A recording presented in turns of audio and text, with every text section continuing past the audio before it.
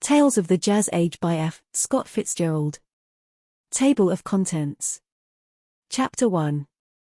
The Jelly Bean. This is a Southern story, with the scene laid in the small city of Toralton, Georgia. I have a profound affection for Toralton, but somehow whenever I write a story about it I receive letters from all over the South denouncing me in no uncertain terms. The Jelly Bean, published in the Metropolitan, drew its full share of these admonitory notes. It was written under strange circumstances shortly after my first novel was published, and, moreover, it was the first story in which I had a collaborator. 4. Finding that I was unable to manage the crap shooting episode, I turned it over to my wife, who, as a Southern girl, was presumably an expert on the technique and terminology of that great sectional pastime. Chapter 2. The Camel's Back. I suppose that of all the stories I have ever written this one cost me the least travail and perhaps gave me the most amusement. As to the labor involved, it was written during one day in the city of New Orleans, with the express purpose of buying a platinum and diamond wrist watch which cost $600. I began it at 7 in the morning and finished it at 2 o'clock the same night. It was published in the Saturday Evening Post in 1920. And later included in the O. Henry Memorial Collection for the same year. I like it least of all the stories in this volume.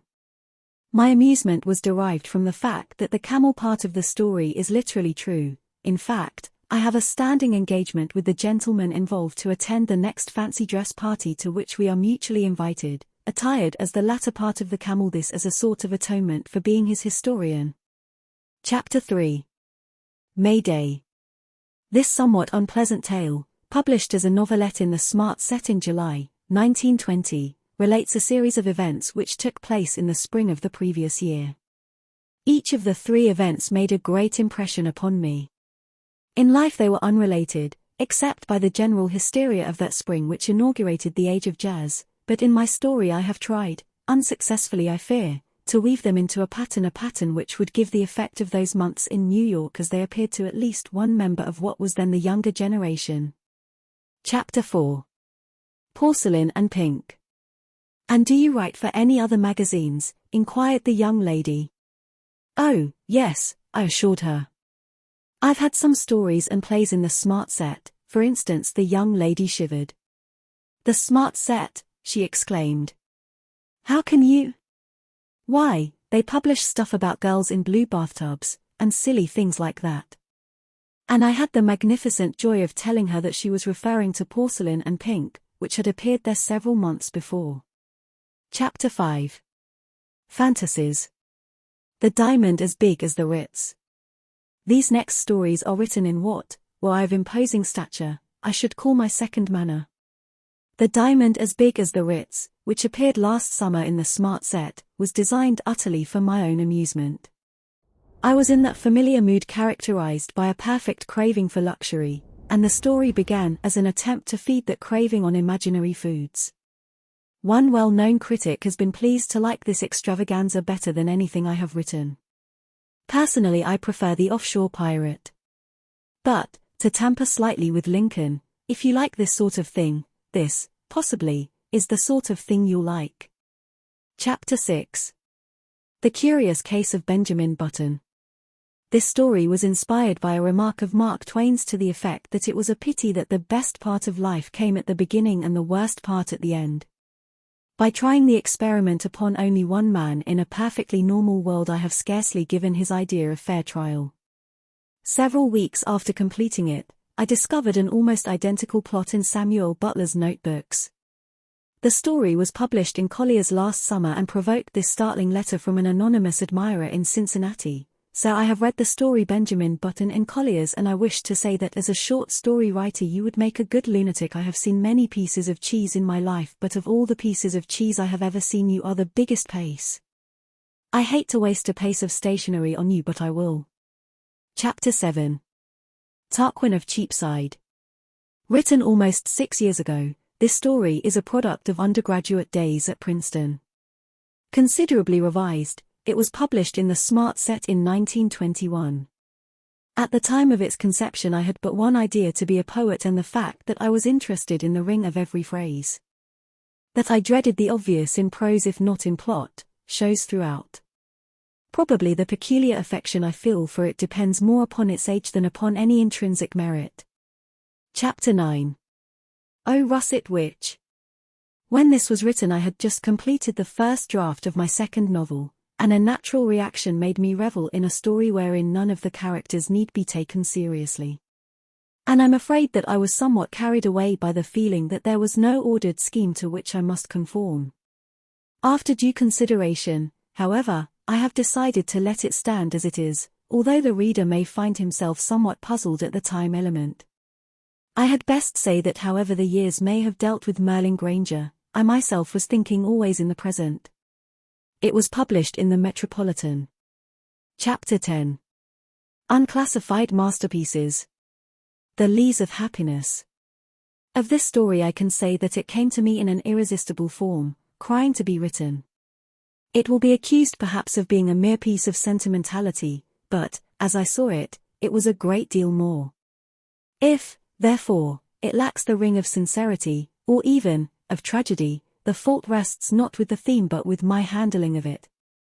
It appeared in the Chicago Tribune, and later obtained, I believe, the quadruple gold laurel leaf or some such encomium from one of the anthologists who at present swarm among us. The gentleman I refer to runs as a rule to stark melodramas with a volcano or the ghost of John Paul Jones in the role of Nemesis, melodramas carefully disguised by early paragraphs in Jamesian manner which hint dark and subtle complexities to follow. On this order, the case of Shaw McPhee, curiously enough, had no bearing on the almost incredible attitude of Martin Sulo. This is parenthetical and, to at least 3 observers, whose names for the present I must conceal, it seems improbable, etc., etc., etc., until the poor rat of fiction is at last forced out into the open and the melodrama begins. Chapter 11. Mr. Icky. This has the distinction of being the only magazine piece ever written in a New York hotel. The business was done in a bedroom in the Knickerbocker, and shortly afterward that memorable hostelry closed its doors forever. When a fitting period of mourning had elapsed it was published in the Smart Set. Chapter 12. Jemina. Written, like Tarquin of Cheapside, while I was at Princeton, this sketch was published years later in Vanity Fair. For its technique I must apologize to Mr. Stephen Leacock. I have laughed over it a great deal, especially when I first wrote it, but I can laugh over it no longer. Still, as other people tell me it is amusing, I include it here. It seems to me worth preserving a few years at least until the ennui of changing fashion suppresses me, my books, and it together. With due apologies for this impossible table of contents, I tender these tales of the jazz age into the hands of those who read as they run and run as they read. My Last Flappers.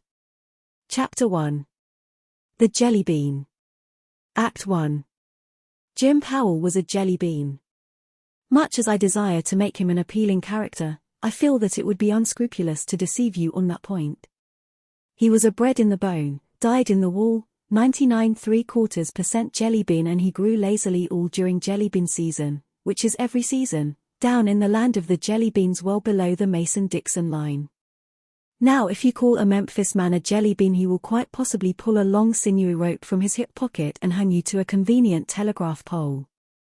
If you call a New Orleans man a jelly bean he will probably grin and ask you who is taking your girl to the Mardi Gras ball. The particular jelly bean patch which produced the protagonist of this history lies somewhere between the two, a little city of 40,000 that has dozed sleepily for 40,000 years in southern Georgia, occasionally stirring in its slumbers and muttering something about a war that took place sometime, somewhere, and that everyone else has forgotten long ago. Jim was a jelly bean. I write that again because it has such a pleasant sound, rather like the beginning of a fairy story, as if Jim were nice. It somehow gives me a picture of him with a round, appetizing face and all sort of leaves and vegetables growing out of his cap. But Jim was long and thin and bent at the waist from stooping over pool tables, and he was what might have been known in the indiscriminating North as a corner loafer. Jellybean is the name throughout the undissolved Confederacy for one who spends his life conjugating the verb to idle in the first person singular. I am idling, I have idled, I will idle. Jim was born in a white house on a green corner. It had four weather-beaten pillars in front and a great amount of lattice work in the rear that made a cheerful crisscross background for a flowery sun-drenched lawn. Originally the dwellers in the White House had owned the ground next door and next door to that and next door to that, but this had been so long ago that even Jim's father scarcely remembered it.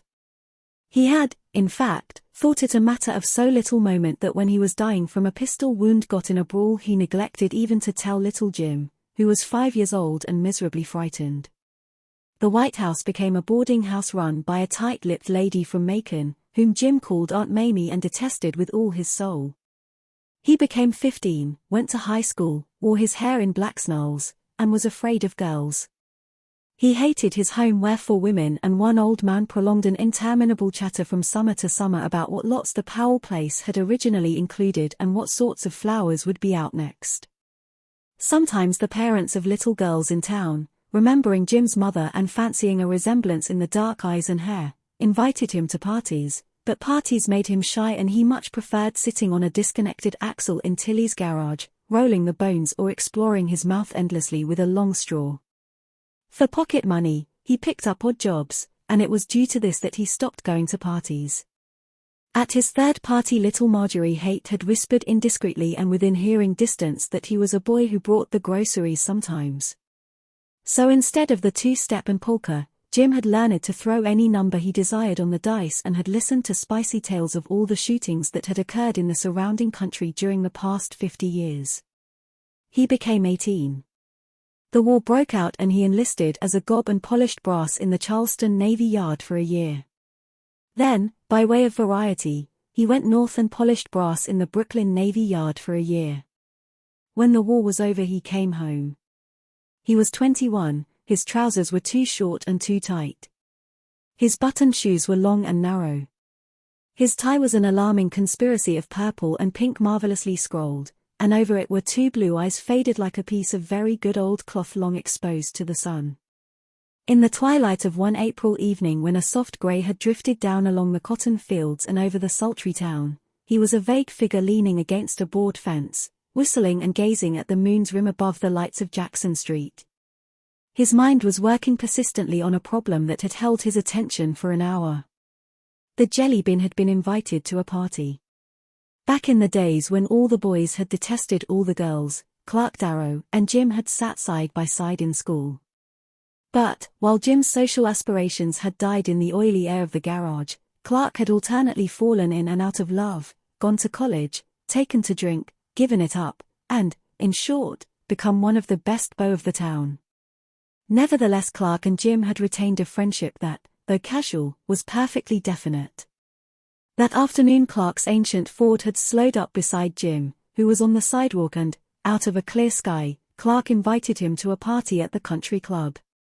The impulse that made him do this was no stranger than the impulse which made Jim accept. The latter was probably an unconscious ennui, a half-frightened sense of adventure.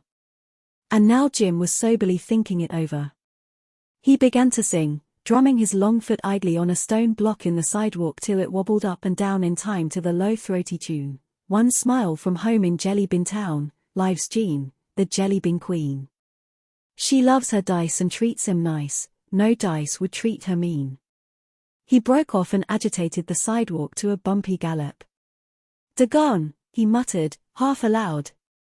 They would all be there, the old crowd, the crowd to which, by right of the White House, sold long since, and the portrait of the officer in grey over the mantel, Jim should have belonged.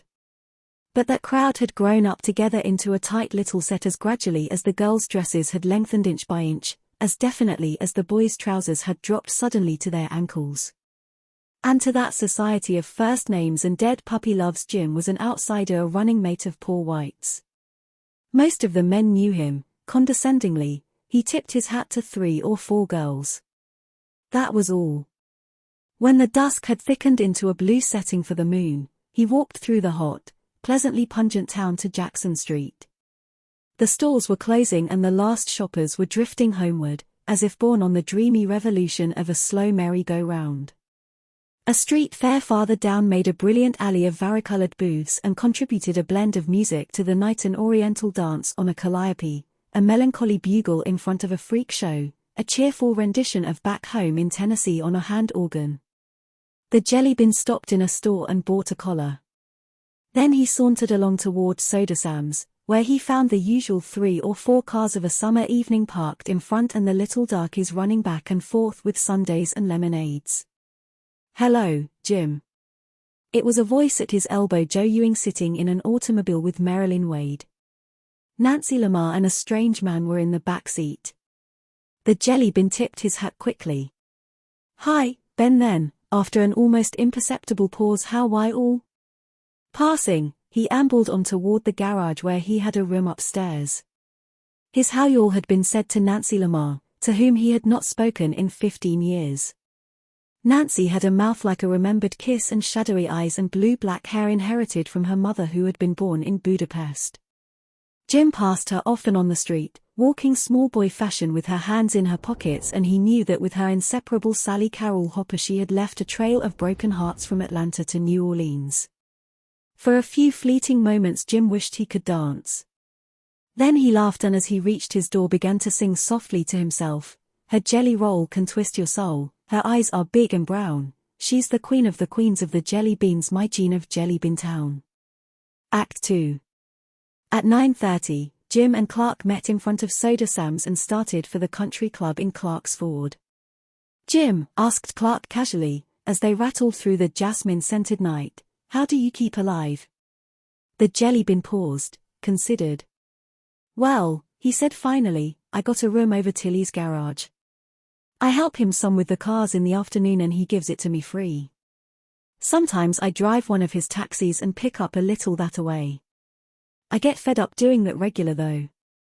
"That all?" "Well, when there's a lot of work I help him by the day, Saturdays usually, and then there's one main source of revenue I don't generally mention. Maybe you don't recollect I'm about the champion crap shooter of this town. They make me shoot from a cup now because once I get the feel of a pair of dice they just roll for me." Clark grinned appreciatively. "I never could learn to set 'em so's they do what I wanted. Wish you'd shoot with Nancy Lamar someday and take all her money away from her. She will roll 'em with the boys and she loses more than her daddy can afford to give her. I happen to know she sold a good ring last month to pay a debt." The Jelly Bean was noncommittal. "The White House on Elm Street still belong to you?" Jim shook his head. "Sold. Got a pretty good price, seeing it wasn't in a good part of town no more. Lawyer told me to put it into Liberty bonds. But Aunt Mamie got so she didn't have no sense, so it takes all the interest to keep her up at Great Farm Sanitarium. I got an old uncle upstate and I reckon I can go up there if ever I get sure enough poor. Nice farm, but not enough niggers around to work it. He's asked me to come up and help him, but I don't guess I'd take much to it. Too doggone lonesome," he broke off suddenly. "Clark, I want to tell you I'm much obliged to you for asking me out, but I'd be a lot happier if you'd just stop the car right here and let me walk back into town." "Shucks." Clark grunted. "Do you good to step out? You don't have to dance, just get out there on the floor and shake." "Hold on," exclaimed Jim uneasily, "don't you go leading me up to any girls and leaving me there so I'll have to dance with them." Clark laughed. "'Cause," continued Jim desperately, "without you swear you won't do that, I'm a-going to get out right here and my good legs go and carry me back to Jackson Street." They agreed after some argument that Jim, unmolested by females, was to view the spectacle from a secluded settee in the corner where Clark would join him whenever he wasn't dancing. So 10 o'clock found the Jelly Bean with his legs crossed and his arms conservatively folded, trying to look casually at home and politely uninterested in the dancers. At heart he was torn between overwhelming self-consciousness and an intense curiosity as to all that went on around him. He saw the girls emerge one by one from the dressing room, stretching and pluming themselves like bright birds, smiling over their powdered shoulders at the chaperones, casting a quick glance around to take in the room and, simultaneously, the room's reaction to their entrance, and then, again like birds, alighting and nestling in the sober arms of their waiting escorts. Sally Carol Hopper, blonde and lazy-eyed, appeared clad in her favorite pink and blinking like an awakened rose. Marjorie Haight, Marilyn Wade, Harriet Carey, all the girls he had seen loitering down Jackson Street by noon, now, curled and brilliantined and delicately tinted for the overhead lights, were miraculously strange dressed figures of pink and blue and red and gold, fresh from the shop and not yet fully dried. He had been there half an hour, totally uncheered by Clark's jovial visits, which were each one accompanied by a "Hello, old boy, how you making out?" and a slap at his knee. A dozen males had spoken to him or stopped for a moment beside him, but he knew that they were each one surprised at finding him there and fancied that one or two were even slightly resentful. But at 10:30 his embarrassment suddenly left him and a pull of breathless interest took him completely out of himself. Nancy Lamar had come out of the dressing room. She was dressed in yellow organdie, a costume of 100 cool corners, with 3 tiers of ruffles and a big bow in back until she shed black and yellow around her in a sort of phosphorescent luster. The jelly bean's eyes opened wide and a lump arose in his throat. For she stood beside the door until her partner hurried up. Jim recognized him as the stranger who had been with her in Joe Ewing's car that afternoon. He saw her set her arms akimbo and say something in a low voice, and laugh. The man laughed too, and Jim experienced the quick pang of a weird new kind of pain. Some ray had passed between the pair, a shaft of beauty from that sun that had warmed him a moment since. The jelly bean felt suddenly like a weed in a shadow. A minute later Clark approached him, bright-eyed and glowing. "Hi, old man," he cried with some lack of originality. "How you making out?" Jim replied that he was making out as well as could be expected. "You come along with me," commanded Clark. "I've got something that'll put an edge on the evening." Jim followed him awkwardly across the floor and up the stairs to the locker room where Clark produced a flask of nameless yellow liquid. Good old corn. Ginger ale arrived on a tray. Such potent nectar as good old corn needed some disguise beyond seltzer. "Say, boy," exclaimed Clark breathlessly, "doesn't Nancy Lamar look beautiful?" Jim nodded. "Mighty beautiful," he agreed. "She's all dolled up to a fare you well tonight," continued Clark.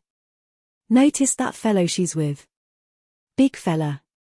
White pants. Yeah. Well, that's Ogden Merritt from Savannah. Old man Merritt makes the Merritt safety razors. This fella's crazy about her. Been chasing after her all year. She's a wild baby," continued Clark, "but I like her. So does everybody. But she sure does do crazy stunts. She usually gets out alive, but she's got scars all over her reputation from one thing or another she's done." "That so?" Jim passed over his glass. "That's good corn." "Not so bad." "Oh, she's a wild one. Shoot craps, say, boy. And she do like her highballs. Promised I'd give her one later on. She in love with this Merritt. Damned if I know. Seems like all the best girls around here marry fellas and go off somewhere." He poured himself one more drink and carefully corked the bottle. "Listen, Jim, I got to go dance and I'd be much obliged if you just stick this corn right on your hip as long as you're not dancing. If a man notices I've had a drink he'll come up and ask me and before I know it it's all gone and somebody else is having my good time." So Nancy Lamar was going to marry. This toast of a town was to become the private property of an individual in white trousers, and all because White Trousers' father had made a better razor than his neighbor. As they descended the stairs, Jim found the idea inexplicably depressing. For the first time in his life he felt a vague and romantic yearning. A picture of her began to form in his imagination, Nancy walking boy-like and debonair along the street, taking an orange as tithe from a worshipful fruit dealer, charging a dope on a mythical account at Soda Sam's, assembling a convoy of beaux and then driving off in triumphal state for an afternoon of splashing and singing. The jelly bean walked out on the porch to a deserted corner, dark between the moon on the lawn and the single lighted door of the ballroom. There he found a chair and, lighting a cigarette, drifted into the thoughtless reverie that was his usual mood. Yet now it was a reverie made sensuous by the night and by the hot smell of damp powder puffs, tucked in the fronts of low dresses and distilling 1,000 rich scents, to float out through the open door. The music itself, blurred by a loud trombone, became hot and shadowy, a languorous overtone to the scraping of many shoes and slippers. Suddenly the square of yellow light that fell through the door was obscured by a dark figure. A girl had come out of the dressing room and was standing on the porch not more than 10 feet away. Jim heard a low-breathed doggon and then she turned and saw him. It was Nancy Lamar. Jim rose to his feet. "Howdy?" "Hello," she paused, hesitated, and then approached. "Oh, it's Jim Powell." He bowed slightly, tried to think of a casual remark. "Do you suppose," she began quickly, do you know anything about gum?" "What?" "I've got gum on my shoe. Some utter ass left his or her gum on the floor and of course I stepped in it." Jim blushed, inappropriately. "Do you know how to get it off?" she demanded petulantly. "I've tried a knife. I've tried every damn thing in the dressing room. I've tried soap and water and even perfume and I've ruined my powder puff trying to make it stick to that." Jim considered the question in some agitation. "Why, I think maybe gasoline." The words had scarcely left his lips when she grasped his hand and pulled him at a run off the low veranda, over a flower bed and at a gallop toward a group of cars parked in the moonlight by the first hole of the golf course. "Turn on the gasoline," she commanded breathlessly. "What?" "For the gum, of course. I've got to get it off. I can't dance with gum on." Obediently Jim turned to the cars and began inspecting them with a view to obtaining the desired solvent. Had she demanded a cylinder he would have done his best to wrench one out. "Here," he said after a moment's search. "Here's one that's easy. Got a handkerchief?" "It's upstairs wet. I used it for the soap and water." Jim laboriously explored his pockets. "Don't believe I got one either." "Doggone it. Well, we can turn it on and let it run on the ground." He turned the spout, a dripping began. "More." He turned it on fuller. The dripping became a flow and formed an oily pool that glistened brightly, reflecting a dozen tremulous moons on its quivering bosom. "Ah," she sighed contentedly, "let it all out. The only thing to do is to wade in it." In desperation he turned on the tap full and the pool suddenly widened, sending tiny rivers and trickles in all directions. "That's fine. That's something like." Raising her skirts she stepped gracefully in. "I know this'll take it off," she murmured. Jim smiled.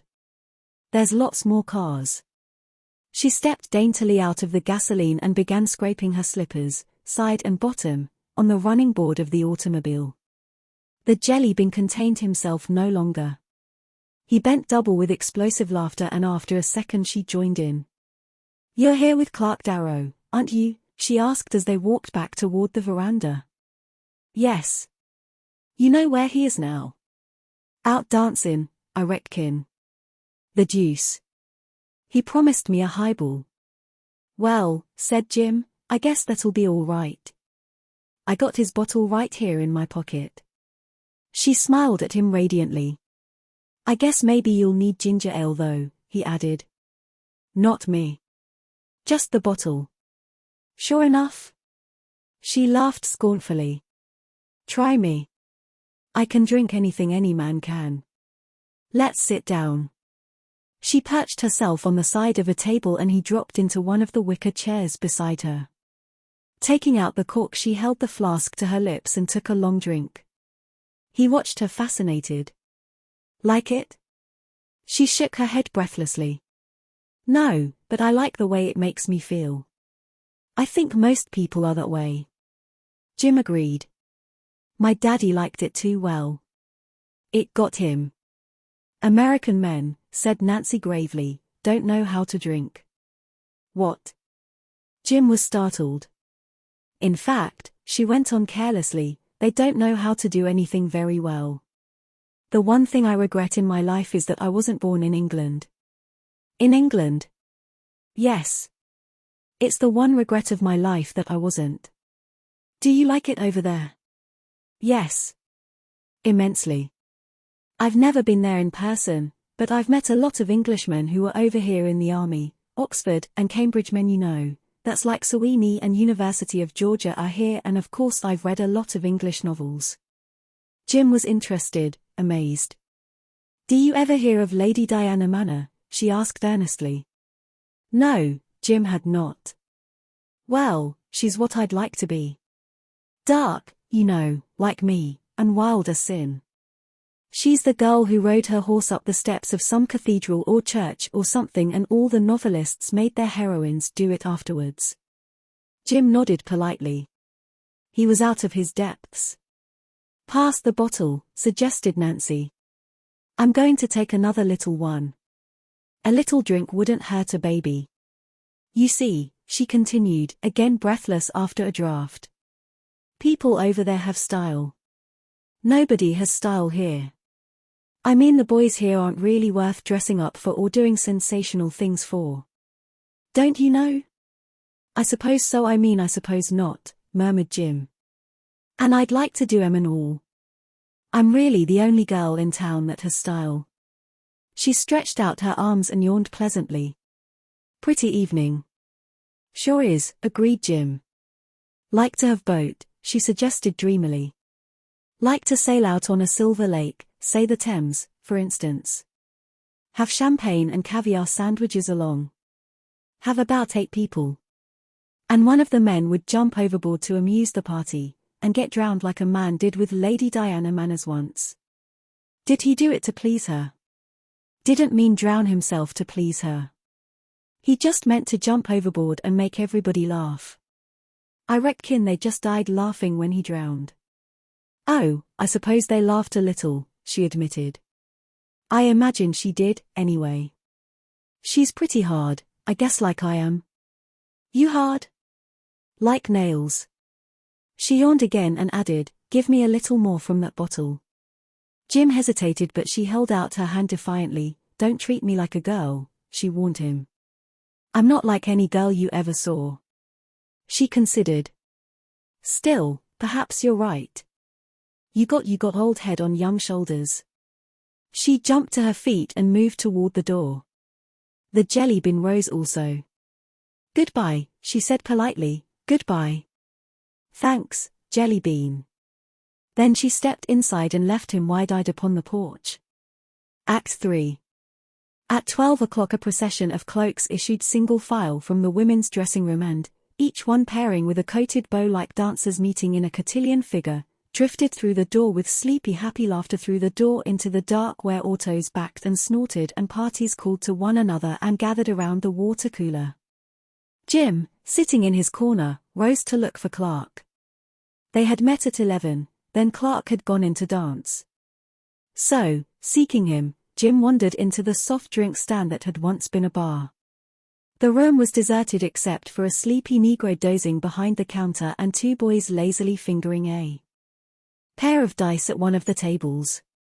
Jim was about to leave when he saw Clark coming in. At the same moment Clark looked up. Hi, Jim, he commanded. Come on over and help us with this bottle. I guess there's not much left, but there's one all around. Nancy, the man from Savannah, Marilyn Wade, and Joe Ewing were lolling and laughing in the doorway. Nancy caught Jim's eye and winked at him humorously. They drifted over to a table and arranging themselves around it waited for the waiter to bring ginger ale. Jim, faintly ill at ease, turned his eyes on Nancy, who had drifted into a nickel-crap game with the 2 boys at the next table. Bring them over here, suggested Clark. Joe looked around. We don't want to draw a crowd. It's against club rules. Nobody's around, insisted Clark, except Mr. Taylor. He's walking up and down like a wild man trying to find out who let all the gasoline out of his car. There was a general laugh. I bet $1 million Nancy got something on her shoe again. You can't park when she's around. Oh Nancy, Mr. Taylor's looking for you. Nancy's cheeks were glowing with excitement over the game. I haven't seen his silly little flivver in 2 weeks. Jim felt a sudden silence. He turned and saw an individual of uncertain age standing in the doorway. Clark's voice punctuated the embarrassment. Won't you join us, Mr. Taylor? Thanks. Mr. Taylor spread his unwelcome presence over a chair. Have to, I guess. I'm waiting till they dig me up some gasoline. Somebody got funny with my car. His eyes narrowed and he looked quickly from one to the other. Jim wondered what he had heard from the doorway, tried to remember what had been said. "I'm right tonight," Nancy sang out, "and my 4 bits is in the ring." "Faded," snapped Taylor suddenly. "Why, Mr. Taylor, I didn't know you shot craps." Nancy was overjoyed to find that he had seated himself and instantly covered her bet. They had openly disliked each other since the night she had definitely discouraged a series of rather pointed advances. "All right, babies, do it for your mama. Just one little 7. Nancy was cooing to the dice. She rattled them with a brave underhand flourish, and rolled them out on the table. RH. I suspected it. And now again with the dollar up. 5 passes to her credit found Taylor a bad loser.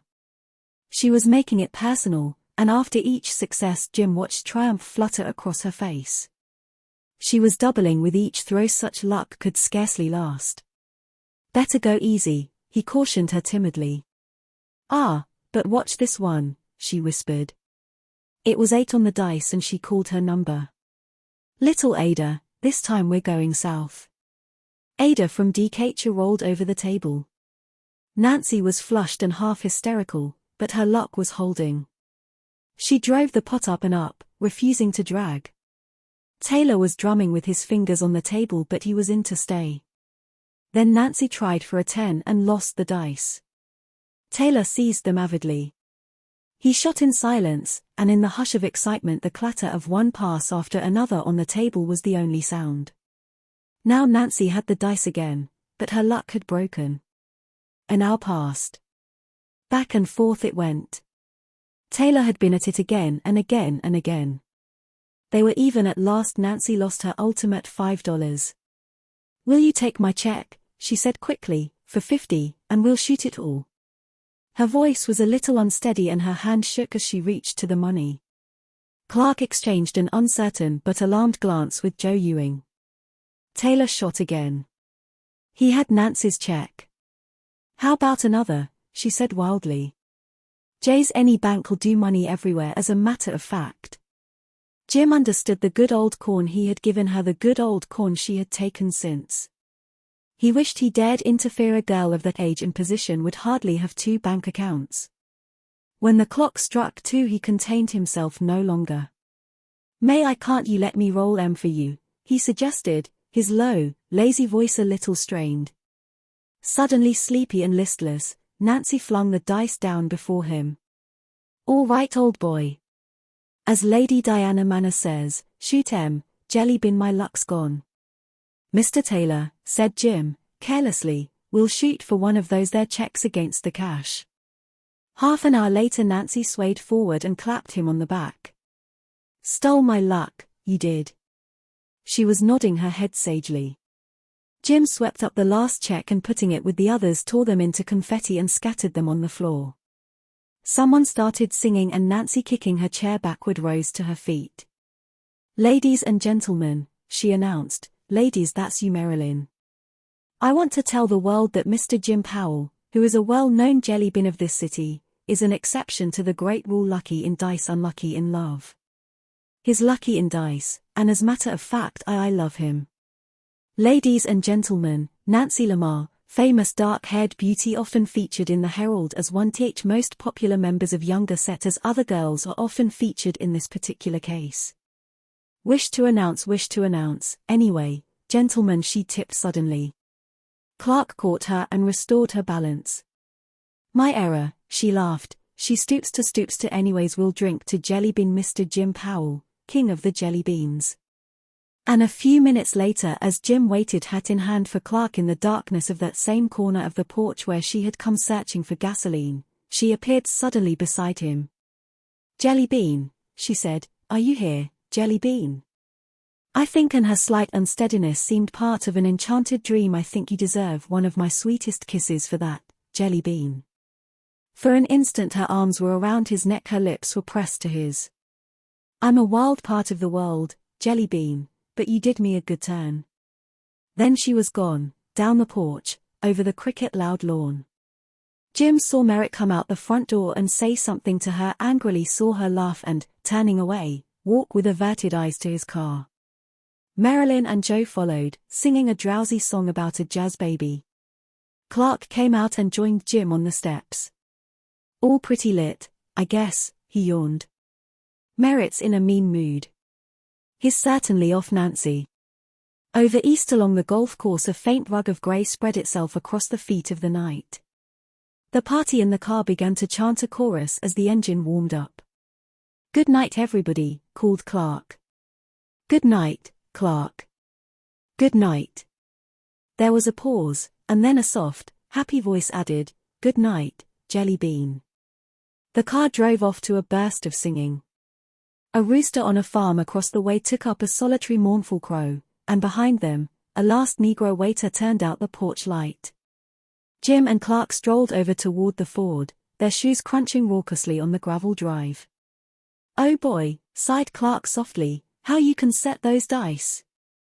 It was still too dark for him to see the flush on Jim's thin cheeks or to know that it was a flush of unfamiliar shame. Act 4.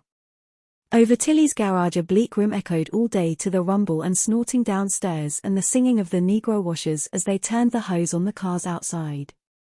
It was a cheerless square of a room, punctuated with a bed and a battered table on which lay half a dozen books. Joe Miller's Slow Train Through Arkansas, Lucille, in an old edition very much annotated in an old-fashioned hand, The Eyes of the World, by Harold Bell Wright, and an ancient prayer book of the Church of England with the name Alice Powell and the date 1831 written on the fly-leaf. The east, grey when Jelly Bean entered the garage, became a rich and vivid blue as he turned on his solitary electric light. He snapped it out again, and going to the window rested his elbows on the sill and stared into the deepening morning. With the awakening of his emotions, his first perception was a sense of futility, a dull ache at the utter greyness of his life. A wall had sprung up suddenly around him, hedging him in, a wall as definite and tangible as the white wall of his bare room. And with his perception of this wall all that had been the romance of his existence, the casualness, the light-hearted improvidence, the miraculous open-handedness of life faded out. The Jelly Bean strolling up Jackson Street humming a lazy song, known at every shop and street stand, cropful of easy greeting and local wit, sad sometimes for only the sake of sadness and the flight of time. That Jelly Bean was suddenly vanished. The very name was a reproach, a triviality. With a flood of insight he knew that Merritt must despise him, that even Nancy's kiss in the dawn would have awakened not jealousy but only a contempt for Nancy's so lowering herself. And on his part the Jelly Bean had used for her a dingy subterfuge learned from the garage. He had been her moral laundry, the stains were his. As the grey became blue, brightened and filled the room, he crossed to his bed and threw himself down on it, gripping the edges fiercely. "I love her," he cried aloud, "God." As he said this something gave way within him like a lump melting in his throat. The air cleared and became radiant with dawn, and turning over on his face he began to sob dully into the pillow. In the sunshine of 3 o'clock Clark Darrow, chugging painfully along Jackson Street, was hailed by the Jelly Bean, who stood on the curb with his fingers in his vest pockets. "Hi," called Clark, bringing his Ford to an astonishing stop alongside.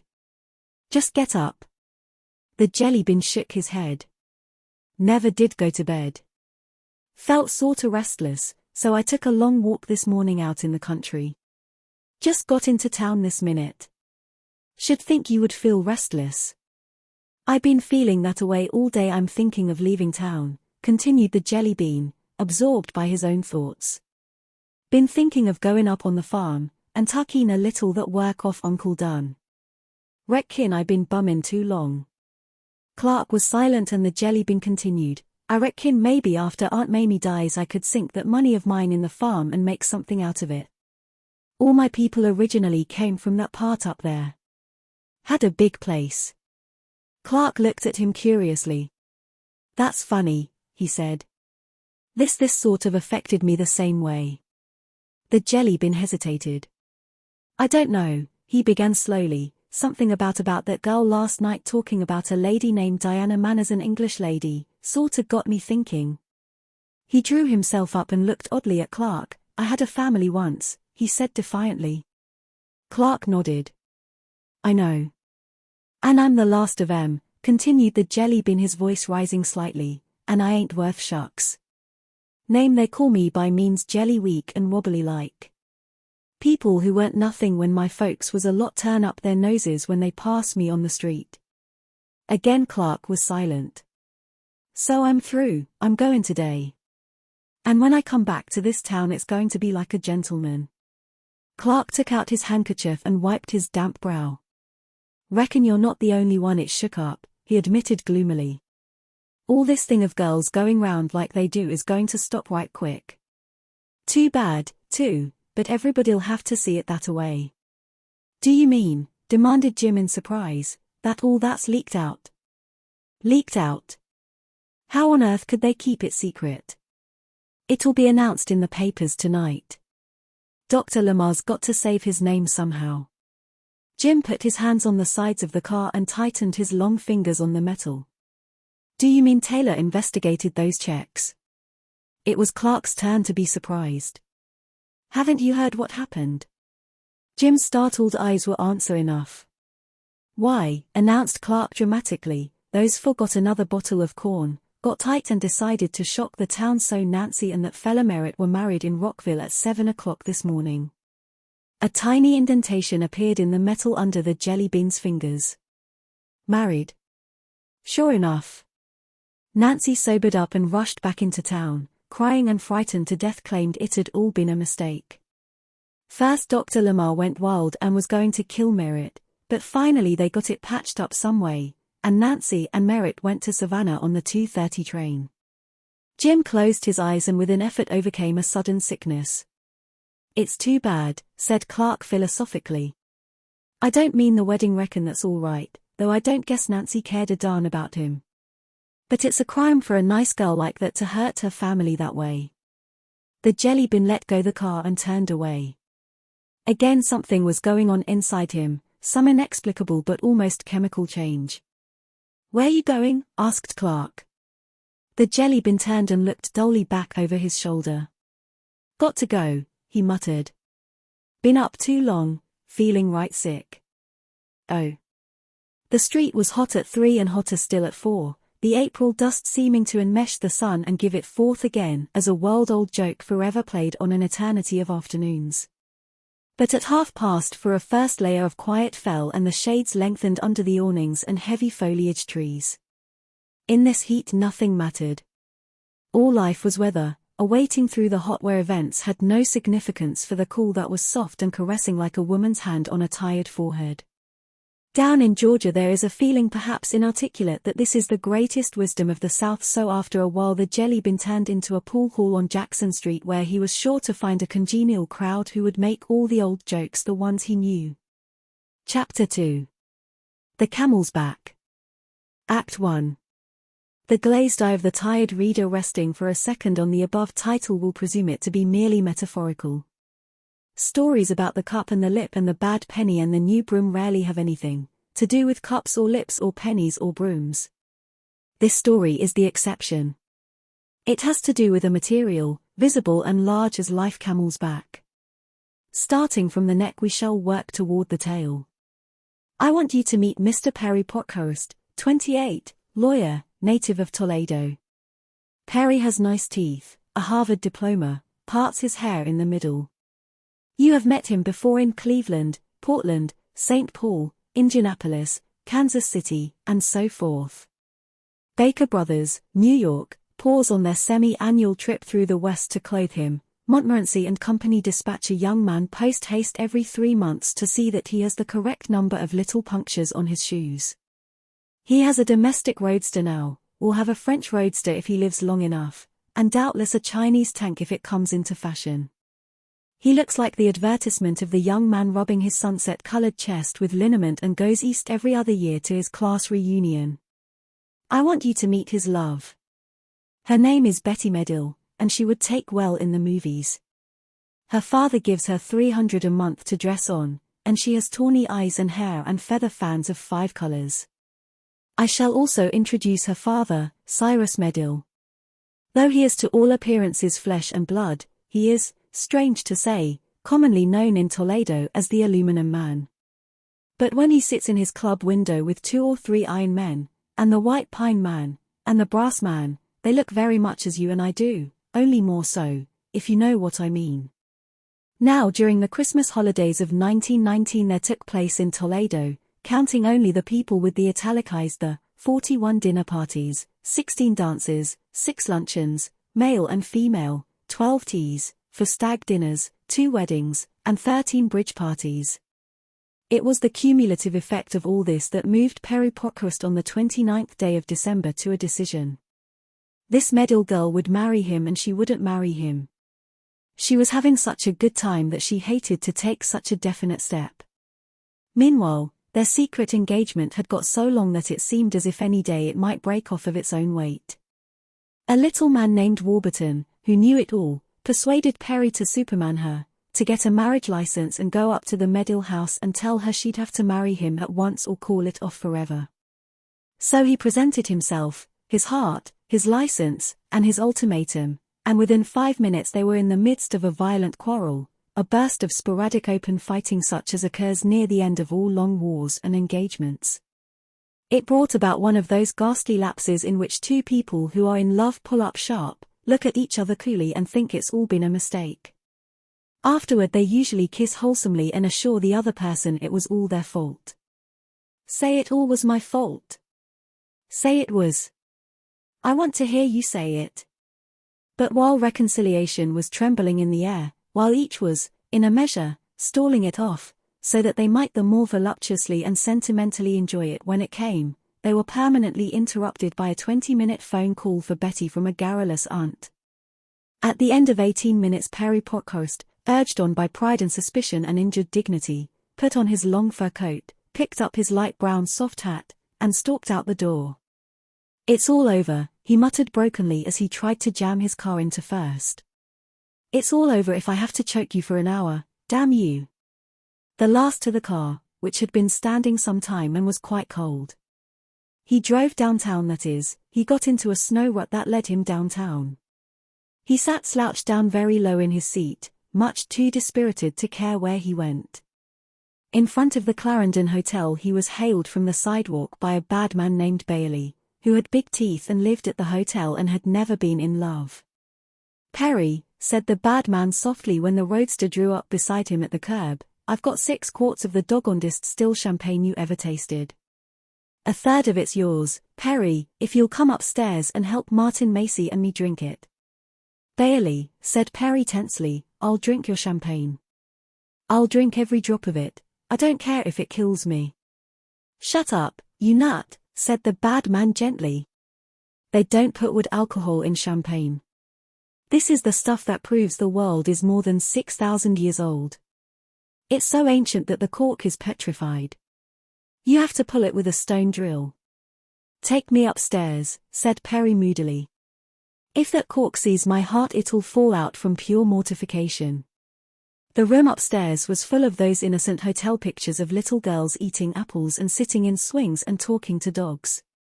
The other decorations were neckties and a pink man reading a pink paper devoted to ladies in pink tights. "When you have to go into the highways and byways," said the pink man, looking reproachfully at Bailey and Perry.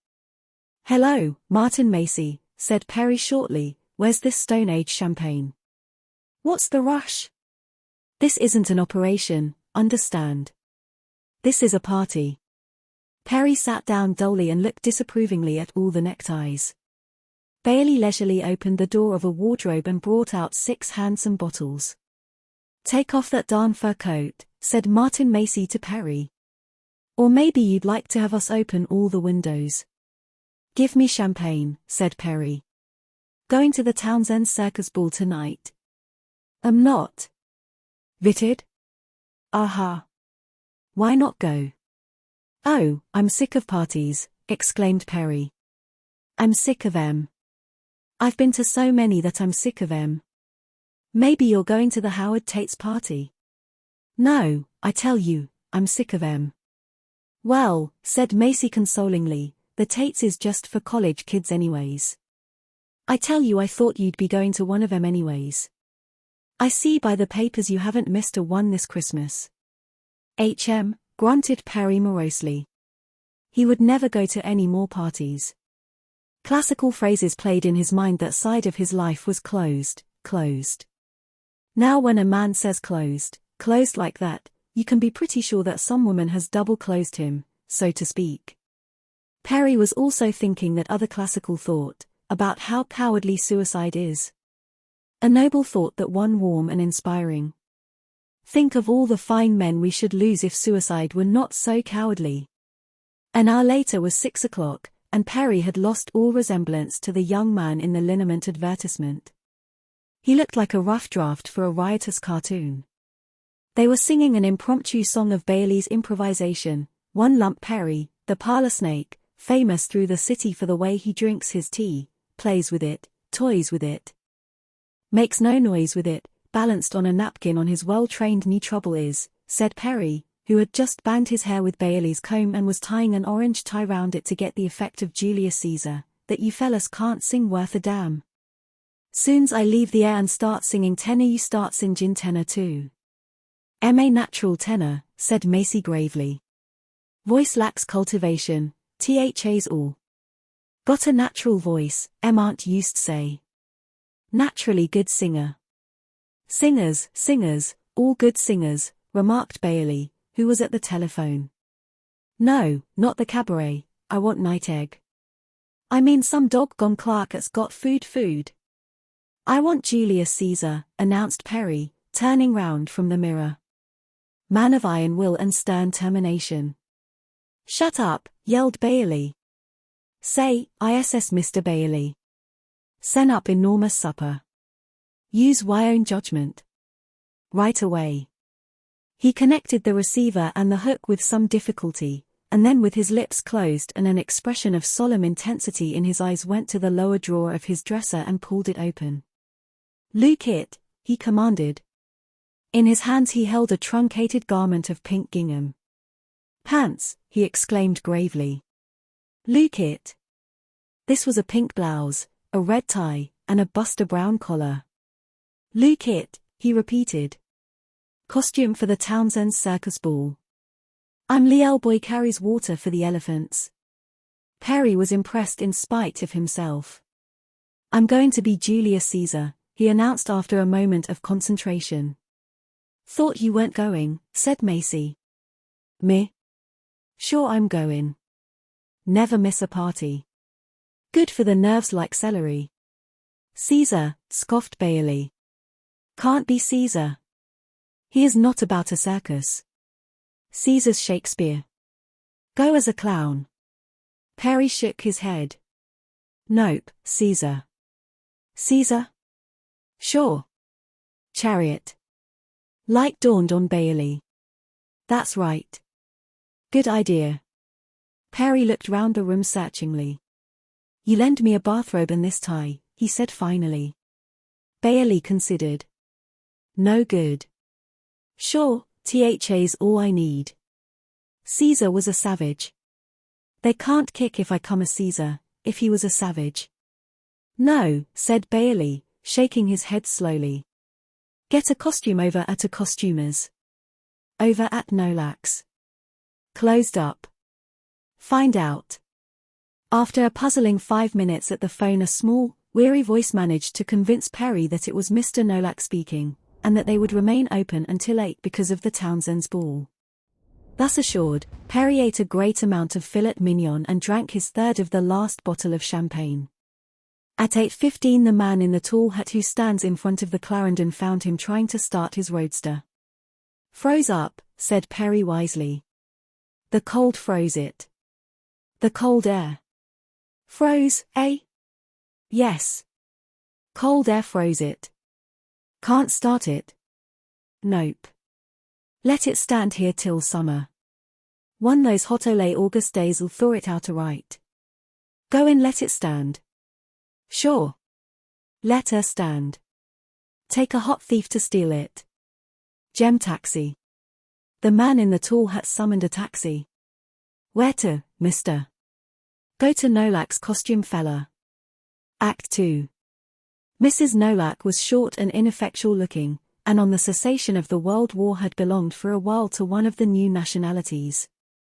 Owing to unsettled European conditions she had never since been quite sure what she was.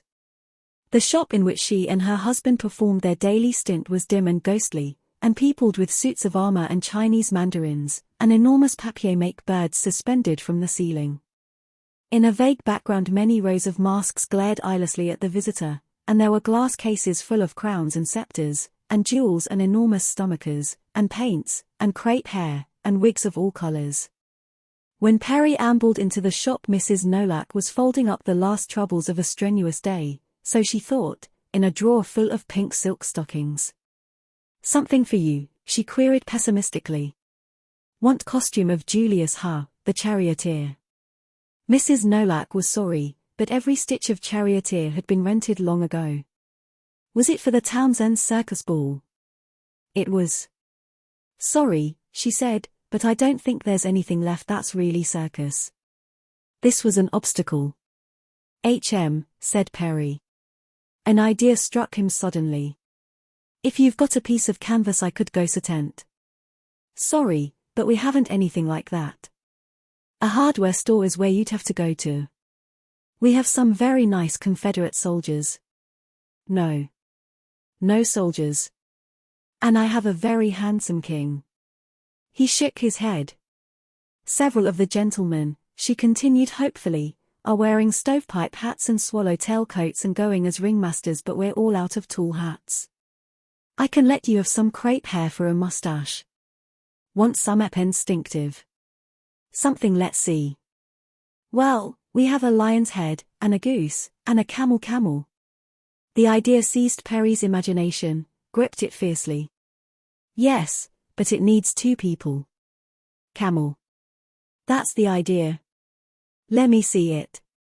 The camel was produced from his resting place on a top shelf. At first glance he appeared to consist entirely of a very gaunt, cadaverous head and a sizable hump, but on being spread out he was found to possess a dark brown, unwholesome-looking body made of thick, cottony cloth. "You see, it takes 2 people," explained Mrs. Nolak, holding the camel in frank admiration. "If you have a friend he could be part of it. You see, there's sorta pants for 2 people. 1 pair is for the fella in front, and the other pair for the fella in back. The fella in front does the looking out through these here eyes, and the fella in back is just gotta stoop over and follow the front fella round." "Put it on," commanded Perry. Obediently Mrs. Nolak put her tabby cat face inside the camel's head and turned it from side to side ferociously. Perry was fascinated. "What noise does a camel make?" "What?" asked Mrs. Nolak as her face emerged, somewhat smudgy. "Oh, what noise?" "Why, he sorta brays. Let me see it in a mirror." Before a wide mirror Perry tried on the head and turned from side to side appraisingly. In the dim light the effect was distinctly pleasing. The camel's face was a study in pessimism, decorated with numerous abrasions, and it must be admitted that his coat was in that state of general negligence peculiar to camels. In fact, he needed to be cleaned and pressed, but distinctive he certainly was. He was majestic. He would have attracted attention in any gathering, if only by his melancholy cast of feature and the look of hunger lurking round his shadowy eyes. "You see, you have to have 2 people," said Mrs. Nolak again. Perry tentatively gathered up the body and legs and wrapped them about him, tying the hind legs as a girdle round his waist. The effect on the whole was bad. It was even irreverent, like one of those medieval pictures of a monk changed into a beast by the ministrations of Satan. At the very best the ensemble resembled a humpbacked cow sitting on her haunches among blankets. "Don't look like anything at all," objected Perry gloomily. "No," said Mrs. Nolak, "you see, you got to have 2 people." A solution flashed upon Perry. "You got a date tonight?" "Oh, I couldn't possibly. Oh, come on," said Perry encouragingly. "Sure you can. Here. Be good sport, and climb into these hind legs." With difficulty he located them, and extended their yawning depths ingratiatingly. But Mrs. Nolak seemed loath. She backed perversely away. "Oh, no, CM on. You can be the front if you want to. Or we'll flip a coin." "Oh, no, make it worth your while." Mrs. Nolak set her lips firmly together. "Now you just stop," she said with no coyness implied. None of the gentlemen ever acted up this way before. My husband, you got a husband? Demanded Perry. Where is he? His home. What's telephone number? After considerable parley he obtained the telephone number pertaining to the Nolak Penates and got into communication with that small, weary voice he had heard once before that day. But Mr. Nolak, though taken off his guard and somewhat confused by Perry's brilliant flow of logic, stuck staunchly to his point. He refused firmly, but with dignity, to help out Mr. Pokrust in the capacity of back part of a camel. Having rung off, or rather having been rung off on, Perry sat down on a three-legged stool to think it over. He named over to himself those friends on whom he might call, and then his mind paused as Betty Medill's name hazily and sorrowfully occurred to him. He had a sentimental thought. He would ask her. Their love affair was over, but she could not refuse this last request. Surely it was not much to ask to help him keep up his end of social obligation for one short night. And if she insisted, she could be the front part of the camel and he would go as the back. His magnanimity pleased him. His mind even turned to rosy-colored dreams of a tender reconciliation inside the camel there hidden away from all the world. Now you'd better decide right off. The bourgeois voice of Mrs. Nolak broke in upon his mellow fancies and roused him to action. He went to the phone and called up the Medill house. Miss Betty was out, had gone out to dinner. Then, when all seemed lost, the camel's back wandered curiously into the store. He was a dilapidated individual with a cold in his head and a general trend about him of downwardness. His cap was pulled down low on his head, and his chin was pulled down low on his chest, his coat hung down to his shoes, he looked run down, down at the heels, and Salvation Army to the contrary down and out. He said that he was the taxicab driver that the gentleman had hired at the Clarendon Hotel. He had been instructed to wait outside, but he had waited some time, and a suspicion had grown upon him that the gentleman had gone out the back way with purpose to defraud him. Gentlemen sometimes did so. He had come in. He sank down onto the three-legged stool. Want to go to a party? Demanded Perry sternly. I gotta work, answered the taxi driver lugubriously. I gotta keep my job. It's a very good party. It's a very good job. Come on, urged Perry. Be a good fella. See, it's pretty. He held the camel up and the taxi driver looked at it cynically. Ha! Perry searched feverishly among the folds of the cloth. See, he cried enthusiastically, holding up a selection of folds. This is your part. You don't even have to talk. All you have to do is to walk and sit down occasionally. You do all the sitting down. Think of it. I'm on my feet all the time and you can sit down some of the time. The only time I can sit down is when we're lying down, and you can sit down when any time. See? What's that thing? Demanded the individual dubiously. A shroud? Not at all, said Perry indignantly. It's a camel. Huh? Then Perry mentioned a sum of money, and the conversation left the land of grunts and assumed a practical tinge. Perry and the taxi driver tried on the camel in front of the mirror. You can't see it, explained Perry, peering anxiously out through the eye holes, but honestly, ole man, you look simly great. Honestly. A grunt from the hump acknowledged this somewhat dubious compliment. Honestly, you look great, repeated Perry enthusiastically. Move round a little. The hind legs moved forward, giving the effect of a huge camel hunching his back preparatory to a spring. No, move sideways. The camel's hips went neatly out of joint, a hula dancer would have writhed in envy. Good, isn't it? Demanded Perry, turning to Mrs. Nolak for approval. It looks lovely, agreed Mrs. Nolak. We'll take it, said Perry. The bundle was stowed under Perry's arm and they left the shop. Go to the party, he commanded as he took his seat in the back. What party? Fancy dress party. Whereabouts is it? This presented a new problem. Perry tried to remember, but the names of all those who had given parties during the holidays danced confusedly before his eyes. He could ask Mrs. Nolak, but on looking out the window he saw that the shop was dark. Mrs. Nolak had already faded out, a little black smudge far down the snowy street. "Drive uptown," directed Perry with fine confidence. "If you see a party, stop. Otherwise I'll tell you when we get there." He fell into a hazy daydream and his thoughts wandered again to Betty. He imagined vaguely that they had had a disagreement because she refused to go to the party as the back part of the camel. He was just slipping off into a chilly doze when he was wakened by the taxi driver opening the door and shaking him by the arm. "Here we are, maybe." Perry looked out sleepily.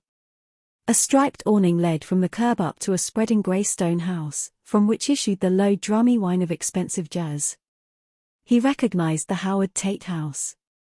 "Sure," he said emphatically, "'at's it. Tate's party tonight." "Sure, everybody's going. Say," said the individual anxiously after another look at the awning, "you sure these people ain't gonna romp on me for coming here?"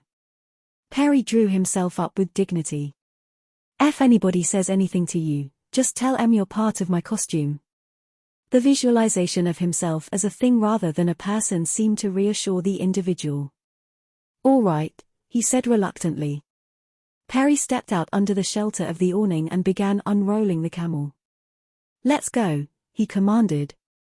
Several minutes later a melancholy, hungry-looking camel, emitting clouds of smoke from his mouth and from the tip of his noble hump, might have been seen crossing the threshold of the Howard Tate residence, passing a startled footman without so much as a snort, and heading directly for the main stairs that led up to the ballroom. The beast walked with a peculiar gait which varied between an uncertain lockstep and a stampede but can best be described by the word halting. The camel had a halting gait and as he walked he alternately elongated and contracted like a gigantic concertina. Act 3. The Howard Tates are, as everyone who lives in Toledo knows, the most formidable people in town. Mrs. Howard Tate was a Chicago tot before she became a Toledo Tate, and the family generally affect that conscious simplicity which has begun to be the earmark of American aristocracy. The Tates have reached the stage where they talk about pigs and farms and look at you icy-eyed if you are not amused. They have begun to prefer retainers rather than friends as dinner guests, spend a lot of money in a quiet way, and, having lost all sense of competition, are in process of growing quite dull. The dance this evening was for little Millicent Tate, and though all ages were represented, the dancers were mostly from school and college. The younger married crowd was at the Townsend Circus Ball up at the Tally-Ho Club. Mrs. Tate was standing just inside the ballroom, following Millicent round with her eyes, and beaming whenever she caught her eye. Beside her were two middle-aged sycophants, who were saying what a perfectly exquisite child Millicent was. It was at this moment that Mrs. Tate was grasped firmly by the skirt and her youngest daughter, Emily, aged 11, hurled herself with an OOF, into her mother's arms. "Why, Emily, what's the trouble?" "Mama," said Emily, wild-eyed but voluble, "there's something out on the stairs." "What?" "There's a thing out on the stairs, Mama." "I think it's a big dog, Mama, but it doesn't look like a dog." "What do you mean, Emily?" The sycophants waved their heads sympathetically. "Mama, it looks like a camel." Mrs. Tate laughed. "You saw a mean old shadow, dear, that's all." "No, I didn't." "No, it was some kind of thing, Mama big. I was going downstairs to see if there were any more people, and this dog or something, he was coming upstairs. Kinda funny, Mama, like he was lame. And then he saw me and gave a sort of growl, and then he slipped at the top of the landing, and I ran." Mrs. Tate's laugh faded. "The child must have seen something," she said. The sycophants agreed that the child must have seen something, and suddenly all three women took an instinctive step away from the door as the sounds of muffled steps were audible just outside. And then three startled gasps rang out as a dark brown form rounded the corner, and they saw what was apparently a huge beast looking down at them hungrily. "OOF," cried Mrs. Tate. "Oh," cried the ladies in a chorus. The camel suddenly humped his back, and the gasps turned to shrieks. "Oh look! What is it?" The dancing stopped, but the dancers hurrying over got quite a different impression of the invader. In fact, the young people immediately suspected that it was a stunt, a hired entertainer come to amuse the party. The boys in long trousers looked at it rather disdainfully, and sauntered over with their hands in their pockets, feeling that their intelligence was being insulted. But the girls uttered little shouts of glee. "It's a camel. Well, if he isn't the funniest." The camel stood there uncertainly, swaying slightly from side to side, and seeming to take in the room in a careful, appraising glance. Then, as if he had come to an abrupt decision, he turned and ambled swiftly out the door. Mr. Howard Tate had just come out of the library on the lower floor, and was standing chatting with a young man in the hall. Suddenly they heard the noise of shouting upstairs, and almost immediately a succession of bumping sounds, followed by the precipitous appearance at the foot of the stairway of a large brown beast that seemed to be going somewhere in a great hurry. "Now what the devil," said Mr. Tate, starting. The beast picked itself up not without dignity and, affecting an air of extreme nonchalance, as if he had just remembered an important engagement, started at a mixed gait toward the front door. In fact, his front legs began casually to run. "See here now," said Mr. Tate sternly. "Here. Grab it, Butterfield. Grab it." The young man enveloped the rear of the camel in a pair of compelling arms, and, realizing that further locomotion was impossible, the front end submitted to capture and stood resignedly in a state of some agitation. By this time a flood of young people was pouring downstairs, and Mr. Tate, suspecting everything from an ingenious burglar to an escaped lunatic, gave crisp directions to the young man. "Hold him. Lead him in here, we'll soon see." The camel consented to be led into the library, and Mr. Tate, after locking the door, took a revolver from a table drawer and instructed the young man to take the thing's head off. Then he gasped and returned the revolver to its hiding place. "Well, Perry Parkhurst," he exclaimed in amazement. "Got the wrong party, Mr. Tate," said Perry sheepishly. "Hope I didn't scare you." "Well, you gave us a thrill, Perry." Realization dawned on him. "You're bound for the Townsend Circus Ball. That's the general idea. Let me introduce Mr. Butterfield, Mr. Parkhurst." Then turning to Perry, "Butterfield is staying with us for a few days." "I got a little mixed up," mumbled Perry. "I'm very sorry." "Perfectly all right, most natural mistake in the world. I've got a clown rig and I'm going down there myself after a while." He turned to Butterfield. "Better change your mind and come down with us." The young man demurred. He was going to bed. "Have a drink, Perry?" suggested Mr. Tate. "Thanks, I will. And, say," continued Tate quickly, "I'd forgotten all about your friend here." He indicated the rear part of the camel. "I didn't mean to seem discourteous. Is it anyone I know?" "Bring him out." "It's not a friend," explained Perry hurriedly. "I just rented him." "Does he drink?" "Do you?" demanded Perry, twisting himself tortuously round.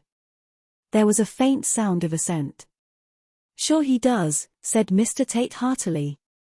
"A really efficient camel ought to be able to drink enough so it'd last him 3 days. "Tell you," said Perry anxiously, "he isn't exactly dressed up enough to come out. If you give me the bottle I can hand it back to him and he can take his inside." From under the cloth was audible the enthusiastic smacking sound inspired by this suggestion. When a butler had appeared with bottles, glasses, and siphon, one of the bottles was handed back. Thereafter the silent partner could be heard imbibing long potations at frequent intervals. Thus passed a benign hour. At 10 o'clock Mr. Tate decided that they'd better be starting. He donned his clown's costume, Perry replaced the camel's head, and side by side they traversed on foot the single block between the Tate House and the Tally-Ho Club. The circus ball was in full swing. A great tent fly had been put up inside the ballroom and round the walls had been built rows of booths representing the various attractions of a circus sideshow, but these were now vacated and over the floor swarmed a shouting, laughing medley of youth and color clowns, bearded ladies, acrobats, bareback riders, ringmasters, tattooed men, and charioteers. The Townsends had determined to assure their party of success, so a great quantity of liquor had been surreptitiously brought over from their house and was now flowing freely. A green ribbon ran along the wall completely round the ballroom, with pointing arrows alongside and signs which instructed the uninitiated to follow the green line. The green line led down to the bar, where waited pure punch and wicked punch and plain dark green bottles. On the wall above the bar was another arrow, red and very wavy, and under it the slogan, "Now follow this." But even amid the luxury of costume and high spirits represented, there, the entrance of the camel created something of a stir, and Perry was immediately surrounded by a curious, laughing crowd attempting to penetrate the identity of this beast that stood by the wide doorway eyeing the dancers with his hungry, melancholy gaze. And then Perry saw Betty standing in front of a booth, talking to a comic policeman. She was dressed in the costume of an Egyptian snake charmer. Her tawny hair was braided and drawn through brass rings, the effect crowned with a glittering oriental tiara. Her fair face was stained to a warm olive glow, and on her arms and the half-moon of her back writhed painted serpents with single eyes of venomous green. Her feet were in sandals and her skirt was slit to the knees, so that when she walked one caught a glimpse of other slim serpents painted just above her bare ankles. Wound about her neck was a glittering cobra. Altogether a charming costume, one that caused the more nervous among the older women to shrink away from her when she passed, and the more troublesome ones to make great talk about shouldn't be allowed and perfectly disgraceful. But Perry, peering through the uncertain eyes of the camel, saw only her face, radiant, animated, and glowing with excitement, and her arms and shoulders, whose mobile, expressive gestures made her always the outstanding figure in any group. He was fascinated, and his fascination exercised a sobering effect on him. With a growing clarity the events of the day came back. Rage rose within him, and with a half-formed intention of taking her away from the crowd he started toward her, or rather he elongated slightly, for he had neglected to issue the preparatory command necessary to locomotion. But at this point fickle Kismet, who for a day had played with him bitterly and sardonically, decided to reward him in full for the amusement he had afforded her. Kismet turned the tawny eyes of the snake charmer to the camel. Kismet led her to lean toward the man beside her and say, "Who's that?" "That camel." "Darned if I know." But a little man named Warburton, who knew it all, found it necessary to hazard an opinion. "It came in with Mr. Tate. I think part of it's probably Warren Butterfield, the architect from New York, who's visiting the Tates." Something stirred in Betty Medill that age-old interest of the provincial girl in the visiting man. "Oh," she said casually after a slight pause. At the end of the next dance Betty and her partner finished up within a few feet of the camel. With the informal audacity that was the keynote of the evening she reached out and gently rubbed the camel's nose. "Hello, old camel." The camel stirred uneasily. "You 'fraid of me?" said Betty, lifting her eyebrows in reproof. "Don't be. You see I'm a snake charmer, but I'm pretty good at camels too."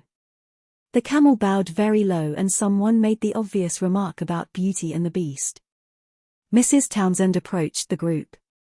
"Well, Mr. Butterfield," she said helpfully, "I wouldn't have recognized you." Perry bowed again and smiled gleefully behind his mask. "And who is this with you?" she inquired. "Oh," said Perry, his voice muffled by the thick cloth and quite unrecognizable, "he isn't a fellow, Mrs. Townsend. He's just part of my costume." Mrs. Townsend laughed and moved away. Perry turned again to Betty. "So," he thought, "this is how much she cares. On the very day of our final rupture she starts a flirtation with another man, an absolute stranger." On an impulse he gave her a soft nudge with his shoulder and waved his head suggestively toward the hall, making it clear that he desired her to leave her partner and accompany him. "Bye-bye, Russ," she called to her partner. "This old camel's got me." "Where we going, Prince of Beasts?" The noble animal made no rejoinder, but stalked gravely along in the direction of a secluded nook on the side stairs. There she seated herself, and the camel, after some seconds of confusion which included gruff orders and sounds of a heated dispute going on in his interior, placed himself beside her, his hind legs stretching out uncomfortably across 2 steps. "Well, old egg," said Betty cheerfully, How do you like our happy party?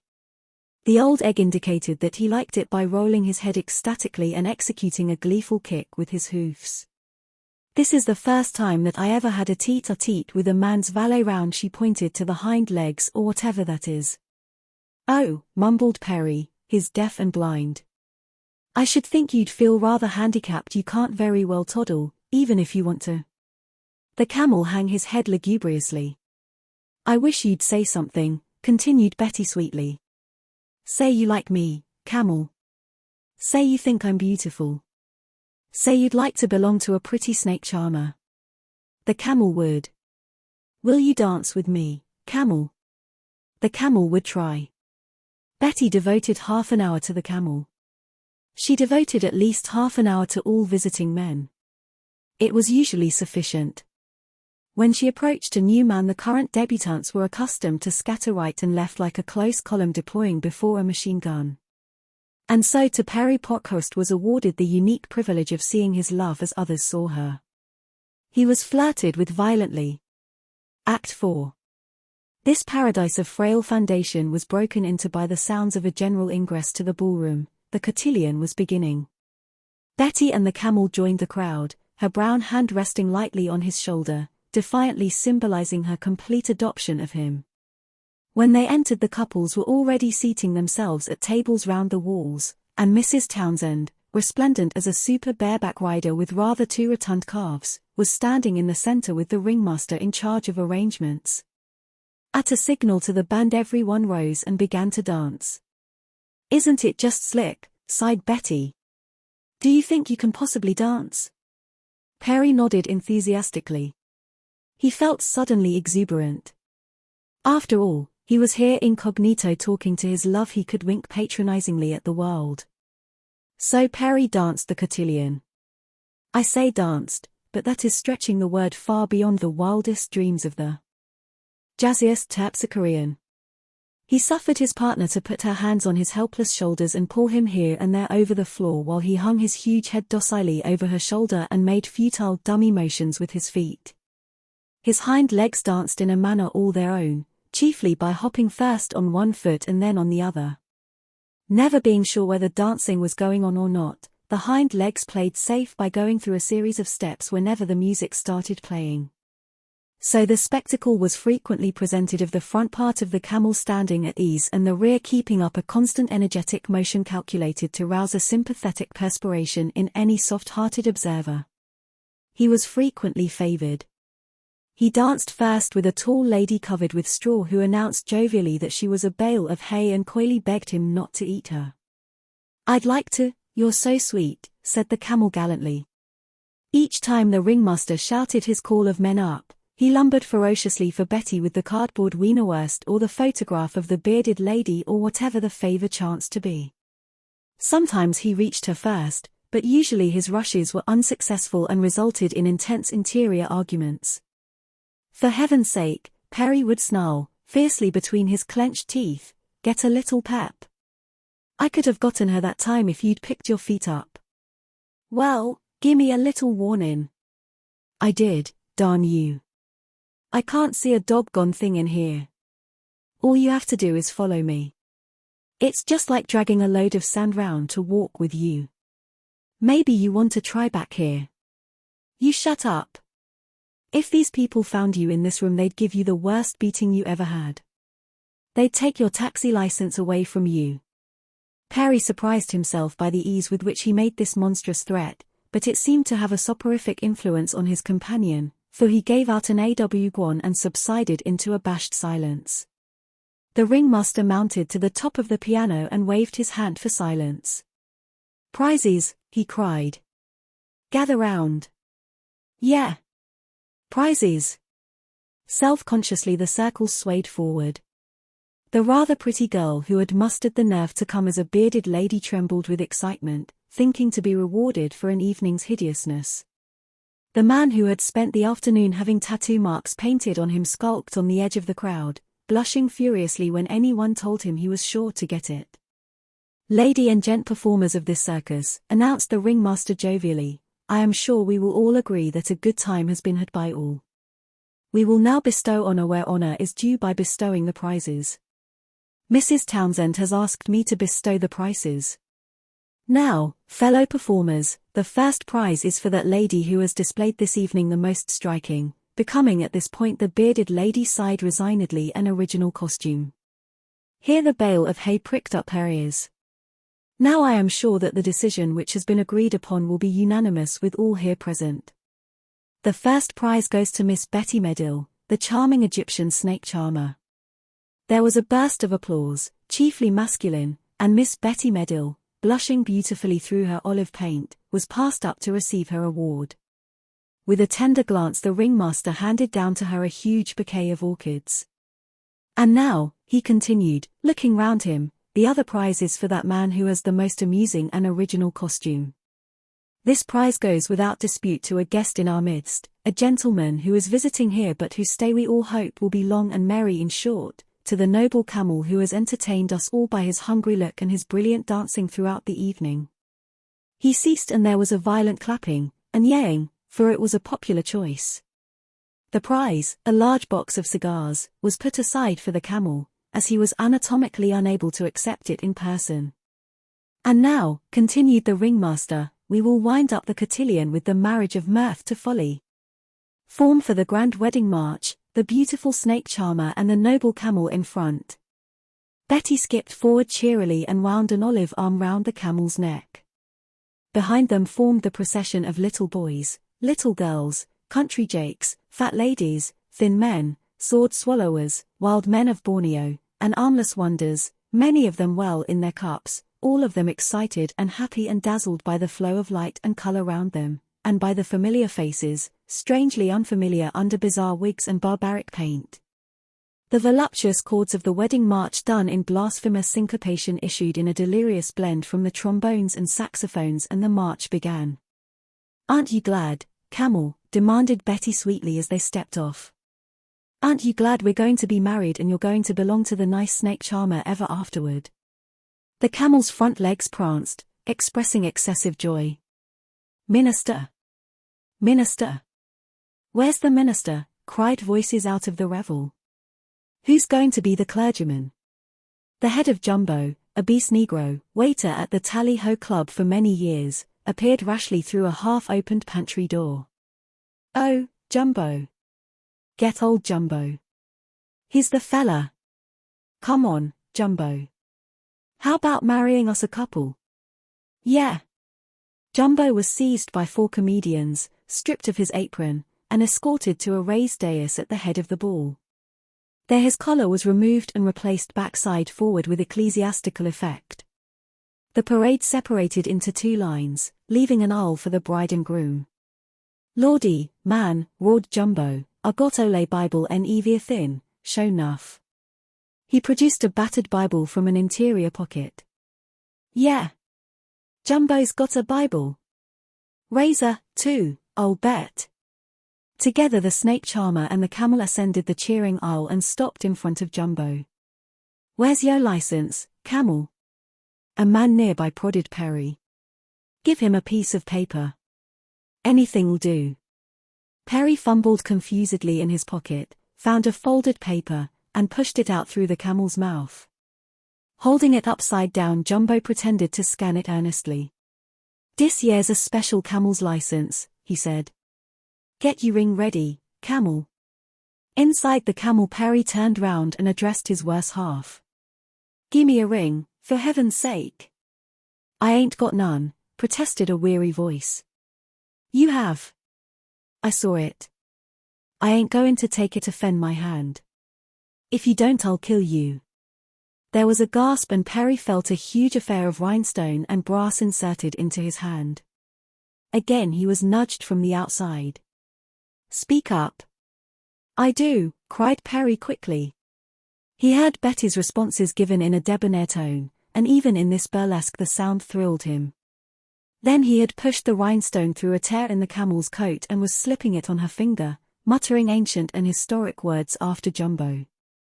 He didn't want anyone to know about this ever.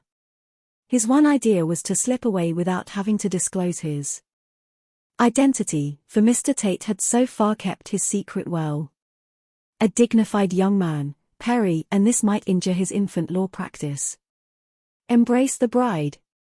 Unmask, camel, and kiss her. Instinctively his heart beat high as Betty turned to him laughingly and began to stroke the cardboard muzzle. He felt his self-control giving way. He longed to surround her with his arms and declare his identity and kiss those lips that smiled only a foot away when suddenly the laughter and applause round them died off and a curious hush fell over the hall. Perry and Betty looked up in surprise. Jumbo had given vent to a huge hello, in such a startled voice that all eyes were bent on him. "Hello," he said again. He had turned round the camel's marriage license, which he had been holding upside down, produced spectacles, and was studying it agonizingly. "Why," he exclaimed, and in the pervading silence his words were heard plainly by everyone in the room, "this year's a show enough marriage permit." "What? Huh? Say it again, Jumbo. Sure you can read?" Jumbo waved them to silence and Perry's blood burned to fire in his veins as he realized the break he had made. "Yassa," repeated Jumbo.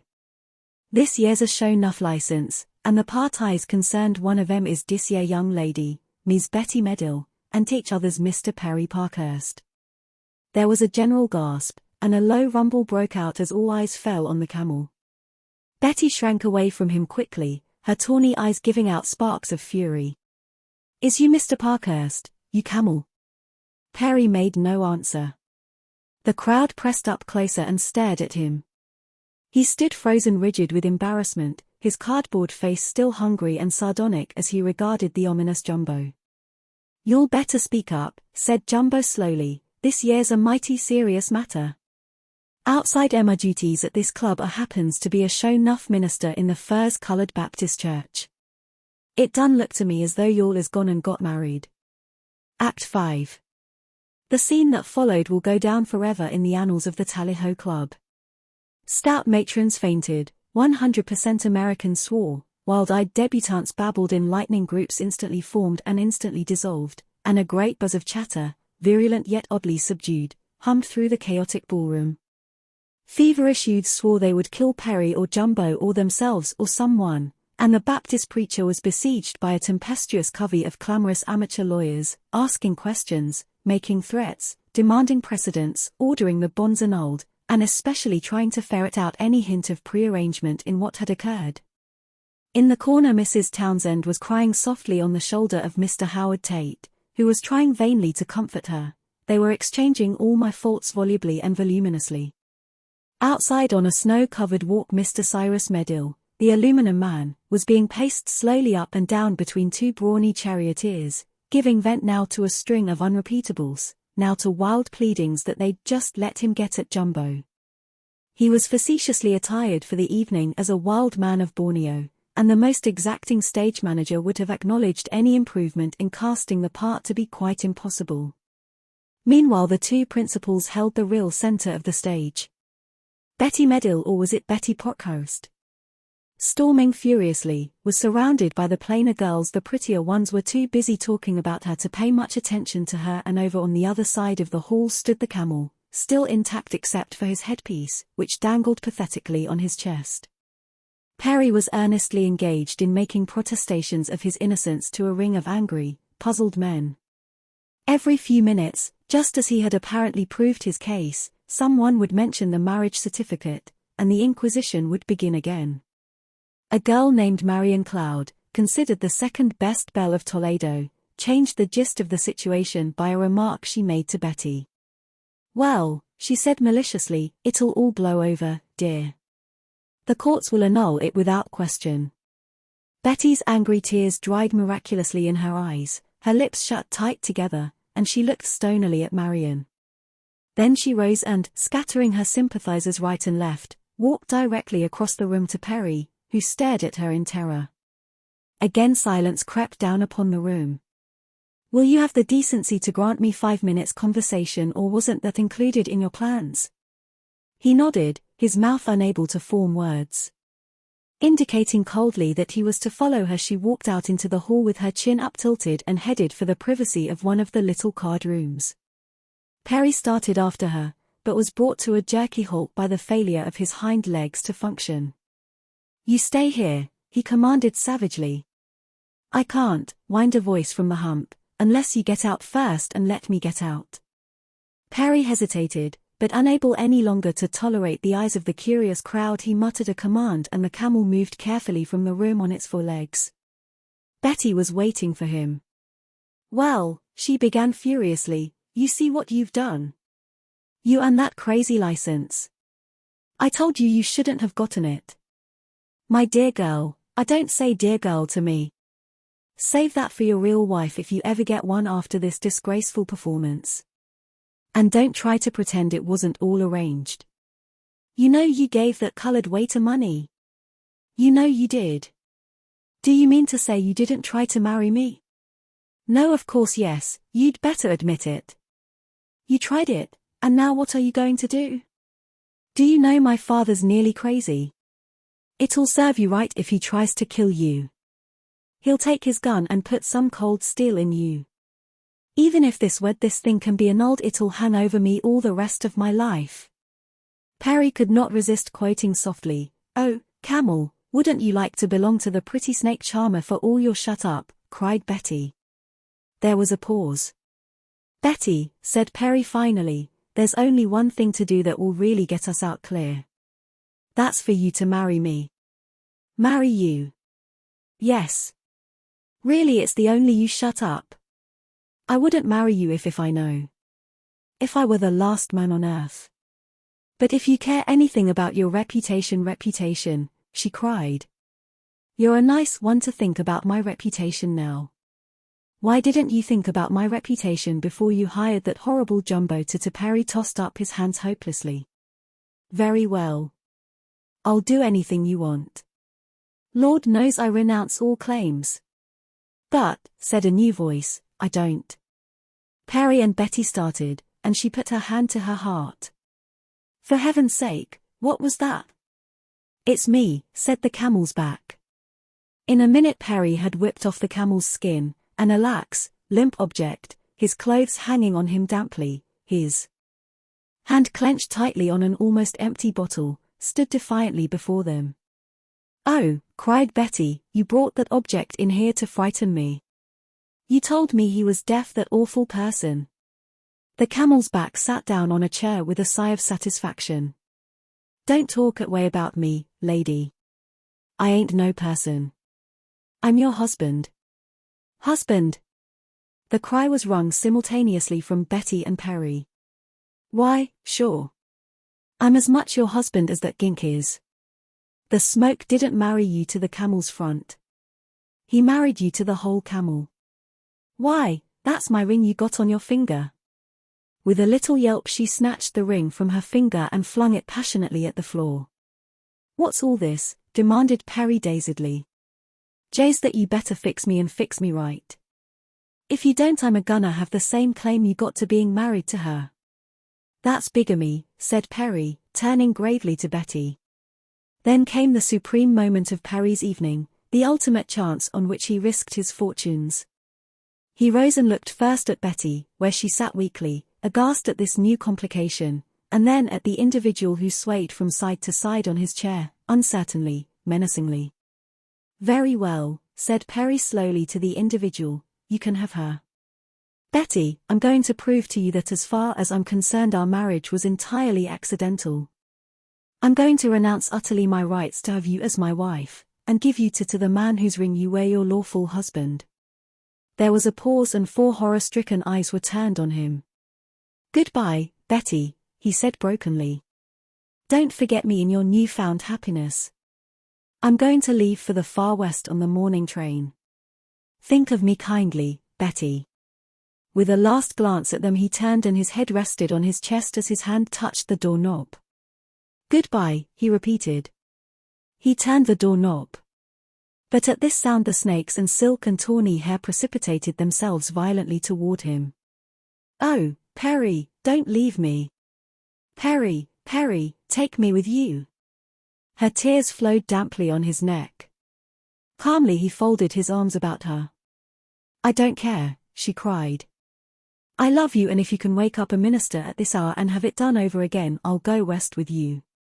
Over her shoulder, the front part of the camel looked at the back part of the camel, and they exchanged a particularly subtle, esoteric sort of wink that only true camels can understand. Chapter 3. May Day.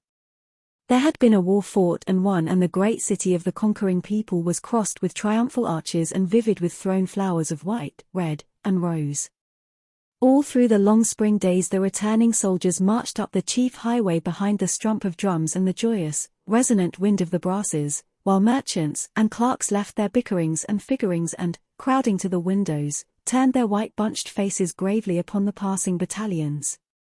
Never had there been such splendor in the great city, for the victorious war had brought plenty in its train, and the merchants had flocked thither from the south and west with their households to taste of all the luscious feasts and witness the lavish entertainments prepared, and to buy for their women furs against the next winter and bags of golden mesh and varicolored slippers of silk and silver and rose satin and cloth of gold.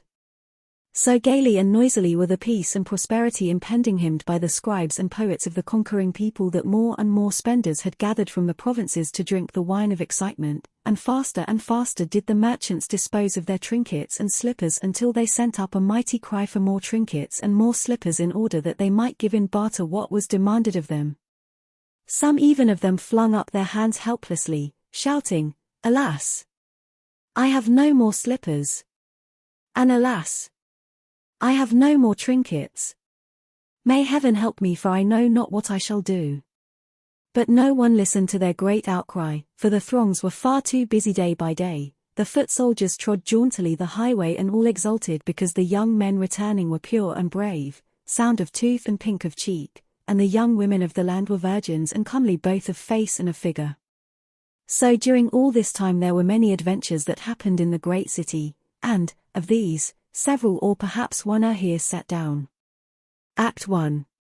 At 9 o'clock on the morning of the 1st of May, 1919, a young man spoke to the room clerk at the Biltmore Hotel, asking if Mr. Philip Dean were registered there, and if so, could he be connected with Mr. Dean's rooms. The inquirer was dressed in a well-cut, shabby suit. He was small, slender, and darkly handsome. His eyes were framed above with unusually long eyelashes and below with the blue semicircle of ill health, this latter effect heightened by an unnatural glow which colored his face like a low, incessant fever. Mr. Dean was staying there. The young man was directed to a telephone at the side. After a second his connection was made. A sleepy voice helloed from somewhere above. "Mr. Dean?" "This very eagerly, it's Gordon, Phil." "It's Gordon Sterrett. I'm downstairs. I heard you were in New York and I had a hunch you'd be here." The sleepy voice became gradually enthusiastic. "Well, how was Gordy, old boy?" Well, he certainly was surprised and tickled. Would Gordy come right up, for Pete's sake? A few minutes later Philip Dean, dressed in blue silk pajamas, opened his door and the two young men greeted each other with a half-embarrassed exuberance. They were both about 24, Yale graduates of the year before the war, but there the resemblance stopped abruptly. Dean was blond, ruddy, and rugged under his thin pajamas. Everything about him radiated fitness and bodily comfort. He smiled frequently, showing large and prominent teeth. "I was going to look you up," he cried enthusiastically. "I'm taking a couple of weeks off. If you'll sit down a sec, I'll be right with you. Going to take a shower." As he vanished into the bathroom, his visitor's dark eyes roved nervously around the room, resting for a moment on a great English traveling bag in the corner and on a family of thick silk shirts littered on the chairs amid impressive neckties and soft woolen socks. Gordon rose and, picking up one of the shirts, gave it a minute examination. It was of very heavy silk, yellow, with a pale blue stripe, and there were nearly a dozen of them. He stared involuntarily at his own shirt cuffs. They were ragged and linty at the edges and soiled to a faint grey. Dropping the silk shirt, he held his coat sleeves down and worked the frayed shirt cuffs up till they were out of sight. Then he went to the mirror and looked at himself with listless, unhappy interest.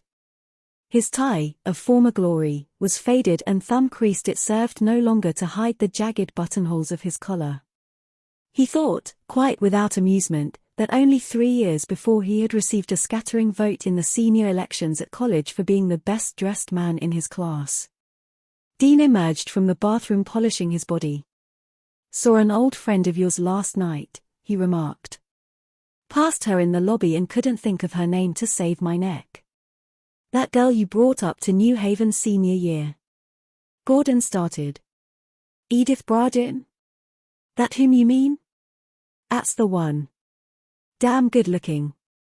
She's still sort of a pretty doll, you know what I mean, as if you touched her she'd smear." He surveyed his shining self complacently in the mirror, smiled faintly, exposing a section of teeth. "She must be 23 anyway," he continued. 22 last month," said Gordon absently. "What? Oh, last month.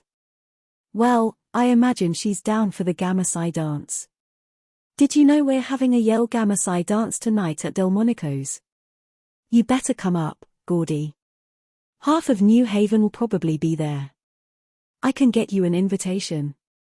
Draping himself reluctantly in fresh underwear, Dean lit a cigarette and sat down by the open window, inspecting his calves and knees under the morning sunshine which poured into the room. "Sit down, Gordy," he suggested, "and tell me all about what you've been doing and what you're doing now and everything." Gordon collapsed unexpectedly upon the bed, lay there inert and spiritless. His mouth, which habitually dropped a little open when his face was in repose, became suddenly helpless and pathetic. "What's the matter?" asked Dean quickly.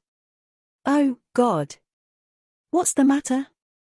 "Every goddamn thing in the world," he said miserably. "I've absolutely gone to pieces, Phil. I'm all in." "Huh?" "I'm all in." His voice was shaking. Dean scrutinized him more closely with appraising blue eyes. "You certainly look all shot." "I am. I've made a hell of a mess of everything." He paused. "I'd better start at the beginning, or will it bore you?" "Not at all, go on." There was, however, a hesitant note in Dean's voice. This trip east had been planned for a holiday. To find Gordon Sterrett in trouble exasperated him a little. "Go on," he repeated, and then added half under his breath, "Get it over with." "Well," began Gordon unsteadily, "I got back from France in February, went home to Harrisburg for a month, and then came down to New York to get a job. I got one with an export company. They fired me yesterday." "Fired you?" "I'm coming to that, Phil. I want to tell you frankly. You're about the only man I can turn to in a matter like this. You won't mind if I just tell you frankly, will you, Phil?" Dean stiffened a bit more. The pats he was bestowing on his knees grew perfunctory. He felt vaguely that he was being unfairly saddled with responsibility. He was not even sure he wanted to be told.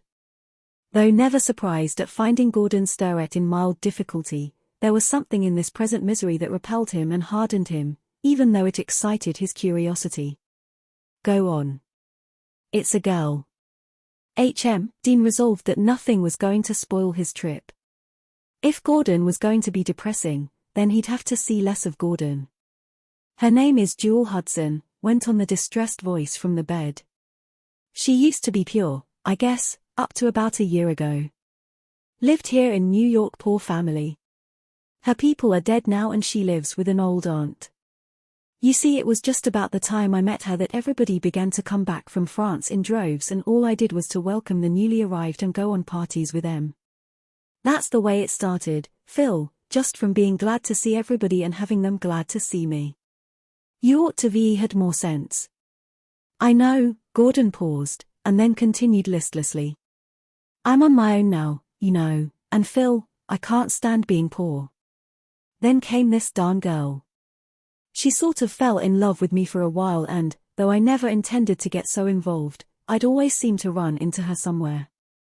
You can imagine the sort of work I was doing for those exporting people. Of course, I always intended to do illustrating for magazines. There's a pile of money in it. Why didn't you?" "You've got to buckle down if you want to make good," suggested Dean with cold formalism. "I tried, a little, but my stuff's crude. I've got talent, Phil, I can draw, but I just don't know how. I ought to go to art school and I can't afford it. Well, things came to a crisis about a week ago. Just as I was down to about my last dollar, this girl began bothering me. She wants some money, claims she can make trouble for me if she doesn't get it. Can she? I'm afraid she can. That's one reason I lost my job. She kept calling up the office all the time, and that was sort of the last straw down there. She's got a letter all written to send to my family. Oh, she's got me, all right. I've got to have some money for her. There was an awkward pause. Gordon lay very still, his hands clenched by his side. I'm all in, he continued, his voice trembling. I'm half crazy, Phil. If I hadn't known you were coming east, I think I'd have killed myself. I want you to lend me $300. Dean's hands, which had been patting his bare ankles, were suddenly quiet, and the curious uncertainty playing between the two became taut and strained. After a second, Gordon continued, I've bled the family until I'm ashamed to ask for another nickel. Still Dean made no answer. Jewel says she's got to have $200. Tell her where she can go. Yes, that sounds easy, but she's got a couple of drunken letters I wrote her. Unfortunately, she's not at all the flabby sort of person you'd expect. Dean made an expression of distaste. I can't stand that sort of woman. You ought to have kept away. I know, admitted Gordon wearily. You've got to look at things as they are. If you haven't got money, you've got to work and stay away from women. That's easy for you to say, began Gordon, his eyes narrowing. You've got all the money in the world. I most certainly have not. My family keep darn close tab on what I spend. Just because I have a little leeway, I have to be extra careful not to abuse it. He raised the blind and let in a further flood of sunshine. I'm no prig, Lord knows, he went on deliberately. I like pleasure and I like a lot of it on a vacation like this, but you're in awful shape. I never heard you talk just this way before. You seem to be sort of bankrupt morally as well as financially. Don't they usually go together? Dean shook his head impatiently. There's a regular aura about you that I don't understand. It's a sort of evil.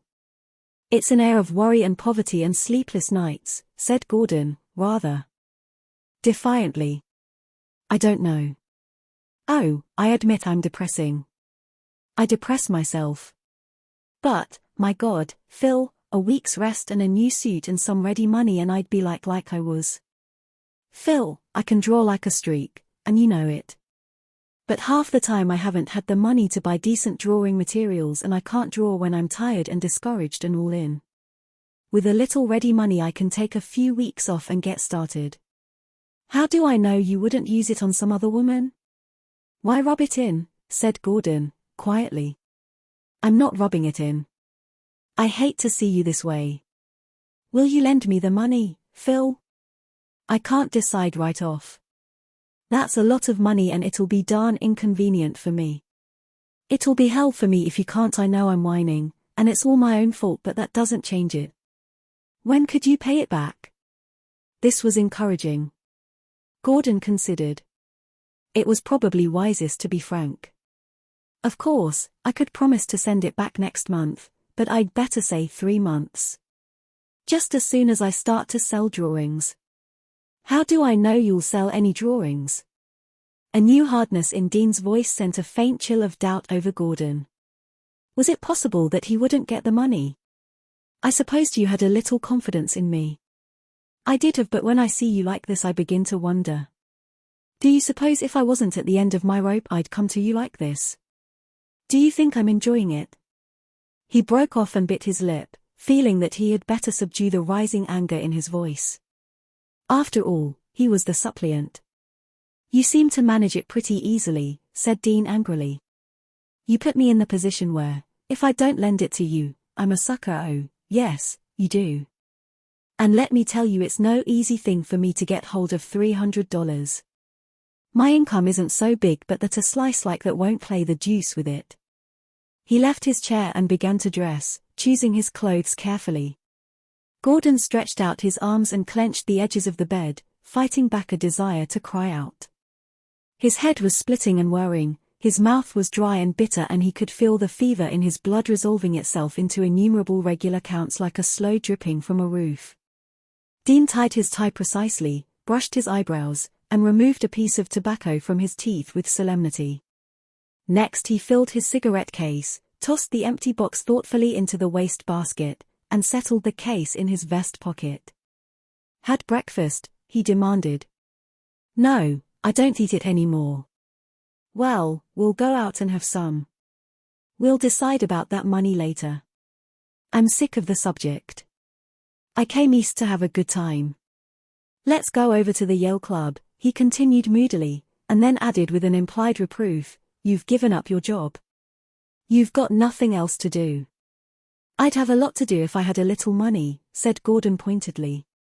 "Oh, for heaven's sake, drop the subject for a while. No point in glooming on my whole trip. Here's some money." He took a $5 bill from his wallet and tossed it over to Gordon, who folded it carefully and put it in his pocket. There was an added spot of color in his cheeks, an added glow that was not fever. For an instant before they turned to go out, their eyes met, and in that instant each found something that made him lower his own glance quickly. For in that instant they quite suddenly and definitely hated each other. Act 2. Fifth Avenue and 44th Street swarmed with the noon crowd.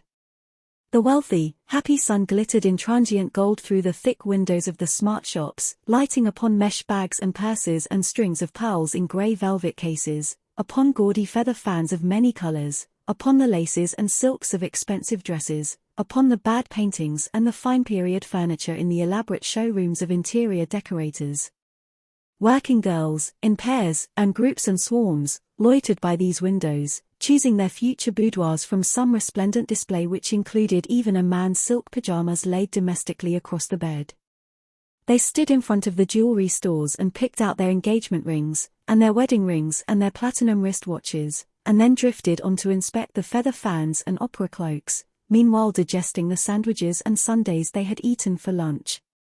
All through the crowd were men in uniform, sailors from the great fleet anchored in the Hudson, soldiers with divisional insignia from Massachusetts to California, wanting fearfully to be noticed, and finding the great city thoroughly fed up with soldiers unless they were nicely massed into pretty formations and uncomfortable under the weight of a pack and rifle.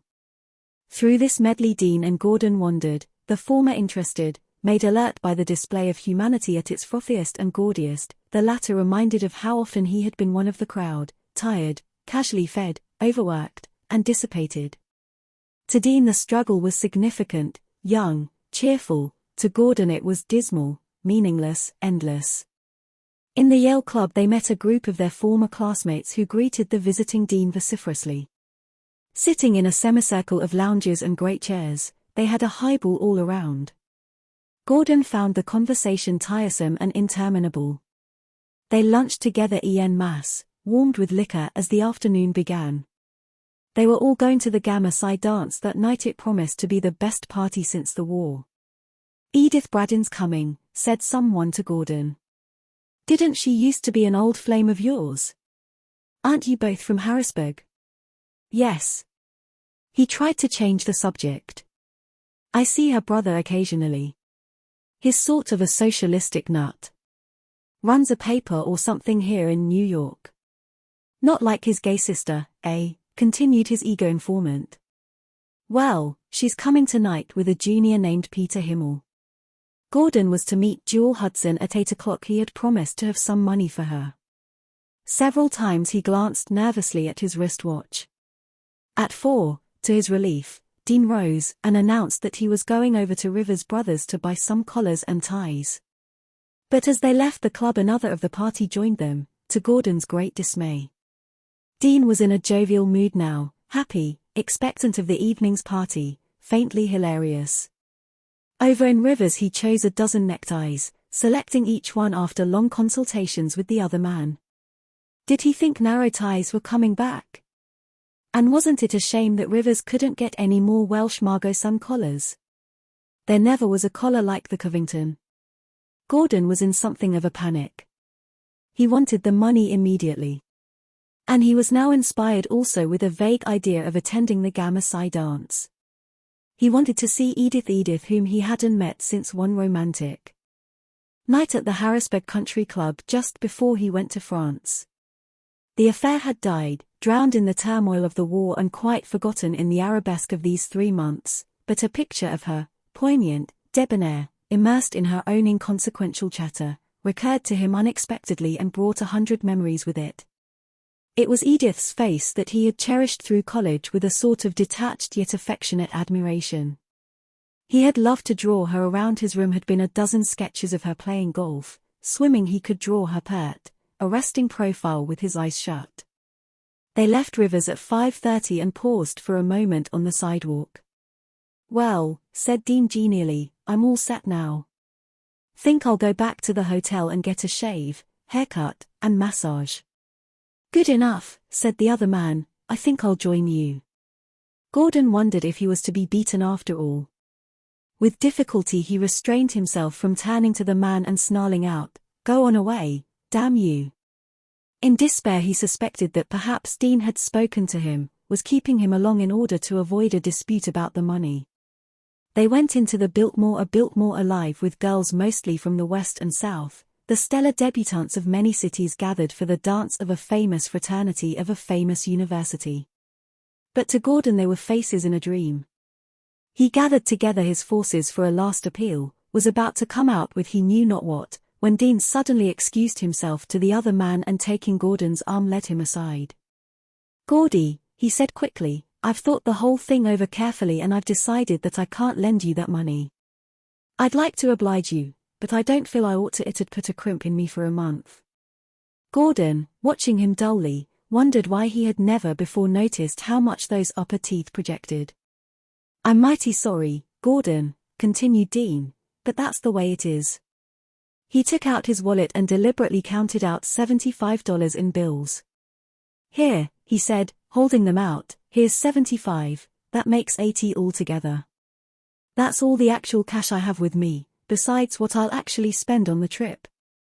Gordon raised his clenched hand automatically, opened it as though it were a tongs he was holding, and clenched it again on the money.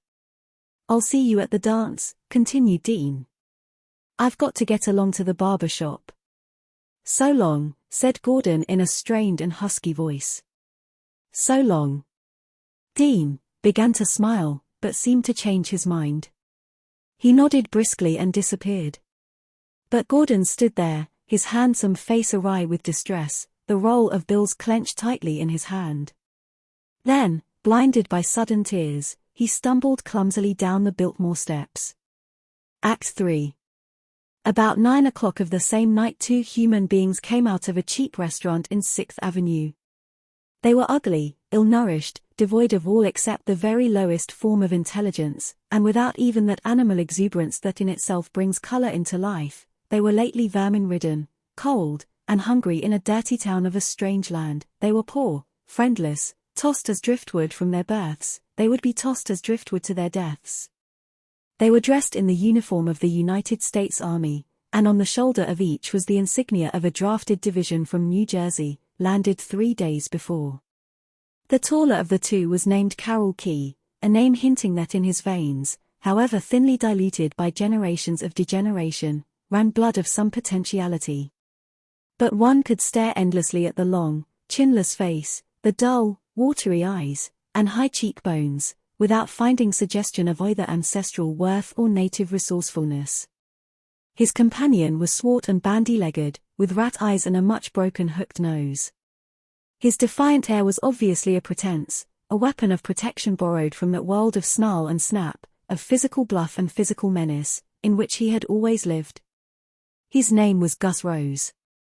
Leaving the cafe they sauntered down 6th Avenue, wielding toothpicks with great gusto and complete detachment.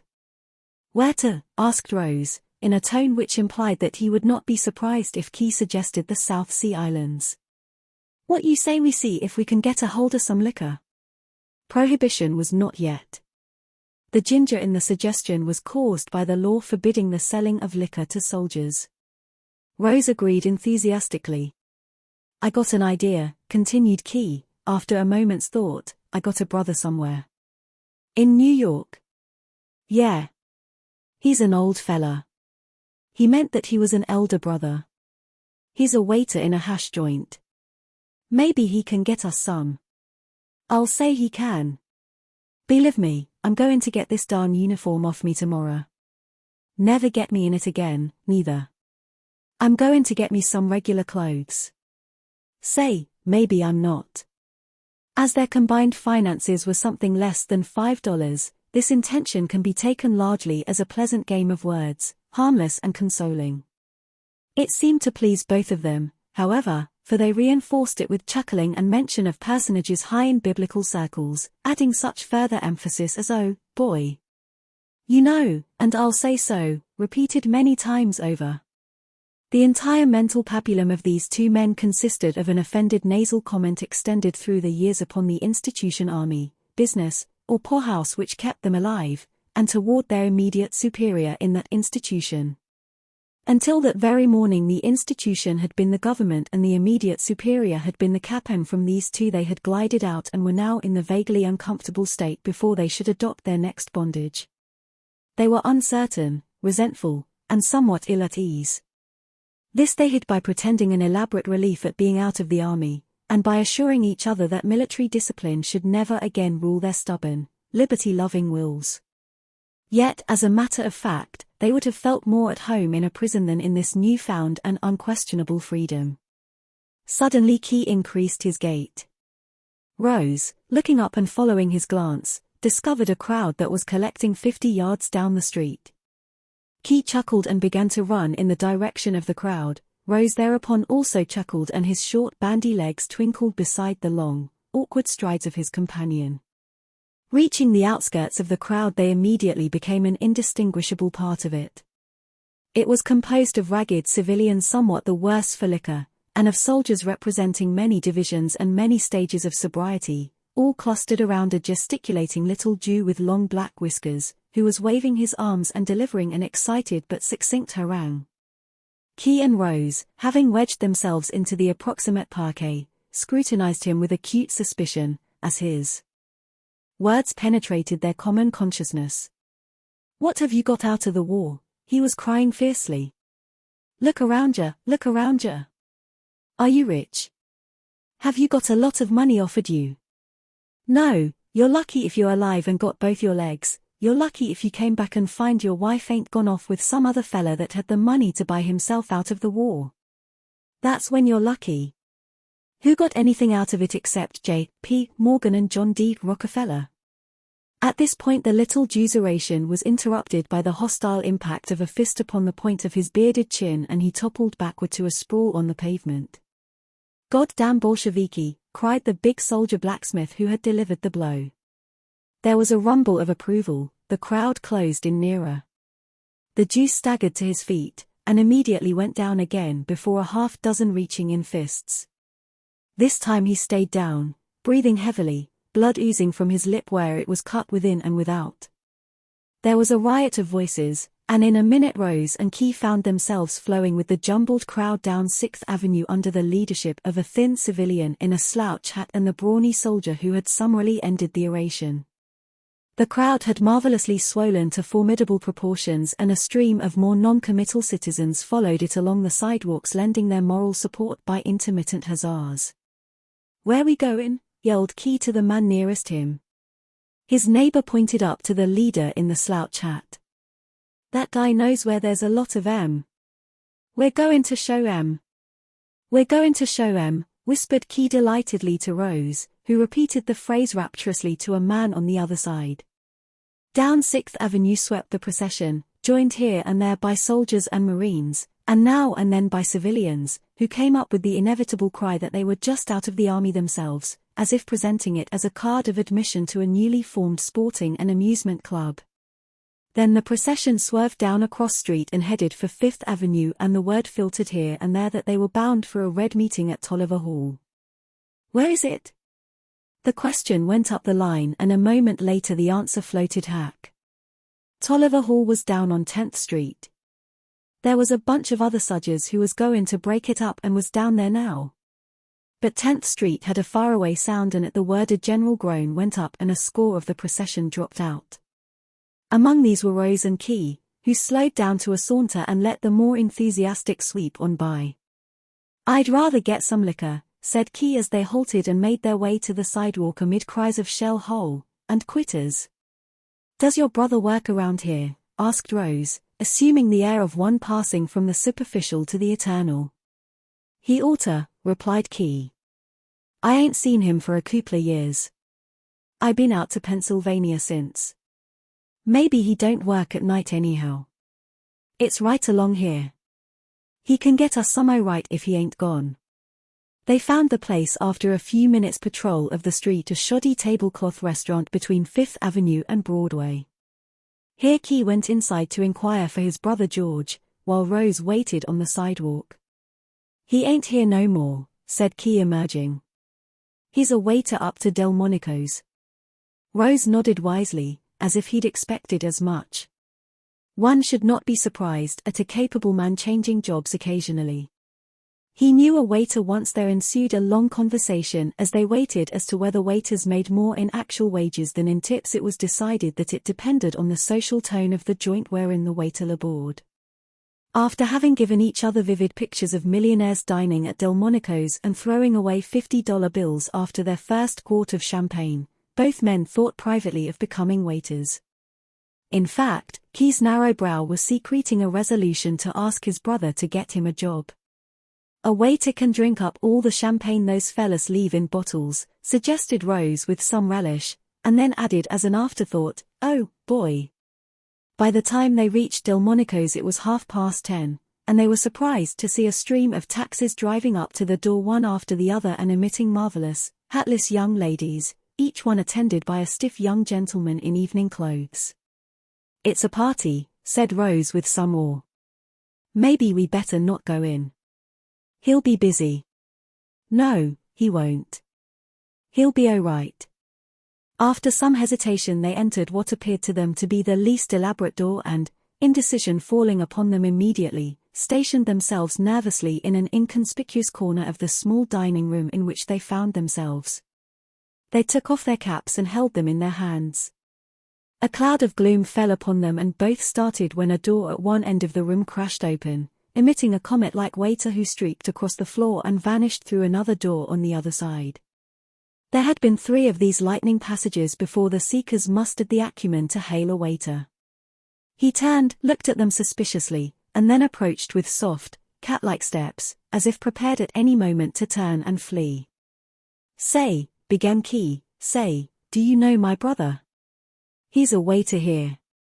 "His name is Key," annotated Rose. Yes, the waiter knew Key. He was upstairs, he thought. There was a big dance going on in the main ballroom. He'd tell him. 10 minutes later George Key appeared and greeted his brother with the utmost suspicion, his first and most natural thought being that he was going to be asked for money. George was tall and weak-chinned, but there his resemblance to his brother ceased.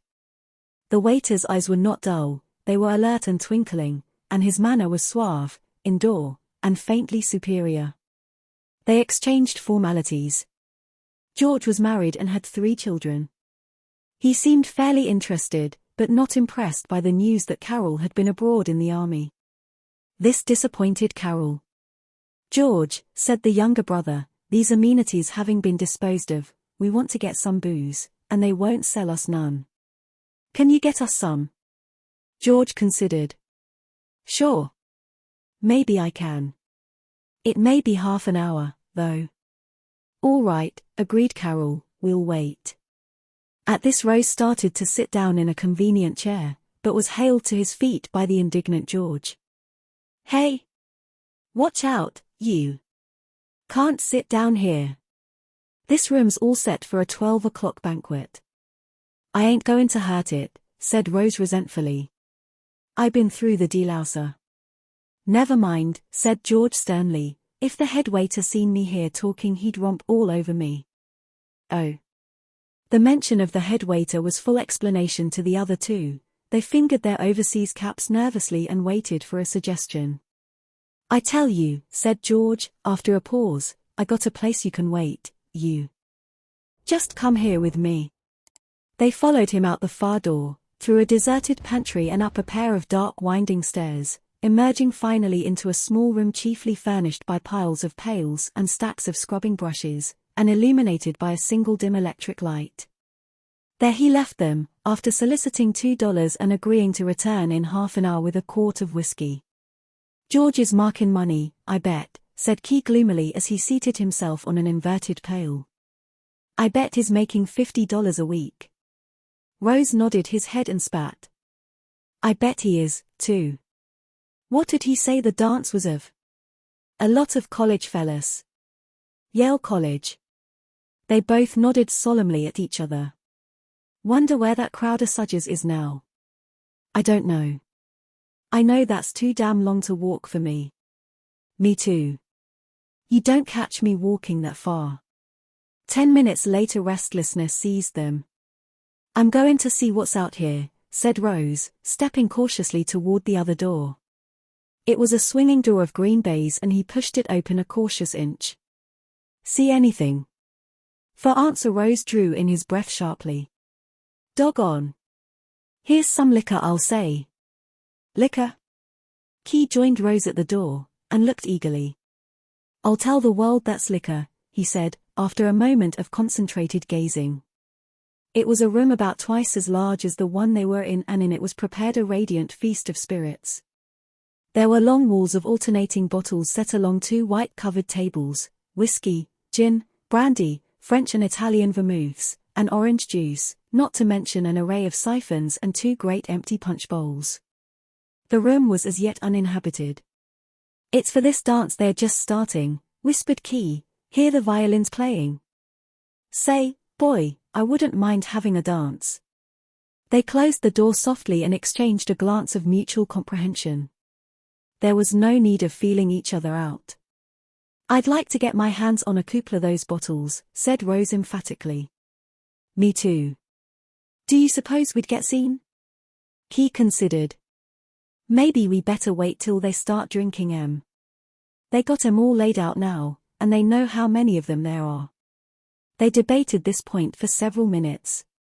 Rose was all for getting his hands on a bottle now and tucking it under his coat before anyone came into the room. Key, however, advocated caution. He was afraid he might get his brother in trouble. If they waited till some of the bottles were opened, it'd be all right to take one, and everybody'd think it was one of the college fellas. While they were still engaged in argument, George Key hurried through the room and, barely grunting at them, disappeared by way of the green baize door. A minute later they heard several corks pop, and then the sound of cracking ice and splashing liquid. George was mixing the punch. The soldiers exchanged delighted grins. "Oh, boy," whispered Rose. George reappeared. "Just keep low, boys," he said quickly. "I'll have your stuff for you in 5 minutes." He disappeared through the door by which he had come. As soon as his footsteps receded down the stairs, Rose, after a cautious look, darted into the room of delights and reappeared with a bottle in his hand. "Here's what I say," he said, as they sat radiantly digesting their first drink. "We'll wait till he comes up, and we'll ask him if we can't just stay here and drink what he brings us, see? We'll tell him we haven't got any place to drink it, see? Then we can sneak in there whenever there ain't nobody in their room and tuck a bottle under our coats. We'll have enough to last us a couple of days, see?" "Sure," agreed Rose enthusiastically. "Oh, boy. And if we want to we can sell it to Sudgers any time we want to." They were silent for a moment, thinking rosily of this idea. Then Key reached up and unhooked the collar of his OD'd coat. "It's hot in here, ain't it?" Rose agreed earnestly. "Hot as hell." Act 4. She was still quite angry when she came out of the dressing room and crossed the intervening parlor of politeness that opened onto the hall, angry not so much at the actual happening, which was, after all, the merest commonplace of her social existence, but because it had occurred on this particular night. She had no quarrel with herself. She had acted with that correct mixture of dignity and reticent pity which she always employed. She had succinctly and deftly snubbed him. It had happened when their taxi was leaving the Biltmore, hadn't gone half a block. He had lifted his right arm awkwardly. She was on his right side and attempted to settle it snugly around the crimson fur-trimmed opera cloak she wore. This in itself had been a mistake. It was inevitably more graceful for a young man attempting to embrace a young lady of whose acquiescence he was not certain, to first put his far arm around her. It avoided that awkward movement of raising the near arm. His second faux pas was unconscious. She had spent the afternoon at the hairdresser's. The idea of any calamity overtaking her hair was extremely repugnant, yet as Peter made his unfortunate attempt the point of his elbow had just faintly brushed it. That was his second faux pas. 2 were quite enough. He had begun to murmur. At the first murmur she had decided that he was nothing but a college boy. Edith was 22, and anyhow, this dance, first of its kind since the war, was reminding her, with the accelerating rhythm of its associations, of something else, of another dance and another man, a man for whom her feelings had been little more than a sad-eyed, adolescent mooniness.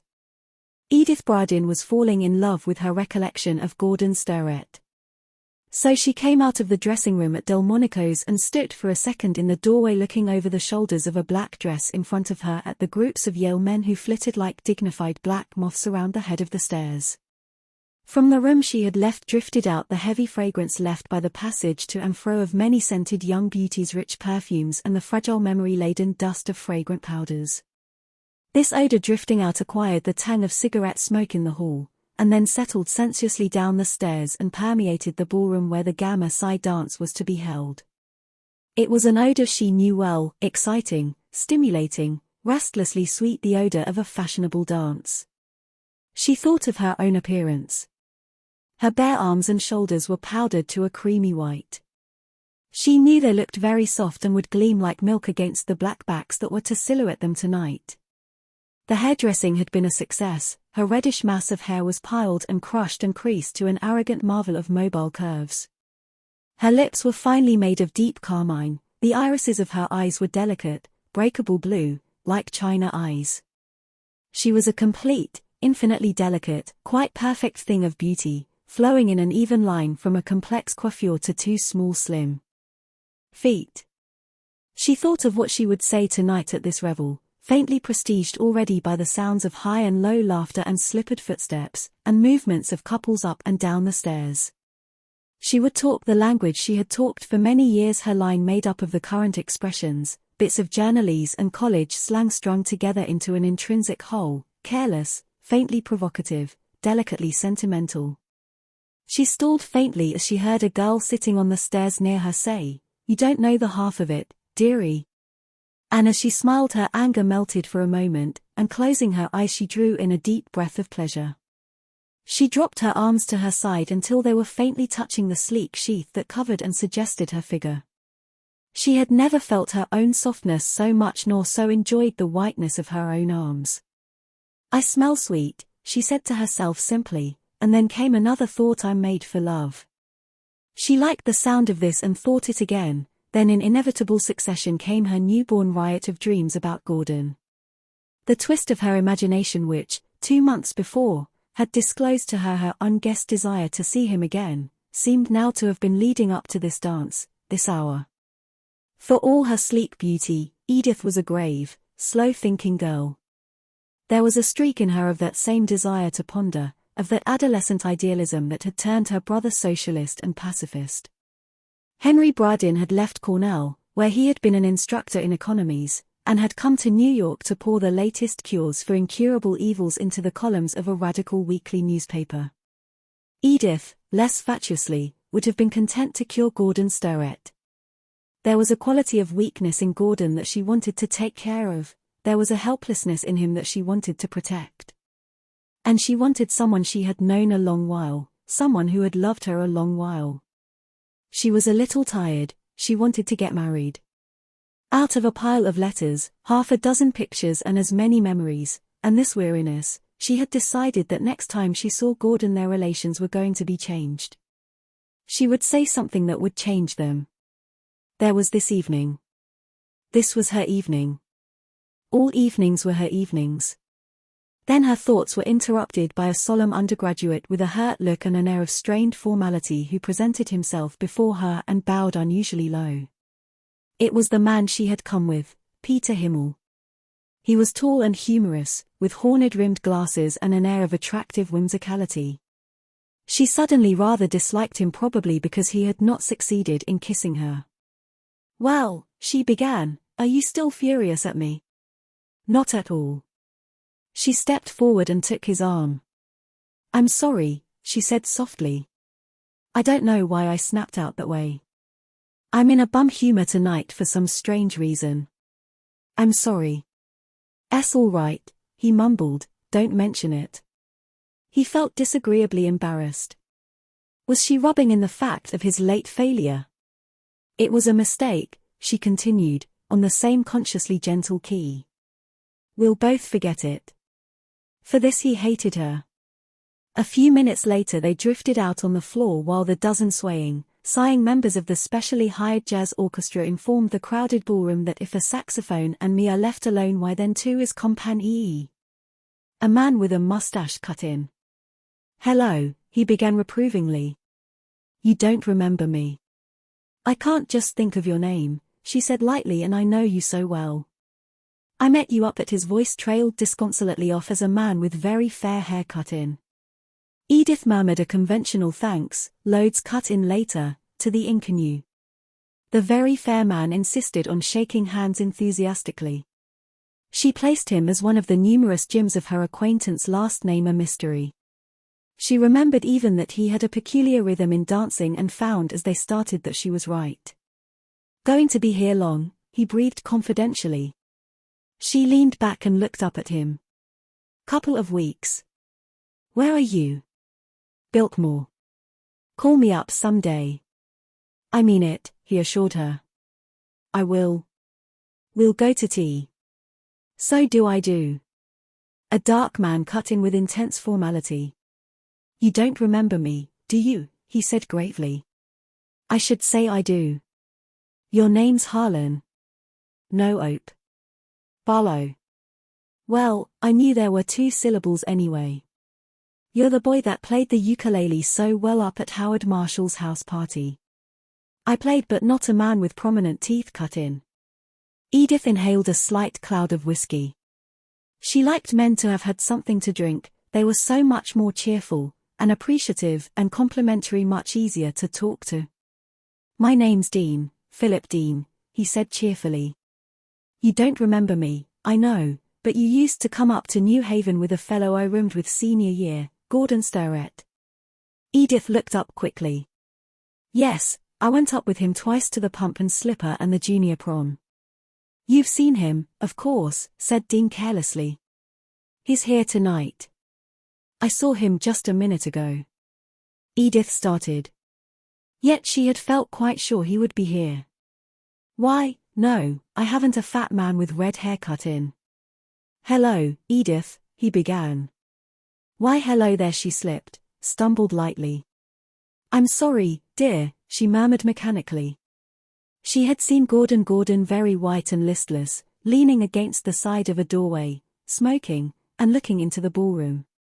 Edith could see that his face was thin and that the hand he raised to his lips with a cigarette was trembling.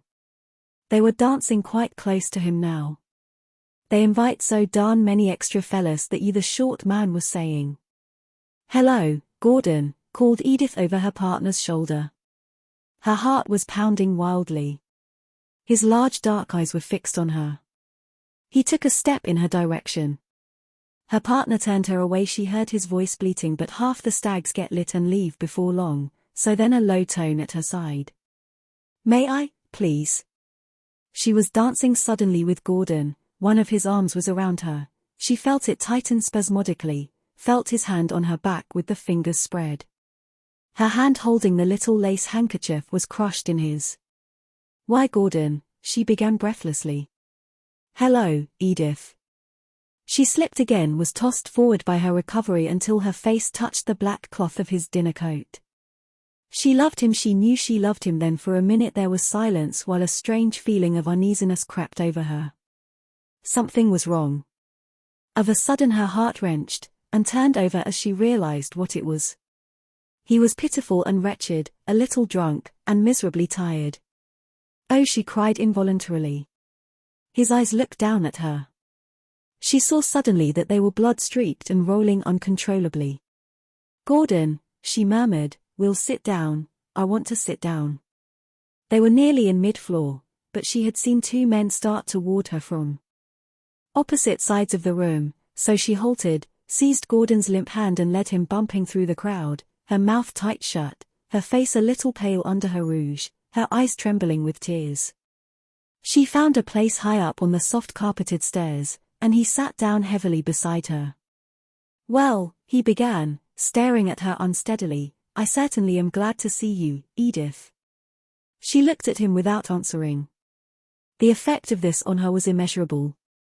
For years she had seen men in various stages of intoxication, from uncles all the way down to chauffeurs, and her feelings had varied from amusement to disgust, but here for the first time she was seized with a new feeling and unutterable horror.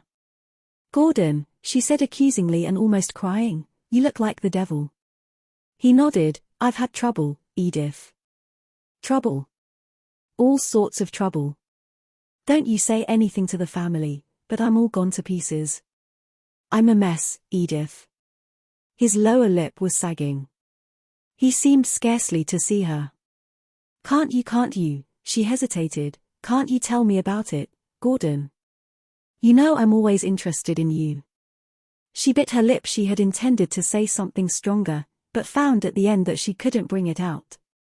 Gordon shook his head dully. "I can't tell you. You're a good woman. I can't tell a good woman the story." "Rot," she said, defiantly. "I think it's a perfect insult to call anyone a good woman in that way. It's a slam. You've been drinking, Gordon." "Thanks." He inclined his head gravely. "Thanks for the information. Why do you drink?" "Because I'm so damn miserable." "Do you think drinking's going to make it any better? What you doing trying to reform me?" "No, I'm trying to help you, Gordon. Can't you tell me about it? I'm in an awful mess. Best thing you can do is to pretend not to know me." "Why, Gordon? I'm sorry I cut in on you. It's unfair to you. You're pure woman and all that sort of thing. Here, I'll get someone else to dance with you." He rose clumsily to his feet, but she reached up and pulled him down beside her on the stairs. "Here, Gordon. You're ridiculous. You're hurting me. You're acting like a crazy man, I admit it. I'm a little crazy. Something's wrong with me, Edith. There's something left me. It doesn't matter." "It does, tell me." "Just that. I was always queer, little bit different from other boys. All right in college, but now it's all wrong. Things have been snapping inside me for 4 months like little hooks on a dress, and it's about to come off when a few more hooks go. I'm very gradually going loony." He turned his eyes full on her and began to laugh, and she shrank away from him. "What is the matter?" "Just me," he repeated. "I'm going loony. This whole place is like a dream to me." This Delmonico's. As he talked she saw he had changed utterly. He wasn't at all light and gay and careless. A great lethargy and discouragement had come over him. Revulsion seized her, followed by a faint, surprising boredom. His voice seemed to come out of a great void. "Edith," he said, "I used to think I was clever, talented, an artist. Now I know I'm nothing. Can't draw, Edith. Don't know why I'm telling you this." She nodded absently. "I can't draw. I can't do anything. I'm poor as a church mouse." He laughed, bitterly and rather too loud. "I've become a damn beggar, a leech on my friends. I'm a failure. I'm poor as hell." Her distaste was growing. She barely nodded this time, waiting for her first possible cue to rise. Suddenly Gordon's eyes filled with tears.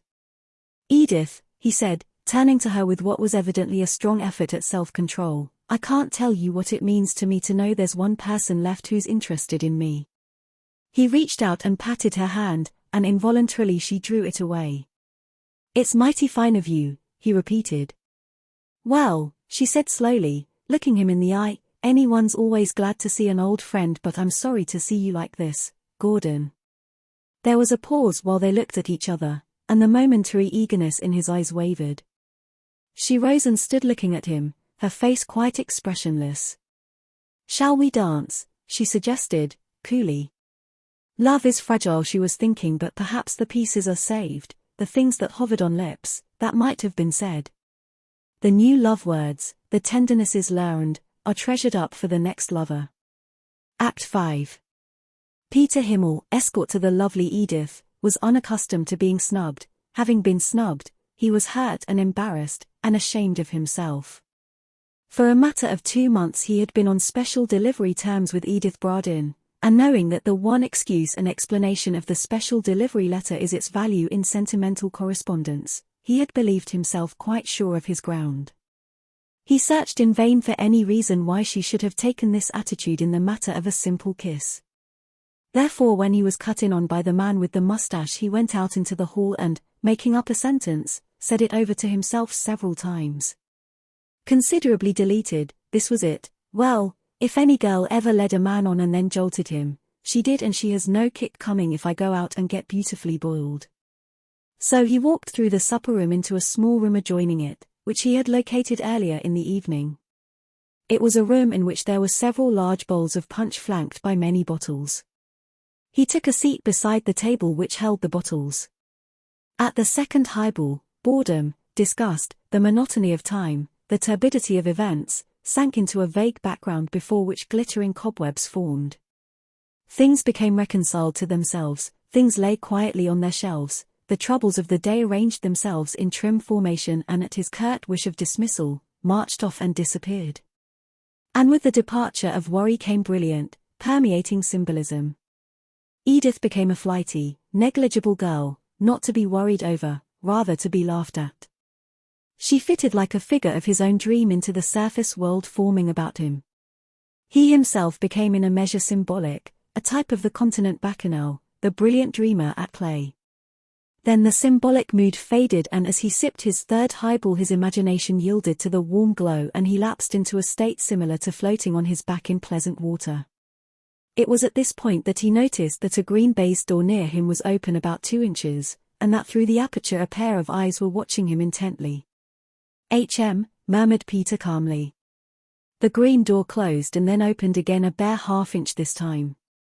Peek-a-boo, murmured Peter. The door remained stationary and then he became aware of a series of tense intermittent whispers. One guy. What's he doing? He's sitting looking. He better beat it off. We gotta get another Liel bottle. Peter listened while the words filtered into his consciousness. Now this, he thought, is most remarkable. He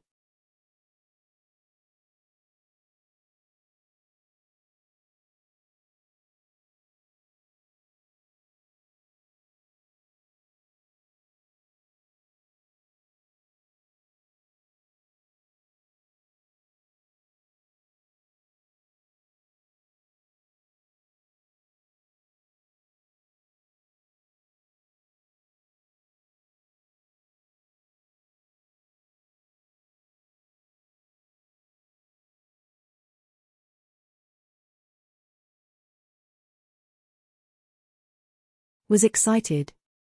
He was jubilant.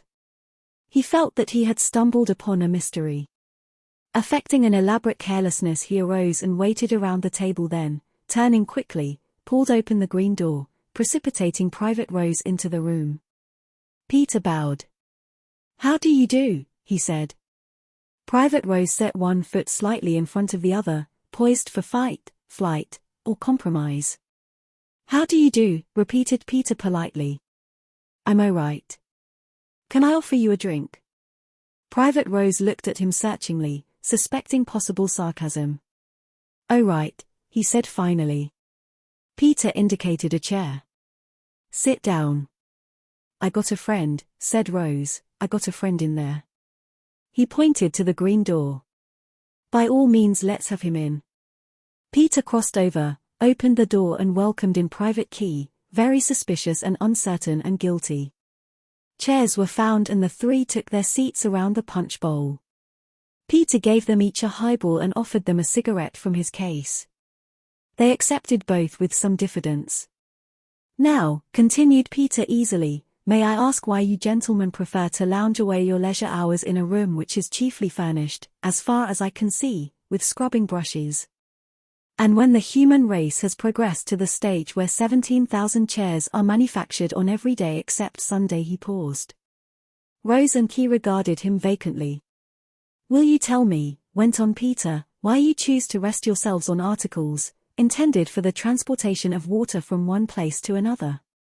At this point Rose contributed a grunt to the conversation. "And lastly," finished Peter, "will you tell me why, when you are in a building beautifully hung with enormous candelabra, you prefer to spend these evening hours under one anemic electric light?" Rose looked at Key, Key looked at Rose. They laughed uproariously. They found it was impossible to look at each other without laughing. But they were not laughing with this man, they were laughing at him. To them a man who talked after this fashion was either raving drunk or raving crazy. "You are Yale men, I presume," said Peter, finishing his highball and preparing another. They laughed again. "NAR. So? I thought perhaps you might be members of that lowly section of the university known as the Sheffield Scientific School." "NAR. HM. Well, that's too bad. No doubt you are Harvard men, anxious to preserve your incognito in this paradise of violet blue, as the newspapers say." "NAR, said Key scornfully, "we was just waiting for somebody." "Ah," exclaimed Peter, rising and filling their glasses, "very interesting. Had a date with a scrub lady, eh?" They both denied this indignantly. "It's all right," Peter reassured them, "don't apologize. A scrub lady's as good as any lady in the world. Kipling says any lady and Judy O'Grady under the skin." "Sure," said Key, winking broadly at Rose. "My case, for instance," continued Peter, finishing his glass. "I got a girl up here that's spoiled. Spoiledest darn girl I ever saw. Refused to kiss me, no reason whatsoever. Led me on deliberately to think sure I want to kiss you and then plunk. Threw me over. What's the younger generation coming to? Say THA's hard luck," said Key. "That's awful hard luck." "Oh, boy," said Rose. "Have another," said Peter. "We got in a sort of fight for a while," said Key after a pause, "but it was too far away." "A fight?" "THA's stuff," said Peter, seating himself unsteadily. "Fight 'em all. I was in the army. This was with a Bolshevik fella." "THA's stuff," exclaimed Peter, enthusiastic. "That's what I say. Kill the Bolshevik. Exterminate 'em. We're Americans," said Rose, implying a sturdy, defiant patriotism. "Sure," said Peter. "Greatest race in the world. We're all Americans. Have another." They had another. Act 6. At 1 o'clock a special orchestra, special even in a day of special orchestras, arrived at Delmonico's, and its members, seating themselves arrogantly around the piano, took up the burden of providing music for the Gamma Psi fraternity. They were headed by a famous flute player, distinguished throughout New York for his feat of standing on his head and shimmying with his shoulders while he played the latest jazz on his flute. During his performance the lights were extinguished except for the spotlight on the flute player and another roving beam that threw flickering shadows and changing kaleidoscopic colors over the massed dancers.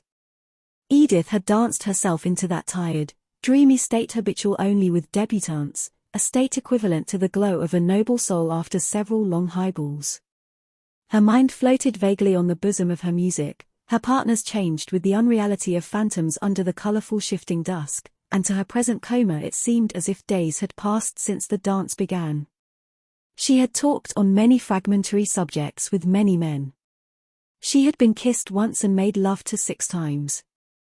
Earlier in the evening different undergraduates had danced with her, but now, like all the more popular girls there, she had her own entourage, that is, half a dozen gallants had singled her out or were alternating her charms with those of some other chosen beauty.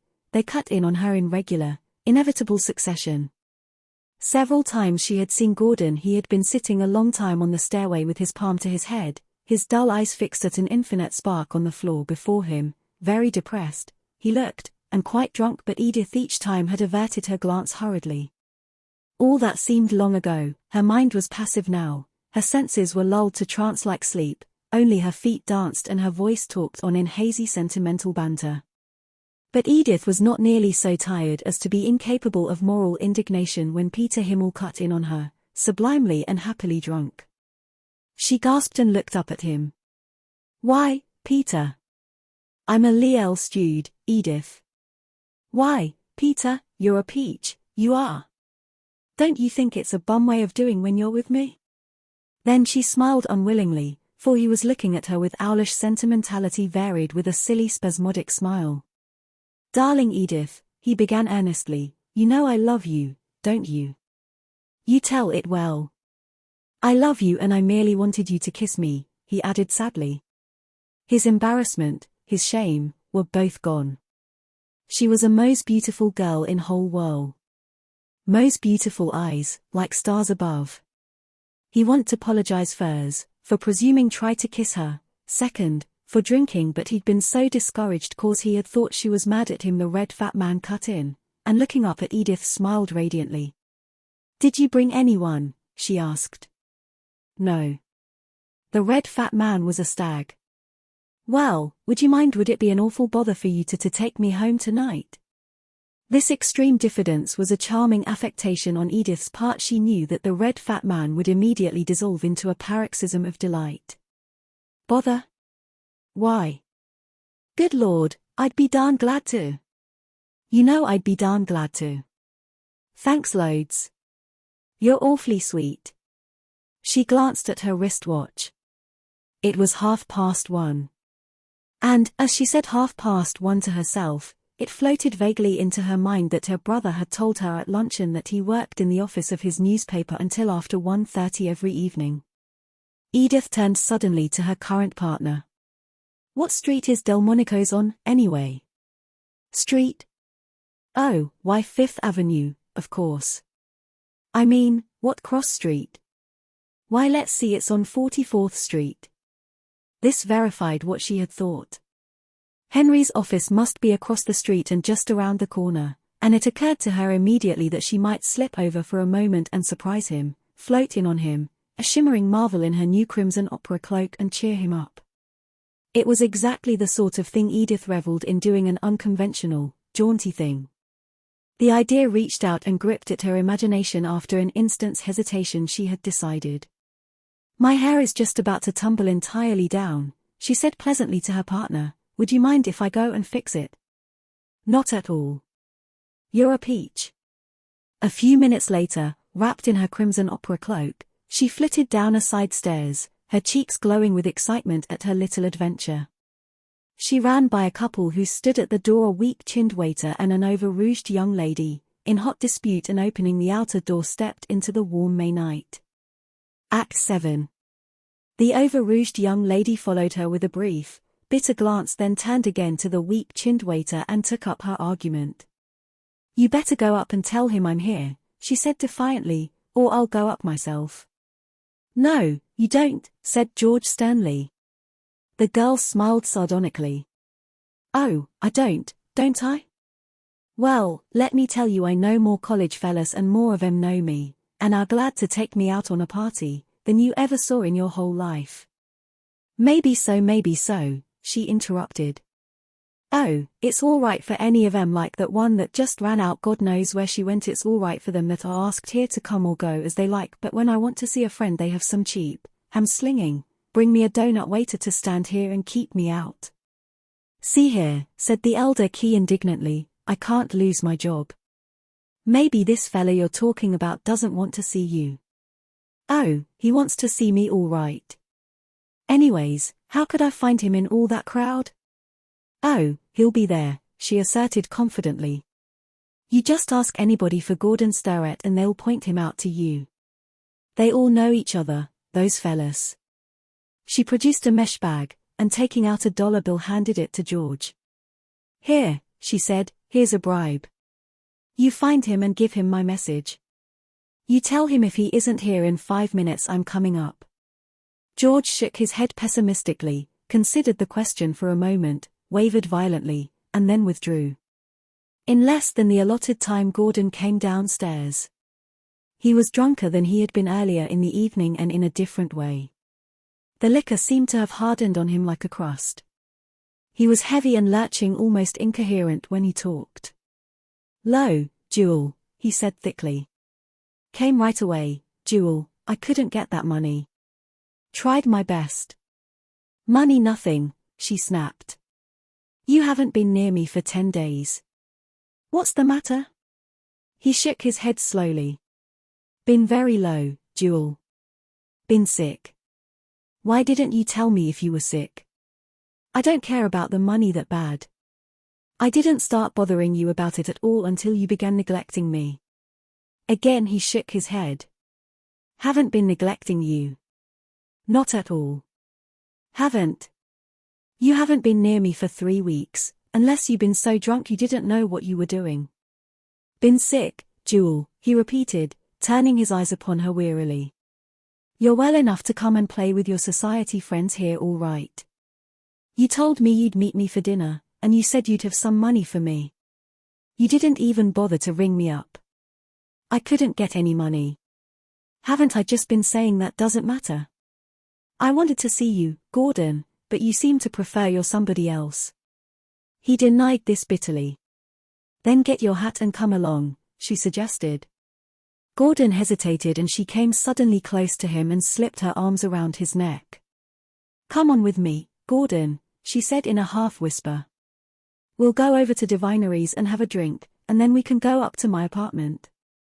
"I can't, Jewel, you can," she said intensely. "I'm sick as a dog." "Well, then, you oughtn't to stay here and dance." With a glance around him in which relief and despair were mingled, Gordon hesitated, then she suddenly pulled him to her and kissed him with soft, pulpy lips. "All right," he said heavily. "I'll get my hat." Act 8. When Edith came out into the clear blue of the May night she found the avenue deserted. The windows of the big shops were dark, over their doors were drawn great iron masks until there were only shadowy tombs of the late day's splendor. Glancing down toward 42nd Street she saw a commingled blur of lights from the all-night restaurants.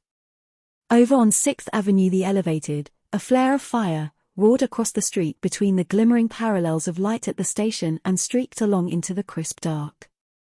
But at 44th Street it was very quiet. Pulling her cloak close about her, Edith darted across the avenue. She started nervously as a solitary man passed her and said in a hoarse whisper, "Where bound, kiddo?" She was reminded of a night in her childhood when she had walked around the block in her pajamas and a dog had howled at her from a mystery big backyard. In a minute she had reached her destination, a 2-story, comparatively old building on 44th, in the upper window of which she thankfully detected a wisp of light. It was bright enough outside for her to make out the sign beside the window, the New York Trumpet. She stepped inside a dark hall and after a second saw the stairs in the corner. Then she was in a long, low room furnished with many desks and hung on all sides with file copies of newspapers. There were only 2 occupants. They were sitting at different ends of the room, each wearing a green eye shade and writing by a solitary desk light. For a moment she stood uncertainly in the doorway, and then both men turned around simultaneously and she recognized her brother. "Why, Edith!" He rose quickly and approached her in surprise, removing his eye shade. He was tall, lean, and dark, with black, piercing eyes under very thick glasses. They were faraway eyes that seemed always fixed just over the head of the person to whom he was talking. He put his hands on her arms and kissed her cheek. "What is it?" he repeated in some alarm. "I was at a dance across at Delmonico's, Henry," she said excitedly, "and I couldn't resist tearing over to see you." "I'm glad you did."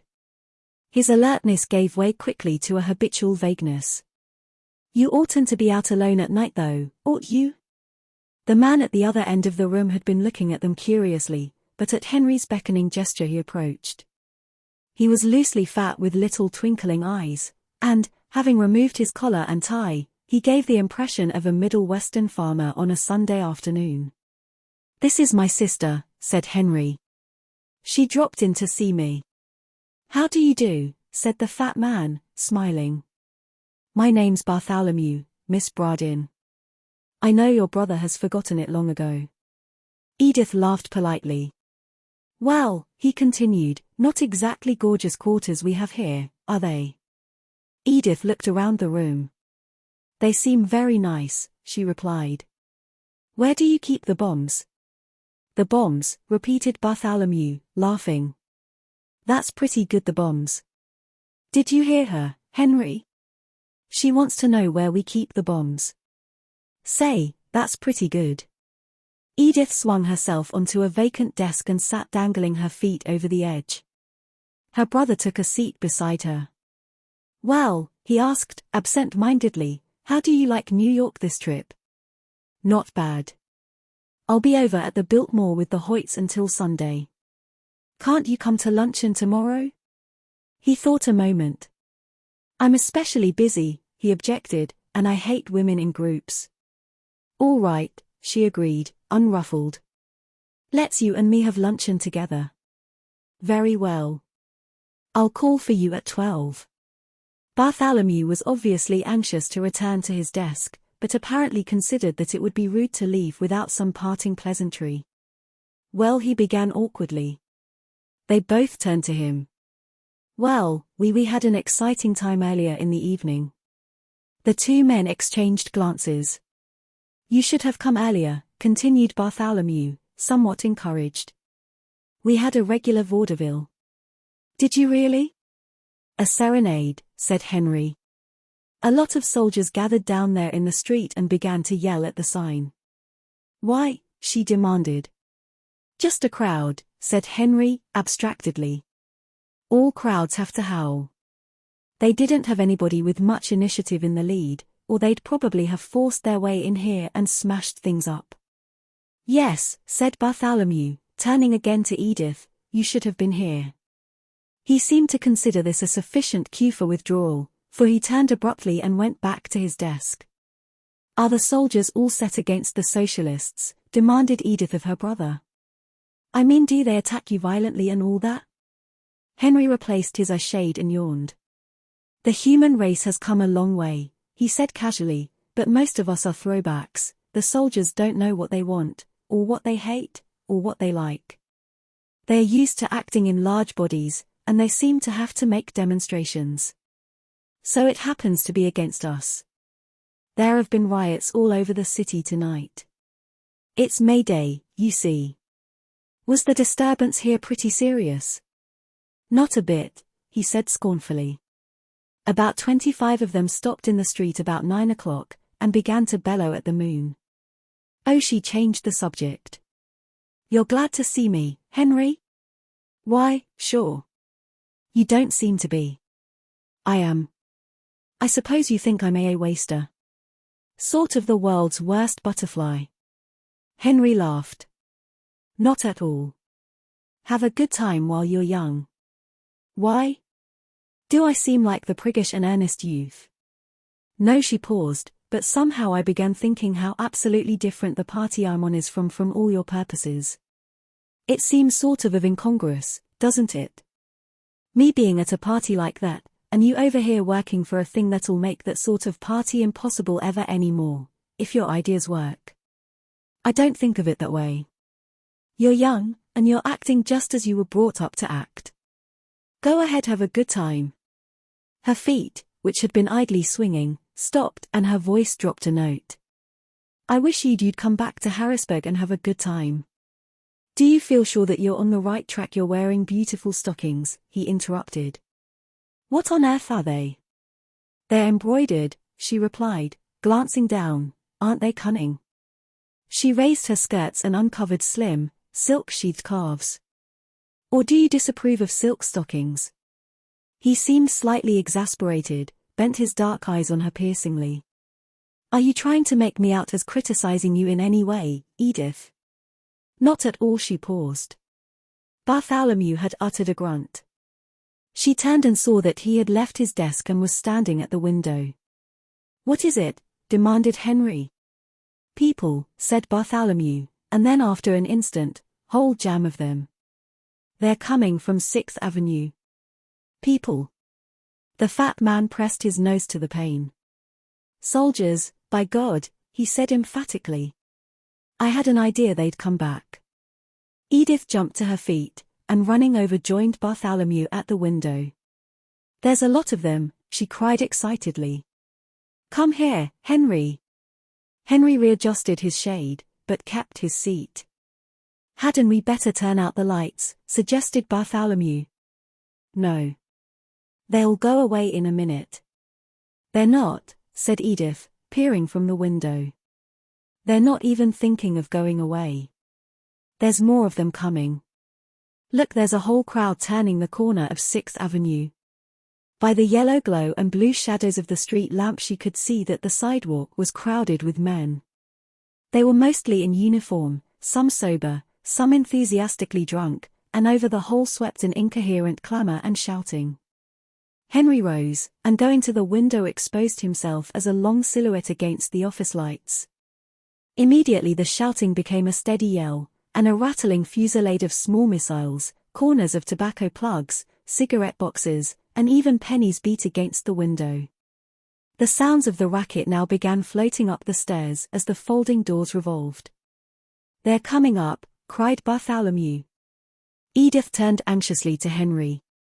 They're coming up, Henry. From downstairs in the lower hall their cries were now quite audible. Goddamn socialists. Pro-Germans. Bosch lovers. Second floor, front. Come on. We'll get the Suns. The next 5 minutes passed in a dream. Edith was conscious that the clamor burst suddenly upon the three of them like a cloud of rain, that there was a thunder of many feet on the stairs, that Henry had seized her arm and drawn her back toward the rear of the office. Then the door opened and an overflow of men were forced into the room, not the leaders, but simply those who happened to be in front. Hello, Beau. Up late, ain't you? You and your girl. Damn you. She noticed that 2 very drunken soldiers had been forced to the front, where they wobbled fatuously. One of them was short and dark, the other was tall and weak of chin. Henry stepped forward and raised his hand. Friends, he said. The clamor faded into a momentary stillness, punctuated with mutterings. Friends, he repeated, his faraway eyes fixed over the heads of the crowd, you're injuring no one but yourselves by breaking in here tonight. Do we look like rich men? Do we look like Germans? I ask you in all fairness, pipe down. I'll say you do. Say, who's your lady friend, buddy? A man in civilian clothes, who had been poring over a table, suddenly held up a newspaper. Here it is, he shouted, they wanted the Germans to win the war. A new overflow from the stairs was shouldered in, and of a sudden the room was full of men, all closing around the pale little group at the back. Edith saw that the tall soldier with the weak chin was still in front. The short dark one had disappeared. She edged slightly backward, stood close to the open window, through which came a clear breath of cool night air. Then the room was a riot. She realized that the soldiers were surging forward, glimpsed the fat man swinging a chair over his head. Instantly the lights went out and she felt the push of warm bodies under rough cloth, and her ears were full of shouting and trampling and hard breathing. A figure flashed by her out of nowhere, tottered, was edged sideways, and of a sudden disappeared helplessly out through the open window with a frightened, fragmentary cry that died staccato on the bosom of the clamor. By the faint light streaming from the building backing on the area, Edith had a quick impression that it had been the tall soldier with the weak chin. Anger rose astonishingly in her. She swung her arms wildly, edged blindly toward the thickest of the scuffling. She heard grunts, curses, the muffled impact of fists. Henry, she called frantically, Henry. Then, it was minutes later, she felt suddenly that there were other figures in the room. She heard a voice, deep, bullying, authoritative. She saw yellow rays of light sweeping here and there in the fracas. The cries became more scattered. The scuffling increased and then stopped. Suddenly the lights were on and the room was full of policemen, clubbing left and right. The deep voice boomed out, "Here now! Here now! Here now!" And then, "Quiet down and get out!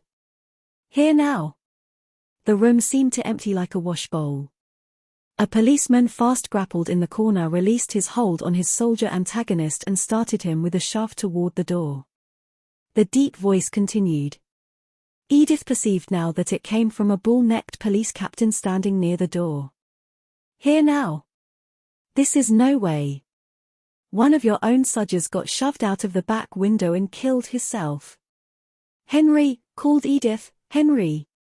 She beat wildly with her fists on the back of the man in front of her. She brushed between two others, fought, shrieked, and beat her way to a very pale figure sitting on the floor close to a desk. "Henry," she cried passionately, "what's the matter? What's the matter? Did they hurt you?" His eyes were shut. He groaned and then looking up said disgustedly, "They broke my leg." "My God, the fools!" "Here now," called the police captain. "Here now! Here now!" Act 9. Childs, 59th Street, at 8 o'clock of any morning differs from its sisters by less than the width of their marble tables or the degree of polish on the frying pans. You will see there a crowd of poor people with sleep in the corners of their eyes, trying to look straight before them at their food so as not to see the other poor people. But Childs, 59th, for hours earlier is quite unlike any Childs restaurant from Portland, Oregon, to Portland, Maine. Within its pale but sanitary walls one finds a noisy medley of chorus girls, college boys, debutantes, rakes, filles de joie, a not unrepresentative mixture of the gayest of Broadway, and even of Fifth Avenue. In the early morning of May the 2nd it was unusually full. Over the marble-topped tables were bent the excited faces of flappers whose fathers owned individual villages. They were eating buckwheat cakes and scrambled eggs with relish and gusto, an accomplishment that it would have been utterly impossible for them to repeat in the same place 4 hours later. Almost the entire crowd were from the Gamma Psi dance at Delmonico's except for several chorus girls from a midnight revue who sat at a side table and wished they'd taken off a little more makeup after the show. Here and there a drab, mouse-like figure, desperately out of place, watched the butterflies with a weary, puzzled curiosity. But the drab figure was the exception. This was the morning after May Day, and celebration was still in the air. Gus Rose, sober but a little dazed, must be classed as one of the drab figures. How he had got himself from 44th Street to 59th Street after the riot was only a hazy half-memory. He had seen the body of Carol Key put in an ambulance and driven off, and then he had started uptown with 2 or 3 soldiers. Somewhere between 44th Street and 59th Street the other soldiers had met some women and disappeared. Rose had wandered to Columbus Circle and chosen the gleaming lights of Childs to minister to his craving for coffee and donuts. He walked in and sat down. All around him floated airy, inconsequential chatter and high-pitched laughter. At first he failed to understand, but after a puzzled 5 minutes he realized that this was the aftermath of some gay party. Here and there a restless, hilarious young man wandered fraternally and familiarly between the tables, shaking hands indiscriminately and pausing occasionally for a facetious chat, while excited waiters, bearing cakes and eggs aloft, swore at him silently, and bumped him out of the way. To Rose, seated at the most inconspicuous and least crowded table, the whole scene was a colorful circus of beauty and riotous pleasure. He became gradually aware, after a few moments, that the couple seated diagonally across from him with their backs to the crowd, were not the least interesting pair in the room. The man was drunk. He wore a dinner coat with a disheveled tie and shirt swollen by spillings of water and wine. His eyes, dim and bloodshot, roved unnaturally from side to side. His breath came short between his lips. He's been on a spree, thought Rose. The woman was almost if not quite sober. She was pretty, with dark eyes and feverish high color, and she kept her active eyes fixed on her companion with the alertness of a hawk. From time to time she would lean and whisper intently to him, and he would answer by inclining his head heavily or by a particularly ghoulish and repellent wink. Rose scrutinized them dumbly for some minutes until the woman gave him a quick, resentful look, Then he shifted his gaze to two of the most conspicuously hilarious of the promenaders who were on a protracted circuit of the tables. To his surprise he recognized in one of them the young man by whom he had been so ludicrously entertained at Delmonico's. This started him thinking of Key with a vague sentimentality, not unmixed with awe. Key was dead. He had fallen 35 feet and split his skull like a cracked cocoa nut. He was a darn good guy, thought Rose mournfully. He was a darn good guy, oh right. That was awful hard luck about him. The two promenaders approached and started down between Rose's table and the next, addressing friends and strangers alike with jovial familiarity. Suddenly Rose saw the fair-haired one with the prominent teeth stop, look unsteadily at the man and girl opposite, and then begin to move his head disapprovingly from side to side. The man with the bloodshot eyes looked up. "Gordy," said the promenader with the prominent teeth, "Gordy." "Hello," said the man with the stained shirt thickly. Prominent teeth shook his finger pessimistically at the pair, giving the woman a glance of aloof condemnation. "What did I tell you, Gordy?" Gordon stirred in his seat. "Go to hell," he said. Dean continued to stand there shaking his finger. The woman began to get angry. "You go away," she cried fiercely. "You're drunk, that's what you are." "So's he," suggested Dean, staying the motion of his finger and pointing it at Gordon. Peter Himmel ambled up, owlish now and oratorically inclined. "Here now," he began as if called upon to deal with some petty dispute between children. "What's all trouble?"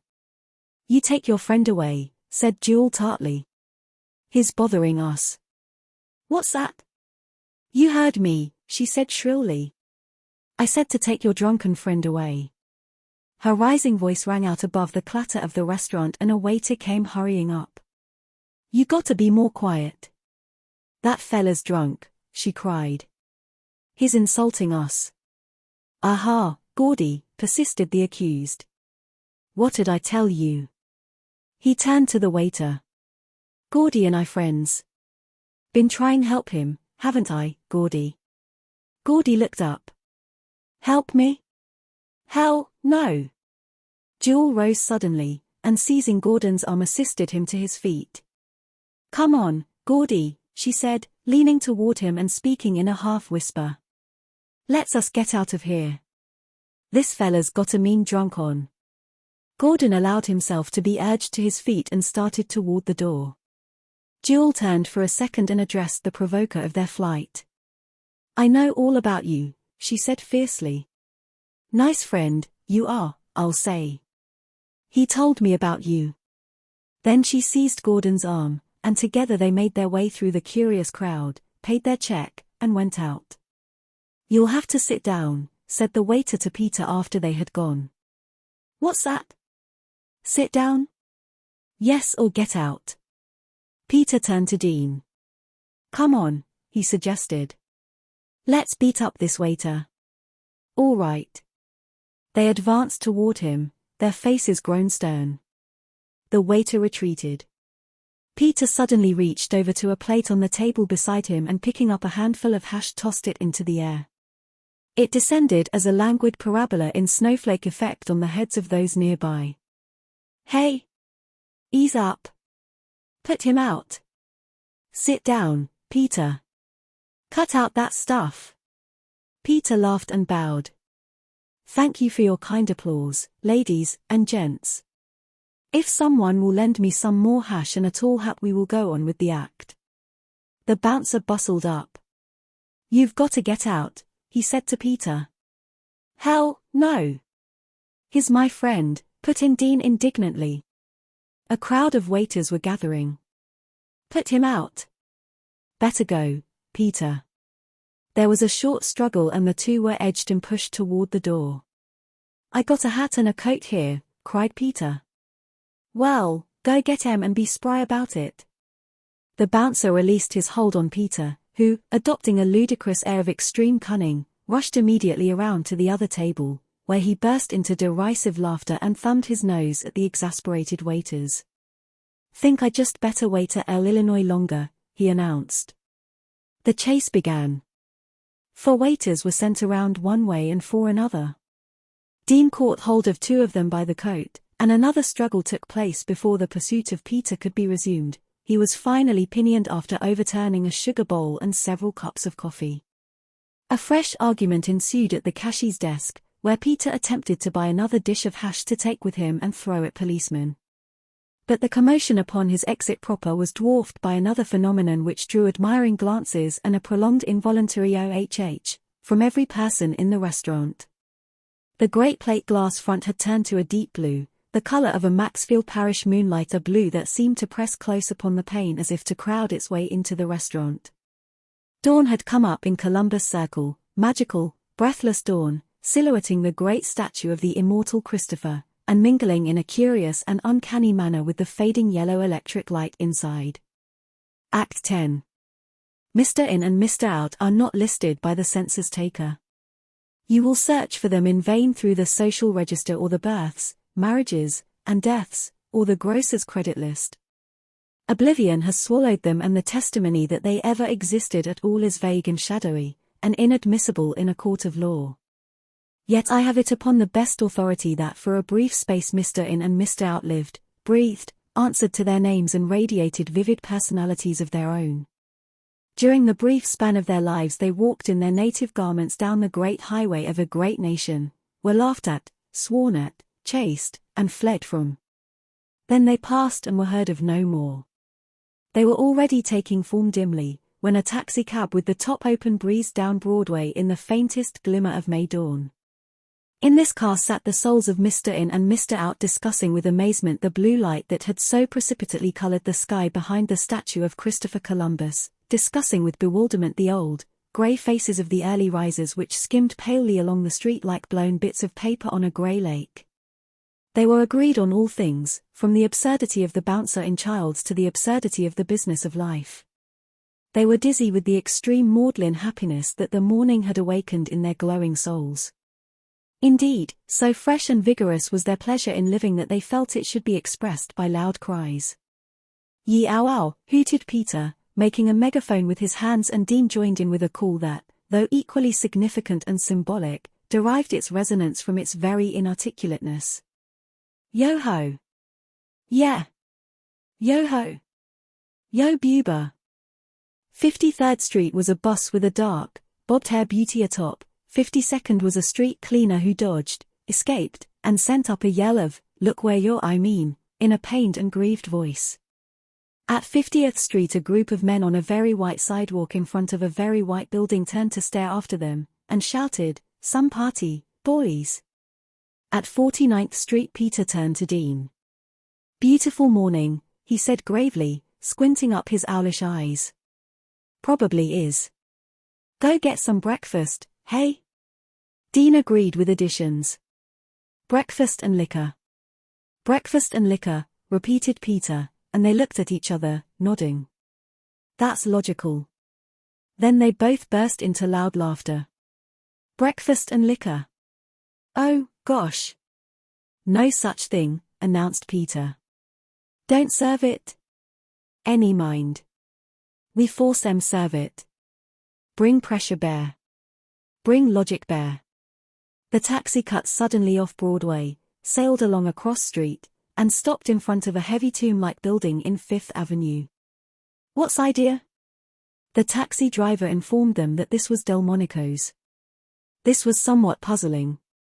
They were forced to devote several minutes to intense concentration, for if such an order had been given there must have been a reason for it. "Some epem bout a coat," suggested the taxi man. That was it. Peter's overcoat and hat. He had left them at Delmonico's. Having decided this, they disembarked from the taxi and strolled toward the entrance arm in arm. "Hey," said the taxi driver. "Huh? You better pay me."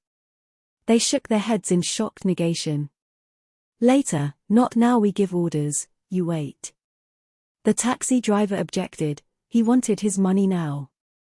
With the scornful condescension of men exercising tremendous self-control they paid him. Inside Peter groped in vain through a dim, deserted check room in search of his coat and derby. "Gone, I guess. Somebody stole it." some chef student. All probability. Never mind, said Dean, nobly. I'll leave mine here too, then we'll both be dressed the same. He removed his overcoat and hat and was hanging them up when his roving glance was caught and held magnetically by two large squares of cardboard tacked to the two coat room doors. The one on the left-hand door bore the word in big black letters, and the one on the right-hand door flaunted the equally emphatic word out. Look, he exclaimed happily. Peter's eyes followed his pointing finger. What? Look at the signs. Let's take 'em. Good idea. Probably pair very rare and valuable signs. Probably come in handy.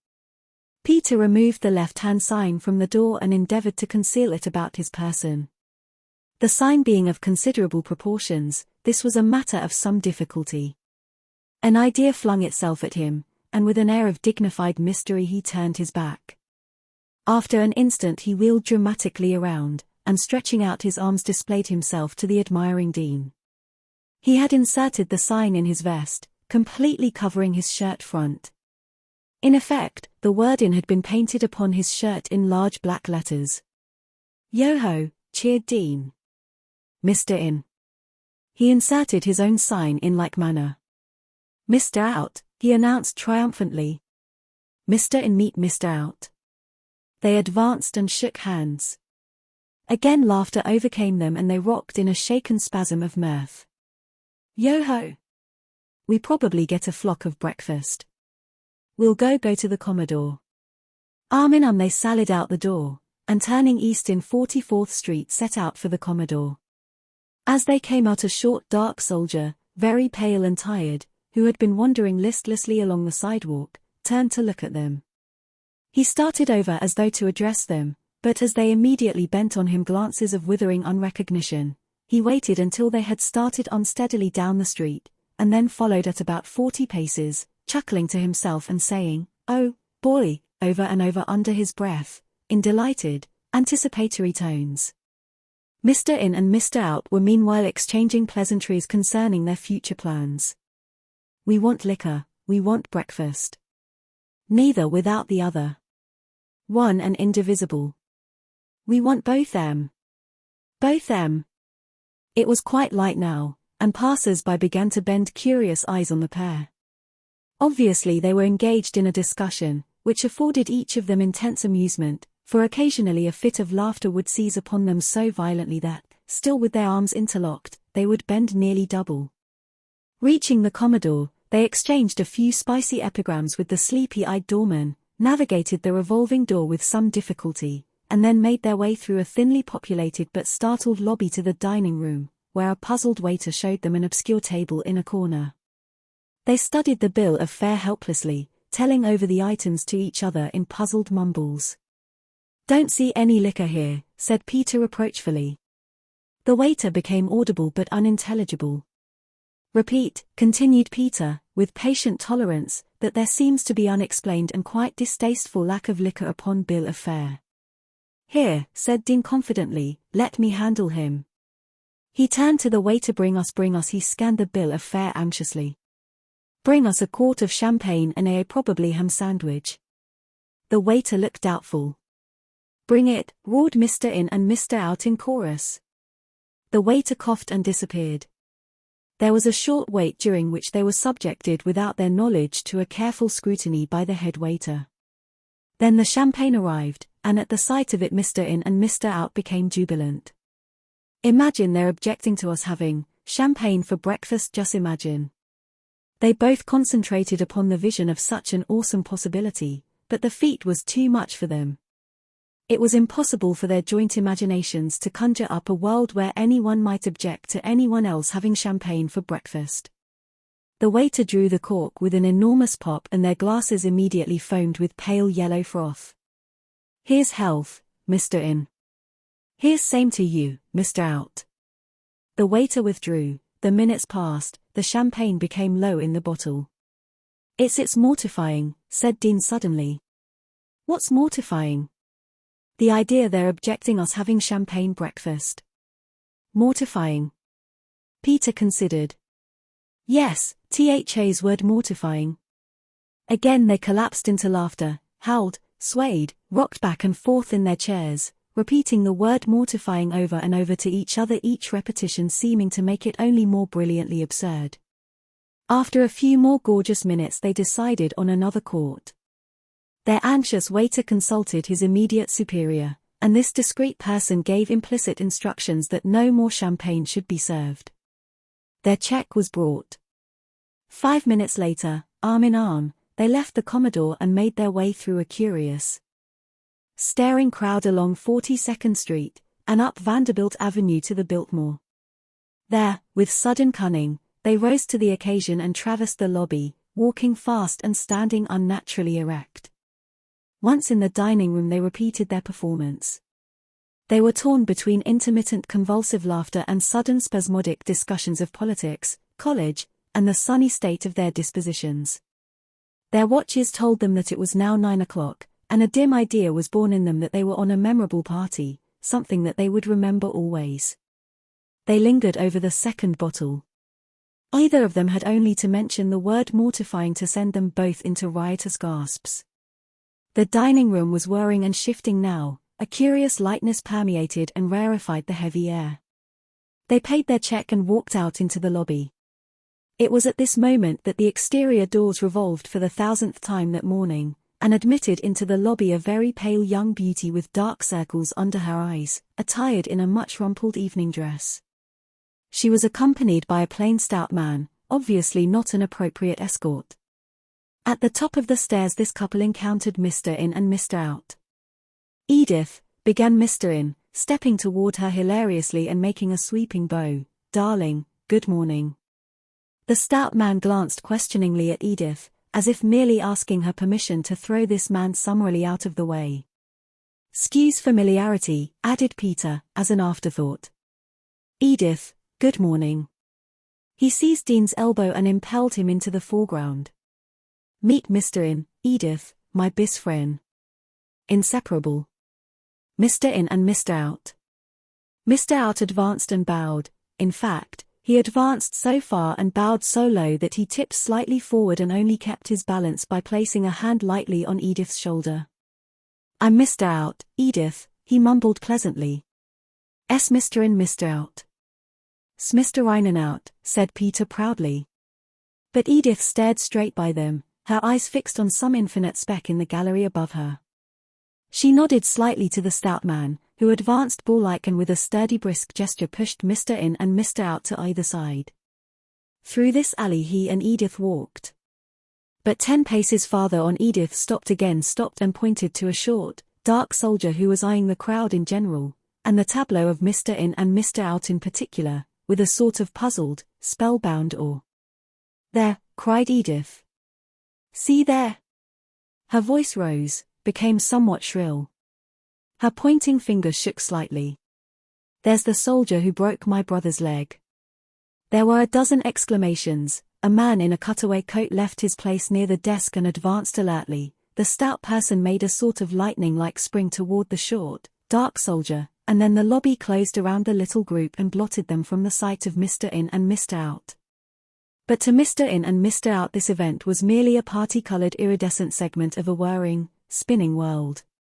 They heard loud voices, they saw the stout man spring, the picture suddenly blurred. Then they were in an elevator bound skyward. "What floor, please?" said the elevator man. "Any floor," said Mr. In. "Top floor," said Mr. Out. "This is the top floor," said the elevator man. "Have another floor put on," said Mr. Out. "Higher," said Mr. In. "Heaven," said Mr. Out. Act 11. In a bedroom of a small hotel just off 6th Avenue Gordon Sterrett awoke with a pain in the back of his head and a sick throbbing in all his veins. He looked at the dusky grey shadows in the corners of the room and at a raw place on a large leather chair in the corner where it had long been in use.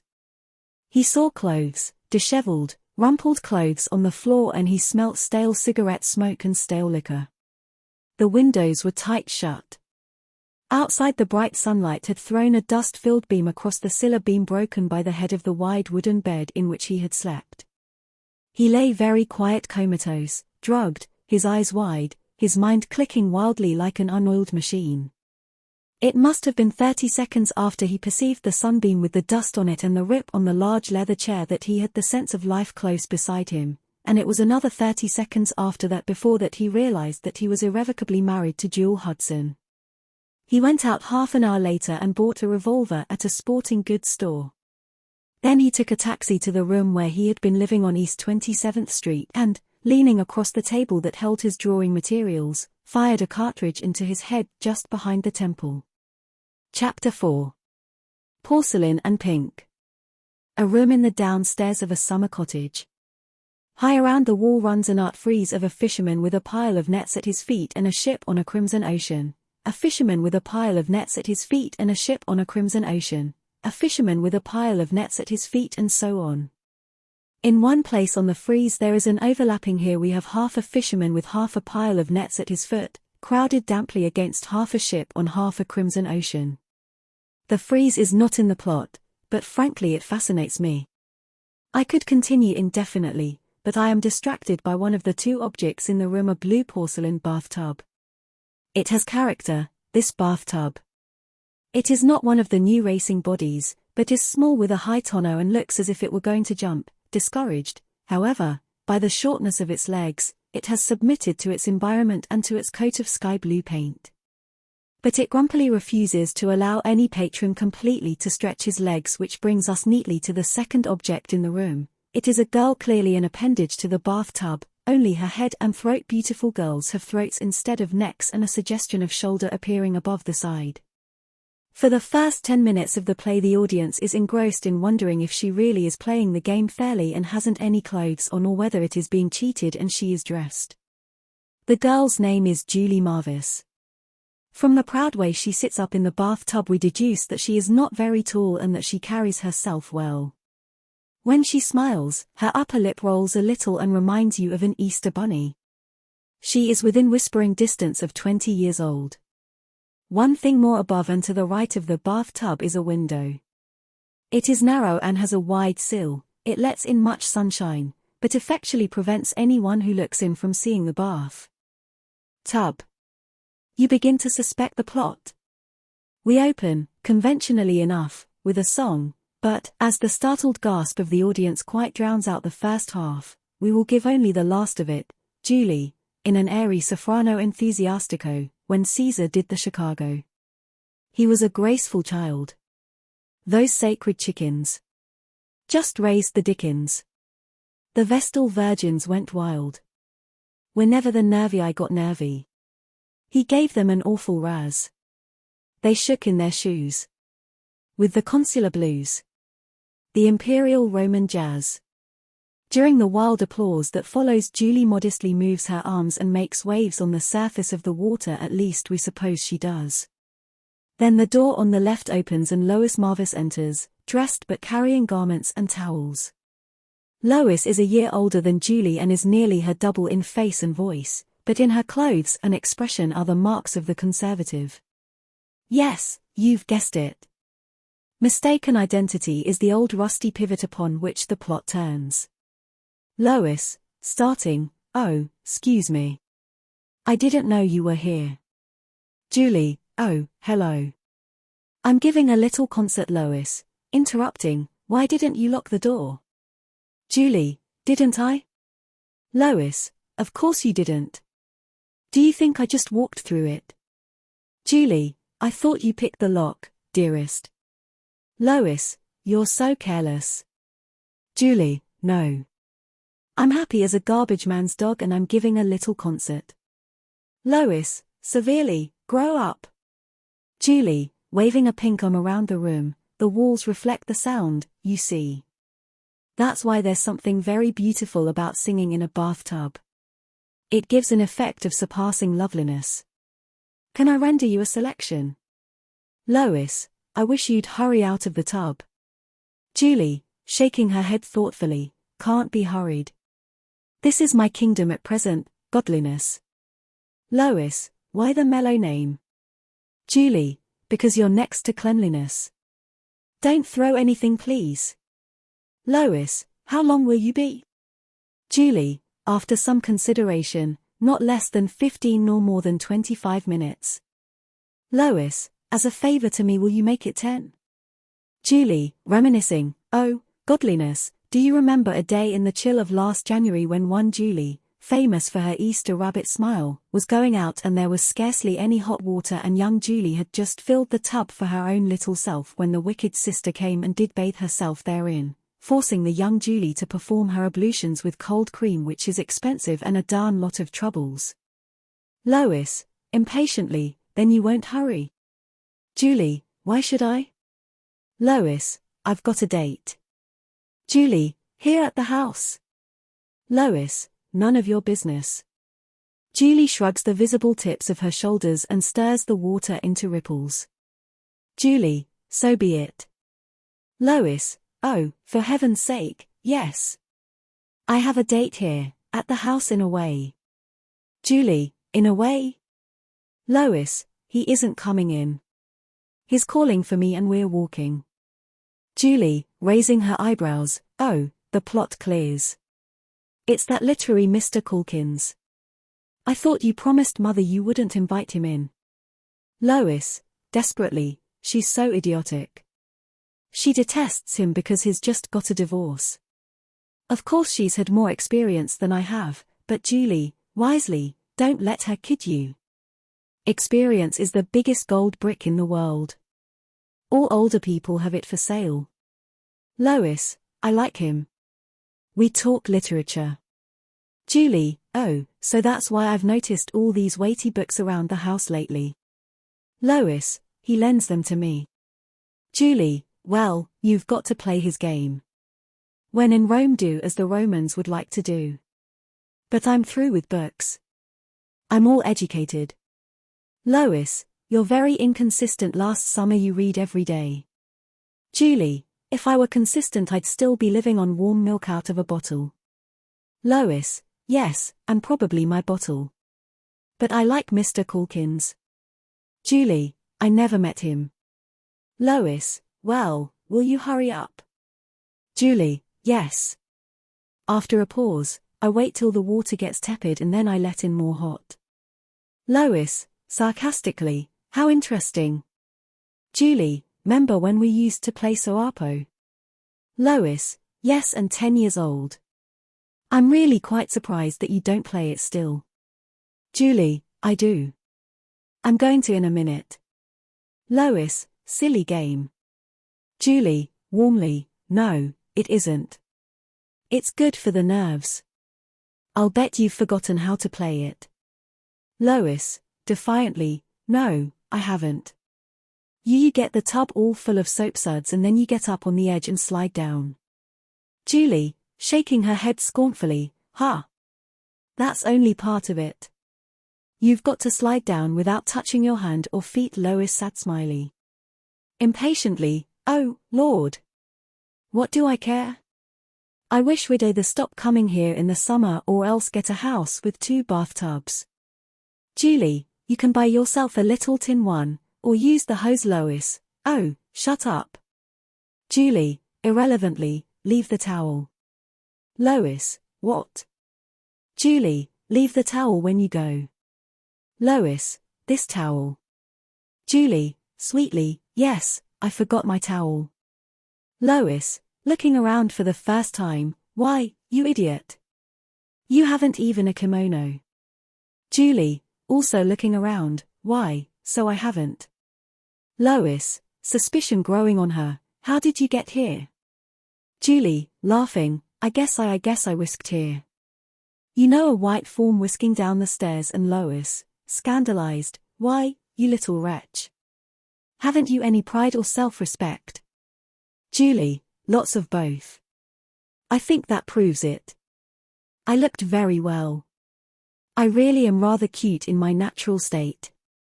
Lois, well, you Julie, thinking aloud, I wish people didn't wear any clothes. I guess I ought to have been a pagan or a native or something. Lois, you're a Julie, I dreamt last night that one Sunday in church a small boy brought in a magnet that attracted cloth. He attracted the clothes right off of everybody, put them in an awful state, People were crying and shrieking and carrying on as if they'd just discovered their skins for the first time. Only I didn't care. So I just laughed. I had to pass the collection plate because nobody else would.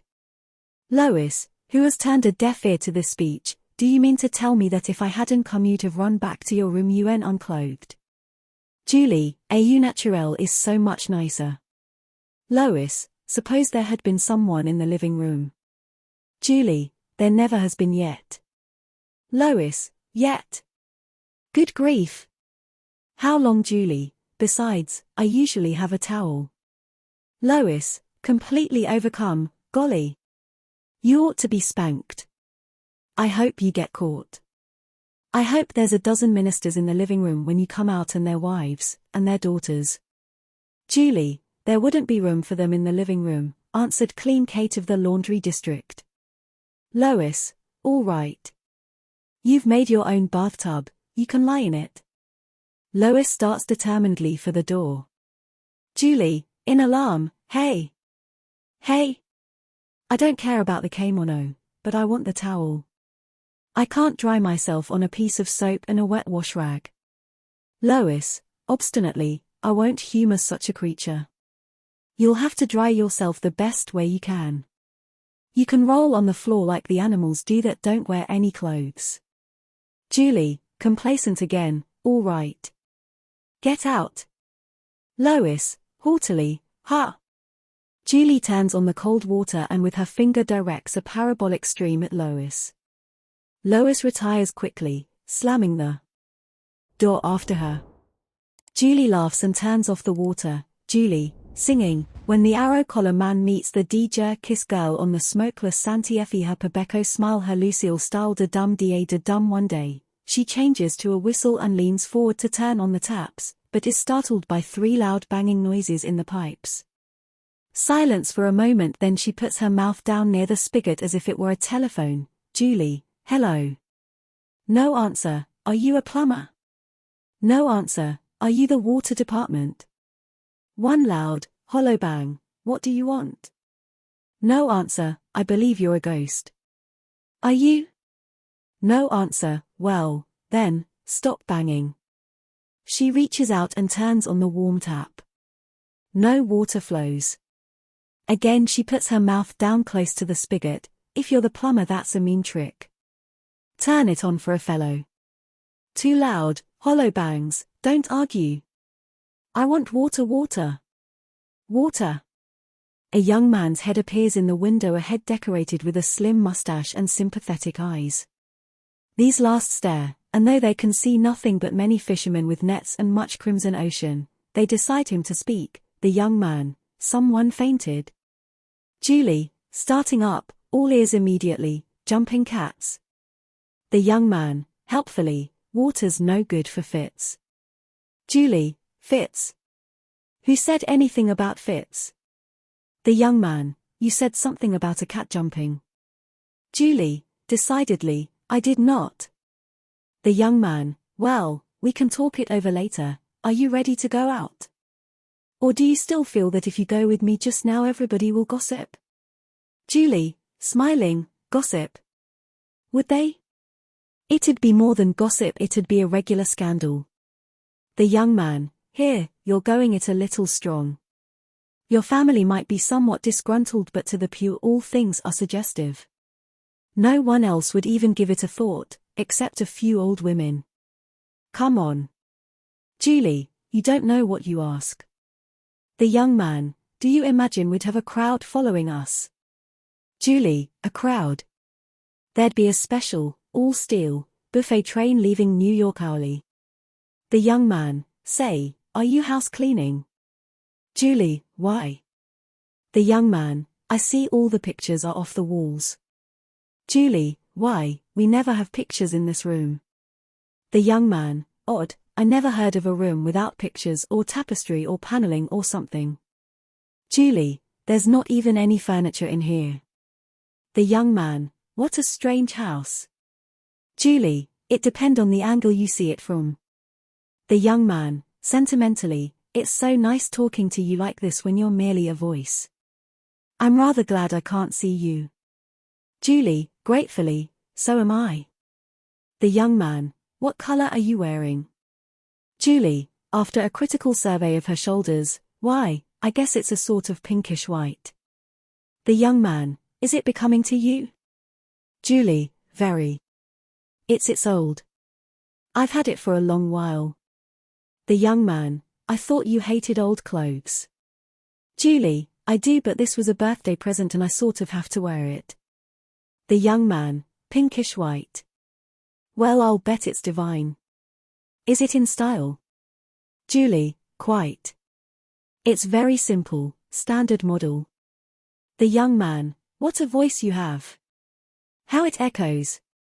Sometimes I shut my eyes and seem to see you in a far desert island calling for me. And I plunge toward you through the surf, hearing you call as you stand there, water stretching on both sides of you. The soap slips from the side of the tub and splashes in. The young man blinks. Young man, what was that? Did I dream it? Julie, yes. You're very poetic, aren't you? The young man, dreamily, no. I do prose. I do verse only when I am stirred. Julie, murmuring, stirred by a spoon. The young man, I have always loved poetry. I can remember to this day the first poem I ever learned by heart. It was Evangeline. Julie, that's a fib. The young man, did I say Evangeline? I meant the skeleton in armor. Julie, I'm a lowbrow. But I can remember my first poem. It had one verse, Parker and Davis sitting on a fence trying to make $1 out of 15 cents. The young man, eagerly, are you growing fond of literature? Julie, if it's not too ancient or complicated or depressing. Same way with people.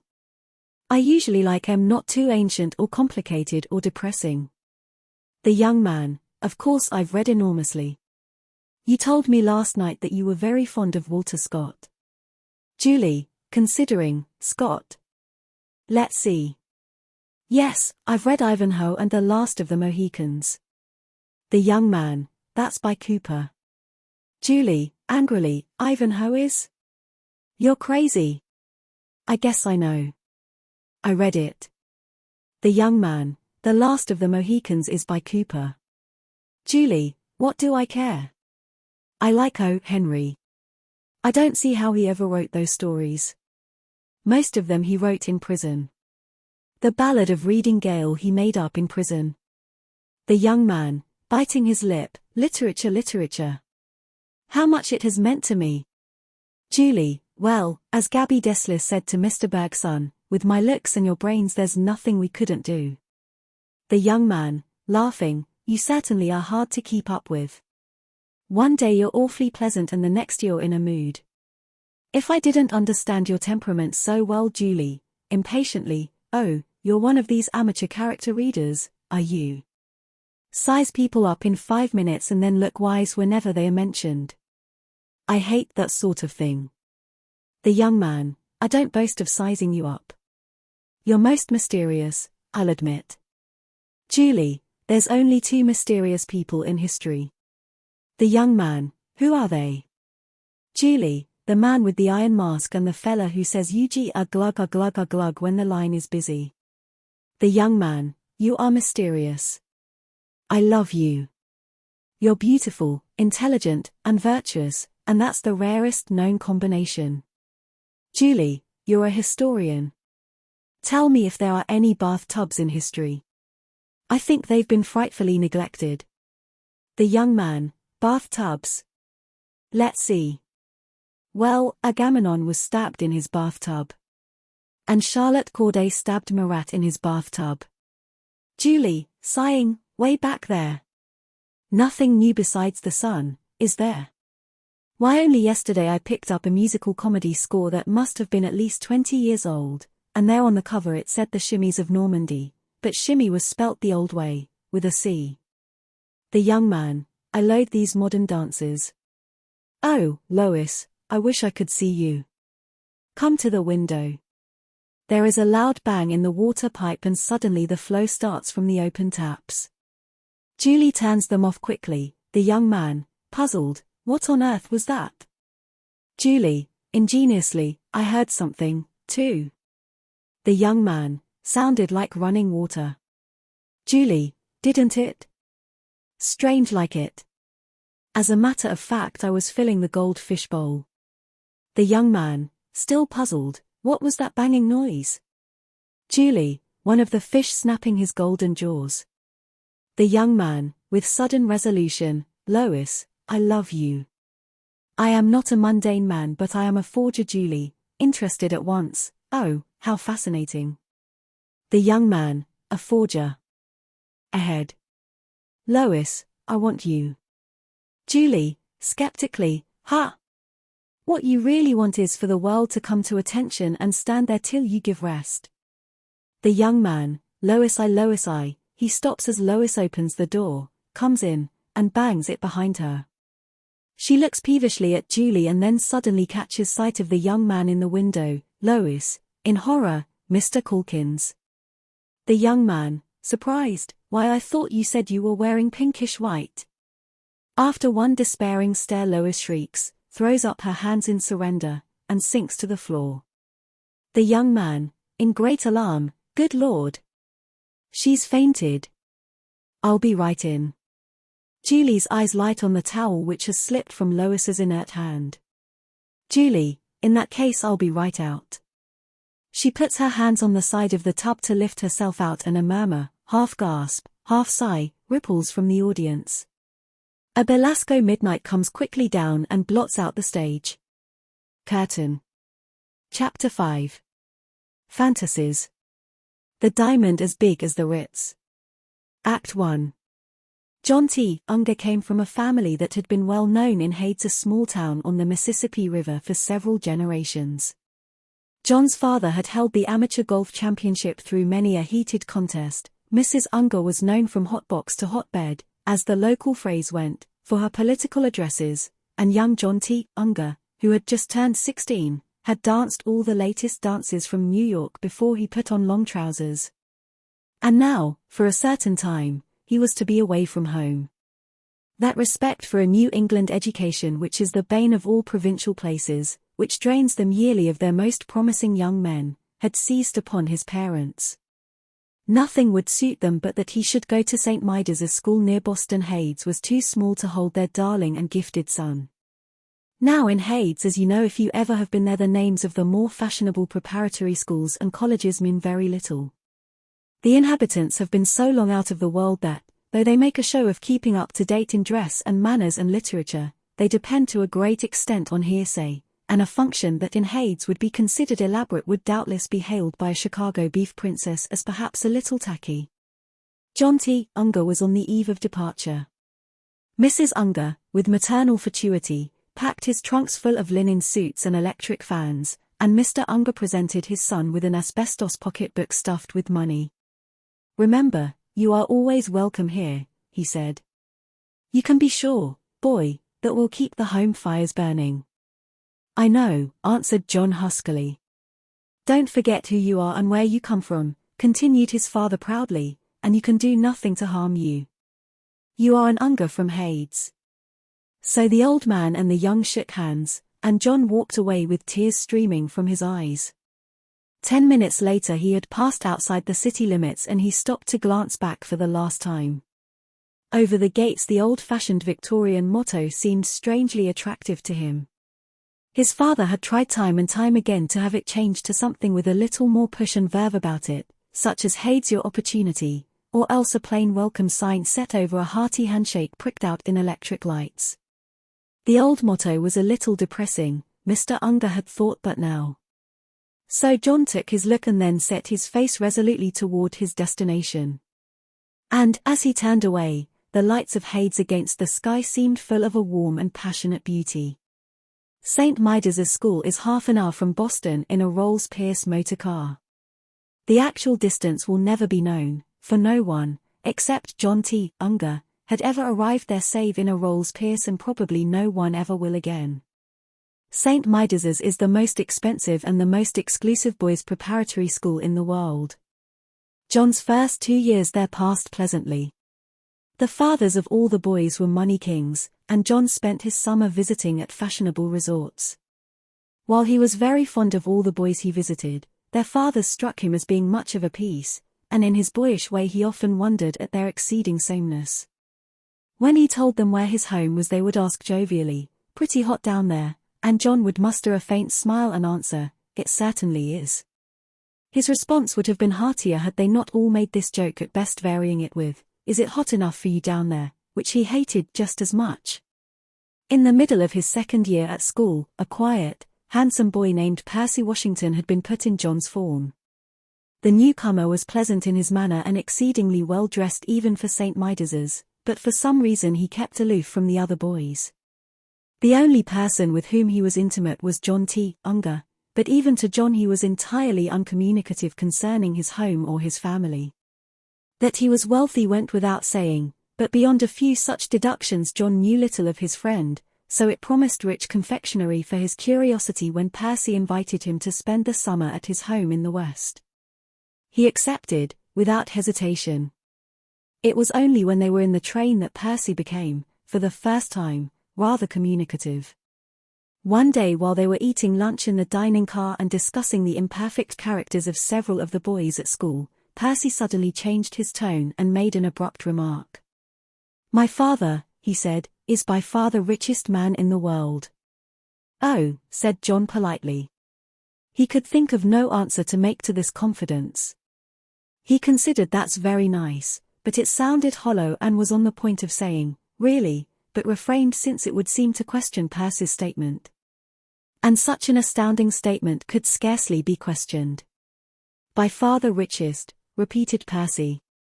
"I was reading in the World Almanac," began John, "that there was one man in America with an income of over 5 million a year and 4 men with incomes of over 3 million a year, and oh, they're nothing." Percy's mouth was a half-moon of scorn. "Catch penny capitalists, financial small fry, petty merchants and money lenders. My father could buy them out and not know he'd done it." "But how does he? Why haven't they put down his income tax?" "Because he doesn't pay any. At least he pays a little one, but he doesn't pay any on his real income." "He must be very rich," said John simply. "I'm glad. I like very rich people. The richer a fellow is, the better I like him." There was a look of passionate frankness upon his dark face. "I visited the Schnitzer Murphys last Easter." Vivian Schnitzer Murphy had rubies as big as hen's eggs, and sapphires that were like globes with lights inside them. "I love jewels," agreed Percy enthusiastically. "Of course I wouldn't want anyone at school to know about it, but I've got quite a collection myself. I used to collect them instead of stamps." "And diamonds," continued John eagerly. "The Schnitzer Murphys had diamonds as big as walnuts." "That's nothing." Percy had leaned forward and dropped his voice to a low whisper. "That's nothing at all. My father has a diamond bigger than the Ritz-Carlton Hotel." Act 2. The Montana sunset lay between two mountains like a gigantic bruise from which dark arteries spread themselves over a poisoned sky. An immense distance under the sky crouched the village of Fish, minute, dismal, and forgotten. There were 12 men, so it was said, in the village of Fish, 12 somber and inexplicable souls who sucked a lean milk from the almost literally bare rock upon which a mysterious populatory force had begotten them. They had become a race apart, these 12 men of Fish, like some species developed by an early whim of nature, which on second thought had abandoned them to struggle and extermination.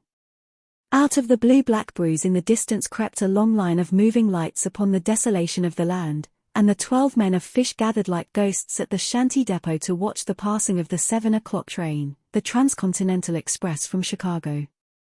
6 times or so a year the Transcontinental Express, through some inconceivable jurisdiction, stopped at the village of Fish, and when this occurred a figure or so would disembark, mount into a buggy that always appeared from out of the dusk, and drive off toward the bruised sunset. The observation of this pointless and preposterous phenomenon had become a sort of cult among the men of Fish.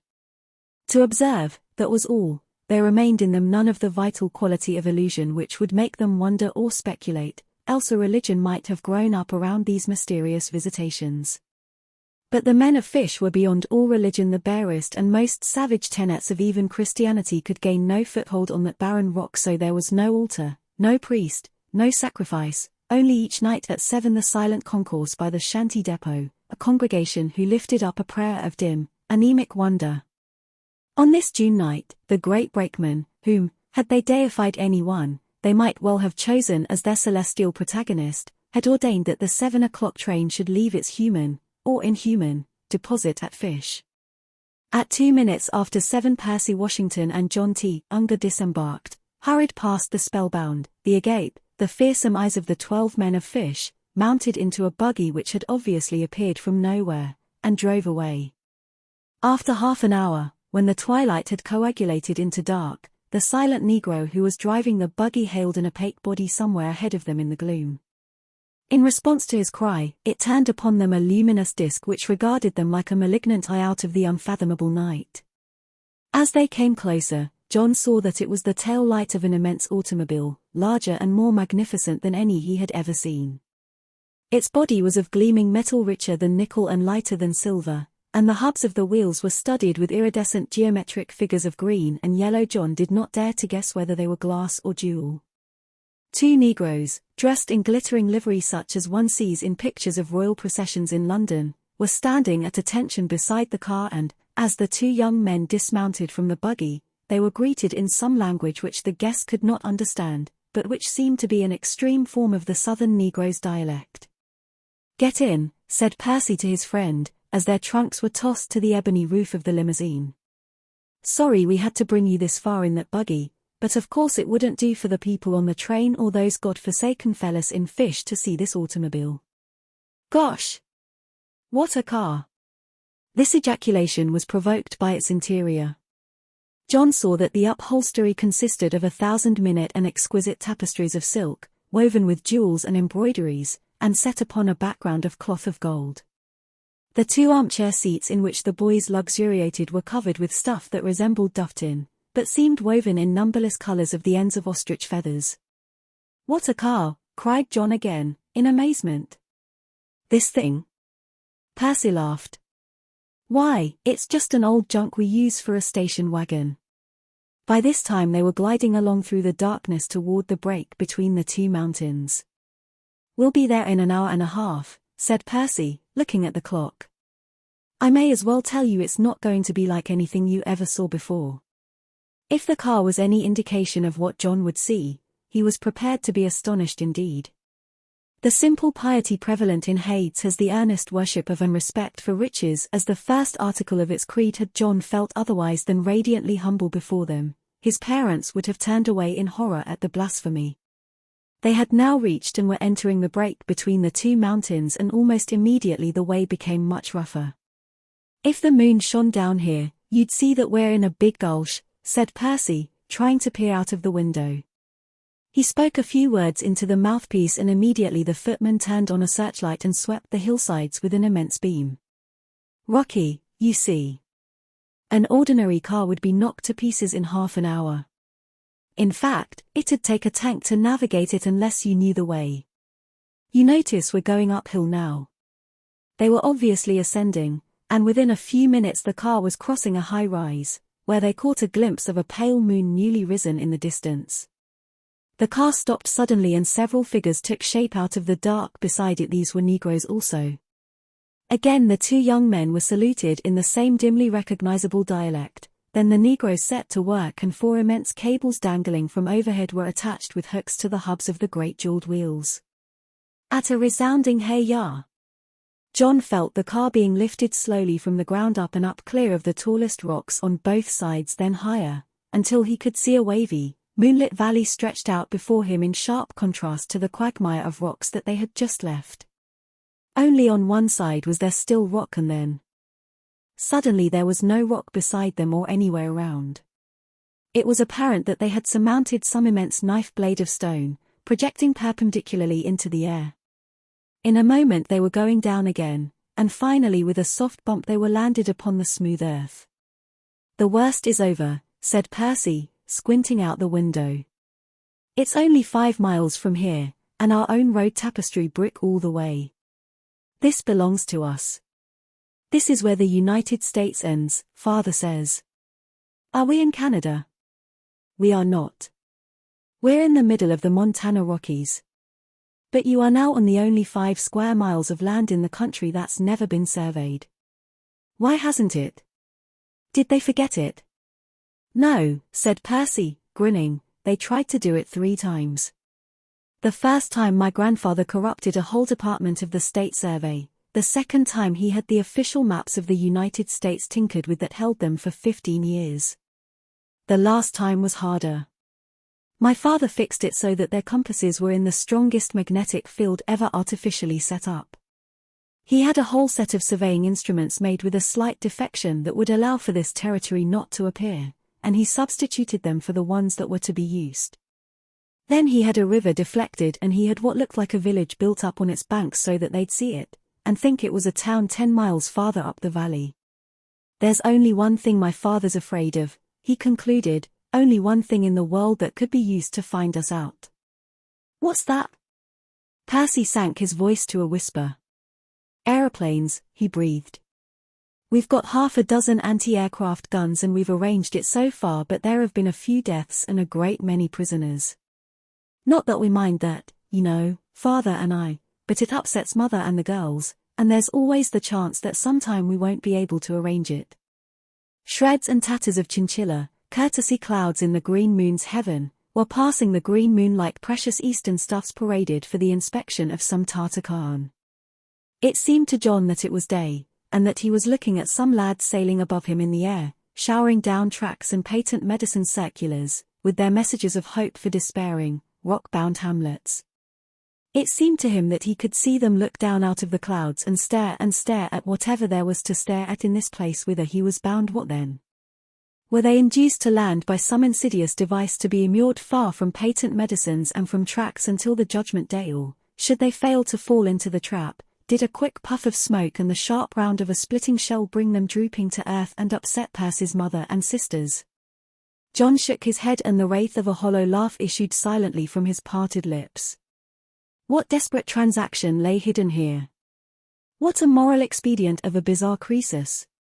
What terrible and golden mystery!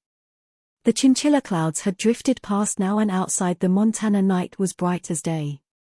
The tapestry brick of the road was smooth to the tread of the great tires as they rounded a still, moonlit lake. They passed into darkness for a moment, a pine grove, pungent and cool, then they came out into a broad avenue of lawn, and John's exclamation of pleasure was simultaneous with Percy's taciturn "we're home."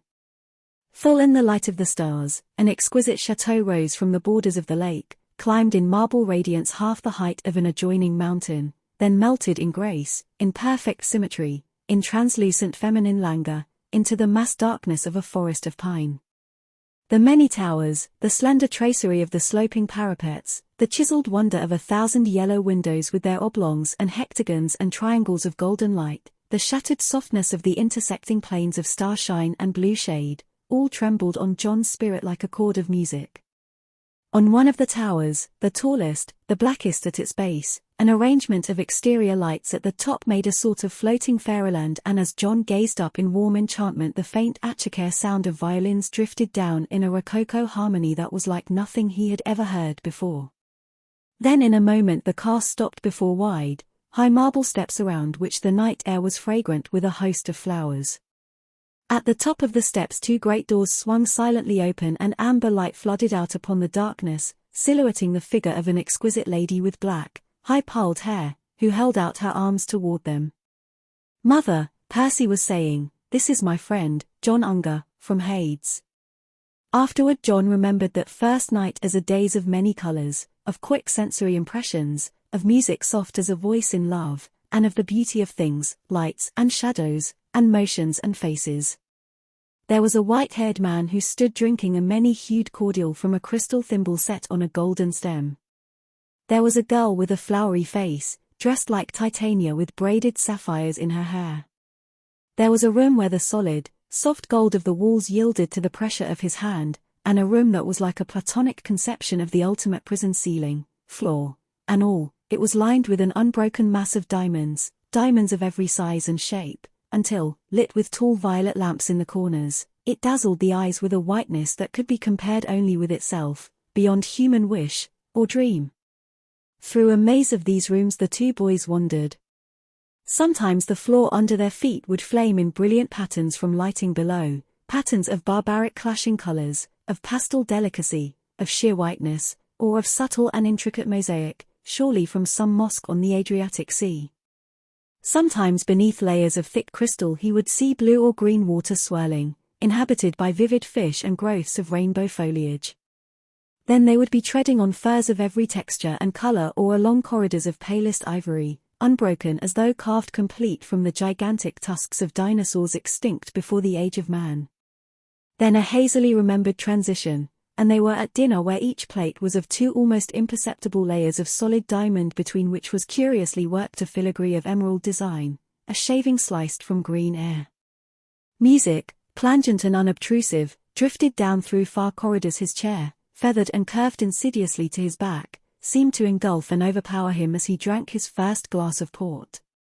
He tried drowsily to answer a question that had been asked him, but the honeyed luxury that clasped his body added to the illusion of sleep. Jewels, fabrics, wines, and metals blurred before his eyes into a sweet mist. "Yes," he replied with a polite effort, "it certainly is hot enough for me down there." He managed to add a ghostly laugh, then, without movement, without resistance, he seemed to float off and away, leaving an iced dessert that was pink as a dream. He fell asleep. When he awoke he knew that several hours had passed. He was in a great quiet room with ebony walls and a dull illumination that was too faint, too subtle, to be called a light. His young host was standing over him. "You fell asleep at dinner," Percy was saying. "I nearly did, too. It was such a treat to be comfortable again after this year of school. Servants undressed and bathed you while you were sleeping." "Is this a bed or a cloud?" sighed John. Percy, before you go, I want to apologize." "For what?" "For doubting you when you said you had a diamond as big as the Ritz-Carlton Hotel." Percy smiled. "I thought you didn't believe me. It's that mountain, you know." "What mountain?" "The mountain the chateau rests on. It's not very big, for a mountain. But except about 50 feet of sod and gravel on top it's solid diamond. 1 diamond, 1 cubic mile without a flaw. Aren't you listening?" "Say," but John T. Unger had again fallen asleep. Act 3. Morning. As he awoke he perceived drowsily that the room had at the same moment become dense with sunlight. The ebony panels of one wall had slid aside on a sort of track, leaving his chamber half open to the day. A large Negro in a white uniform stood beside his bed. "Good evening," muttered John, summoning his brains from the wild places. "Good morning, sir. Are you ready for your bath, sir?" "Oh, don't get up, I'll put you in, if you'll just unbutton your pajamas there." "Thank you, sir." John lay quietly as his pajamas were removed. He was amused and delighted. He expected to be lifted like a child by this black gargantua who was tending him, but nothing of the sort happened. Instead he felt the bed tilt up slowly on its side. He began to roll, startled at first, in the direction of the wall, but when he reached the wall its drapery gave way, and sliding 2 yards farther down a fleecy incline he plumped gently into water the same temperature as his body. He looked about him. The runway or rollway on which he had arrived had folded gently back into place. He had been projected into another chamber and was sitting in a sunken bath with his head just above the level of the floor. All about him, lining the walls of the room and the sides and bottom of the bath itself, was a blue aquarium, and gazing through the crystal surface on which he sat, he could see fish swimming among amber lights and even gliding without curiosity past his outstretched toes, which were separated from them only by the thickness of the crystal. From overhead, sunlight came down through sea-green glass. "I suppose, sir, that you'd like hot rose water and soapsuds this morning, sir, and perhaps cold salt water to finish." The Negro was standing beside him. "Yes," agreed John, smiling inanely, "as you please." Any idea of ordering this bath according to his own meager standards of living would have been priggish and not a little wicked. The Negro pressed a button and a warm rain began to fall, apparently from overhead, but really, so John discovered after a moment, from a fountain arrangement nearby. The water turned to a pale rose color and jets of liquid soap spurted into it from 4 miniature walrus heads at the corners of the bath. In a moment a dozen little paddle wheels, fixed to the sides, had churned the mixture into a radiant rainbow of pink foam which enveloped him softly with its delicious lightness, and burst in shining, rosy bubbles here and there about him. "Shall I turn on the moving picture machine, sir?" suggested the Negro deferentially. "There's a good one-reel comedy in this machine today, or I can put in a serious piece in a moment, if you prefer it." "No, thanks," answered John, politely but firmly. He was enjoying his bath too much to desire any distraction. But distraction came. In a moment he was listening intently to the sound of flutes from just outside, flutes dripping a melody that was like a waterfall, cool and green as the room itself, accompanying a frothy piccolo, in play more fragile than the lace of suds that covered and charmed him. After a cold salt water bracer and a cold fresh finish, he stepped out and into a fleecy robe, and upon a couch covered with the same material he was rubbed with oil, alcohol, and spice. Later he sat in a voluptuous chair while he was shaved and his hair was trimmed. "Mr. Percy is waiting in your sitting room," said the Negro, when these operations were finished. "My name is Geigsam, Mr. Unger, sir. I am to see to Mr. Unger every morning." John walked out into the brisk sunshine of his living room, where he found breakfast waiting for him and Percy, gorgeous in white kid knickerbockers, smoking in an easy chair. Act 4. This is a story of the Washington family as Percy sketched it for John during breakfast. The father of the present Mr. Washington had been a Virginian, a direct descendant of George Washington, and Lord Baltimore. At the close of the Civil War he was a 25-year-old colonel with a played-out plantation and about $1,000 in gold. Fitznorman Culpeper Washington, for that was the young colonel's name, decided to present the Virginia estate to his younger brother and go west. He selected 24 of the most faithful blacks, who, of course, worshipped him, and bought 25 tickets to the west, where he intended to take out land in their names and start a sheep and cattle ranch. When he had been in Montana for less than a month and things were going very poorly indeed, he stumbled on his great discovery. He had lost his way when riding in the hills, and after a day without food he began to grow hungry. As he was without his rifle, he was forced to pursue a squirrel, and, in the course of the pursuit, he noticed that it was carrying something shiny in its mouth.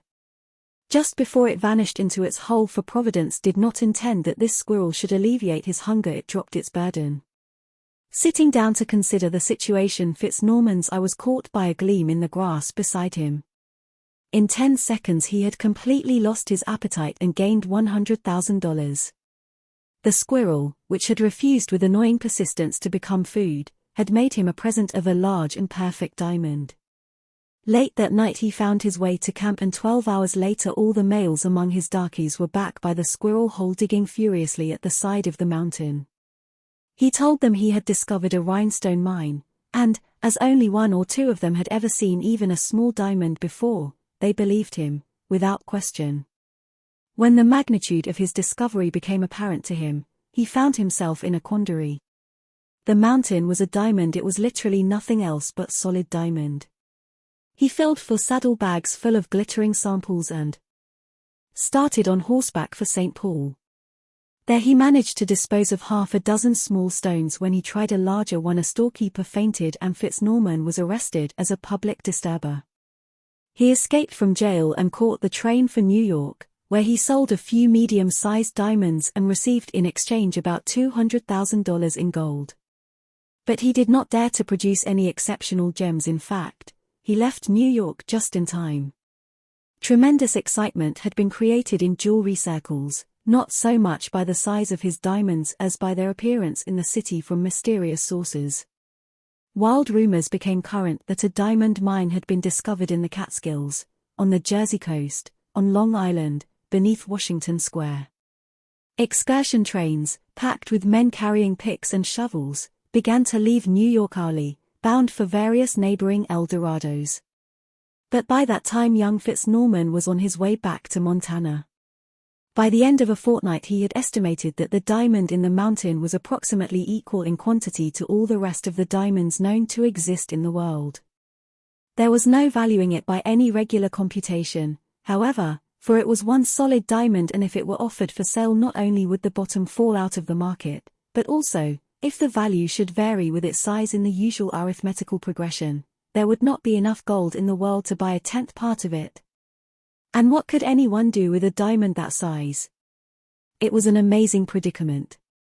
He was, in one sense, the richest man that ever lived, and yet was he worth anything at all?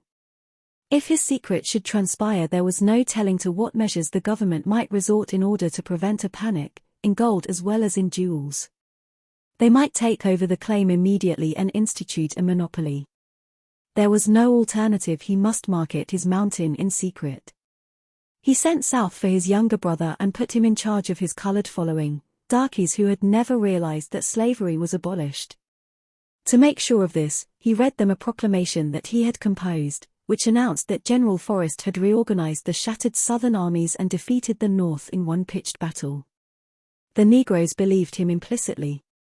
They passed a vote declaring it a good thing and held revival services immediately. Fitz-Norman himself set out for foreign parts with $100,000 and 2 trunks filled with rough diamonds of all sizes. He sailed for Russia in a Chinese junk, and 6 months after his departure from Montana he was in St. Petersburg. He took obscure lodgings and called immediately upon the court jeweler, announcing that he had a diamond for the Tsar. He remained in St. Petersburg for 2 weeks, in constant danger of being murdered, living from lodging to lodging, and afraid to visit his trunks more than 3 or 4 times during the whole fortnight. On his promise to return in a year with larger and finer stones, he was allowed to leave for India.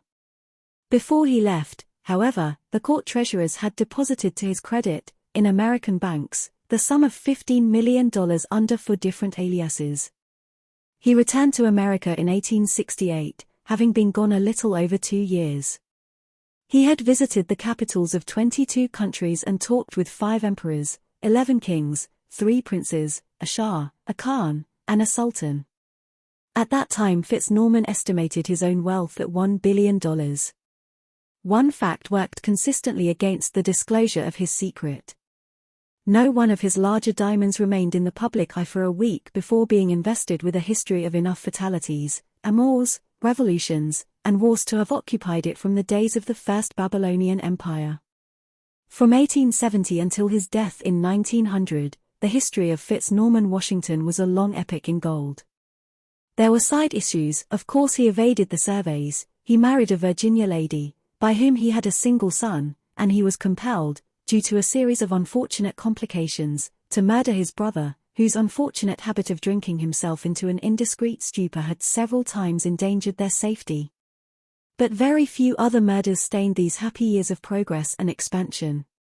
Just before he died he changed his policy, and with all but a few $1 million of his outside wealth bought up rare minerals in bulk, which he deposited in the safety vaults of banks all over the world, marked as bric-a-brac. His son, Braddock Tolton Washington, followed this policy on an even more intensive scale. The minerals were converted into the rarest of all elements, radium, so that the equivalent of $1 billion in gold could be placed in a receptacle no bigger than a cigar box. When Fitz-Norman had been dead 3 years, his son, Braddock, decided that the business had gone far enough. The amount of wealth that he and his father had taken out of the mountain was beyond all exact computation. He kept a notebook in cipher in which he set down the approximate quantity of radium in each of the 1,000 banks he patronized, and recorded the alias under which it was held. Then he did a very simple thing: he sealed up the mine. He sealed up the mine. What had been taken out of it would support all the Washingtons yet to be born in unparalleled luxury for generations.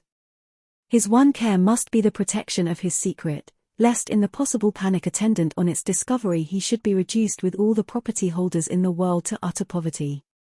This was the family among whom John T. Unger was staying. This was the story he heard in his silver-walled living room the morning after his arrival. Act 5. After breakfast, John found his way out the great marble entrance, and looked curiously at the scene before him. The whole valley, from the Diamond Mountain to the steep granite cliff 5 miles away, still gave off a breath of golden haze which hovered idly above the fine sweep of lawns and lakes and gardens. Here and there clusters of elms made delicate groves of shade, contrasting strangely with the tough masses of pine forest that held the hills in a grip of dark blue-green. Even as John looked, he saw 3 fawns in single file patter out from one clump about a half-mile away and disappear with awkward gaiety into the black-ribbed half-light of another. John would not have been surprised to see a goatfoot piping his way among the trees or to catch a glimpse of pink nymph skin and flying yellow hair between the greenest of the green leaves. In some such cool hope he descended the marble steps, disturbing faintly the sleep of 2 silky Russian wolfhounds at the bottom, and set off along a walk of white and blue brick that seemed to lead in no particular direction. He was enjoying himself as much as he was able. It is youth's felicity as well as its insufficiency that it can never live in the present, but must always be measuring up the day against its own radiantly imagined future. Flowers and gold, girls and stars, they are only prefigurations and prophesies of that incomparable, unattainable young dream. John rounded a soft corner where the massed rosebushes filled the air with heavy scent, and struck off across a park toward a patch of moss under some trees. He had never lain upon moss, and he wanted to see whether it was really soft enough to justify the use of its name as an adjective. Then he saw a girl coming toward him over the grass. She was the most beautiful person he had ever seen.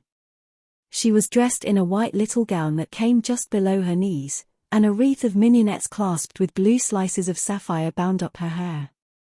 Her pink bare feet scattered the dew before them as she came. She was younger than John, not more than 16. "Hello," she cried softly, "I'm Kismin." She was much more than that to John already. He advanced toward her, scarcely moving as he drew near lest he should tread on her bare toes.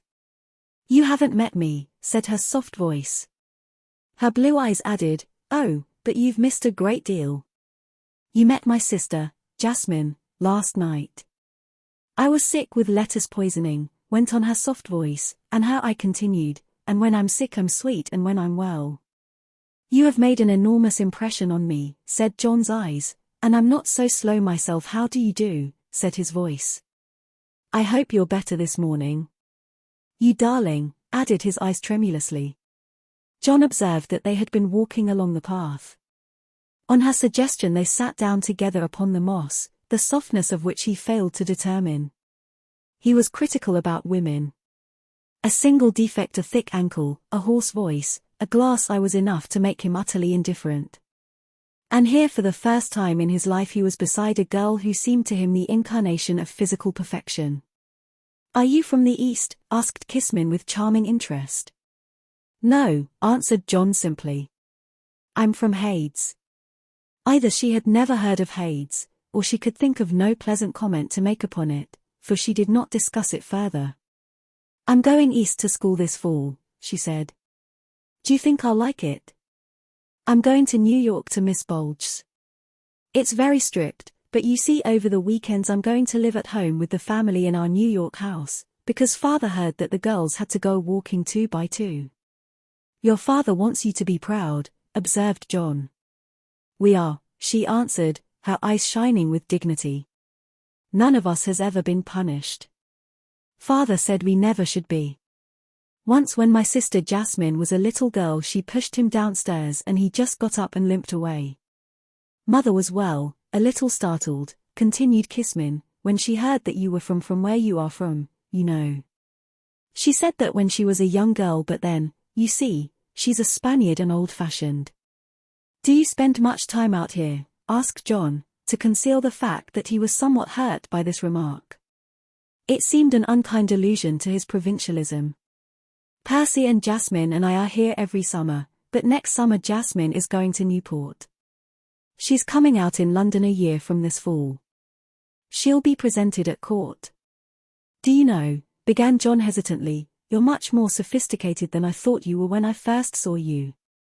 "Oh, no, I'm not," she exclaimed hurriedly. "Oh, I wouldn't think of being. I think that sophisticated young people are terribly common, don't you?" "I'm not all, really. If you say I am, I'm going to cry." She was so distressed that her lip was trembling. John was impelled to protest. "I didn't mean that, I only said it to tease you." "Because I wouldn't mind if I were," she persisted, "but I'm not." I'm very innocent and girlish. I never smoke, or drink, or read anything except poetry. I know scarcely any mathematics or chemistry. I dress very simply. In fact, I scarcely dress at all. I think sophisticated is the last thing you can say about me. I believe that girls ought to enjoy their youths in a wholesome way. I do, too, said John, heartily. Kismin was cheerful again. She smiled at him, and a stillborn tear dripped from the corner of one blue eye. I like you, she whispered intimately. Are you going to spend all your time with Percy while you're here, or will you be nice to me? Just think, I'm absolutely fresh ground. I've never had a boy in love with me in all my life. I've never been allowed even to see boys alone except Percy. I came all the way out here into this grove hoping to run into you, where the family wouldn't be around. Deeply flattered, John bowed from the hips as he had been taught at dancing school in Hades. We'd better go now, said Kismin sweetly. I have to be with Mother at 11. You haven't asked me to kiss you once. I thought boys always did that nowadays. John drew himself up proudly. Some of them do, he answered, but not me. Girls don't do that sort of thing in Hades. Side by side they walked back toward the house. Act 6. John stood facing Mr. Braddock Washington in the full sunlight. The elder man was about 40, with a proud, vacuous face, intelligent eyes, and a robust figure. In the mornings he smelt of horses, the best horses. He carried a plain walking stick of grey birch with a single large opal for a grip. He and Percy were showing John around. The slaves' quarters are there. His walking stick indicated a cloister of marble on their left that ran in graceful Gothic along the side of the mountain. In my youth I was distracted for a while from the business of life by a period of absurd idealism. During that time they lived in luxury. For instance, I equipped every one of their rooms with a tile bath. I suppose, ventured John, with an ingratiating laugh, that they used the bathtubs to keep coal in. Mr. Schnitzer Murphy told me that once the opinions of Mr. Schnitzer Murphy are of little importance, I should imagine, interrupted Braddock Washington coldly. My slaves did not keep coal in their bathtubs. They had orders to bathe every day, and they did. If they hadn't, I might have ordered a sulfuric acid shampoo. I discontinued the baths for quite another reason. Several of them caught cold and died. Water is not good for certain races except as a beverage. John laughed, and then decided to nod his head in sober agreement. Braddock Washington made him uncomfortable. All these Negroes are descendants of the ones my father brought north with him. There are about 250 now. You notice that they've lived so long apart from the world that their original dialect has become an almost indistinguishable patois. We bring a few of them up to speak English, my secretary and 2 or 3 of the house servants. This is the golf course, he continued, as they strolled along the velvet winter grass. It's all a green, you see, no fairway. No rough, no hazards. He smiled pleasantly at John. Many men in the cage, father? Asked Percy suddenly. Braddock Washington stumbled, and let forth an involuntary curse. One less than there should be, he ejaculated darkly, and then added after a moment, we've had difficulties. Mother was telling me, exclaimed Percy, that Italian teacher a ghastly error, said Braddock Washington angrily. But of course there's a good chance that we may have got him. Perhaps he fell somewhere in the woods or stumbled over a cliff. And then there's always the probability that if he did get away his story wouldn't be believed. Nevertheless, I've had 24 men looking for him in different towns around here. And no luck. Some 14 of them reported to my agent they'd each killed a man answering to that description, but of course it was probably only the reward they were after. He broke off. They had come to a large cavity in the earth about the circumference of a merry-go-round, and covered by a strong iron grating. Braddock Washington beckoned to John, and pointed his cane down through the grating. John stepped to the edge and gazed. Immediately his ears were assailed by a wild clamor from below. Come on down to hell. Hello, kiddo, how's the air up there? Hey? Throw us a rope. Got an old donut, buddy, or a couple of second-hand sandwiches? Say, fella, if you'll push down that guy you're with, we'll show you a quick disappearance scene. Paste him one for me, will you? It was too dark to see clearly into the pit below, but John could tell from the coarse optimism and rugged vitality of the remarks and voices that they proceeded from middle-class Americans of the more spirited type. Then Mr. Washington put out his cane and touched a button in the grass, and the scene below sprang into light. These are some adventurous mariners who had the misfortune to discover El Dorado, he remarked. Below them there had appeared a large hollow in the earth shaped like the interior of a bowl. The sides were steep and apparently of polished glass, and on its slightly concave surface stood about 24 men clad in the half-costume, half-uniform, of aviators. Their upturned faces, lit with wrath, with malice, with despair, with cynical humor, were covered by long growths of beard, but with the exception of a few who had pined perceptibly away, they seemed to be a well-fed, healthy lot. Braddock Washington drew a garden chair to the edge of the pit and sat down. "Well, how are you, boys?" he inquired genially. A chorus of execration, in which all joined except a few too dispirited to cry out, rose up into the sunny air, but Braddock Washington heard it with unruffled composure. When its last echo had died away he spoke again. "Have you thought up a way out of your difficulty?" From here and there among them a remark floated up. "We decided to stay here for love. Bring us up there and we'll find us a way." Braddock Washington waited until they were again quiet. Then he said, "I've told you the situation. I don't want you here. I wish to heaven I'd never seen you. Your own curiosity got you here, and any time that you can think of a way out which protects me and my interests I'll be glad to consider it. But so long as you confine your efforts to digging tunnels, yes, I know about the new one you've started, you won't get very far. This isn't as hard on you as you make it out, with all your howling for the loved ones at home. If you were the type who worried much about the loved ones at home, you'd never have taken up aviation." A tall man moved apart from the others, and held up his hand to call his captor's attention to what he was about to say. "Let me ask you a few questions," he cried. "You pretend to be a fair-minded man. How absurd. How could a man of my position be fair-minded toward you? You might as well speak of a Spaniard being fair-minded toward a piece of steak." At this harsh observation the faces of the 24 fell, but the tall man continued. "All right," he cried. "We've argued this out before. You're not a humanitarian and you're not fair-minded, but you're human, at least you say you are, and you ought to be able to put yourself in our place for long enough to think how what?" demanded Washington, coldly. "How unnecessary not to me. Well, how cruel, we've covered that. Cruelty doesn't exist where self-preservation is involved. You've been soldiers, you know that. Try another." "Well, then, how stupid." "There," admitted Washington, "I grant you that. But try to think of an alternative. I've offered to have all or any of you painlessly executed if you wish. I've offered to have your wives, sweethearts, children, and mothers kidnapped and brought out here. I'll enlarge your place down there and feed and clothe you the rest of your lives. If there was some method of producing permanent amnesia, I'd have all of you operated on and released immediately, somewhere outside of my preserves. But that's as far as my ideas go." "How about trusting us not to peach on you?" cried someone.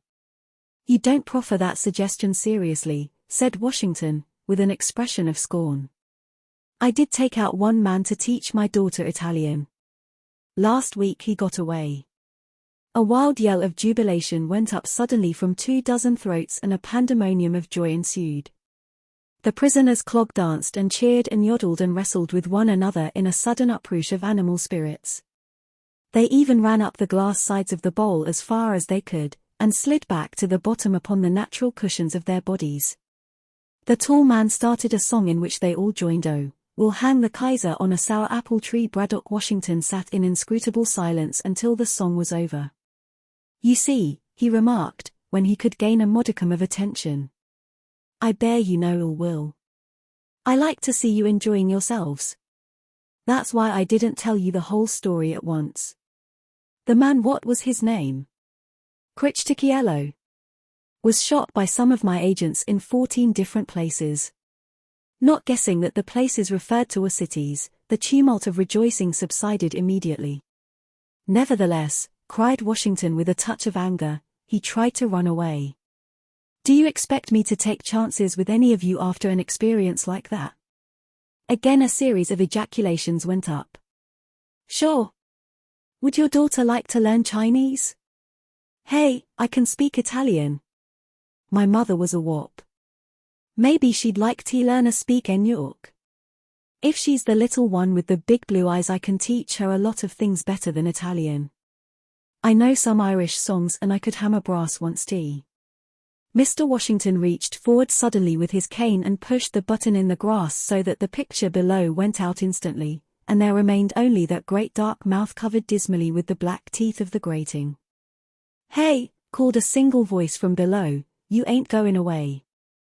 Without giving us your blessing. But Mr. Washington, followed by the two boys, was already strolling on toward the 9th hole of the golf course, as though the pit and its contents were no more than a hazard over which his facile iron had triumphed with ease. Act 7. July under the lee of the Diamond Mountain was a month of blanket nights and of warm, glowing days. John and Kissman were in love. He did not know that the little gold football, inscribed with the legend Pro Deo et Patria et Saint Mida, which he had given her, rested on a platinum chain next to her bosom. But it did. And she for her part was not aware that a large sapphire which had dropped one day from her simple coiffure was stowed away tenderly in John's jewel box. Late one afternoon when the Ruby and Ermine music room was quiet, they spent an hour there together. He held her hand and she gave him such a look that he whispered her name aloud. She bent toward him then hesitated. Did you say Kissman? She asked softly, or she had wanted to be sure. She thought she might have misunderstood. Neither of them had ever kissed before, but in the course of an hour it seemed to make little difference. The afternoon drifted away. That night, when a last breath of music drifted down from the highest tower, they each lay awake, happily dreaming over the separate minutes of the day. They had decided to be married as soon as possible. Act 8. Every day Mr. Washington and the two young men went hunting or fishing in the deep forests or played golf around the somnolent course games which John diplomatically allowed his host to win, or swam in the mounting coolness of the lake. John found Mr. Washington a somewhat exacting personality, utterly uninterested in any ideas or opinions except his own. Mrs. Washington was aloof and reserved at all times. She was apparently indifferent to her two daughters, and entirely absorbed in her son Percy, with whom she held interminable conversations in rapid Spanish at dinner. Jasmine, the elder daughter, resembled Kissman in appearance except that she was somewhat bow-legged, and terminated in large hands and feet, but was utterly unlike her in temperament. Her favorite books had to do with poor girls who kept house for widowed fathers. John learned from Kissman that Jasmine had never recovered from the shock and disappointment caused her by the termination of the World War, just as she was about to start for Europe as a canteen expert. She had even pined away for a time, and Braddock Washington had taken steps to promote a new war in the Balkans, but she had seen a photograph of some wounded Serbian soldiers and lost interest in the whole proceedings. But Percy and Kissman seemed to have inherited the arrogant attitude in all its harsh magnificence from their father. A chaste and consistent selfishness ran like a pattern through their every idea. John was enchanted by the wonders of the chateau and the valley. Braddock Washington, so Percy told him, had caused to be kidnapped a landscape gardener, an architect, a designer of state settings, and a French decadent poet left over from the last century. He had put his entire force of Negroes at their disposal, guaranteed to supply them with any materials that the world could offer, and left them to work out some ideas of their own. But one by one they had shown their uselessness. The decadent poet had at once begun bewailing his separation from the boulevards. In spring he made some vague remarks about spices, apes, and ivories, but said nothing that was of any practical value. The stage designer on his part wanted to make the whole valley a series of tricks and sensational effects, a state of things that the Washingtons would soon have grown tired of. And as for the architect and the landscape gardener, they thought only in terms of convention. They must make this like this and that like that. But they had, at least, solved the problem of what was to be done with them. They all went mad early one morning after spending the night in a single room trying to agree upon the location of a fountain, and were now confined comfortably in an insane asylum at Westport, Connecticut. But, inquired John curiously, who did plan all your wonderful reception rooms and halls, and approaches, and bathrooms? Well, answered Percy, I blush to tell you, but it was a moving picture fella. He was the only man we found who was used to playing with an unlimited amount of money, though he did tuck his napkin in his collar and couldn't read or write. As August drew to a close, John began to regret that he must soon go back to school. He and Kissmin had decided to elope the following June.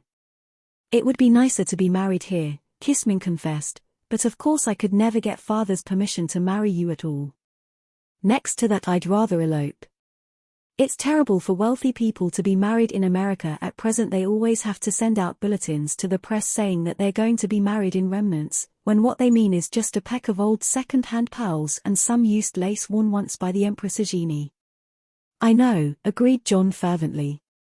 When I was visiting the Schnitzer Murphys, the eldest daughter, Gwendolyn, married a man whose father owns half of West Virginia. She wrote home saying what a tough struggle she was carrying on his salary as a bank clerk, and then she ended up by saying that thank God, I have 4 good maids anyhow, and that helps a little. It's absurd, commented Kissmin. Think of the millions and millions of people in the world, laborers and all, who get along with only 2 maids. One afternoon late in August, a chance remark of Kissmin's changed the face of the entire situation, and threw John into a state of terror. They were in their favorite grove, and between kisses John was indulging in some romantic forebodings which he fancied added poignancy to their relations.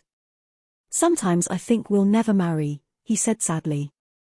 You're too wealthy, too magnificent. No one as rich as you are can be like other girls. I should marry the daughter of some well-to-do wholesale hardware man from Omaha or Sioux City, and be content with her $500,000. I knew the daughter of a wholesale hardware man once, remarked Kissmin. I don't think you'd have been contented with her. She was a friend of my sister's. She visited here. Oh, then you've had other guests, exclaimed John in surprise. Kissmin seemed to regret her words. Oh, yes, she said hurriedly, we've had a few. But wasn't your father afraid they'd talk outside? Oh, to some extent, to some extent, she answered. Let's talk about something pleasanter. But John's curiosity was aroused. Something pleasanter, he demanded. What's unpleasant about that? Weren't they nice girls? To his great surprise, Kissmin began to weep. Yes, that's the whole trouble. I grew quite attached to some of them. So did Jasmine, but she kept invitting them anyway. I couldn't understand it. A dark suspicion was born in John's heart. Do you mean that they told, and your father had them removed? Worse than that, she muttered brokenly. Father took no chances and Jasmine kept writing them to come, and they had such a good time. She was overcome by a paroxysm of grief. Stunned with the horror of this revelation, John sat there open-mouthed, feeling the nerves of his body twitter like so many sparrows perched upon his spinal column. Now, I've told you, and I shouldn't have, she said, calming suddenly and drying her dark blue eyes. Do you mean to say that your father had them murdered before they left? She nodded. In August usually, or early in September. It's only natural for us to get all the pleasure out of them that we can first. How abominable. Why, I must be going crazy. Did you really admit that I did? Interrupted Kissmin, shrugging her shoulders. We can't very well imprison them like those aviators, where they'd be a continual reproach to us every day. And it's always been made easier for Jasmine and me, because father had it done sooner than we expected. In that way we avoided any farewell scenes, so you murdered them. Ah, cried John. It was done very nicely. They were drugged while they were asleep and their families were always told that they died of scarlet fever in Butte. But I failed to understand why you kept on inviting them. I didn't, burst out Kissmin. I never invited one. Jasmine did. And they always had a very good time. She'd give them the nicest presents toward the last. I shall probably have visitors too. I'll harden up to it. We can't let such an inevitable thing as death stand in the way of enjoying life while we have it. Think of how lonesome it'd be out here if we never had anyone. Why, father and mother have sacrificed some of their best friends just as we have.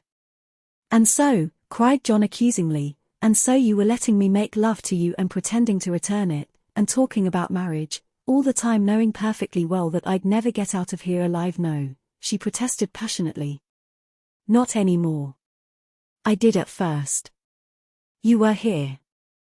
I couldn't help that, and I thought your last days might as well be pleasant for both of us. But then I fell in love with you, and I'm honestly sorry you're going to be put away, though I'd rather you'd be put away than ever kiss another girl. Oh, you would you? Cried John ferociously. Much rather. Besides, I've always heard that a girl can have more fun with a man whom she knows she can never marry. Oh, why did I tell you? I've probably spoiled your whole good time now, and we were really enjoying things when you didn't know it. I knew it would make things sort of depressing for you. Oh, you did you? John's voice trembled with anger. I've heard about enough of this. If you haven't any more pride and decency than to have an affair with a fellow that you know isn't much better than a corpse, I don't want to have any more to with you. You're not a corpse, she protested in horror. You're not a corpse. I won't have you saying that I kissed a corpse. I said nothing of the sort. You did. You said I kissed a corpse. I didn't. Their voices had risen, but upon a sudden interruption they both subsided into immediate silence. Footsteps were coming along the path in their direction, and a moment later the rose bushes were parted, displaying Braddock Washington, whose intelligent eyes set in his good-looking vacuous face were peering in at them. Who kissed a corpse? He demanded in obvious disapproval. Nobody, answered Kismin quickly. We were just joking. What are you two doing here, anyhow? He demanded gruffly. Kismin, you ought to be reading or playing golf with your sister. Go read. Go play golf. Don't let me find you here when I come back. Then he bowed at John and went up the path. See, said Kismin crossly, when he was out of hearing. You've spoiled it all. We can never meet any more. He won't let me meet you. He'd have you poisoned if he thought we were in love. We're not, anymore, cried John fiercely, so he can set his mind at rest upon that. Moreover, don't fool yourself that I'm going to stay around here. Inside of 6 hours I'll be over those mountains, if I have to gnaw a passage through them, and on my way east. They had both got to their feet, and at this remark Kismin came close and put her arm through his. I'm going, too. You must be crazy. Of course I'm going, she interrupted impatiently. You most certainly are not. You very well, she said quietly, we'll catch up with father and talk it over with him. Defeated, John mustered a sickly smile. Very well, dearest, he agreed, with pale and unconvincing affection, we'll go together. His love for her returned and settled placidly on his heart. She was his, she would go with him to share his dangers. He put his arms about her and kissed her fervently. After all, she loved him, she had saved him, in fact. Discussing the matter, they walked slowly back toward the chateau. They decided that since Braddock Washington had seen them together they had best depart the next night. Nevertheless, John's lips were unusually dry at dinner, and he nervously emptied a great spoonful of peacock soup into his left lung. He had to be carried into the turquoise and sable card room and pounded on the back by one of the under-butlers, which Percy considered a great joke. Act 9. Long after midnight John's body gave a nervous jerk, and he sat suddenly upright, staring into the veils of somnolence that draped the room. Through the squares of blue darkness that were his open windows, he had heard a faint faraway sound that died upon a bed of wind before identifying itself on his memory, clouded with uneasy dreams. But the sharp noise that had succeeded it was nearer, was just outside the room, the click of a turned knob, a footstep, a whisper, he could not tell, a hard lump gathered in the pit of his stomach, and his whole body ached in the moment that he strained agonizingly to hear. Then one of the veils seemed to dissolve, and he saw a vague figure standing by the door, a figure only faintly limned and blocked in upon the darkness, mingled so with the folds of the drapery as to seem distorted, like a reflection seen in a dirty pane of glass. With a sudden movement of fright or resolution, John pressed the button by his bedside, and the next moment he was sitting in the green, sunken bath of the adjoining room, waked into alertness by the shock of the cold water which half filled it. He sprang out, and, his wet pajamas scattering a heavy trickle of water behind him, ran for the aquamarine door which he knew led out onto the ivory landing of the second floor. The door opened noiselessly. A single crimson lamp burning in a great dome above lit the magnificent sweep of the carved stairways with a poignant beauty. For a moment John hesitated, appalled by the silent splendor massed about him, seeming to envelop in its gigantic folds and contours the solitary drenched little figure shivering upon the ivory landing. Then simultaneously two things happened. The door of his own sitting room swung open, precipitating three naked Negroes into the hall and, as John swayed in wild terror toward the stairway, another door slid back in the wall on the other side of the corridor, and John saw Braddock Washington standing in the lighted lift, wearing a fur coat and a pair of riding boots which reached to his knees and displayed, above, the glow of his rose-colored pajamas. On the instant the three Negroes John had never seen any of them before, and it flashed through his mind that they must be the professional executioners paused in their movement toward John, and turned expectantly to the man in the lift, who burst out with an imperious command, "Get in here. All three of you. Quick as hell." Then, within the instant, the three Negroes darted into the cage, the oblong of light was blotted out as the lift door slid shut, and John was again alone in the hall. He slumped weakly down against an ivory stair. It was apparent that something portentous had occurred, something which, for the moment at least, had postponed his own petty disaster. What was it? Had the Negroes risen in revolt? Had the aviators forced aside the iron bars of the grating? Or had the men of Fish stumbled blindly through the hills and gazed with bleak, joyless eyes upon the gaudy valley? John did not know. He heard a faint whir of air as the lift whizzed up again, and then, a moment later, as it descended. It was probable that Percy was hurrying to his father's assistance, and it occurred to John that this was his opportunity to join Kissman and plan an immediate escape. He waited until the lift had been silent for several minutes, shivering a little with the night cool that whipped in through his wet pajamas. He returned to his room and dressed himself quickly. Then he mounted a long flight of stairs and turned down the corridor carpeted with Russian sable which led to Kissman's suite. The door of her sitting room was open and the lamps were lighted. Kissman, in an Angora kimono, stood near the window of the room in a listening attitude, and as John entered noiselessly she turned toward him. "Oh, it's you," she whispered, crossing the room to him. "Did you hear them?" "I heard your father's slaves in my no," she interrupted excitedly. "Aeroplanes. Aeroplanes? Perhaps that was the sound that woke me. There are at least a dozen. I saw one a few moments ago dead against the moon. The guard back by the cliff fired his rifle and that's what roused father. We're going to open on them right away." "Are they here on purpose?" "Yes, it's that Italian who got away." Simultaneously with her last word, a succession of sharp cracks tumbled in through the open window. Kissman uttered a little cry, took a penny with fumbling fingers from a box on her dresser, and ran to one of the electric lights. In an instant the entire chateau was in darkness. She had blown out the fuse. "Come on," she cried to him. "We'll go up to the roof garden, and watch it from there." Drawing a cape about her, she took his hand, and they found their way out the door. It was only a step to the tower lift, and as she pressed the button that shot them upward he put his arms around her in the darkness and kissed her mouth. Romance had come to John Unger at last. A minute later they had stepped out upon the star-white platform. Above, under the misty moon, sliding in and out of the patches of cloud that eddied below it, floated a dozen dark-winged bodies in a constant circling course. From here and there in the valley flashes of fire leaped toward them, followed by sharp detonations. Kissman clapped her hands with pleasure, which, a moment later, turned to dismay as the aeroplanes, at some prearranged signal, began to release their bombs, and the whole of the valley became a panorama of deep reverberate sound and lurid light. Before long the aim of the attackers became concentrated upon the points where the anti-aircraft guns were situated, and one of them was almost immediately reduced to a giant cinder to lie smoldering in a park of rose bushes. "Kissmin," begged John, "you'll be glad when I tell you that this attack came on the eve of my murder. If I hadn't heard that guard shoot off his gun back by the pass, I should now be stone dead." "I can't hear you," cried Kissmin, intent on the scene before her. "You'll have to talk louder." "I simply said," shouted John, "that we'd better get out before they begin to shell the chateau."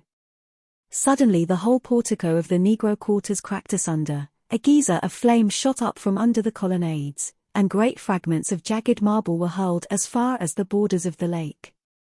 "There go $50,000 worth of slaves," cried Kissmin, "at pre-war prices. So few Americans have any respect for property." John renewed his efforts to compel her to leave. The aim of the aeroplanes was becoming more precise minute by minute, and only 2 of the anti-aircraft guns were still retaliating. It was obvious that the garrison, encircled with fire, could not hold out much longer. "Come on," cried John, pulling Kissmin's arm, "we've got to go. Do you realize that those aviators will kill you without question if they find you?" She consented reluctantly. "We'll have to wake Jasmine," she said, as they hurried toward the lift. Then she added in a sort of childish delight, "We'll be poor, won't we? Like people in books. And I'll be an orphan and utterly free. Free and poor. What fun!" She stopped and raised her lips to him in a delighted kiss. "It's impossible to be both together," said John grimly. "People have found that out. And I should choose to be free as preferable of the two. As an extra caution, you'd better dump the contents of your jewel box into your pockets." 10 minutes later the 2 girls met John in the dark corridor and they descended to the main floor of the chateau. Passing for the last time through the magnificence of the splendid halls, they stood for a moment out on the terrace, watching the burning Negro quarters and the flaming embers of 2 planes which had fallen on the other side of the lake. A solitary gun was still keeping up a sturdy popping, and the attackers seemed timorous about descending lower, but sent their thunderous fireworks in a circle around it, until any chance shot might annihilate its Ethiopian crew. John and the 2 sisters passed down the marble steps, turned sharply to the left, and began to ascend a narrow path that wound like a garter about the Diamond Mountain. Kissmin knew a heavily wooded spot halfway up where they could lie concealed and yet be able to observe the wild night in the valley, finally to make an escape, when it should be necessary, along a secret path laid in a rocky gully. Act 10. It was 3 o'clock when they attained their destination.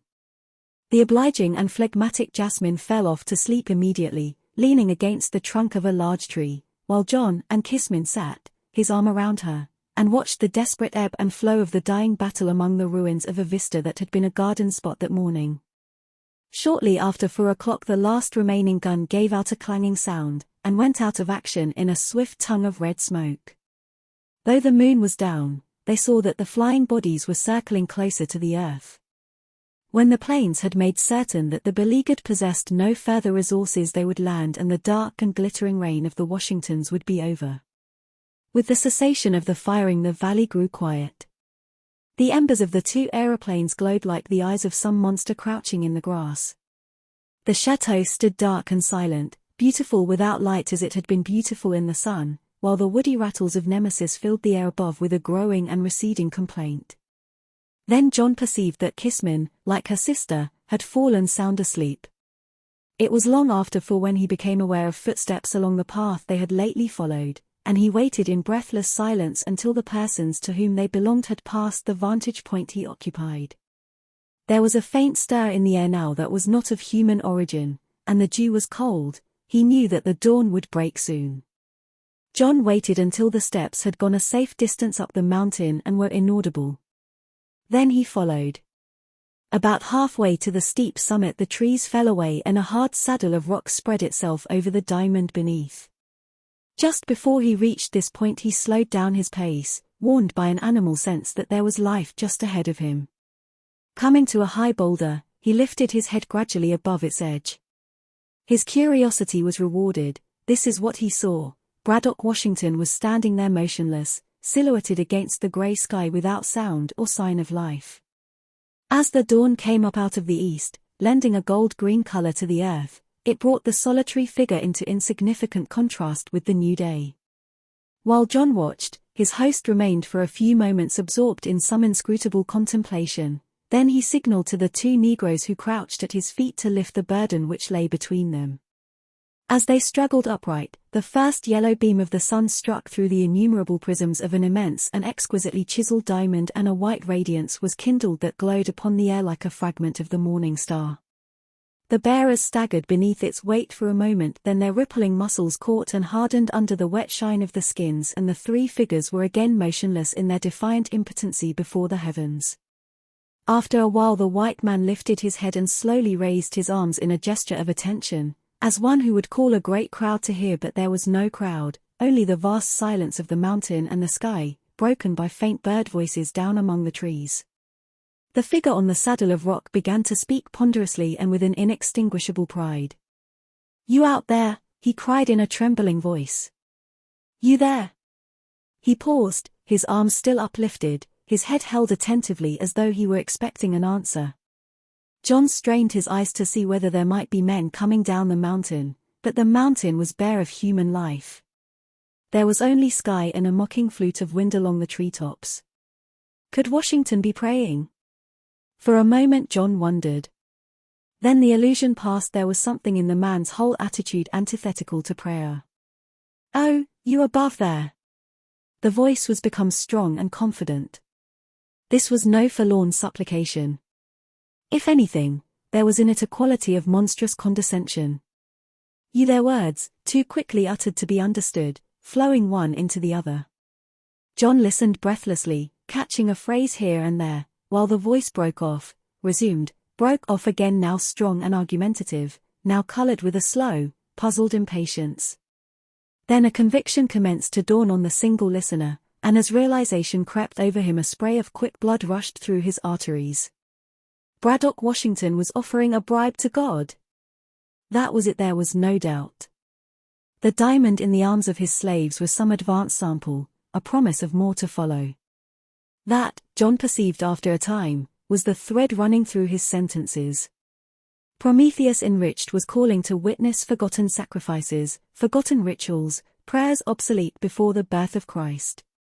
For a while his discourse took the form of reminding God of this gift or that which divinity had deigned to accept from men, great churches if he would rescue cities from the plague, gifts of myrrh and gold, of human lives and beautiful women and captive armies, of children and queens, of beasts of the forest and field, sheep and goats, harvests and cities, whole conquered lands that had been offered up in lust or blood for his appeasal, buying a mead's worth of alleviation from the divine wrath. And now he, Braddock Washington, Emperor of Diamonds, King and Priest of the Age of Gold, Arbiter of Splendor and Luxury, would offer up a treasure such as princes before him had never dreamed of, offer it up not in suppliance, but in pride.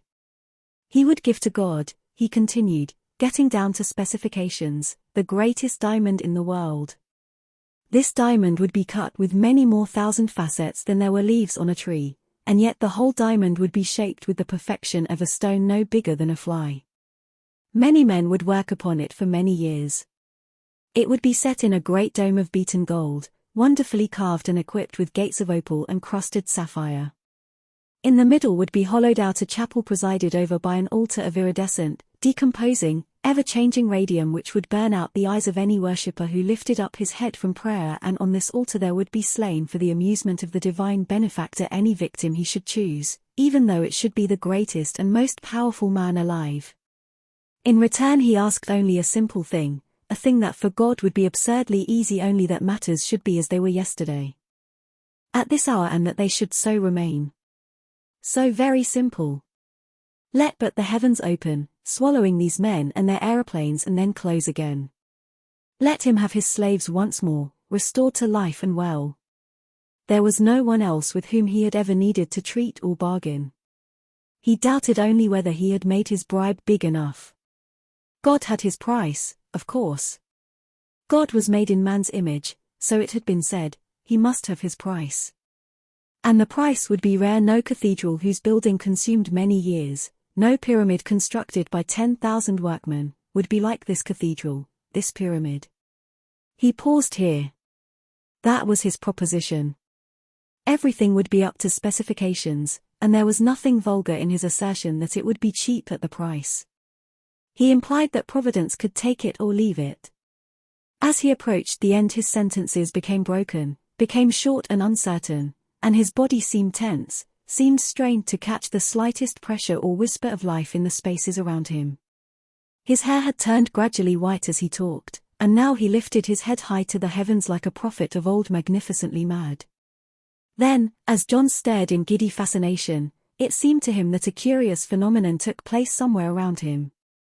It was as though the sky had darkened for an instant, as though there had been a sudden murmur in a gust of wind, a sound of faraway trumpets, a sighing like the rustle of a great silken robe. For a time the whole of nature round about partook of this darkness. The birds' song ceased, the trees were still, and far over the mountain there was a mutter of dull, menacing thunder.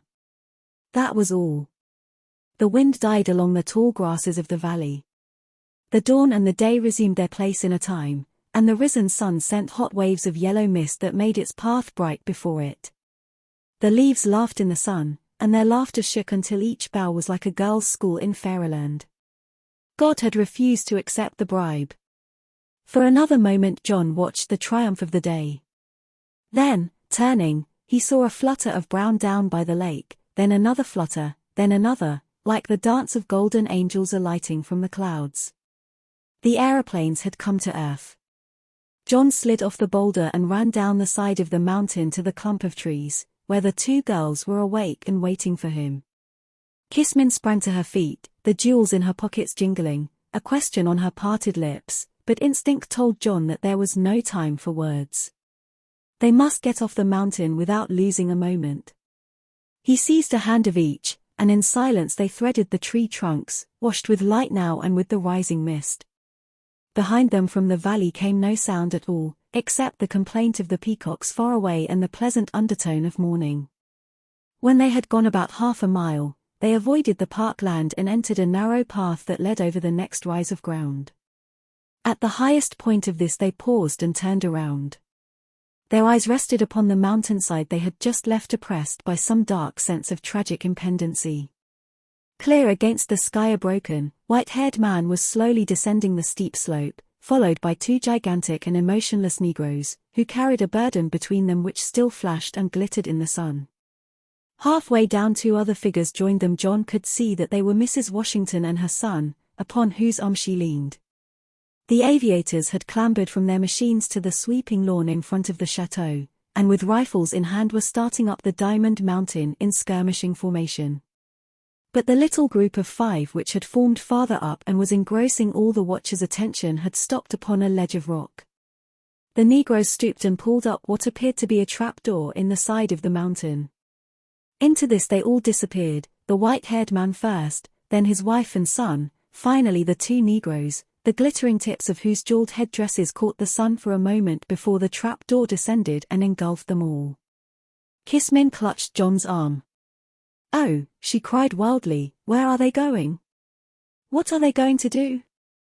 "It must be some underground way of escape." A little scream from the two girls interrupted his sentence. "Don't you see?" sobbed Kismin hysterically. "The mountain is wired."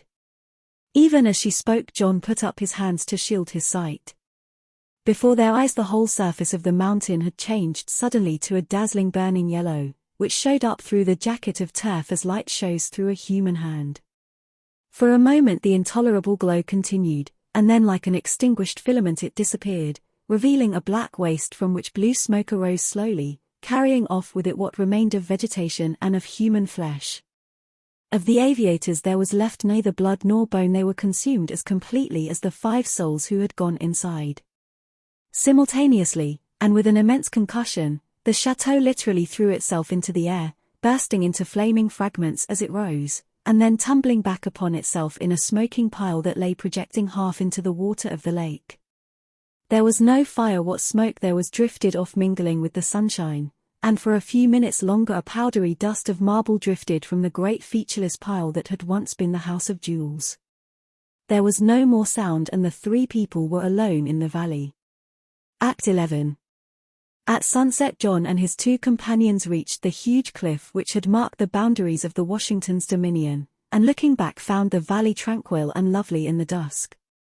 They sat down to finish the food which Jasmine had brought with her in a basket. "There," she said, as she spread the tablecloth and put the sandwiches in a neat pile upon it. "Don't they look tempting? I always think that food tastes better outdoors." With that remarked Kismin, Jasmine enters the middle class. "Now," said John eagerly, "turn out your pocket and let's see what jewels you brought along. If you made a good selection we three ought to live comfortably all the rest of our lives." Obediently Kismin put her hand in her pocket and tossed 2 handfuls of glittering stones before him. "Not so bad," cried John enthusiastically. "They aren't very big, but hello." His expression changed as he held one of them up to the declining sun. "Why, these aren't diamonds. There's something the matter." "By golly," exclaimed Kismin, with a startled look. "What an idiot I am." "Why, these are rhinestones," cried John. "I know." She broke into a laugh. "I opened the wrong drawer. They belonged on the dress of a girl who visited Jasmine. I got her to give them to me in exchange for..." Hysterically. "Upstairs. Right upstairs. Go up." She pointed the direction, and Mr. Button, bathed in cool perspiration, turned falteringly, and began to mount to the 2nd floor. In the upper hall he addressed another nurse who approached him, basin in hand. "I'm Mr. Button," he managed to articulate. "I want to see my clank." The basin clattered to the floor and rolled in the direction of the stairs. Clank! Clank! It began a methodical descent as if sharing in the general terror which this gentleman provoked. "I want to see my child," Mr. Button almost shrieked. He was on the verge of collapse. Clank! The basin reached the 1st floor. The nurse regained control of herself, and threw Mr. Button a look of hearty contempt. "All right, Mr. Button," she agreed in a hushed voice. "Very well. But if you knew what a state it's put us all in this morning. It's perfectly outrageous. The hospital will never have a ghost of a reputation after Hurry," he cried hoarsely. "I can't stand this. Come this way, then, Mr. Button." He dragged himself after her. At the end of a long hall they reached a room from which proceeded a variety of howls indeed, a room which, in later parlance, would have been known as the crying room. They entered. "Well," gasped Mr. Button, "which is mine?" "There," said the nurse. Mr. Button's eyes followed her pointing finger, and this is what he saw. Wrapped in a voluminous white blanket, and partly crammed into one of the cribs, there sat an old man apparently about 70 years of age. His sparse hair was almost white, and from his chin dripped a long smoke-colored beard, which waved absurdly back and forth, fanned by the breeze coming in at the window. He looked up at Mr. Button with dim, faded eyes in which lurked a puzzled question. "Am I mad?" thundered Mr. Button, his terror resolving into rage. "Is this some ghastly hospital joke?" "It doesn't seem like a joke to us," replied the nurse severely. "And I don't know whether you're mad or not, but that is most certainly your child." The cool perspiration redoubled on Mr. Button's forehead. He closed his eyes, and then, opening them, looked again. There was no mistake, he was gazing at a man of 70, a baby of 70, a baby whose feet hung over the sides of the crib in which it was reposing. The old man looked placidly from one to the other for a moment, and then suddenly spoke in a cracked and ancient voice. "Are you my father?" he demanded. Mr. Button and the nurse started violently. "Because if you are," went on the old man querulously, "I wish you'd get me out of this place or, at least, get them to put a comfortable rocker in here." "Where in God's name did you come from?" "Who are you?" burst out Mr. Button frantically. "I can't tell you exactly who I am," replied the querulous whine, Because I've only been born a few hours, but my last name is certainly Button. You lie. You're an imposter. The old man turned wearily to the nurse. Nice way to welcome a newborn child, he complained in a weak voice. Tell him he's wrong, why don't you? You're wrong, Mr. Button, said the nurse severely. This is your child, and you'll have to make the best of it. We're going to ask you to take him home with you as soon as possible sometime today. Home, repeated Mr. Button incredulously. Yes, we can't have him here. We really can't, you know. I'm right glad of it, whined the old man. This is a fine place to keep a youngster of quiet tastes. With all this yelling and howling, I haven't been able to get a wink of sleep. I asked for something to eat. Here his voice rose to a shrill note of protest, and they brought me a bottle of milk. Mr. Button sank down upon a chair near his son and concealed his face in his hands. My heavens, he murmured, in an ecstasy of horror. What will people say? What must I do? You'll have to take him home, insisted the nurse immediately. A grotesque picture formed itself with dreadful clarity before the eyes of the tortured man, a picture of himself walking through the crowded streets of the city with this appalling apparition stalking by his side. I can't, he moaned. People would stop to speak to him, and what was he going to say? He would have to introduce this septuagenarian. This is my son, born early this morning. And then the old man would gather his blanket around him and they would plod on, past the bustling stores, the slave market for a dark instant. Mr. Button wished passionately that his son was black, past the luxurious houses of the residential district, past the home for the aged. Come. Pull yourself together, commanded the nurse. See here, the old man announced suddenly, if you think I'm going to walk home in this blanket, you're entirely mistaken. Babies always have blankets. With a malicious crackle the old man held up a small white swaddling garment. Look, he quavered. This is what they had ready for me. Babies always wear those, said the nurse primly. Well, said the old man, this baby's not going to wear anything in about 2 minutes. This blanket itches. They might at least have given me a sheet. Keep it on. Keep it on, said Mr. Button hurriedly. He turned to the nurse. What'll I do? Go downtown and buy your son some clothes. Mr. Button's son's voice followed him down into the hall. And a cane, father. I want to have a cane. Mr. Button banged the outer door savagely. Act 2. Good morning, Mr. Button said nervously, to the clerk in the Chesapeake Dry Goods Company. I want to buy some clothes for my child. How old is your child, sir? About 6 hours, answered Mr. Button, without due consideration. Baby's supply department in the rear. Why, I'm not sure that's what I want. It's an unusually large size child. Exceptionally a large. They have the largest child sizes. Where is the boys' department? Inquired Mr. Button, shifting his ground desperately. He felt that the clerk must surely scent his shameful secret. Right here. Well, he hesitated. The notion of dressing his son in men's clothes was repugnant to him. If, say, he could only find a very large boy's suit, he might cut off that long and awful beard, dye the white hair brown, and thus manage to conceal the worst, and to retain something of his own self-respect, not to mention his position in Baltimore society. But a frantic inspection of the boys' department revealed no suits to fit the newborn Button. He blamed the store. Of course, in such cases it is the thing to blame the store. How old did you say that boy of yours was? Demanded the clerk curiously. He's 16. Oh, I beg your pardon. I thought you said 6 hours. You'll find the youth's department in the next aisle. Mr. Button turned miserably away. Then he stopped, brightened, and pointed his finger toward a dressed dummy in the window display. There, diamonds. I'd never seen anything but precious stones before. And this is what you brought? I'm afraid so. She fingered the brilliants wistfully. I think I like these better. I'm a little tired of diamonds. Very well, said John gloomily.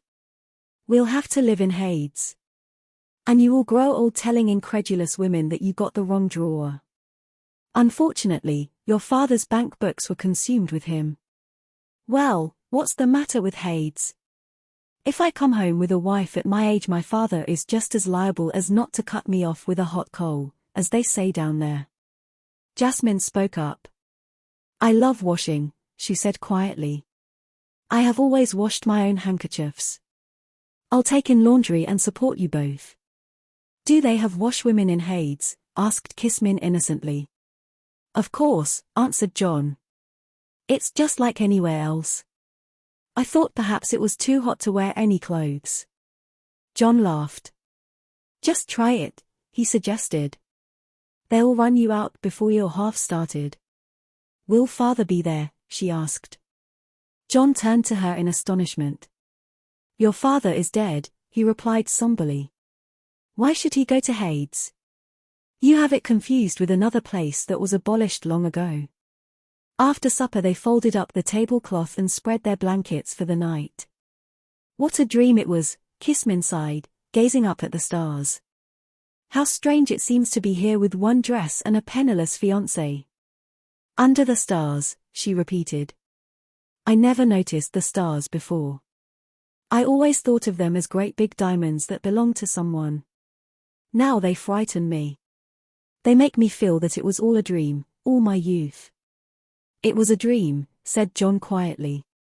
Everybody's youth is a dream, a form of chemical madness.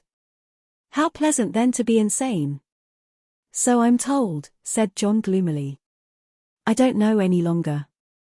At any rate, let us love for a while, for a year or so, you and me. That's a form of divine drunkenness that we can all try. There are only diamonds in the whole world, diamonds, and perhaps the shabby gift of disillusion. Well, I have that last and I will make the usual nothing of it. He shivered. Turn up your coat collar, little girl, the night's full of chill and you'll get pneumonia. His was a great sin who first invented consciousness. Let us lose it for a few hours. So wrapping himself in his blanket he fell off to sleep. Chapter 5. The Curious Case of Benjamin Button. Act 1. As long ago as 1860 it was the proper thing to be born at home. At present, so I am told, the high gods of medicine have decreed that the first cries of the young shall be uttered upon the anesthetic air of a hospital, preferably a fashionable one. So young Mr. and Mrs. Roger Button were 50 years ahead of style when they decided, one day in the summer of 1860, that their first baby should be born in a hospital. Whether this anachronism had any bearing upon the astonishing history I am about to set down will never be known. I shall tell you what occurred, and let you judge for yourself. The Roger Buttons held an enviable position, both social and financial, in antebellum Baltimore. They were related to the this family and the that family, which, as every Southerner knew, entitled them to membership in that enormous peerage which largely populated the Confederacy. This was their first experience with the charming old custom of having babies. Mr. Button was naturally nervous. He hoped it would be a boy so that he could be sent to Yale College in Connecticut, at which institution Mr. Button himself had been known for 4 years by the somewhat obvious nickname of Cuff.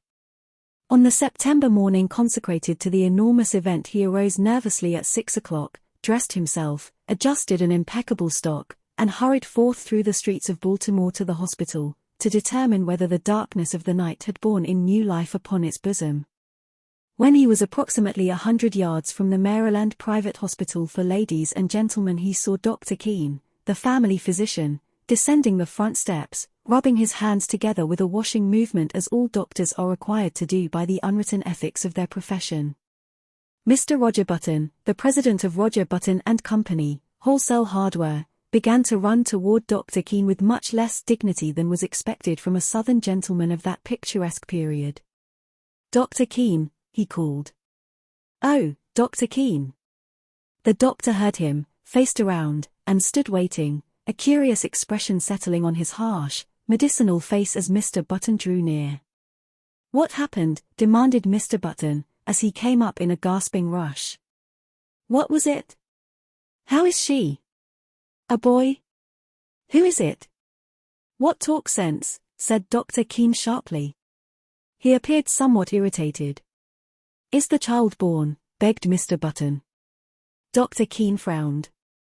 Why, yes, I suppose so after a fashion. Again he threw a curious glance at Mr. Button. Is my wife all right? Yes. Is it a boy or a girl? Here now, cried Dr. Keene in a perfect passion of irritation, I'll ask you to go and see for yourself. Outrageous. He snapped the last word out in almost one syllable, then he turned away muttering, Do you imagine a case like this will help my professional reputation? One more would ruin me, ruin anybody. What's the matter? Demanded Mr. Button appalled. Triplets? No, not triplets, answered the doctor cuttingly. What's more, you can go and see for yourself. And get another doctor. I brought you into the world, young man, and I've been physician to your family for 40 years, but I'm through with you. I don't want to see you or any of your relatives ever again. Goodbye. Then he turned sharply, and without another word climbed into his phaeton, which was waiting at the curbstone, and drove severely away. Mr. Button stood there upon the sidewalk, stupefied and trembling from head to foot. What horrible mishap had occurred? He had suddenly lost all desire to go into the Maryland Private Hospital for Ladies and Gentlemen. It was with the greatest difficulty that, a moment later, he forced himself to mount the steps and enter the front door. A nurse was sitting behind a desk in the opaque gloom of the hall. Swallowing his shame, Mr. Button approached her. Good morning, she remarked, looking up at him pleasantly. Good morning.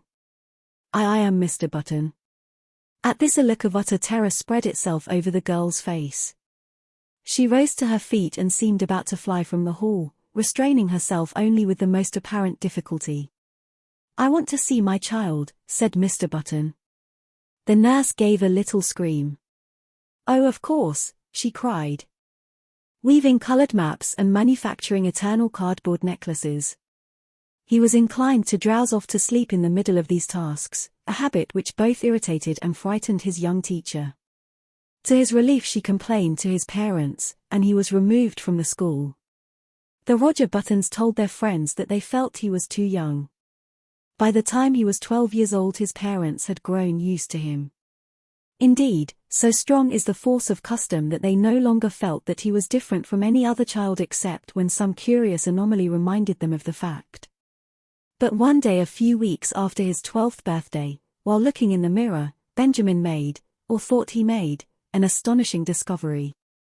Did his eyes deceive him, or had his hair turned in the dozen years of his life from white to iron gray under its concealing dye?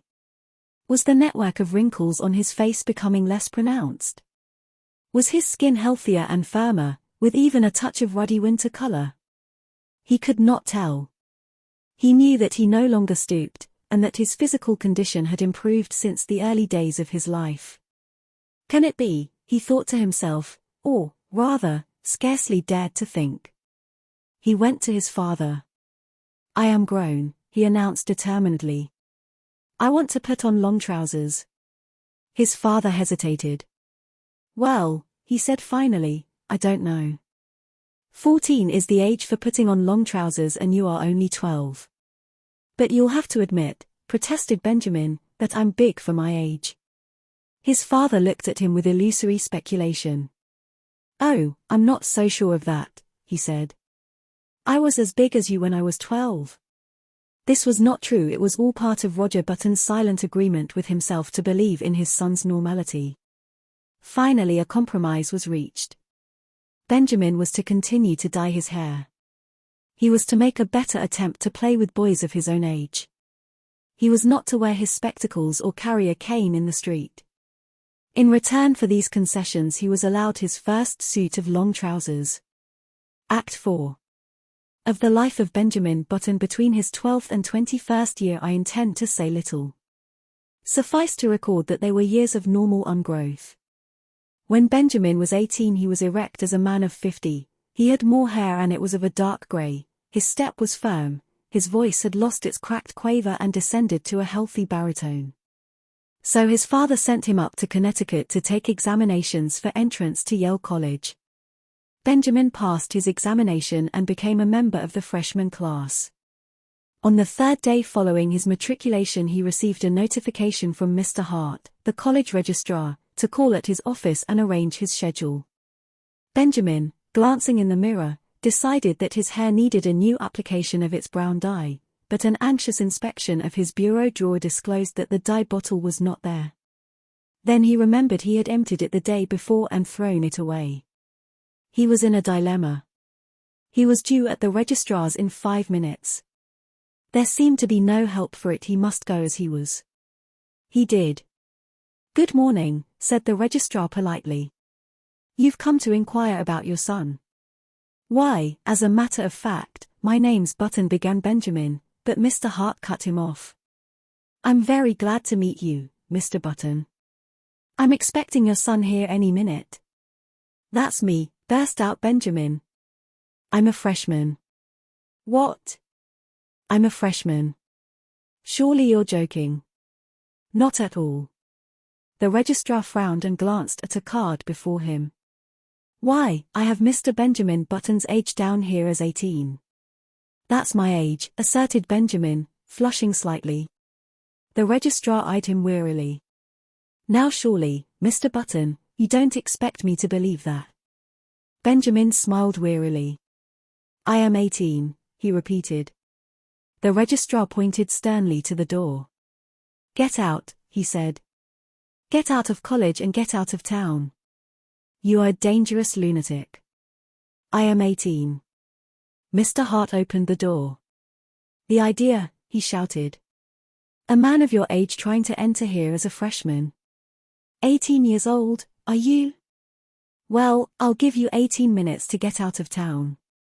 Benjamin Button walked with dignity from the room, and half a dozen undergraduates, who were waiting in the hall, followed him curiously with their eyes. When he had gone a little way, he turned around, faced the infuriated registrar, who was still standing in the doorway, and repeated in a firm voice, "I am 18 years old." To a chorus of titters which went up from the group of undergraduates, Benjamin walked away. But he was not fated to escape so easily. On his melancholy walk to the railroad station, he found that he was being followed by a group, then by a swarm, and finally by a dense mass of undergraduates. The word had gone around that a lunatic had passed the entrance examinations for Yale and attempted to palm himself off as a youth of 18. A fever of excitement permeated the college. Men ran hatless out of classes, the football team abandoned its practice and joined the mob, professors' wives with bonnets awry and bustles out of position, ran shouting after the procession, from which proceeded a continual succession of remarks aimed at the tender sensibilities of Benjamin Button. He must be the wandering Jew. He ought to go to prep school at his age. Look at the infant prodigy. He thought this was the old men's home. Go up to Harvard. Benjamin increased his gait, and soon he was running. He would show them. He would go to Harvard, and then they would regret these ill-considered taunts. Safely on board the train for Baltimore, he put his head from the window. "You'll regret this," he shouted. "Ha ha," the undergraduates laughed. "Ha ha ha." It was the biggest mistake that Yale College had ever made. Act 5.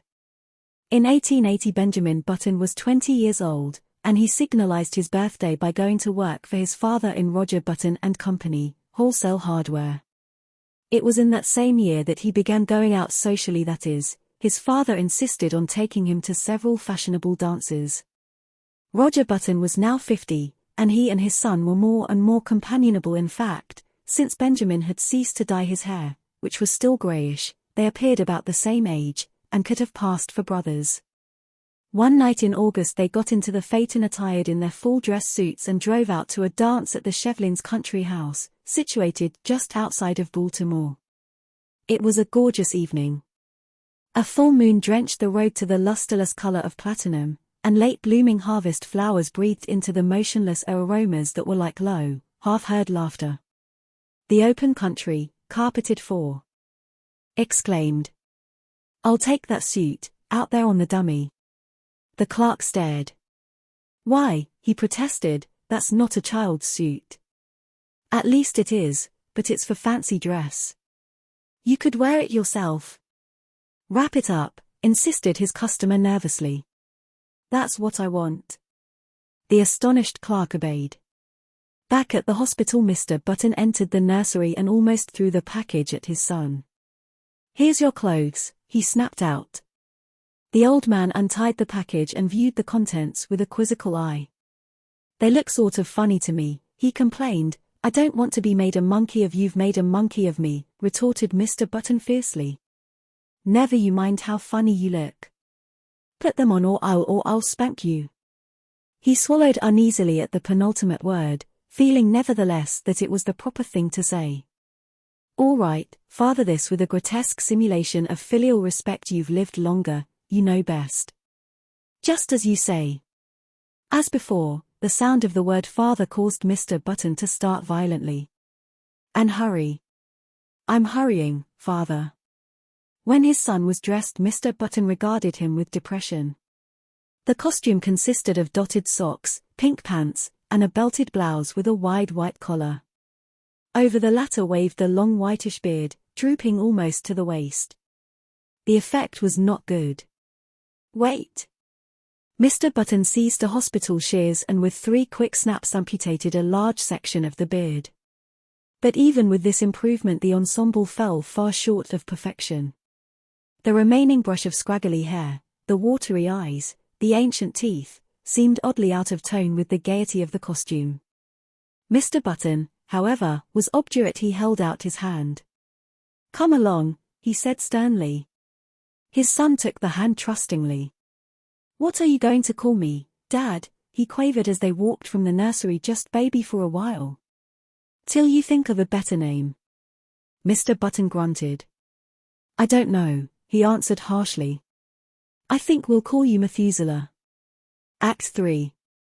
Even after the new addition to the Button family had had his hair cut short and then dyed to a sparse unnatural black, had had his face shaved so close that it glistened, and had been attired in small boy clothes made to order by a flabbergasted tailor, it was impossible for Button to ignore the fact that his son was a poor excuse for a first family baby. Despite his aged stoop, Benjamin Button, for it was by this name they called him instead of by the appropriate but invidious Methuselah, was 5 feet 8 inches tall. His clothes did not conceal this, nor did the clipping and dyeing of his eyebrows disguise the fact that the eyes underneath were faded and watery and tired. In fact, the baby nurse who had been engaged in advance left the house after one look, in a state of considerable indignation. But Mr. Button persisted in his unwavering purpose. Benjamin was a baby, and a baby he should remain.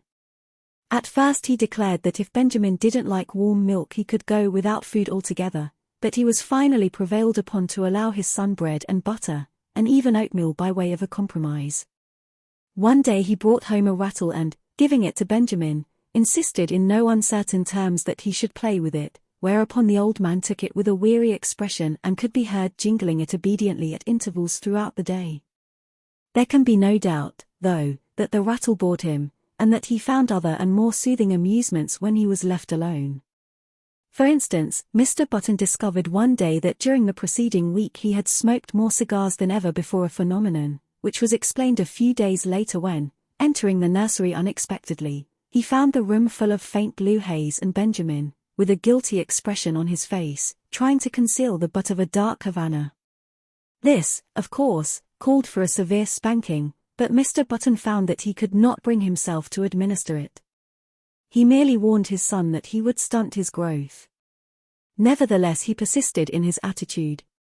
He brought home lead soldiers, he brought toy trains, he brought large pleasant animals made of cotton, and, to perfect the illusion which he was creating for himself at least, he passionately demanded of the clerk in the toy store whether the paint would come off the pink duck if the baby put it in his mouth. But, despite all his father's efforts, Benjamin refused to be interested. He would steal down the back stairs and return to the nursery with a volume of the Encyclopaedia Britannica, over which he would pore through an afternoon, while his cotton cows and his Noah's Ark were left neglected on the floor. Against such a stubbornness Mr. Button's efforts were of little avail. The sensation created in Baltimore was, at first, prodigious. What the mishap would have cost the Buttons and their kinsfolk socially cannot be determined, for the outbreak of the Civil War drew the city's attention to other things. A few people who were unfailingly polite racked their brains for compliments to give to the parents and finally hit upon the ingenious device of declaring that the baby resembled his grandfather, a fact which, due to the standard state of decay common to all men of 70, could not be denied. Mr. and Mrs. Roger Button were not pleased, and Benjamin's grandfather was furiously insulted. Benjamin, once he left the hospital, took life as he found it. Several small boys were brought to see him, and he spent a stiff-jointed afternoon trying to work up an interest in tops and marbles. He even managed, quite accidentally, to break a kitchen window with a stone from a slingshot, a feat which secretly delighted his father. Thereafter Benjamin contrived to break something every day, but he did these things only because they were expected of him, and because he was by nature obliging. When his grandfather's initial antagonism wore off, Benjamin and that gentleman took enormous pleasure in one another's company. They would sit for hours, these two, so far apart in age and experience, and, like old cronies, discuss with tireless monotony the slow events of the day. Benjamin felt more at ease in his grandfather's presence than in his parents'. They seemed always somewhat in awe of him and, despite the dictatorial authority they exercised over him, frequently addressed him as Mr. He was as puzzled as anyone else at the apparently advanced age of his mind and body at birth. He read up on it in the medical journal, but found that no such case had been previously recorded. At his father's urging he made an honest attempt to play with other boys, and frequently he joined in the milder games. Football shook him up too much, and he feared that in case of a fracture his ancient bones would refuse to knit. When he was 5 he was sent to kindergarten, where he was initiated into the art of pasting green paper on orange paper, of Act 7. In one particular, at least, the friends of Hildegard Moncrief were mistaken. The wholesale hardware business prospered amazingly. In the 15 years between Benjamin Button's marriage in 1880 and his father's retirement in 1895, the family fortune was doubled, and this was due largely to the younger member of the firm.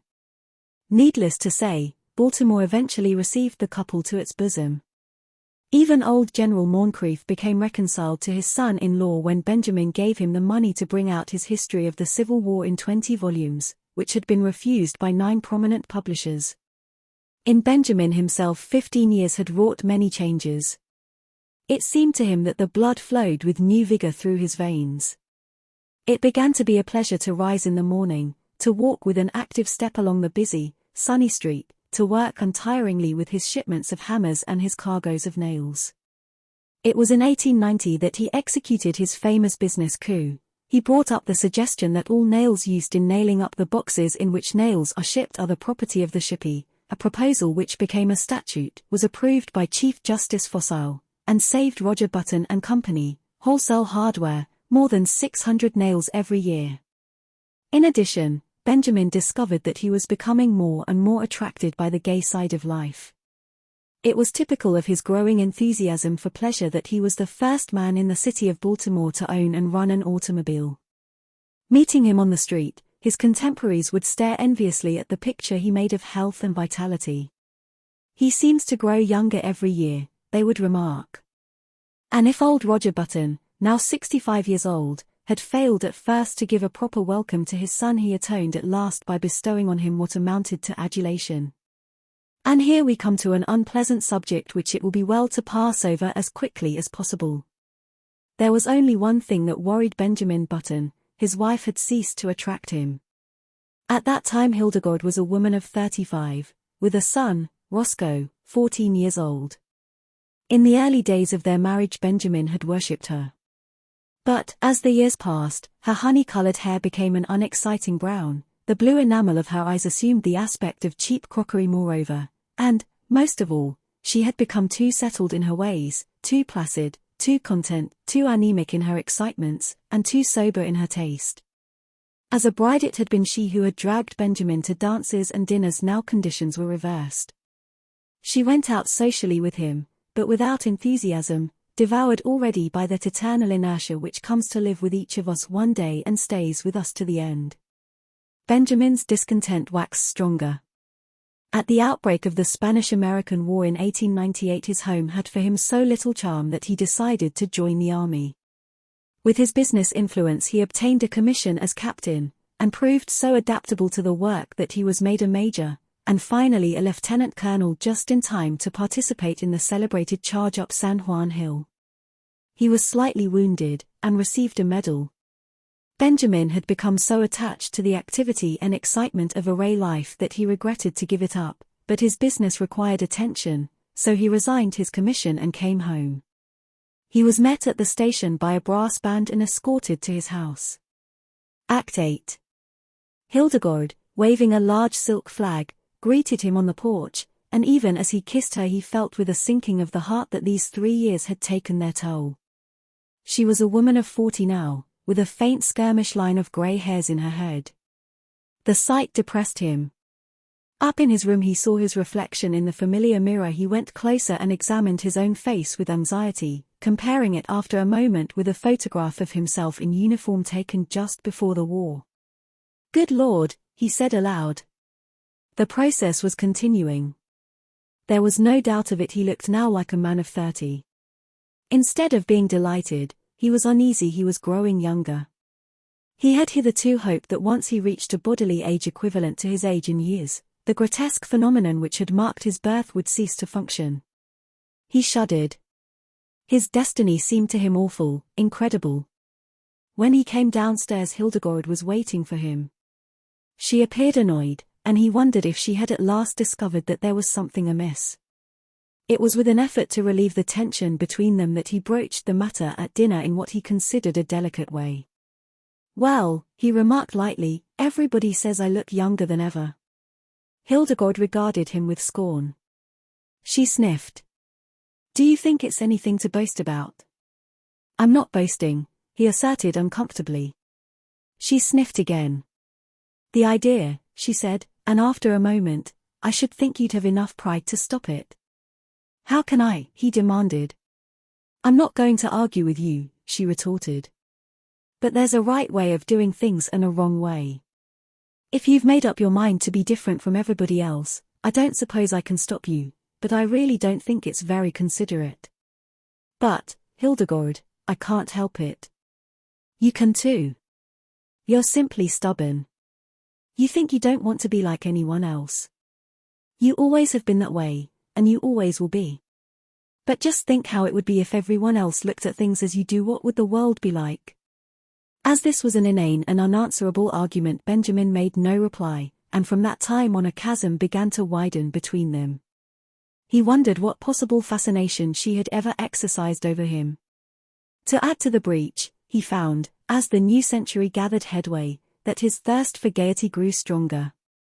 Never a party of any kind in the city of Baltimore but he was there, dancing with the prettiest of the young married women, chatting with the most popular of the debutantes, and finding their company charming, while his wife, a dowager of evil omen, sat among the chaperones, now in haughty disapproval, and now following him with solemn, puzzled, and reproachful eyes. "Look," people would remark. "What a pity.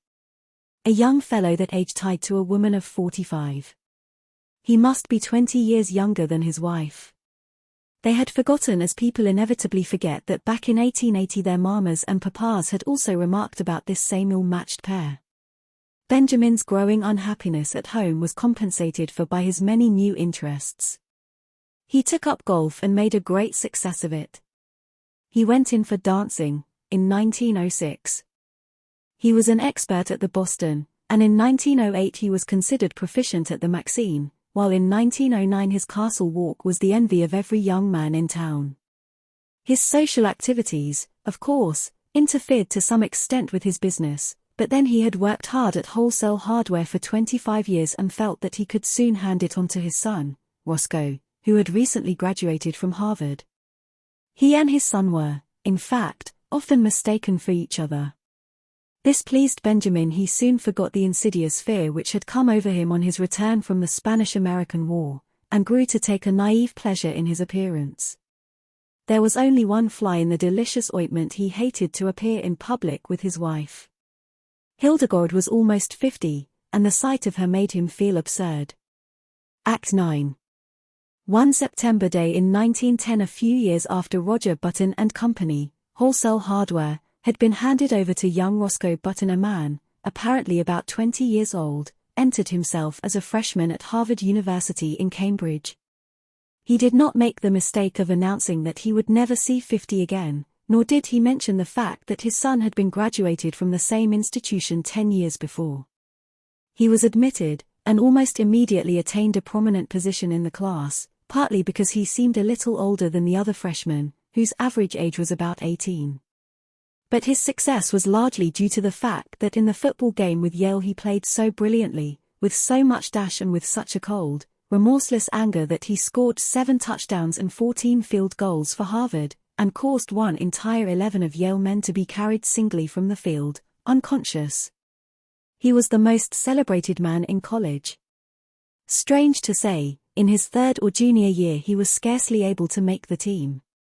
The coaches said that he had lost weight, and it seemed to the more observant among them that he was not quite as tall as before. He made no touchdowns. Indeed, he was retained on the team chiefly in hope that his enormous reputation would bring terror and disorganization to the Yale team.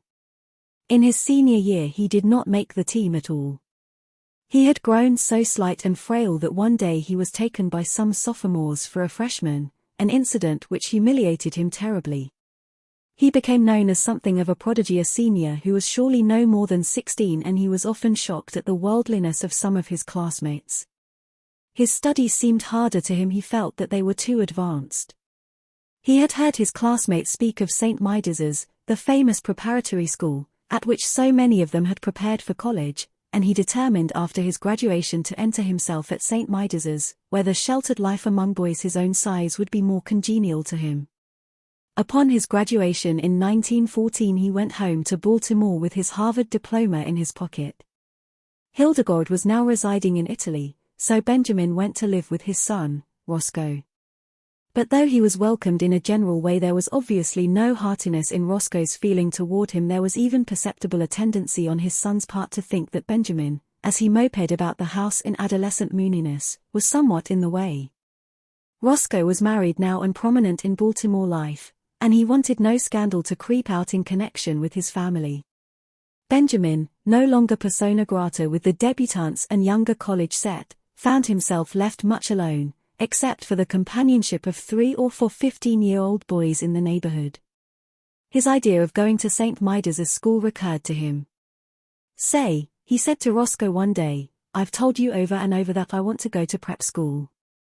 "Well, go, then," replied Roscoe shortly.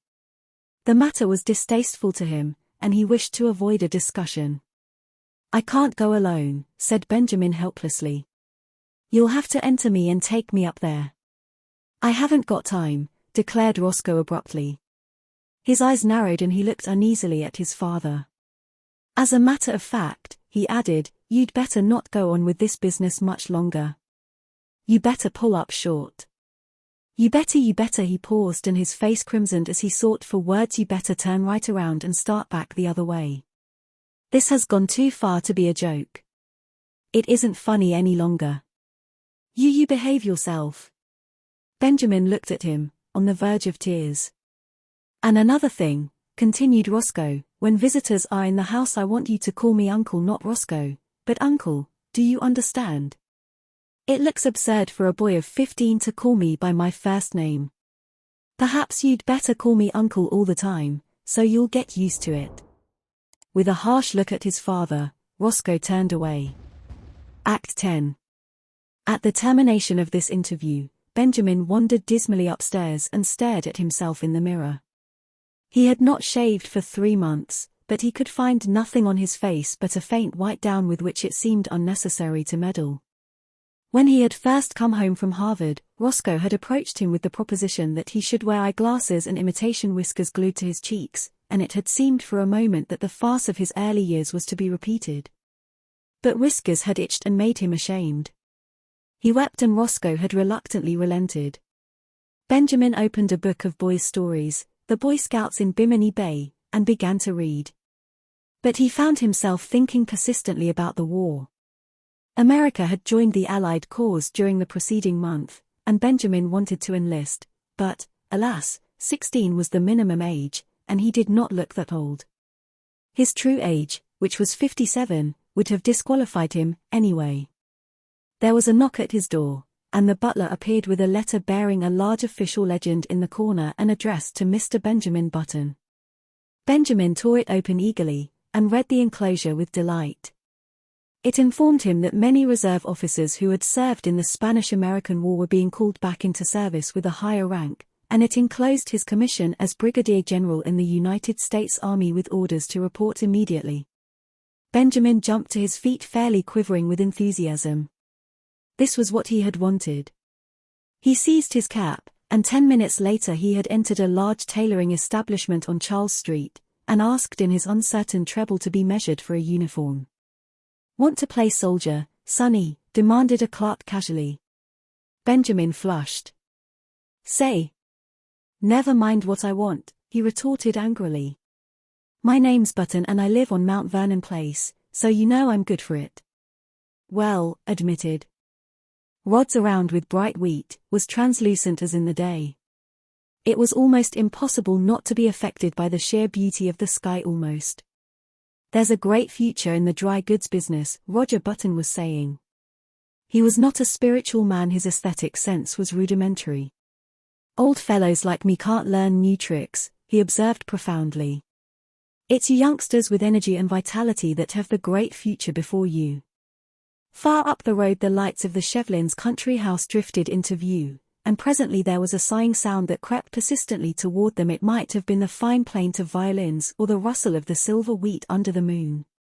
They pulled up behind a handsome brougham whose passengers were disembarking at the door. A lady got out, then an elderly gentleman, then another young lady, beautiful as sin.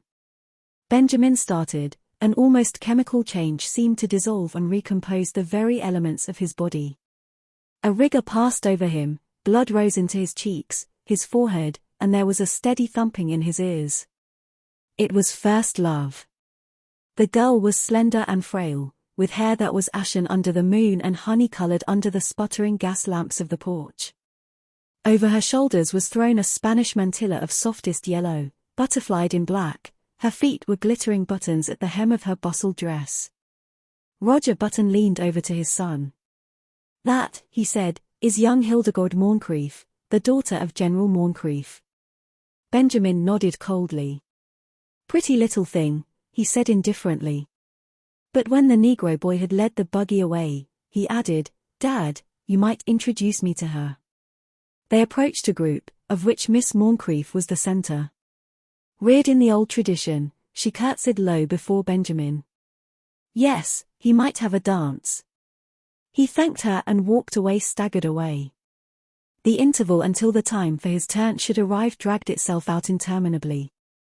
He stood close to the wall, silent, inscrutable, watching with murderous eyes the young bloods of Baltimore as they eddied around Hildegard Moncrief, passionate admiration in their faces. How obnoxious they seemed to Benjamin, how intolerably rosy. Their curling brown whiskers aroused in him a feeling equivalent to indigestion. But when his own time came, and he drifted with her out upon the changing floor to the music of the latest waltz from Paris, his jealousies and anxieties melted from him like a mantle of snow. Blind with enchantment, he felt that life was just beginning. "You and your brother got here just as we did, didn't you?" asked Hildegard, looking up at him with eyes that were like bright blue enamel. Benjamin hesitated.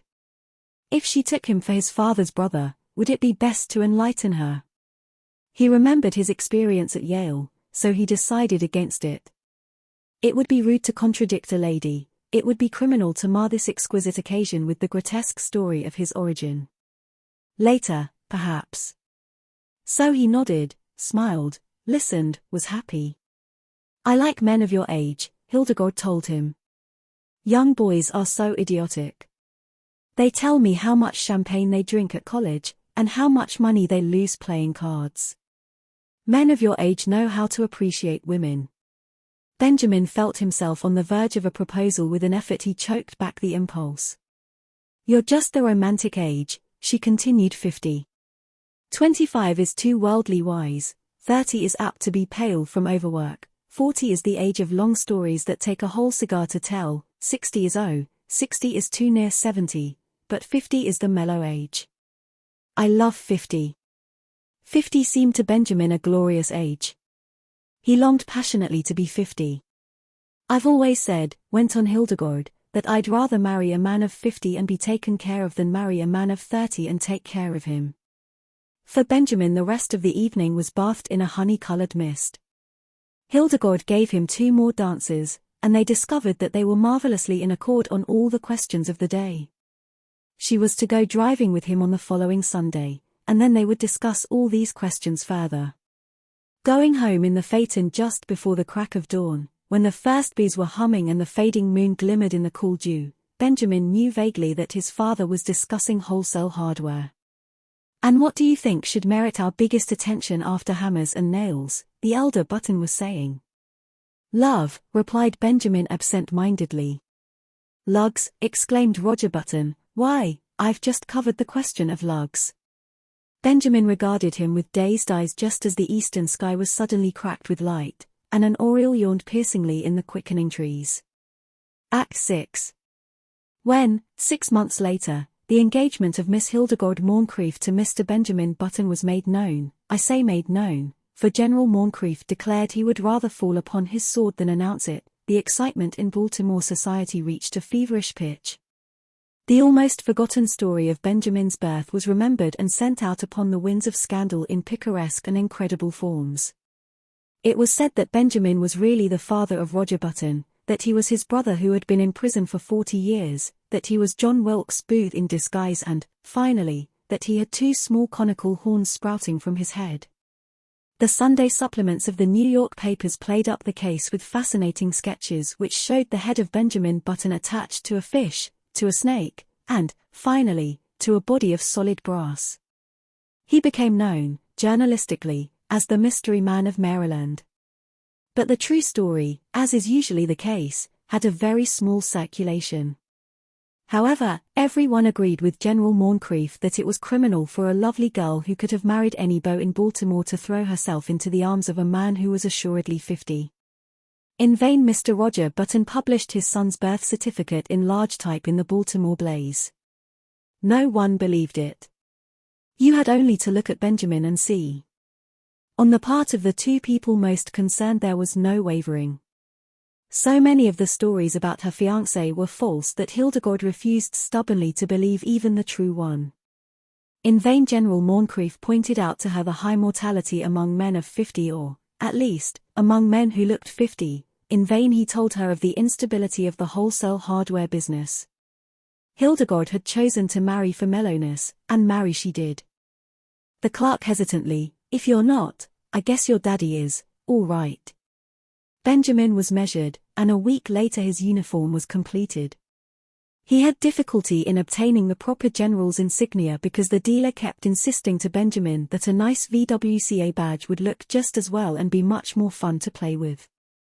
Saying nothing to Roscoe, he left the house one night and proceeded by train to Camp Mosby, in South Carolina, where he was to command an infantry brigade.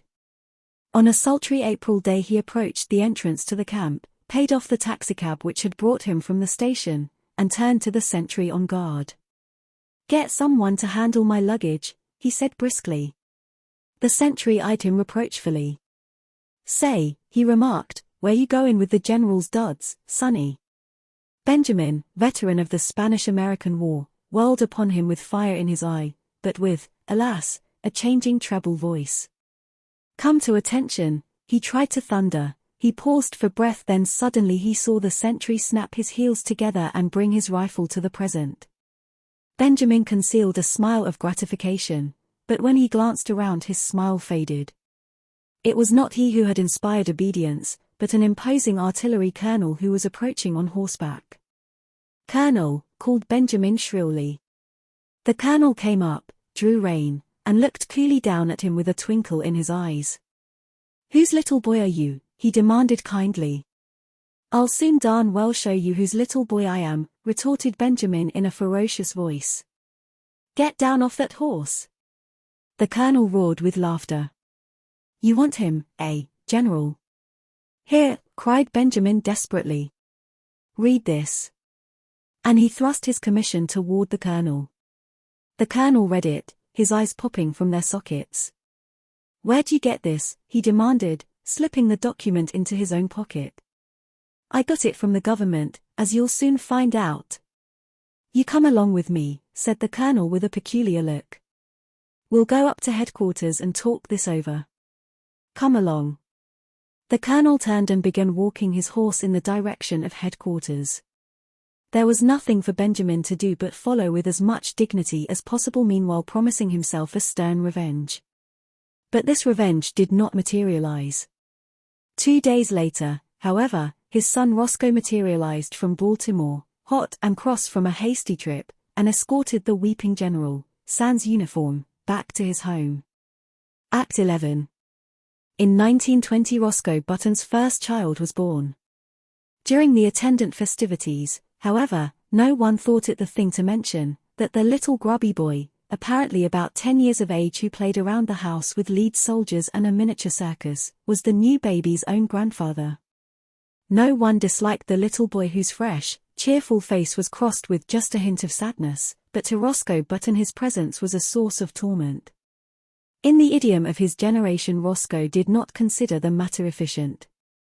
It seemed to him that his father, in refusing to look 60, had not behaved like a red-blooded he-man. This was Roscoe's favorite expression, but in a curious and perverse manner.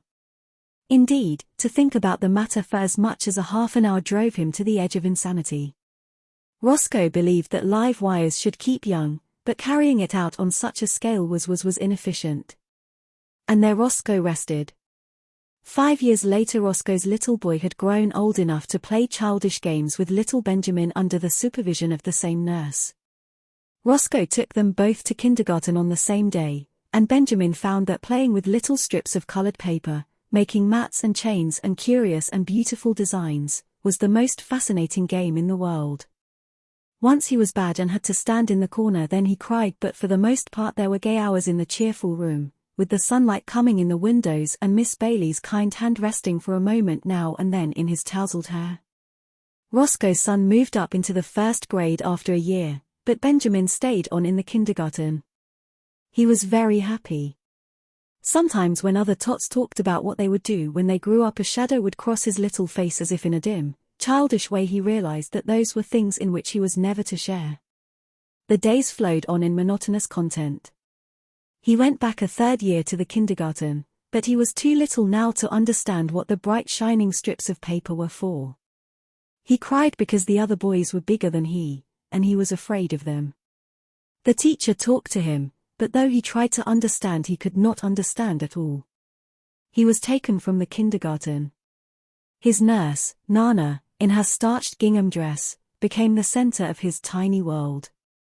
On bright days they walked in the park. Nana would point at a great grey monster and say elephant, and Benjamin would say it after her, and when he was being undressed for bed that night he would say it over and over aloud to her, elephant, elephant, elephant.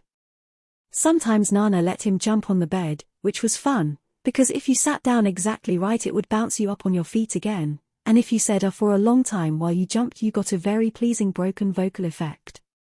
He loved to take a big cane from the hat rack and go around hitting chairs and tables with it and saying, "Fight, fight, fight." When there were people there the old ladies would cluck at him, which interested him, and the young ladies would try to kiss him, which he submitted to with mild boredom. And when the long day was done at 5 o'clock he would go upstairs with Nana and be fed on oatmeal and nice soft mushy foods with a spoon. There were no troublesome memories in his childish sleep, no token came to him of his brave days at college, of the glittering years when he flustered the hearts of many girls. There were only the white, safe walls of his crib and Nana and a man who came to see him sometimes, and a great big orange ball that Nana pointed at just before his twilight bed hour and called Sun. When the sun went his eyes were sleepy, there were no dreams to haunt him. The past, the wild charge at the head of his men up San Juan Hill, the first years of his marriage when he worked late into the summer dusk down in the busy city for young Hildegard whom he loved, the days before that when he sat smoking far into the night in the gloomy old Button house on Monroe Street with his grandfather, all these had faded like unsubstantial dreams from his mind as though they had never been. He did not remember. He did not remember clearly whether the milk was warm or cool at his last feeding or how the days passed. There was only his crib and Nana's familiar presence. And then he remembered nothing. When he was hungry he cried, that was all. Through the noons and nights he breathed, and over him there were soft mumblings and murmurings that he scarcely heard, and faintly differentiated smells, and light and darkness. Then it was all dark, and his white crib and the dim faces that moved above him, and the warm sweet aroma of the milk, faded out altogether from his mind. Chapter 6. Tarquin of Cheapside. Act 1. Running footsteps, light, soft-soled shoes made of curious leathery cloth brought from Ceylon setting the pace, thick flowing boots, 2 pairs, dark blue and gilt, reflecting the moonlight in blunt gleams and splotches, following a stone's throw behind. Soft shoes flashes through a patch of moonlight, then darts into a blind labyrinth of alleys and becomes only an intermittent scuffle ahead somewhere in the enfolding darkness. In go flowing boots, with short swords lurching and long plumes awry, finding a breath to curse God and the black lanes of London. Soft shoes leaps a shadowy gate and crackles through a hedgerow. Flowing boots leap the gate and crackles through the hedgerow, and there, startlingly, is the watch ahead, 2 murderous pikemen of ferocious cast of mouth acquired in Holland and the Spanish marches. But there is no cry for help. The pursued does not fall panting at the feet of the watch, clutching a purse, neither do the pursuers raise a hue and cry. Soft shoes goes by in a rush of swift air. The watch curse and hesitate, glance after the fugitive, and then spread their pikes grimly across the road and wait for flowing boots. Darkness, like a great hand, cuts off the even flow the moon. The hand moves off the moon, whose pale caress finds again the eaves and lintels, and the watch, wounded and tumbled in the dust. Up the street one of flowing boots leaves a black trail of spots until he binds himself, clumsily as he runs, with fine lace caught from his throat. It was no affair for the watch. Satan was at large tonight, and Satan seemed to be he who appeared dimly in front, hill over gate, knee over fence.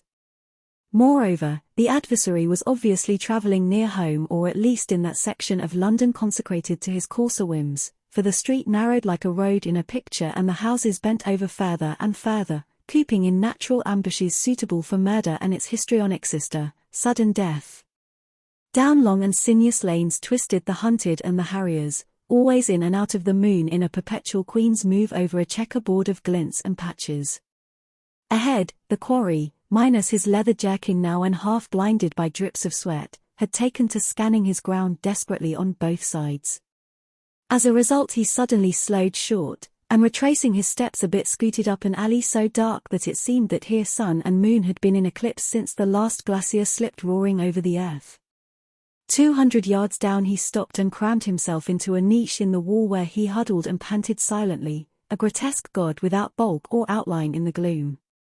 Flowing boots, 2 pairs, drew near, came up, went by, halted 20 yards beyond him, and spoke in deep lunged, scanty whispers. I was attuned to that scuffle. It stopped. Within 20 paces. He's hid. Stay together now and we'll cut him up. The voice faded into a low crunch of a boot, nor did Soft Shoes wait to hear more. He sprang in 3 leaps across the alley, where he bounded up, flapped for a moment on the top of the wall like a huge bird, and disappeared, gulped down by the hungry night at a mouthful. Act 2. He read at wine, he read in bed, he read aloud, had he the breath, his every thought was with the dead, and so he read himself to death. Any visitor to the old James I graveyard near Pete's Hill may spell out this bit of doggerel, undoubtedly one of the worst recorded of an Elizabethan, on the tomb of Wesselcaster. This death of his, says the antiquary, occurred when he was 37, but as this story is concerned with the night of a certain chase through darkness, we find him still alive, still reading. His eyes were somewhat dim, his stomach somewhat obvious. He was a misbuilt man and indolent, oh, heavens! But an era is an era, and in the reign of Elizabeth, by the grace of Luther, Queen of England, no man could help but catch the spirit of enthusiasm. Every loft in Cheapside published its magnum folium, or magazine, of its new blank verse. The Cheapside players would produce anything on sight as long as it got away from those reactionary miracle plays, and the English Bible had run through 7 very large printings in as many months. So Wesselcaxter, who in his youth had gone to sea, was now a reader of all on which he could lay his hands. He read manuscripts in holy friendship, he dined rotten poets, he loitered about the shops where the Magna Folia were printed, and he listened tolerantly while the young playwrights wrangled and bickered among themselves, and behind each other's backs made bitter and malicious charges of plagiarism or anything else they could think of. Tonight he had a book, a piece of work which, though inordinately vast, contained, he thought, some rather excellent political satire. The Fairy Queen by Edmund Spenser lay before him under the tremulous candle light. He had ploughed through a canto, he was beginning another, the legend of Britomartis or of chastity. It falls me here to write of chastity. The fairest virtue, far above the rest.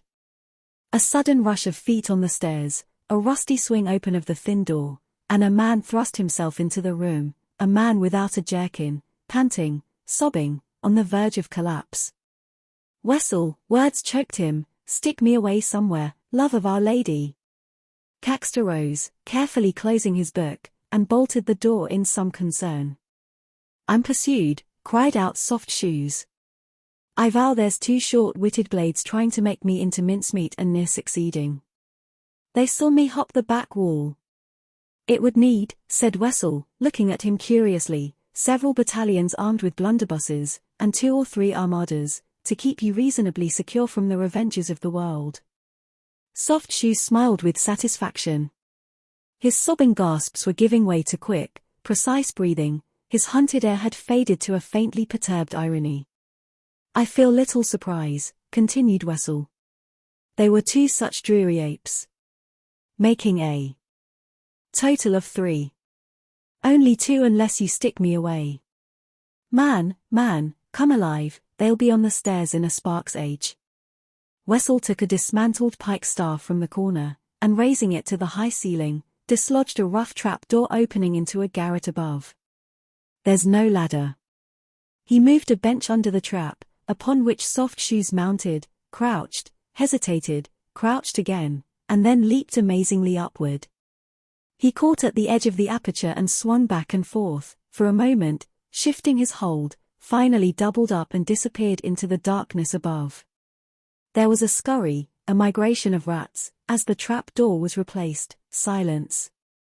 Wessel returned to his reading table, opened to the legend of Britomartis or of chastity and waited.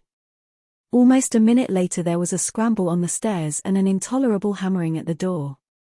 Wessel sighed and, picking up his candle, rose. Who's there? Open the door. Who's there? An aching blow frightened the frail wood, splintered it around the edge. Wessel opened it a scarce 3 inches, and held the candle high. His was to play the timorous, the super-respectable citizen, disgracefully disturbed. 1 small hour of the night for rest. Is that too much to ask from every brawler and quiet gossip? Have you seen a perspiring fellow? The shadows of 2 gallants fell in immense wavering outlines over the narrow stairs. By the light Wessel scrutinized them closely. Gentlemen, they were, hastily but richly dressed, one of them wounded severely in the hand, both radiating a sort of furious horror. Waving aside Wessel's ready miscomprehension, they pushed by him into the room and with their swords went through the business of poking carefully into all suspected dark spots in the room, further extending their search to Wessel's bedchamber. Is he hid here? Demanded the wounded man fiercely. Is who here? Any man but you. Only 2 others that I know of. For a second Wessel feared that he had been too damned funny, for the gallants made as though to prick him through. I heard a man on the stairs, he said hastily, full 5 minutes ago, it was. He most certainly failed to come up. He went on to explain his absorption in the Fairy Queen but, for the moment at least, his visitors, like the great saints, were anaesthetic to culture. What's been done? Inquired Wessel. Violence, said the man with the wounded hand. Wessel noticed that his eyes were quite wild. My own sister. Oh, Christ in heaven, give us this man. Wessel winced. Who is the man? God's word. We know not even that. What's that trap up there? He added suddenly.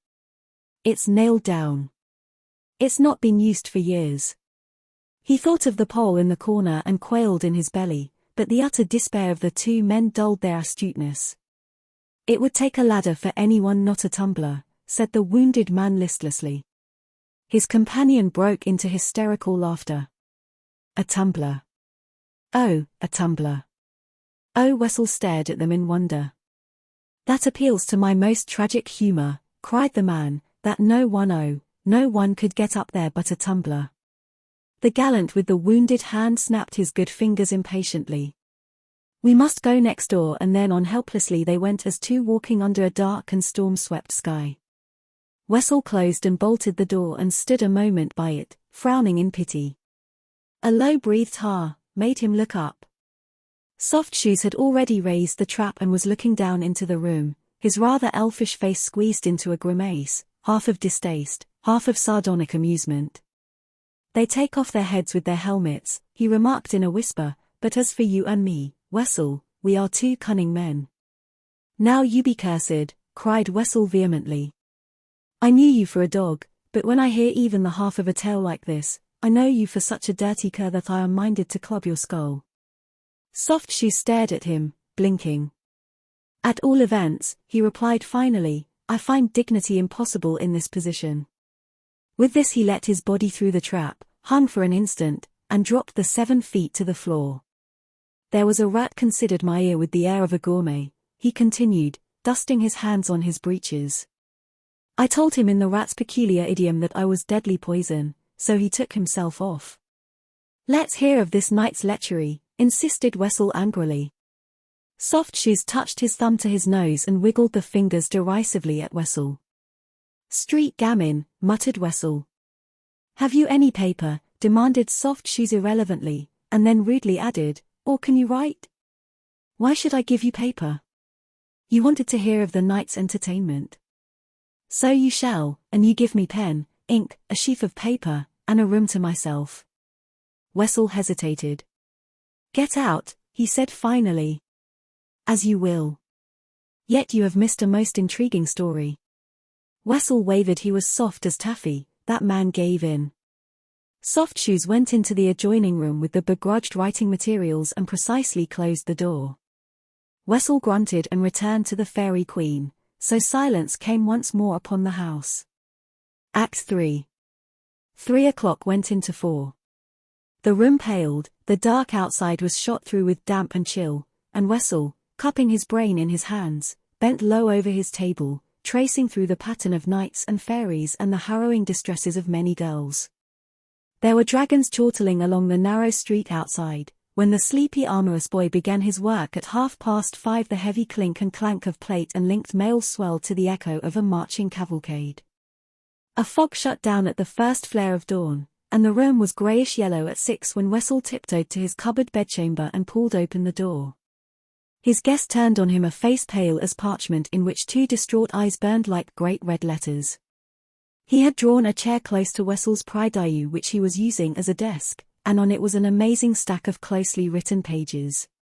With a long sigh Wessel withdrew and returned to his siren, calling himself fool for not claiming his bed here at dawn.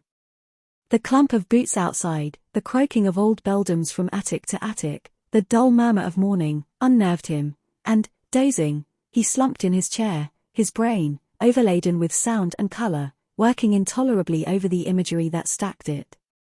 In this restless dream of his he was one of 1,000 groaning bodies crushed near the sun, a helpless bridge for the strong-eyed Apollo. The dream tore at him, scraped along his mind like a ragged knife. When a hot hand touched his shoulder, he awoke with what was nearly a scream to find the fog thick in the room and his guest, a grey ghost of misty stuff, beside him with a pile of paper in his hand. It should be a most intriguing tale, I believe, though it requires some going over. May I ask you to lock it away? And in God's name let me sleep? He waited for no answer, but thrust the pile at Wessel, and literally poured himself like stuff from a suddenly inverted bottle upon a couch in the corner, slept, with his breathing regular, but his brow wrinkled in a curious and somewhat uncanny manner.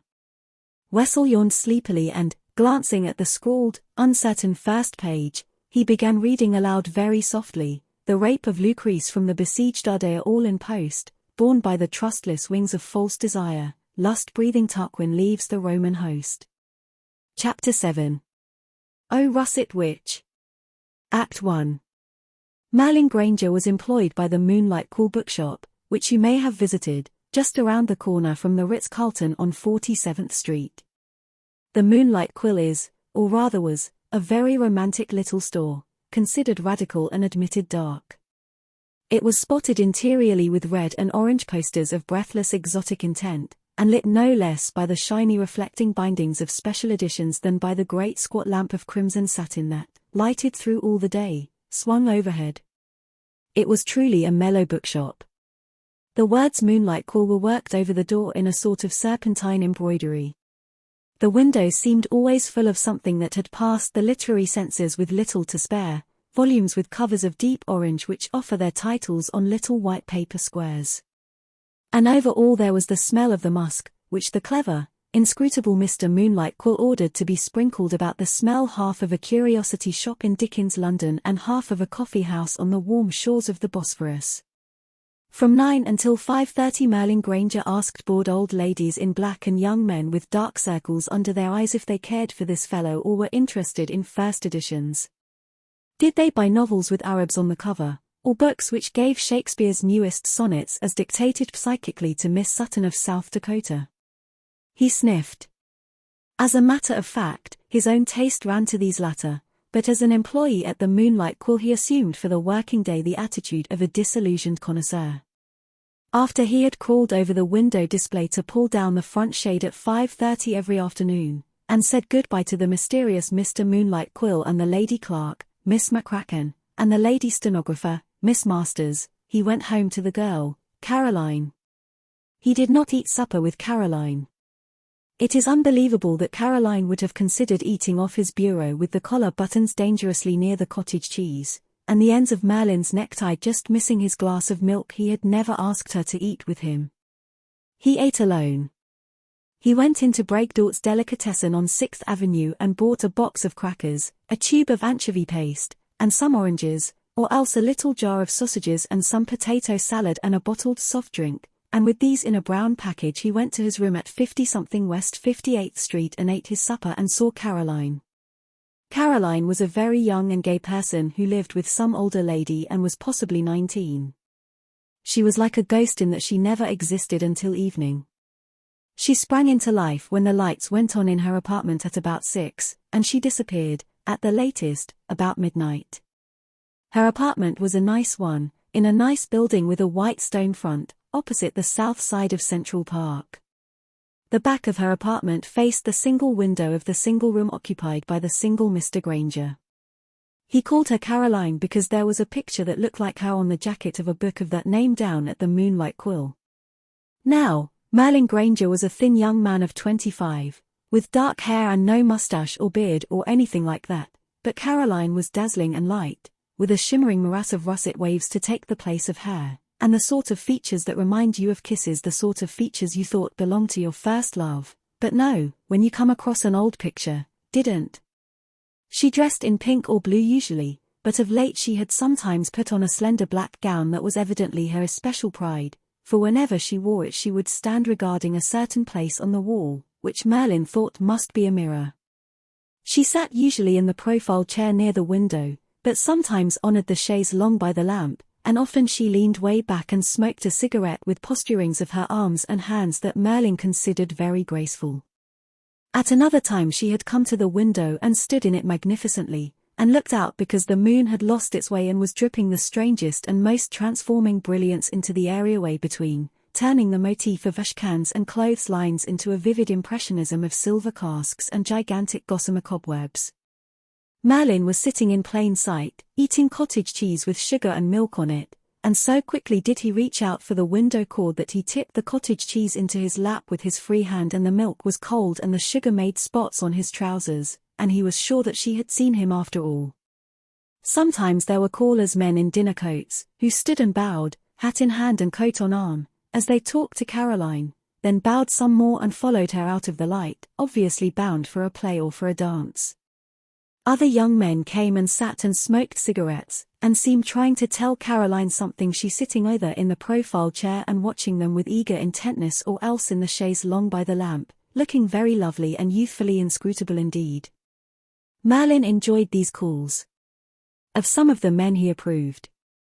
Others won only his grudging toleration, one or two he loathed, especially the most frequent caller, a man with black hair and a black goatee and a pitch-dark soul, who seemed to Merlin vaguely familiar, but whom he was never quite able to recognize. Now, Merlin's whole life was not bound up with this romance he had constructed. It was not the happiest hour of his day. He never arrived in time to rescue Caroline from clutches, nor did he even marry her. A much stranger thing happened than any of these, and it is this strange thing that will presently be set down here. It began one October afternoon when she walked briskly into the mellow interior of the Moonlight Quill.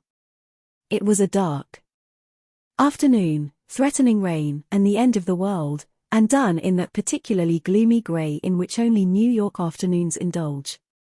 A breeze was crying down the streets, whisking along battered newspapers and pieces of things, and little lights were pricking out all the windows. It was so desolate that one was sorry for the tops of skyscrapers lost up there in the dark green and grey heaven, and felt that now surely the farce was to close, and presently all the buildings would collapse like card houses, and pile up in a dusty, sardonic heap upon all the millions who presumed to wind in and out of them. At least these were the sort of musings that lay heavily upon the soul of Merlin Granger, as he stood by the window putting a dozen books back in a row after a cyclonic visit by a lady with ermine trimmings. He looked out of the window full of the most distressing thoughts of the early novels of H. G. Wells, of the Book of Genesis, of how Thomas Edison had said that in 30 years there would be no dwelling houses upon the island, but only a vast and turbulent bazaar, and then he set the last book right side up, turned, and Caroline walked coolly into the shop. She was dressed in a jaunty but conventional walking costume. He remembered this when he thought about it later.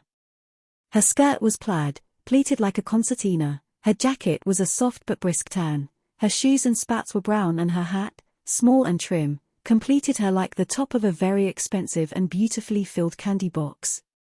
Merlin, breathless and startled, advanced nervously toward her. "Good afternoon," he said, and then stopped. Why, he did not know, except that it came to him that something very portentous in his life was about to occur, and that it would need no furbishing but silence, and the proper amount of expectant attention. And in that minute before the thing began to happen he had the sense of a breathless second hanging suspended in time. He saw through the glass partition that bounded off the little office the malevolent conical head of his employer, Mr. Moonlight Quill, bent over his correspondence. He saw Miss McCracken and Miss Masters as two patches of hair drooping over piles of paper. He saw the crimson lamp overhead, and noticed with a touch of pleasure how really pleasant and romantic it made the bookstore seem. Then the thing happened, or rather it began to happen. Caroline picked up a volume of poems lying loose upon a pile, fingered it absently with her slender white hand, and suddenly, with an easy gesture, tossed it upward toward the ceiling, where it disappeared in the crimson lamp and lodged there, seen through the illuminated silk as a dark, bulging rectangle. This pleased her. She broke into young, contagious laughter, in which Merlin found himself presently joining. "It stayed up," she cried merrily. "It stayed up, didn't it?" To both of them this seemed the height of brilliant absurdity. Their laughter mingled, filled the bookshop, and Merlin was glad to find that her voice was rich and full of sorcery. "Try another," he found himself suggesting. "Try a red one." At this her laughter increased, and she had to rest her hands upon the stack to steady herself. "Try another," she managed to articulate between spasms of mirth. "Oh, golly, try another." "Try two." "Yes, try two." "Oh, I'll choke if I don't stop laughing." "Here it goes." Suiting her action to the word, she picked up a red book and sent it in a gentle hyperbola toward the ceiling, where it sank into the lamp beside the first. It was a few minutes before either of them could do more than rock back and forth in helpless glee, but then by mutual agreement they took up the sport anew, this time in unison. Merlin seized a large, specially bound French classic and whirled it upward. Applauding his own accuracy, he took a bestseller in one hand and a book on barnacles in the other, and waited breathlessly while she made her shot. Then the business waxed fast and furious. Sometimes they alternated, and, watching, he found how supple she was in every movement. Sometimes one of them made shot after shot, picking up the nearest book, sending it off, merely taking time to follow it with a glance before reaching for another. Within 3 minutes they had cleared a little place on the table, and the lamp of crimson satin was so bulging with books that it was near breaking. "Silly game, basketball," she cried scornfully as a book left her hand. "High school girls play it in hideous bloomers." "Idiotic," he agreed. She paused in the act of tossing a book, and replaced it suddenly in its position on the table. "I think we've got room to sit down now," she said gravely. They had cleared an ample space for two. With a faint touch of nervousness, Merlin glanced toward Mr. Moonlight Quill's glass partition, but the three heads were still bent earnestly over their work, and it was evident that they had not seen what had gone on in the shop. So when Caroline put her hands on the table and hoisted herself up, Merlin calmly imitated her, and they sat side by side looking very earnestly at each other. "I had to see you," she began, with a rather pathetic expression in her brown eyes. "I know. It was that last time," she continued, her voice trembling a little, though she tried to keep it steady. "I was frightened. I don't like you to eat off the dresser. I'm so afraid you'll swallow a collar button." "I did once almost," he confessed reluctantly, "but it's not so easy, you know. I mean, you can swallow the flat part easy enough, or else the other part that is, separately, but for a whole collar button you'd have to have a specially made throat." He was astonishing himself by the debonair appropriateness of his remarks. Words seemed for the first time in his life to run at him, shrieking to be used, gathering themselves into carefully arranged squads and platoons, and being presented to him by punctilious adjutants of paragraphs. "That's what scared me," she said. "I knew you had to have a specially made throat, and I knew, at least I felt sure, that you didn't have one." He nodded frankly. "I haven't. It costs money to have one, more money unfortunately than I possess." He felt no shame in saying this, rather a delight in making the admission. He knew that nothing he could say or do would be beyond her comprehension, least of all his poverty, and the practical impossibility of ever extricating himself from it. Caroline looked down at her wristwatch, and with a little cry slid from the table to her feet. "It's after 5, she cried. "I didn't realize. I have to be at the Ritz at 5:30. Let's hurry and get this done. I've got a bet on it." With one accord they set to work. Caroline began the matter by seizing a book on insects and sending it whizzing, and finally crashing through the glass partition that housed Mr. Moonlight Quill. The proprietor glanced up with a wild look, brushed a few pieces of glass from his desk, and went on with his letters. Miss McCracken gave no sign of having heard, only Miss Masters started and gave a little frightened scream before she bent to her task again. But to Merlin and Caroline it didn't matter. In a perfect orgy of energy they were hurling book after book in all directions until sometimes 3 or 4 were in the air at once, smashing against shelves, cracking the glass of pictures on the walls, falling in bruised and torn heaps upon the floor. It was fortunate that no customers happened to come in, for it is certain they would never have come in again. The noise was too tremendous, a noise of smashing and ripping and tearing, mixed now and then with the tinkling of glass, the quick breathing of the two throwers, and the intermittent outbursts of laughter to which both of them periodically surrendered. At 5:30 Caroline tossed a last book at the lamp, and gave the final impetus to the load it carried. The weakened silk tore and dropped its cargo in one vast splattering of white and color to the already littered floor. Then with a sigh of relief she turned to Merlin and held out her hand. "Goodbye," she said simply. "Are you going?" He knew she was. His question was simply a lingering while to detain her and extract for another moment that dazzling essence of light he drew from her presence, to continue his enormous satisfaction in her features, which were like kisses and, he thought, like the features of a girl he had known back in 1910. For a minute he pressed the softness of her hand, then she smiled and withdrew it, and, before he could spring to open the door, she had done it herself and was gone out into the turbid and ominous twilight that brooded narrowly over 47th Street.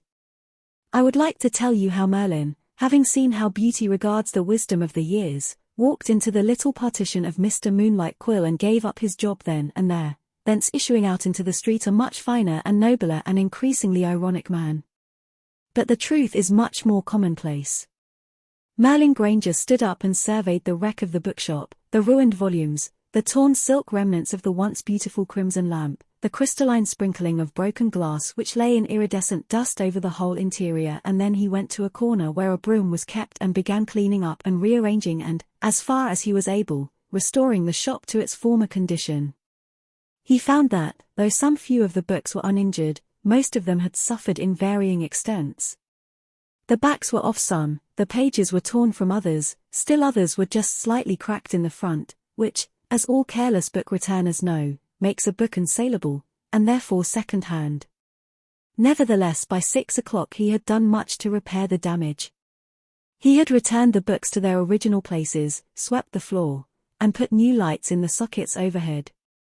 The red shade itself was ruined beyond redemption, and Merlin thought in some trepidation that the money to replace it might have to come out of his salary.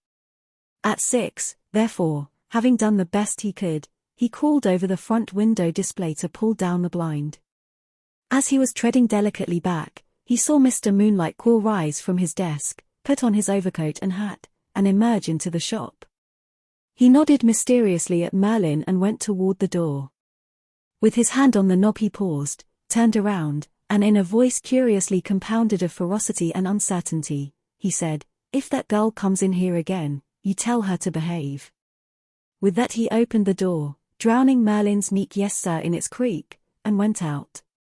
Merlin stood there for a moment, deciding wisely not to worry about what was for the present only a possible futurity, and then he went into the back of the shop and invited Miss Masters to have supper with him at Polpat's French restaurant, where one could still obtain red wine at dinner, despite the great federal government.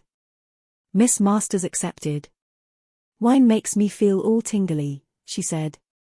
Merlin laughed inwardly as he compared her to Caroline, or rather as he didn't compare her. There was no comparison. Act 2. Mr. Moonlight Quill, mysterious, exotic, and oriental in temperament, was, nevertheless, a man of decision. And it was with decision that he approached the problem of his wrecked shop. Unless he should make an outlay equal to the original cost of his entire stock, a step which for certain private reasons he did not wish to take, it would be impossible for him to continue in business with the Moonlight Quill as before. There was but one thing to do. He promptly turned his establishment from an up-to-the-minute bookstore into a second-hand bookshop.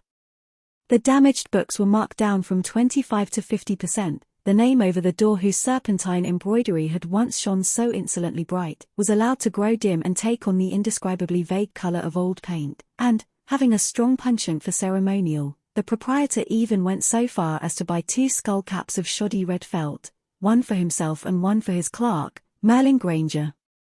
Moreover, he let his goatee grow until it resembled the tail feathers of an ancient sparrow and substituted for a once dapper business suit a reverence-inspiring affair of shiny alpaca. In fact, within a year after Caroline's catastrophic visit to the bookshop, the only thing in it that preserved any semblance of being up to date was Miss Masters. Miss McCracken had followed in the footsteps of Mr. Moonlight Quill and become an intolerable dowd. For Merlin too, from a feeling compounded of loyalty and listlessness, had let his exterior take on the semblance of a deserted garden. He accepted the red felt skull cap as a symbol of his decay.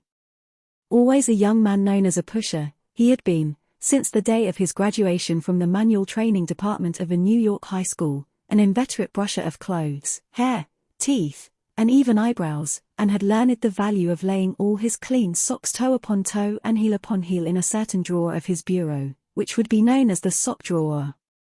These things, he felt, had won him his place in the greatest splendor of the Moonlight Quill. It was due to them that he was not still making chests useful for keeping things, as he was taught with breathless practicality in high school, and selling them to whoever had use of such chests, possibly undertakers. Nevertheless, when the progressive Moonlight Quill became the retrogressive Moonlight Quill, he preferred to sink with it, and so took to letting his suits gather undisturbed the wispy burdens of the air and to throwing his socks indiscriminately into the shirt drawer, the underwear drawer, and even into no drawer at all. It was not uncommon in his new carelessness to let many of his clean clothes go directly back to the laundry without having ever been worn, a common eccentricity of impoverished bachelors. And this in the face of his favorite magazines, which at that time were fairly staggering with articles by successful authors against the frightful impudence of the condemned poor, such as the buying of wearable shirts and nice cuts of meat, and the fact that they preferred good investments in personal jewelry to respectable ones in 4% saving banks. It was indeed a strange state of affairs and a sorry one for many worthy and God-fearing men. For the first time in the history of the Republic, almost any Negro north of Georgia could change a $1 bill. But as at that time the cent was rapidly approaching the purchasing power of the Chinese yubu and was only a thing you got back occasionally after paying for a soft drink, and could use merely in getting your correct weight, this was perhaps not so strange a phenomenon as it at first seems. It was too curious a state of things, however, for Merlin Granger to take the step that he did take, the hazardous, almost involuntary step of proposing to Miss Masters. Stranger still that she accepted him. It was at Polpat's on Saturday night and over a $1.75 bottle of water diluted with vin ordinaire that the proposal occurred. "Wine makes me feel all tingly, doesn't it you?" chattered Miss Masters gaily. "Yes," answered Merlin absently, and then, after a long and pregnant pause, "Miss Masters, Olive, I want to say something to you if you'll listen to me." The tingliness of Miss Masters, who knew what was coming, increased until it seemed that she would shortly be electrocuted by her own nervous reactions. But her "yes, Merlin," came without a sign or flicker of interior disturbance. Merlin swallowed a stray bit of air that he found in his mouth. "I have no fortune," he said with the manner of making an announcement. "I have no fortune at all." Their eyes met, locked, became wistful, and dreamy and beautiful. "Olive," he told her, "I love you." "I love you too, Merlin," she answered simply. "Shall we have another bottle of wine?" "Yes," he cried, his heart beating at a great rate. "Do you mean to drink to our engagement?" she interrupted bravely. "May it be a short one?" "No," he almost shouted, bringing his fist fiercely down upon the table. "May it last forever." "What?" "I mean, oh, I see what you mean. You're right. May it be a short one." He laughed and added, "My error." After the wine arrived they discussed the matter thoroughly. "We'll have to take a small apartment at first," he said, "and I believe, yes, by golly, I know there's a small one in the house where I live, a big room and a sort of a dressing room kitchenette and the use of a bath on the same floor."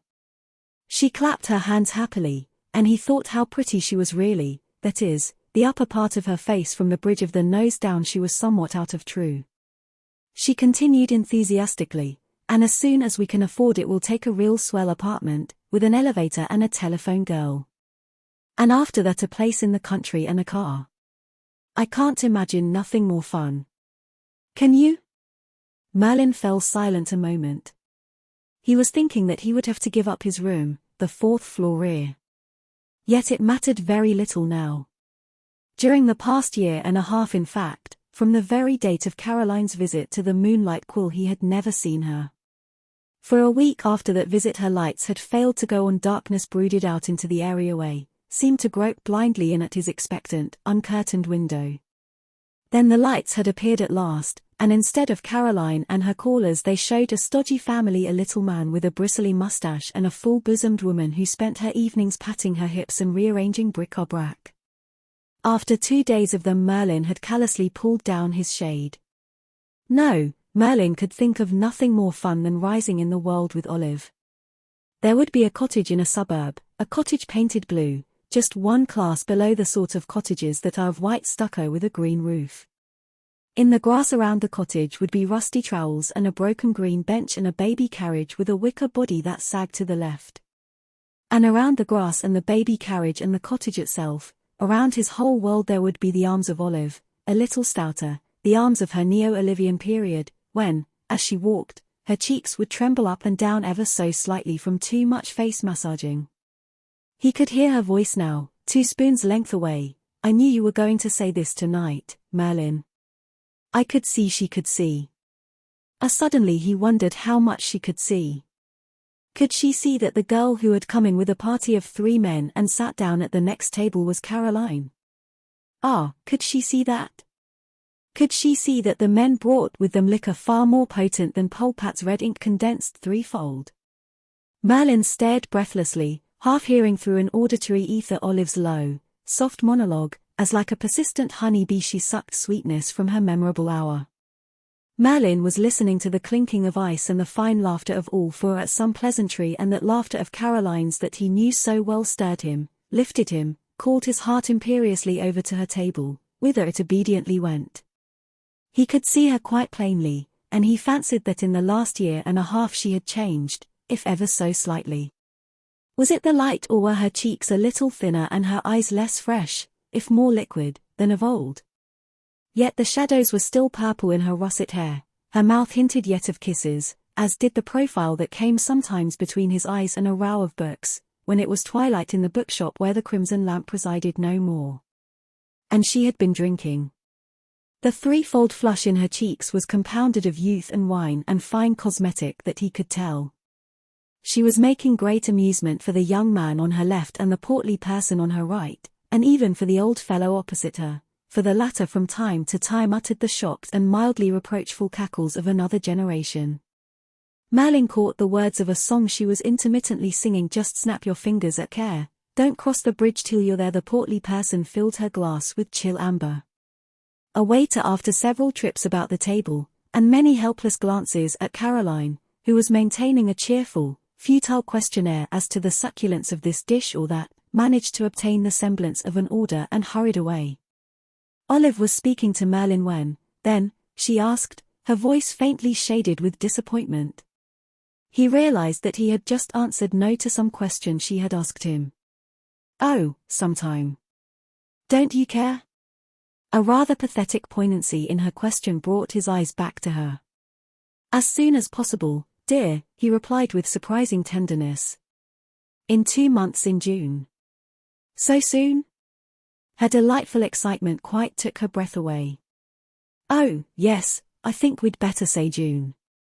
No use waiting."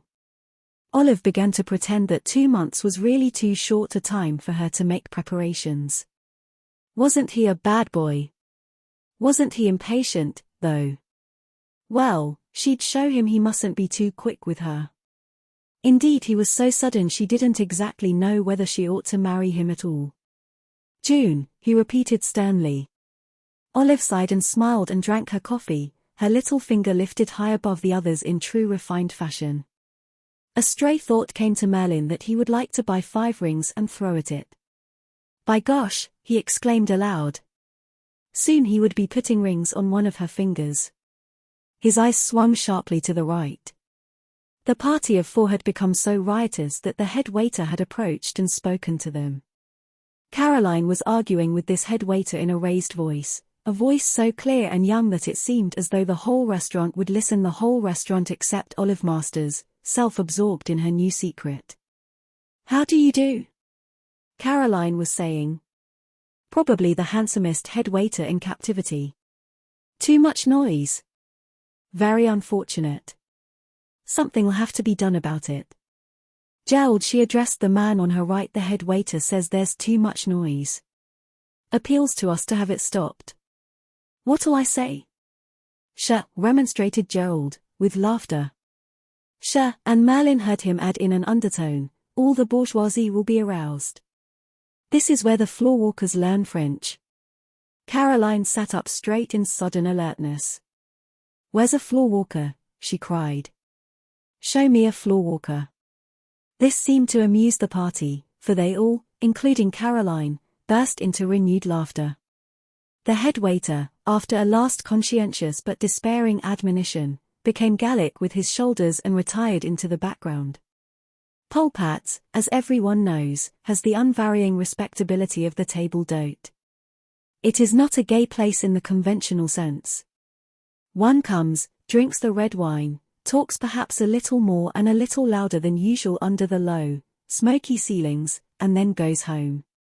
It closes up at 9:30, tight as a drum. The policeman is paid off and given an extra bottle of wine for the missus, the coat-room girl hands her tips to the collector, and then darkness crushes the little round tables out of sight and life. But excitement was prepared for Polpat's this evening, excitement of no mean variety. A girl with russet, purple-shadowed hair mounted to her tabletop and began to dance thereon. "Seika nom did I you? Come down off there," cried the head waiter. "Stop that music." But the musicians were already playing so loud that they could pretend not to hear his order. Having once been young, they played louder and gayer than ever, and Caroline danced with grace and vivacity, her pink, filmy dress swirling about her, her agile arms playing in supple, tenuous gestures along the smoky air. A group of Frenchmen at a table nearby broke into cries of applause, in which other parties joined. In a moment the room was full of clapping and shouting. Half the diners were on their feet, crowding up, and on the outskirts the hastily summoned proprietor was giving indistinct vocal evidences of his desire to put an end to this thing as quickly as possible.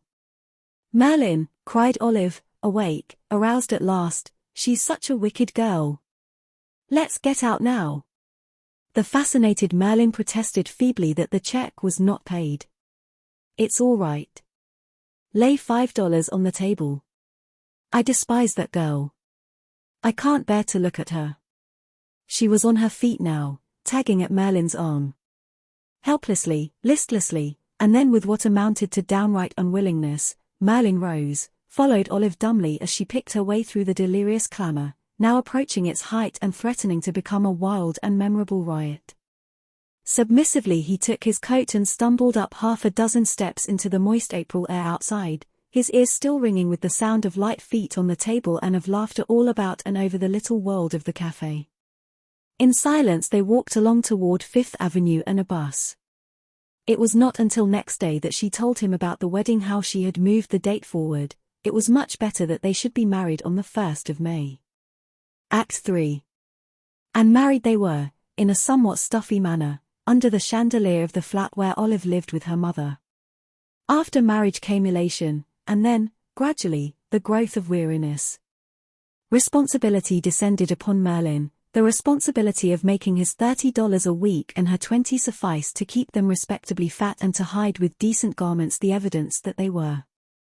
It was decided after several weeks of disastrous and well-nigh humiliating experiments with restaurants that they would join the great army of the delicatessen fed, so he took up his old way of life again, in that he stopped every evening at Breakdort's delicatessen and bought potatoes in salad, ham in slices, and sometimes even stuffed tomatoes in bursts of extravagance.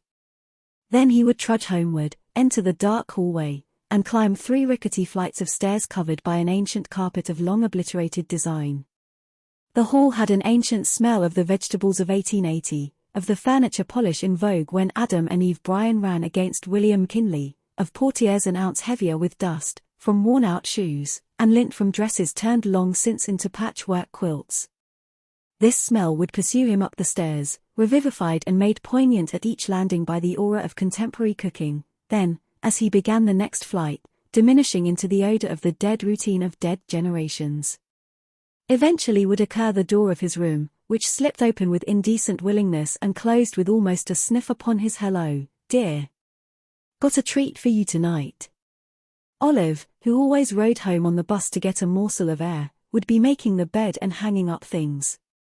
At his call she would come up to him and give him a quick kiss with wide-open eyes, while he held her upright like a ladder, his hands on her 2 arms, as though she were a thing without equilibrium, and would, once he relinquished hold, fall stiffly backward to the floor.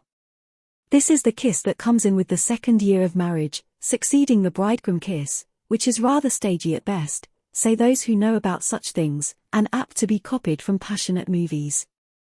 Then came supper, and after that they went out for a walk, up 2 blocks and through Central Park, or sometimes to a moving picture, which taught them patiently that they were the sort of people for whom life was ordered, and that something very grand and brave and beautiful would soon happen to them if they were docile and obedient to their rightful superiors and kept away from pleasure. Such was their day for 3 years. Then change came into their lives. Olive had a baby, and as a result Merlin had a new influx of material resources. In the 3rd week of Olive's confinement, after an hour of nervous rehearsing, he went into the office of Mr. Moonlight Quill and demanded an enormous increase in salary. "I've been here 10 years, he said, "since I was 19.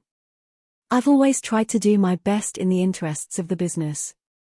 Mr. Moonlight Quill said that he would think it over.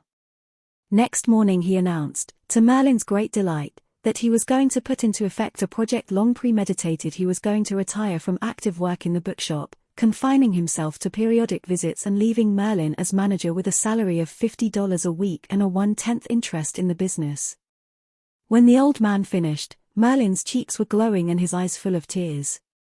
He seized his employer's hand and shook it violently, saying over and over again, "It's very nice of you, sir.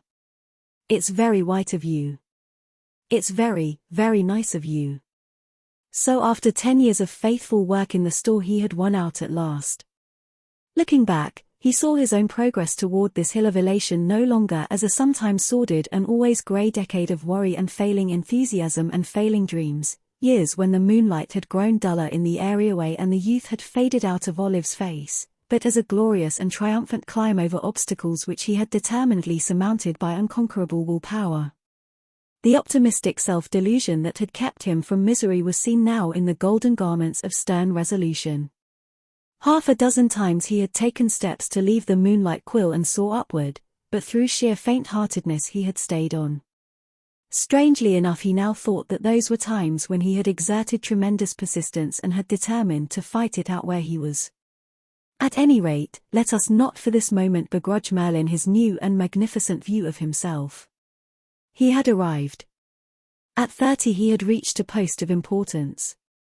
He left the shop that evening fairly radiant, invested every penny in his pocket in the most tremendous feast that Breakdort's delicatessen offered, and staggered homeward with the great news and 4 gigantic paper bags. The fact that Olive was too sick to eat, that he made himself faintly but unmistakably ill by a struggle with 4 stuffed tomatoes, and that most of the food deteriorated rapidly in an iceless icebox, all next day did not mar the occasion. For the first time since the week of his marriage Merlin Granger lived under a sky of unclouded tranquility. The baby boy was christened Arthur, and life became dignified, significant, and, at length, centered. Merlin and Olive resigned themselves to a somewhat secondary place in their own cosmos, but what they lost in personality they regained in a sort of primordial pride. The country house did not come, but a month in an Asbury Park boarding house each summer filled the gap, and during Merlin's 2 weeks' holiday this excursion assumed the air of a really merry jaunt, especially when, with the baby asleep in a wide room opening technically on the sea, Merlin strolled with Olive along the thronged boardwalk puffing at his cigar and trying to look like 20,000 a year.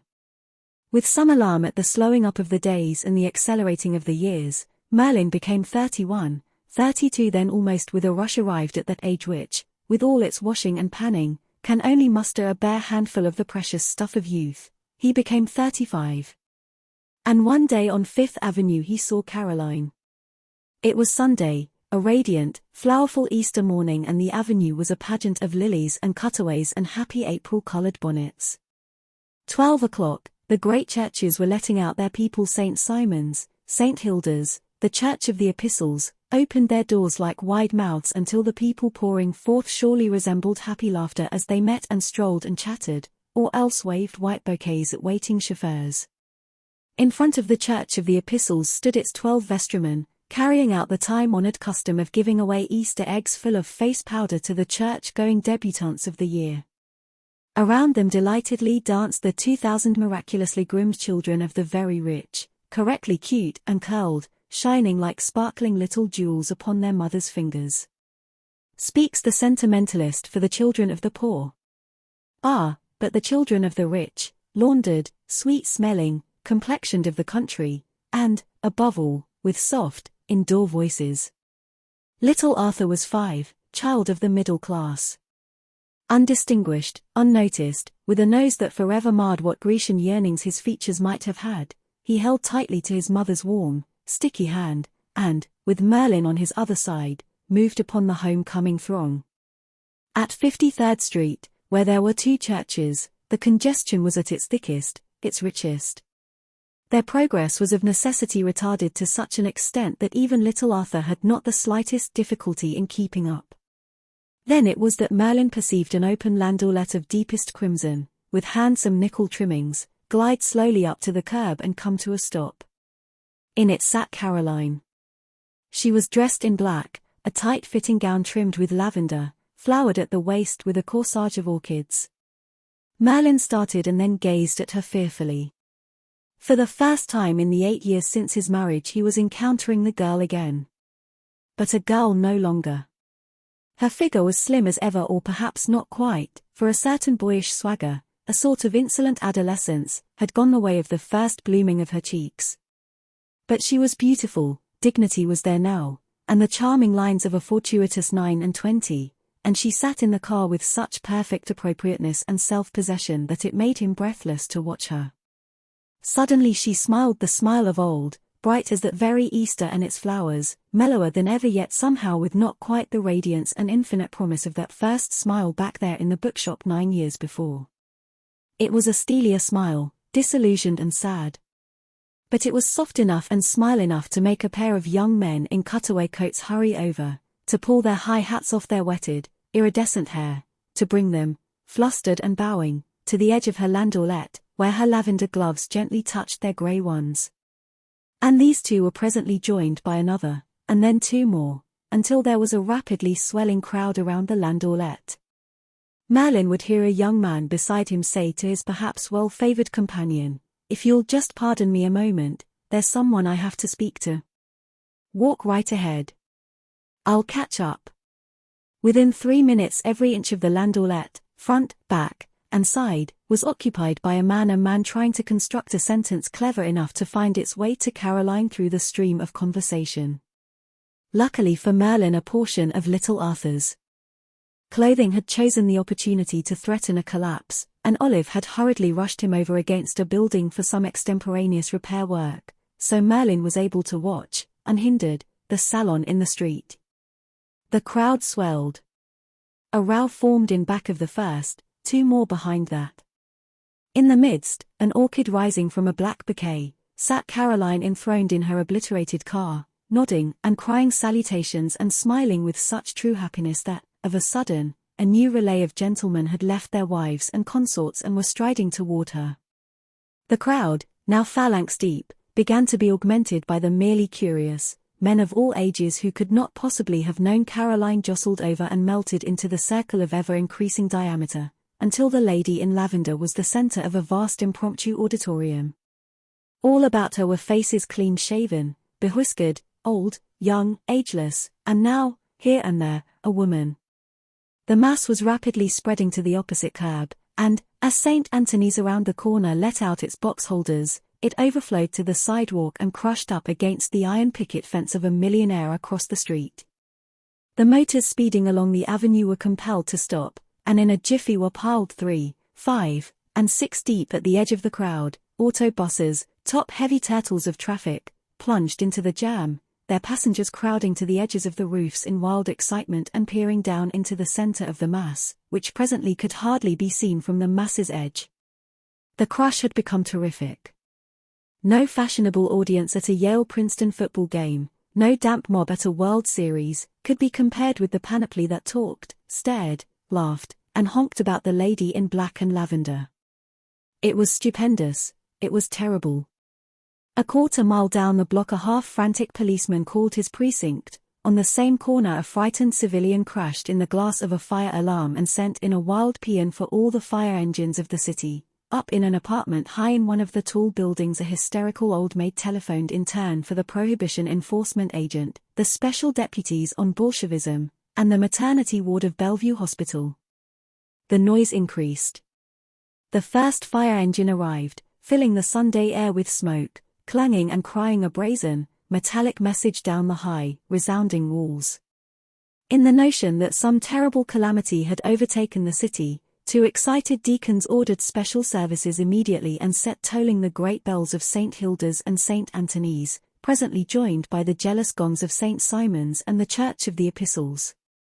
Even far off in the Hudson and the East River the sounds of the commotion were heard, and the ferry boats and tugs and ocean liners set up sirens and whistles that sailed in melancholy cadence, now varied, now reiterated, across the whole diagonal width of the city from Riverside Drive to the grey water fronts of the Lower East Side.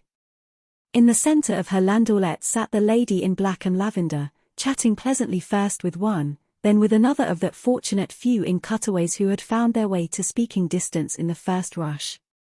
After a while she glanced around her and beside her with a look of growing annoyance. She yawned and asked the man nearest her if he couldn't run in somewhere and get her a glass of water. The man apologized in some embarrassment. He could not have moved hand or foot. He could not have scratched his own ear. As the first blast of the river sirens keened along the air, Olive fastened the last safety pin in little Arthur's rompers and looked up.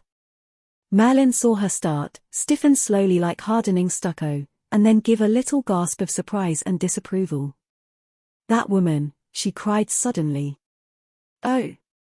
She flashed a glance at Merlin that mingled reproach and pain, and without another word gathered up little Arthur with one hand, grasped her husband by the other, and darted amazingly in a winding, bumping canter through the crowd. Somehow people gave way before her, somehow she managed to retain her grasp on her son and husband, somehow she managed to emerge 2 blocks up, battered and disheveled, into an open space, and, without slowing up her pace, darted down a side street. Then at last, when uproar had died away into a dim and distant clamor, did she come to a walk and set little Arthur upon his feet. "And on Sunday, too. Hasn't she disgraced herself enough?" This was her only comment. She said it to Arthur, as she seemed to address her remarks to Arthur throughout the remainder of the day.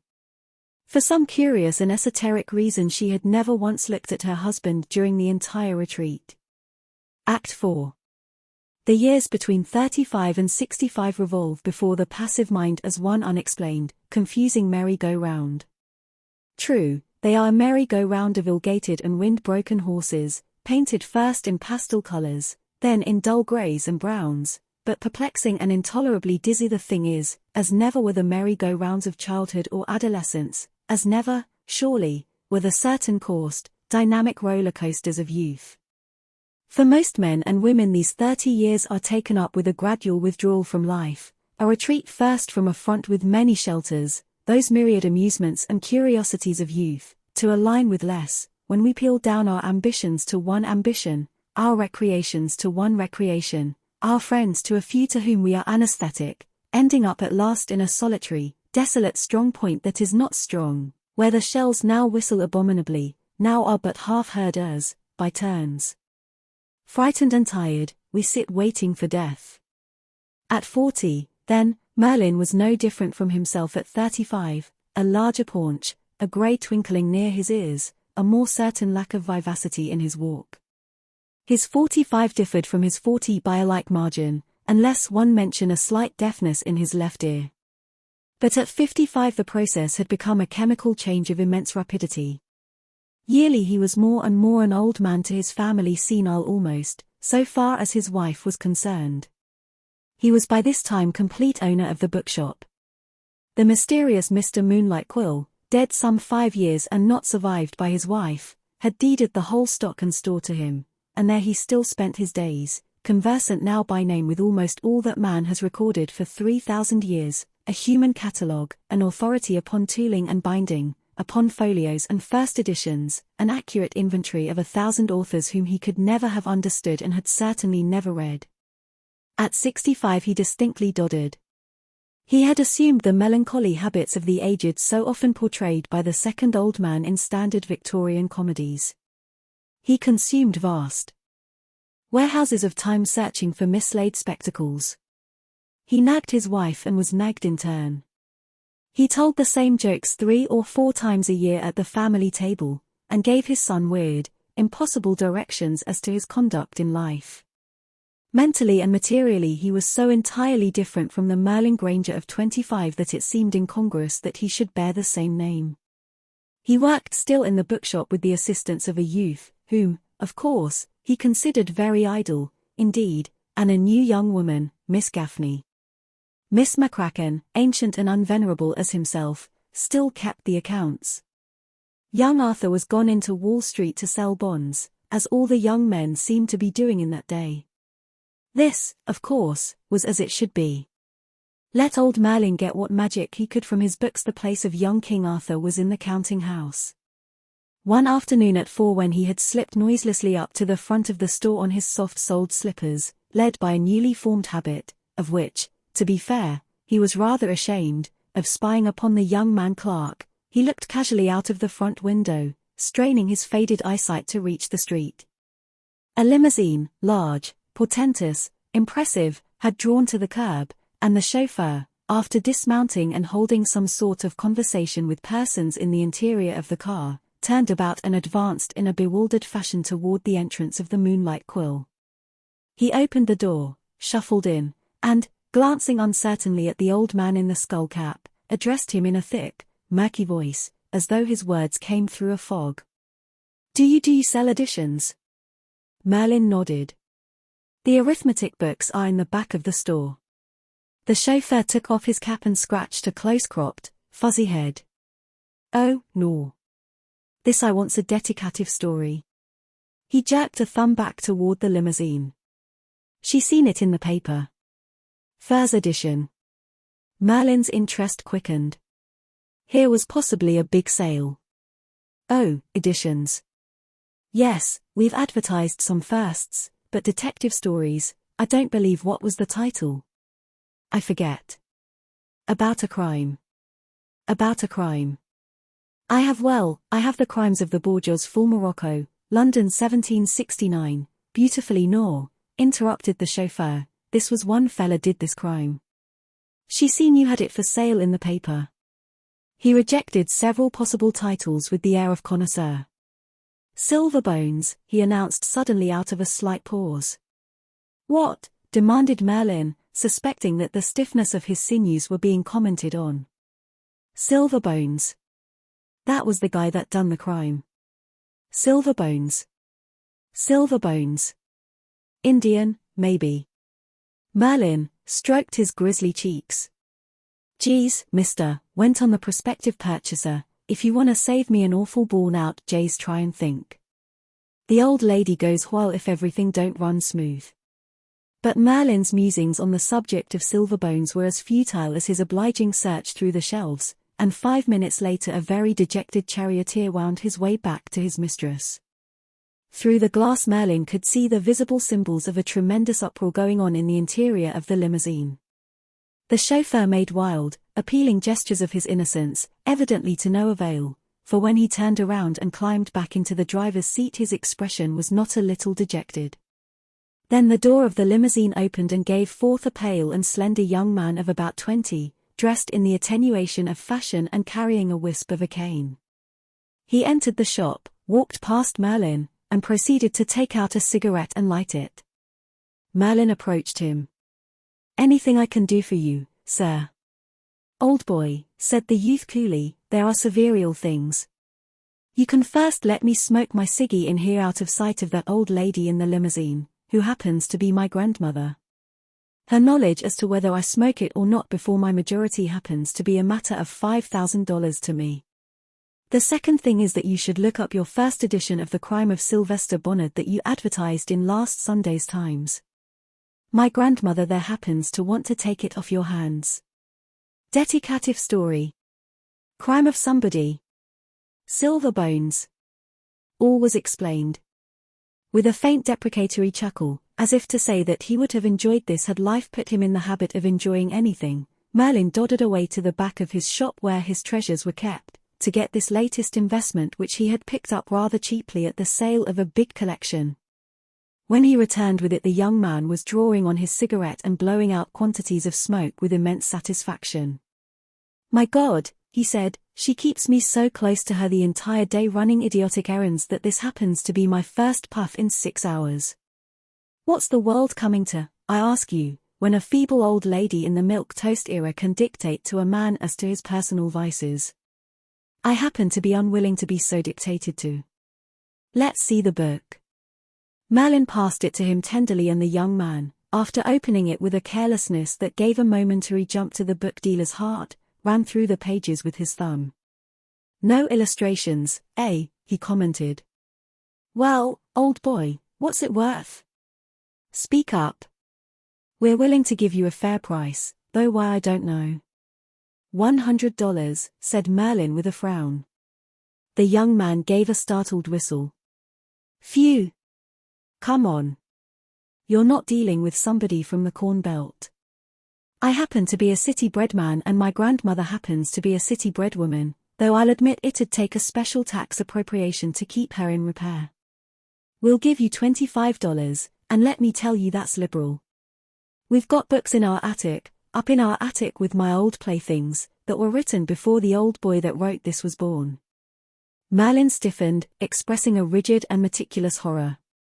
Did your grandmother give you $25 to buy this with? She did not. She gave me 50, but she expects change. I know that old lady. You tell her, said Merlin with dignity, that she has missed a very great bargain. Give you 40, urged the young man. Come on now, be reasonable and don't try to hold us up. Merlin had wheeled around with the precious volume under his arm and was about to return it to its special drawer in his office when there was a sudden interruption. With unheard of magnificence, the front door burst rather than swung open, and admitted in the dark interior a regal apparition in black silk and fur which bore rapidly down upon him. The cigarette leaped from the fingers of the urban young man and he gave breath to an inadvertent damn. But it was upon Merlin that the entrance seemed to have the most remarkable and incongruous effect, so strong an effect that the greatest treasure of his shop slipped from his hand and joined the cigarette on the floor. Before him stood Caroline. She was an old woman. An old woman remarkably preserved, unusually handsome, unusually erect, but still an old woman. Her hair was a soft, beautiful white, elaborately dressed and jeweled. Her face, faintly rouged à la grande dame, showed webs of wrinkles at the edges of her eyes, and two deeper lines in the form of stanchions connected her nose with the corners of her mouth. Her eyes were dim, ill-natured, and querulous. But it was Caroline without a doubt, Caroline's features though in decay, Caroline's figure, if brittle and stiff in movement, Caroline's manner, unmistakably compounded of a delightful insolence and an enviable self-assurance, and, most of all, Caroline's voice, broken and shaky, yet with a ring in it that still could and did make chauffeurs want to drive laundry wagons and cause cigarettes to fall from the fingers of urban grandsons. She stood and sniffed. Her eyes found the cigarette upon the floor. "What's that?" she cried. The words were not a question, they were an entire litany of suspicion, accusation, confirmation, and decision. She tarried over them scarcely an instant. "Stand up," she said to her grandson, "stand up and blow that nicotine out of your lungs." The young man looked at her in trepidation. "Blow," she commanded. He pursed his lips feebly and blew into the air. "Blow," she repeated, more peremptorily than before. He blew again, helplessly, ridiculously. "Do you realize," she went on briskly, "that you've forfeited $5,000 in 5 minutes?" Merlin momentarily expected the young man to fall pleading upon his knees, but such is the nobility of human nature that he remained standing, even blew again into the air, partly from nervousness, partly, no doubt, with some vague hope of re-ingratiating himself. "Young ass," cried Caroline. "Once more, just once more and you leave college and go to work." This threat had such an overwhelming effect upon the young man that he took on an even paler pallor than was natural to him. But Caroline was not through.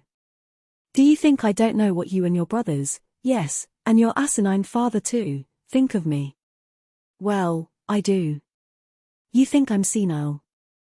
You think I'm soft. I'm not."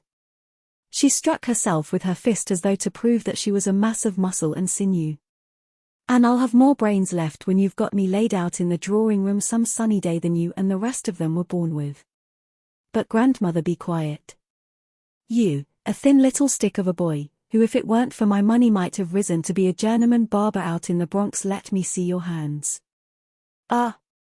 The hands of a barber. You presume to be smart with me, who once had 3 counts and a bona fide duke, not to mention half a dozen papal titles, pursue me from the city of Rome to the city of New York." She paused, took breath. "Stand up. Blow." The young man obediently blew. Simultaneously the door opened and an excited gentleman of middle age who wore a coat and hat trimmed with fur, and seemed, moreover, to be trimmed with the same sort of fur himself on upper lip and chin, rushed into the store and up to Caroline. "Found you at last," he cried. "Been looking for you all over town. Tried your house on the phone and your secretary told me he thought you'd gone to a bookshop called the Moonlight." Caroline turned to him irritably. "Do I employ you for your reminiscences?" she snapped. "Are you my tutor or my broker?" "Your broker," confessed the fur-trimmed man, taken somewhat aback. I beg your pardon. I came about that phonograph stock. I can sell for 105. Then do it. Very well. I thought I'd better go sell it. I'm talking to my grandson. Very well. Goodbye. Goodbye, madam. The fur-trimmed man made a slight bow and hurried in some confusion from the shop. As for you, said Caroline, turning to her grandson, you stay just where you are and be quiet. She turned to Merlin and included his entire length in a not unfriendly survey. Then she smiled and he found himself smiling too. In an instant they had both broken into a cracked but none the less spontaneous chuckle. She seized his arm and hurried him to the other side of the store. There they stopped, faced each other, and gave vent to another long fit of senile glee. It's the only way, she gasped in a sort of triumphant malignity. The only thing that keeps old folks like me happy is the sense that they can make other people step around. To be old and rich and have poor descendants is almost as much fun as to be young and beautiful and have ugly sisters. Oh, yes, chuckled Merlin. I know. I envy you. She nodded, blinking. The last time I was in here, 40 years ago, she said, you were a young man very anxious to kick up your heels. I was, he confessed. My visit must have meant a good deal to you. You have all along, he exclaimed. I thought I used to think at first that you were a real person human, I mean. She laughed. Many men have thought me inhuman. But now, continued Merlin excitedly, I understand. Understanding is allowed to us old people after nothing much matters. I see now that on a certain night when you danced upon a tabletop you were nothing but my romantic yearning for a beautiful and perverse woman. Her old eyes were far away, her voice no more than the echo of a forgotten dream. How I danced that night! I remember. You were making an attempt at me. Olive's arms were closing about me and you warned me to be free and keep my measure of youth and irresponsibility. But it seemed like an effect gotten up at the last moment. It came too late. You are very old, she said inscrutably. I did not realize. Also, I have not forgotten what you did to me when I was 35. You shook me with that traffic tie-up. It was a magnificent effort. The beauty and power you radiated. You became personified even to my wife, and she feared you. For weeks I wanted to slip out of the house at dark and forget the stuffiness of life with music and cocktails and a girl to make me young. But then I no longer knew how. And now you are so very old. With a sort of awe she moved back and away from him. Yes, leave me, he cried. You are old also, the spirit withers with the skin. Have you come here only to tell me something I had best forget, that to be old and poor is perhaps more wretched than to be old and rich, to remind me that my son hurls my grey failure in my face? Give me my book, she commanded harshly. Be quick, old man. Merlin looked at her once more and then patiently obeyed. He picked up the book and handed it to her, shaking his head when she offered him a bill. Why go through the farce of paying me? Once you made me wreck these very premises. I did, she said in anger, and I'm glad. Perhaps there had been enough done to ruin me. She gave him a glance, half disdain, half ill-concealed uneasiness, and with a brisk word to her urban grandson moved toward the door. Then she was gone out of his shop, out of his life. The door clicked. With a sigh he turned and walked brokenly back toward the glass partition that enclosed the yellowed accounts of many years as well as the mellowed, wrinkled Miss McCracken.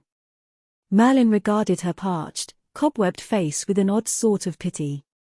She, at any rate, had had less from life than he. No rebellious, romantic spirit popping out unbidden had, in its memorable moments, given her life a zest and a glory. Then Miss McCracken looked up and spoke to him. Still a spunky old piece, isn't she? Merlin started. Who? Old Alicia Dare. Mrs. Thomas Allardyce she is now, of course, has been, these 30 years. What? I don't understand you. Merlin sat down suddenly in his swivel chair, his eyes were wide. "Why, surely, Mr. Granger, you can't tell me that you've forgotten her, when for 10 years she was the most notorious character in New York. Why, one time when she was the correspondent in the Throckmorton divorce case she attracted so much attention on Fifth Avenue that there was a traffic tie-up. Didn't you read about it in the papers?" "I never used to read the papers." His ancient brain was whirring. "Well, you can't have forgotten the time she came in here and ruined the business. Let me tell you, I came near asking Mr. Moonlight Quill for my salary and clearing out." "Do you mean that you saw her?" "Saw her? How could I help it with the racket that went on? Heaven knows Mr. Moonlight Quill didn't like it either, but of course he didn't say anything. He was daffy about her and she could twist him around her little finger. The second he opposed one of her whims, she'd threaten to tell his wife on him. Served him right. The idea of that man falling for a pretty adventuress. Of course he was never rich enough for her, even though the shop paid well in those days. But when I saw her," stammered Merlin, "that is, when I saw her, she lived with her mother." "Mother, trash," said Miss McCracken indignantly. "She had a woman there she called Auntie, who was no more related to her than I am." "Oh, she was a bad one but clever. Right after the Throckmorton divorce case she married Thomas Allardyce, and made herself secure for life." "Who was she?" cried Merlin. "For God's sake, what was she, a witch?" "Why, she was Alicia Dare, the dancer, of course. In those days you couldn't pick up a paper without finding her picture." Merlin sat very quiet, his brain suddenly fatigued and stilled. He was an old man now indeed, so old that it was impossible for him to dream of ever having been young, so old that the glamour was gone out of the world, passing not into the faces of children and into the persistent comforts of warmth and life, but passing out of the range of sight and feeling. He was never to smile again or to sit in a long reverie when spring evenings wafted the cries of children in at his window, until gradually they became the friends of his boyhood out there, urging him to come and play before the last dark came down. He was too old now even for memories. That night he sat at supper with his wife and son, who had used him for their blind purposes. Olive said, "Don't sit there like a death's head. Say something." "Let him sit quiet," growled Arthur. "If you encourage him he'll tell us a story we've heard 100 times before." Merlin went upstairs very quietly at 9 o'clock. When he was in his room and had closed the door tight, he stood by it for a moment, his thin limbs trembling. He knew now that he had always been a fool. Oh, Russet Witch! But it was too late. He had angered Providence by resisting too many temptations. There was nothing left but heaven, where he would meet only those who, like him, had wasted earth. Chapter 8. Unclassified Masterpieces. The Lees of Happiness. Act 1. If you should look through the files of old magazines for the first years of the present century, you would find, sandwiched in between the stories of Richard Harding Davis and Frank Norris and others long since dead, the work of one Geoffrey Curtin, a novel or two, and perhaps 3 or 4 dozen short stories. You could, if you were interested, follow them along until, say, 1908, when they suddenly disappeared. When you had read them all, you would have been quite sure that here were no masterpieces. Here were passably amusing stories, a bit out of date now, but doubtless the sort that would then have whiled away a dreary half-hour in a dental office. The man who did them was of good intelligence, talented, glib, probably young. In the samples of his work you found there would have been nothing to stir you to more than a faint interest in the whims of life, no deep interior laughs, no sense of futility or hint of tragedy. After reading them you would yawn and put the number back in the files, and perhaps, if you were in some library reading room, you would decide that by way of variety you would look at a newspaper of the period and see whether the Japs had taken Port Arthur. But if by any chance the newspaper you had chosen was the right one and had crackled open at the theatrical page, your eyes would have been arrested and held, and for at least a minute you would have forgotten Port Arthur as quickly as you forgot Chateau Thierry. For you would, by this fortunate chance, be looking at the portrait of an exquisite woman. Those were the days of Florodora and of sextettes, of pinched-in waists and blown-out sleeves, of almost bustles and absolute ballet skirts, but here, without doubt, disguised as she might be by the unaccustomed stiffness and old fashion of her costume, was a butterfly of butterflies. Here was the gaiety of the period, the soft wine of eyes, the songs that flurried hearts, the toasts and the bouquets, the dances and the dinners. Here was a Venus of the hansom cab, the Gibson girl in her glorious prime. Here was, you find by looking at the name beneath, one Roxanne Milbank, who had been chorus girl and understudy in the Daisy Chain, but who, by reason of an excellent performance when the star was indisposed, had gained a leading part. You would look again and wonder why you had never heard of her. Why did her name not linger in popular songs and vaudeville jokes and cigar bands, and the memory of that gay old uncle of yours along with Lillian Russell and Stella Mayhew and Anna Held? Roxanne Milbank, whither had she gone? What dark trapdoor had opened suddenly and swallowed her up? Her name was certainly not in last Sunday's supplement on the list of actresses married to English noblemen. No doubt she was dead, poor beautiful young lady, and quite forgotten. I am hoping too much. I am having you stumble on Geoffrey Curtin's stories and Roxanne Milbank's picture. It would be incredible that you should find a newspaper item 6 months later, a single item 2 inches by 4, which informed the public of the marriage, very quietly, of Miss Roxanne Milbank, who had been on tour with the Daisy Chain, to Mr. Geoffrey Curtin, the popular author. Mrs. Curtin, it added dispassionately, will retire from the stage. It was a marriage of love. He was sufficiently spoiled to be charming, she was ingenious enough to be irresistible. Like two floating logs they met in a head-on rush, caught, and sped along together. Yet had Geoffrey Curtin kept at scrivening for 20 years, he could not have put a quirk into one of his stories weirder than the quirk that came into his own life. Had Roxanne Milbank played 36 parts and filled 5,000 houses, she could never have had a role with more happiness and more despair than were in the fate prepared for Roxanne Curtin. For a year they lived in hotels, traveled to California, to Alaska, to Florida, to Mexico, loved and quarreled gently, and gloried in the golden triflings of his wit with her beauty. They were young and gravely passionate, they demanded everything and then yielded everything again in ecstasies of unselfishness and pride. She loved the swift tones of his voice and his frantic, if unfounded jealousy. He loved her dark radiance, the white irises of her eyes, the warm, lustrous enthusiasm of her smile. "Don't you like her?" he would demand rather excitedly and shyly. "Isn't she wonderful?" "Did you ever see?" "Yes," they would answer, grinning.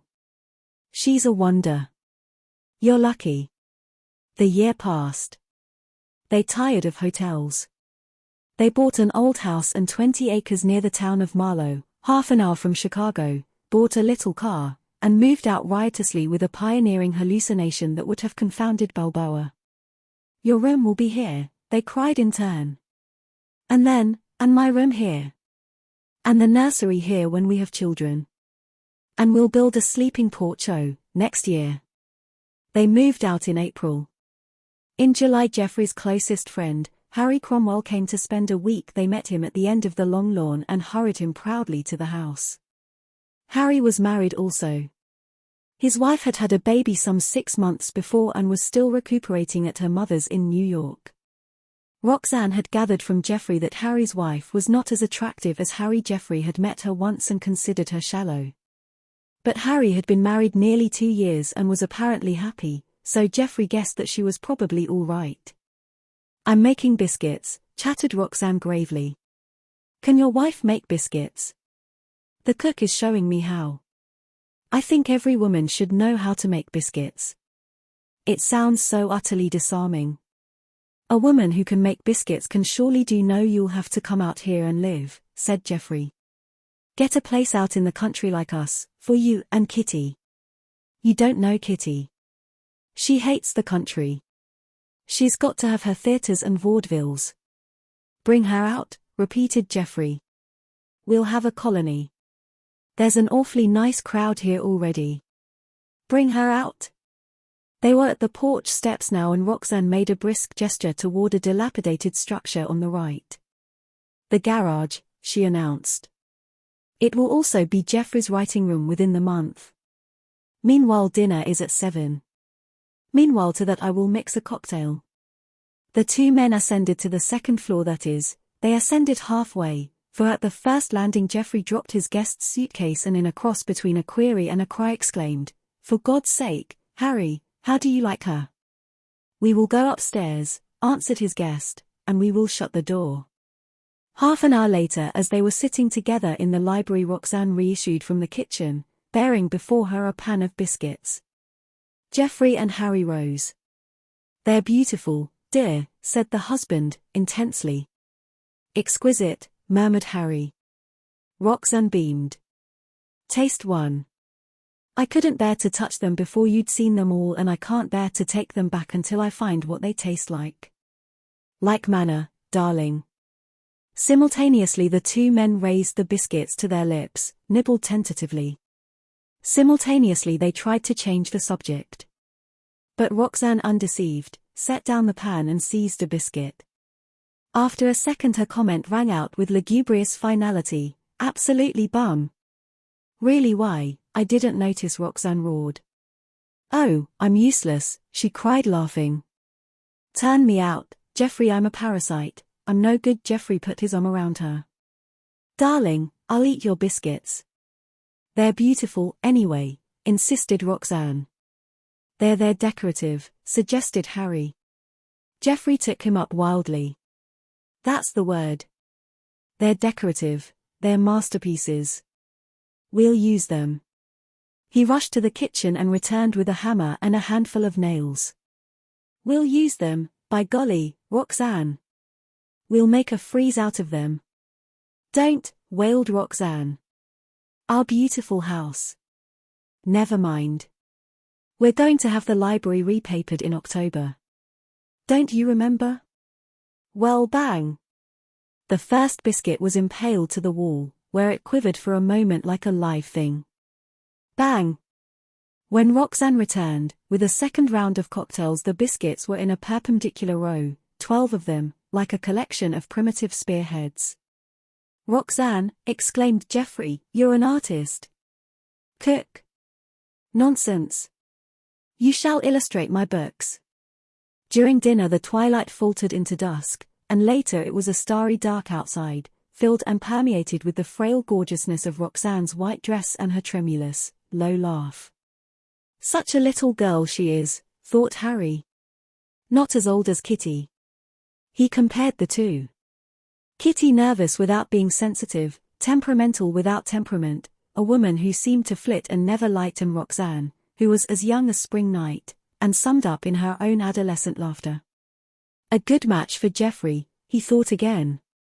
Two very young people, the sort who'll stay very young until they suddenly find themselves old. Harry thought these things between his constant thoughts about Kitty. He was depressed about Kitty. It seemed to him that she was well enough to come back to Chicago and bring his little son. He was thinking vaguely of Kitty when he said goodnight to his friend's wife and his friend at the foot of the stairs. "You're our first real house guest," called Roxanne after him. "Aren't you thrilled and proud?" When he was out of sight around the stair corner, she turned to Geoffrey, who was standing beside her, resting his hand on the end of the banister. "Are you tired, my dearest?" Geoffrey rubbed the center of his forehead with his fingers. "A little." "How did you know?"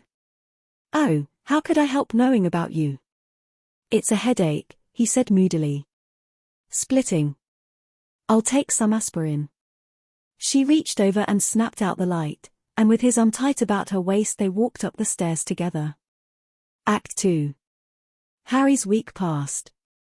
They drove about the dreaming lanes or idled in cheerful inanity upon lake or lawn. In the evening Roxanne, sitting inside, played to them while the ashes whitened on the glowing ends of their cigars.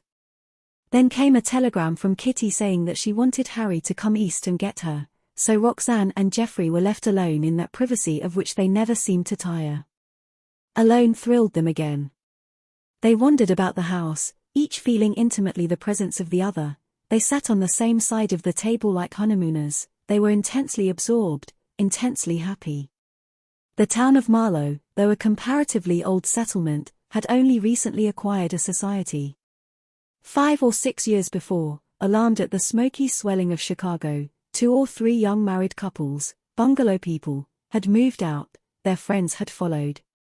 The Jeffrey curtains found an already formed set prepared to welcome them, a country club, ballroom, and golf links yawned for them, and there were bridge parties, and poker parties, and parties where they drank beer, and parties where they drank nothing at all. It was at a poker party that they found themselves a week after Harry's departure. There were 2 tables, and a good proportion of the young wives were smoking and shouting their bets, and being very daringly mannish for those days. Roxanne had left the game early and taken to perambulation. She wandered into the pantry and found herself some grape juice beer gave her a headache and then passed from table to table, looking over shoulders at the hands, keeping an eye on Geoffrey and being pleasantly unexcited and content. Geoffrey, with intense concentration, was raising a pile of chips of all colors, and Roxanne knew by the deepened wrinkle between his eyes that he was interested. She liked to see him interested in small things. She crossed over quietly and sat down on the arm of his chair. She sat there 5 minutes, listening to the sharp intermittent comments of the men and the chatter of the women, which rose from the table like soft smoke and yet scarcely hearing either. Then quite innocently she reached out her hand, intending to place it on Geoffrey's shoulder. As it touched him he started of a sudden, gave a short grunt, and, sweeping back his arm furiously, caught her a glancing blow on her elbow. There was a general gasp. Roxanne regained her balance, gave a little cry, and rose quickly to her feet. It had been the greatest shock of her life.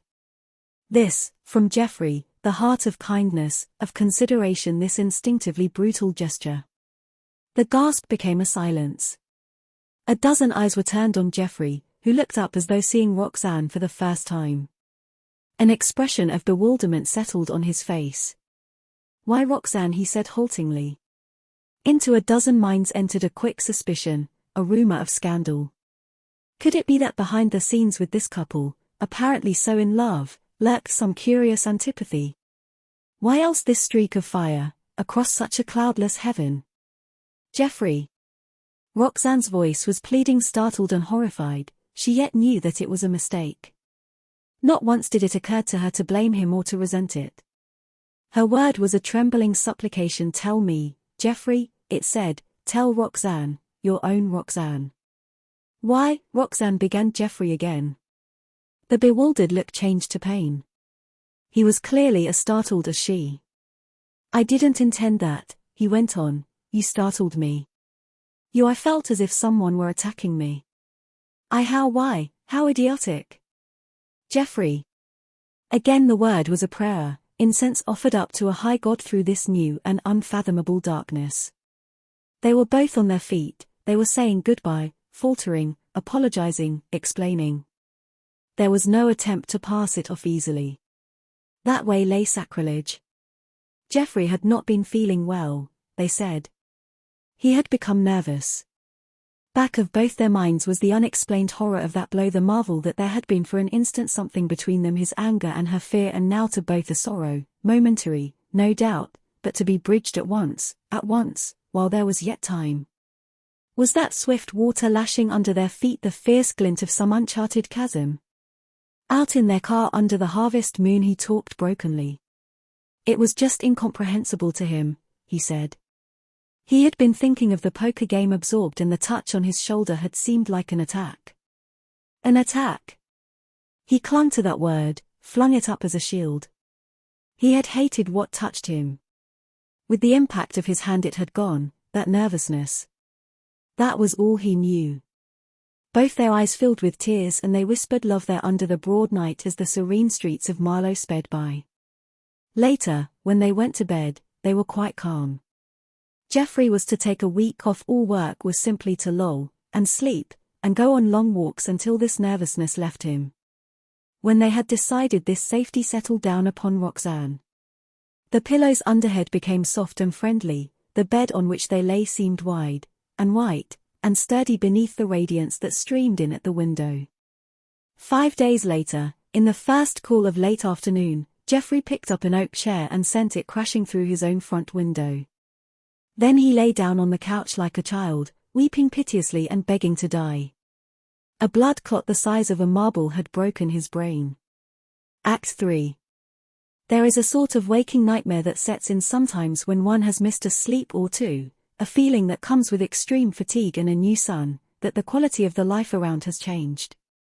It is a fully articulate conviction that somehow the existence one is then leading is a branch shoot of life and is related to life only as a moving picture or a mirror, that the people, and streets, and houses are only projections from a very dim and chaotic past. It was in such a state that Roxanne found herself during the first months of Jeffrey's illness. She slept only when she was utterly exhausted. She awoke under a cloud.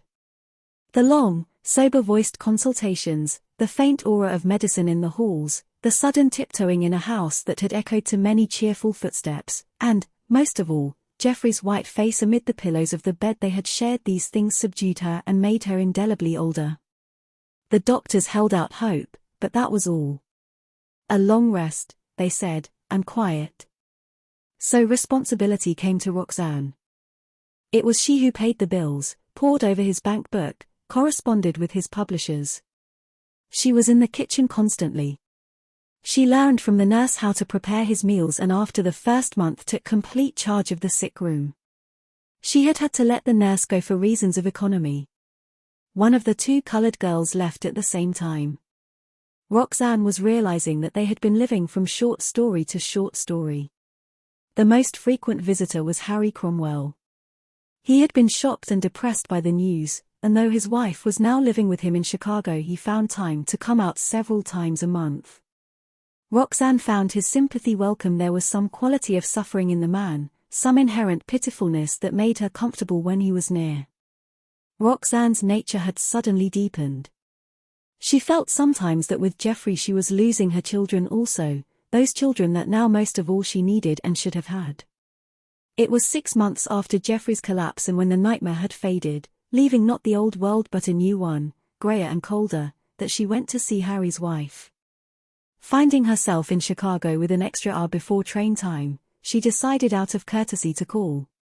As she stepped inside the door she had an immediate impression that the apartment was very like some place she had seen before, and almost instantly she remembered around the corner bakery of her childhood, a bakery full of rows and rows of pink frosted cakes, a stuffy pink, pink as a food, pink triumphant, vulgar, and odious.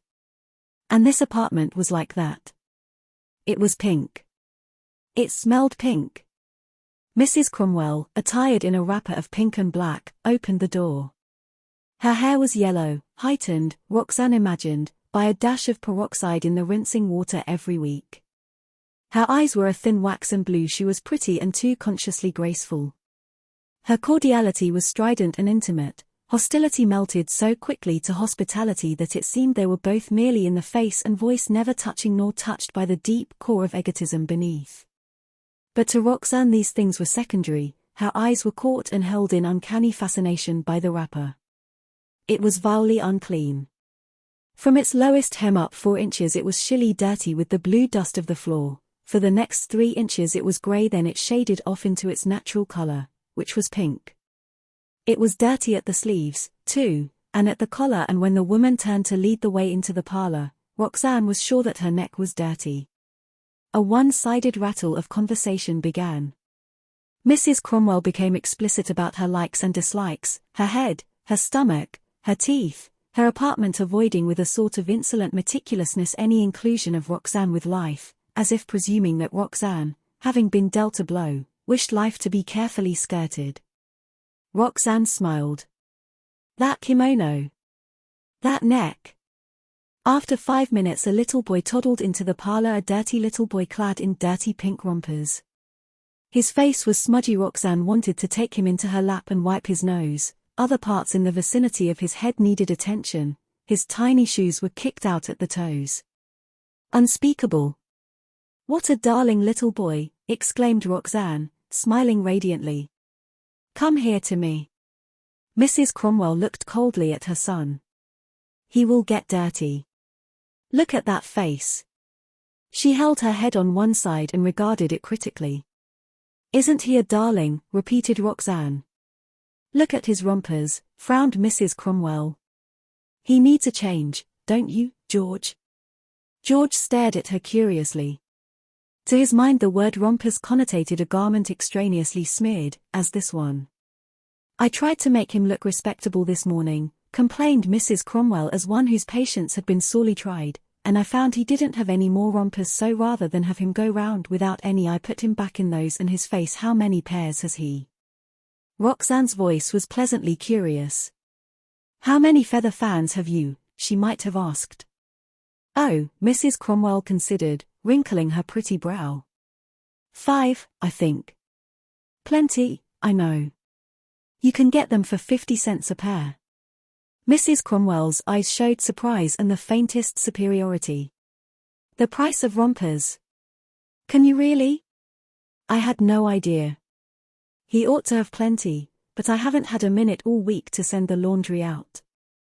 Then, dismissing the subject as irrelevant, I must show you some things. They rose and Roxanne followed her past an open bathroom door whose garment-littered floor showed indeed that the laundry hadn't been sent out for some time, into another room that was, so to speak, the quintessence of pinkness. This was Mrs. Cromwell's room. Here the hostess opened a closet door and displayed before Roxanne's eyes an amazing collection of lingerie. There were dozens of filmy marvels of lace and silk, all clean, unruffled, seemingly not yet touched. On hangers beside them were 3 new evening dresses. I have some beautiful things, said Mrs. Cromwell, but not much of a chance to wear them. Harry doesn't care about going out. Spite crept into her voice. He's perfectly content to let me play nursemaid and housekeeper all day and loving wife in the evening. Roxanne smiled again. You've got some beautiful clothes here. Yes, I have. Let me show you beautiful, repeated Roxanne, interrupting, but I'll have to run if I'm going to catch my train. She felt that her hands were trembling. She wanted to put them on this woman and shake her. She wanted her locked up somewhere and set to scrubbing floors.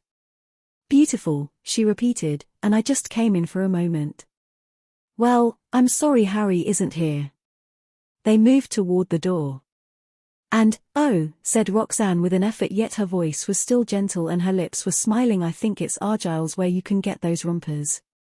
Goodbye.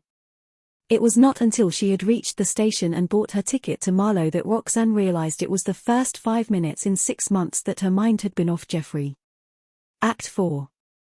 A week later Harry appeared at Marlow, arrived unexpectedly at 5 o'clock, and coming up the walk sank into a porch chair in a state of exhaustion. Roxanne herself had had a busy day and was worn out. The doctors were coming at 5:30, bringing a celebrated nerve specialist from New York. She was excited and thoroughly depressed, but Harry's eyes made her sit down beside him. What's the matter? Nothing, Roxanne, he denied. I came to see how Jeff was doing. Don't you bother about me.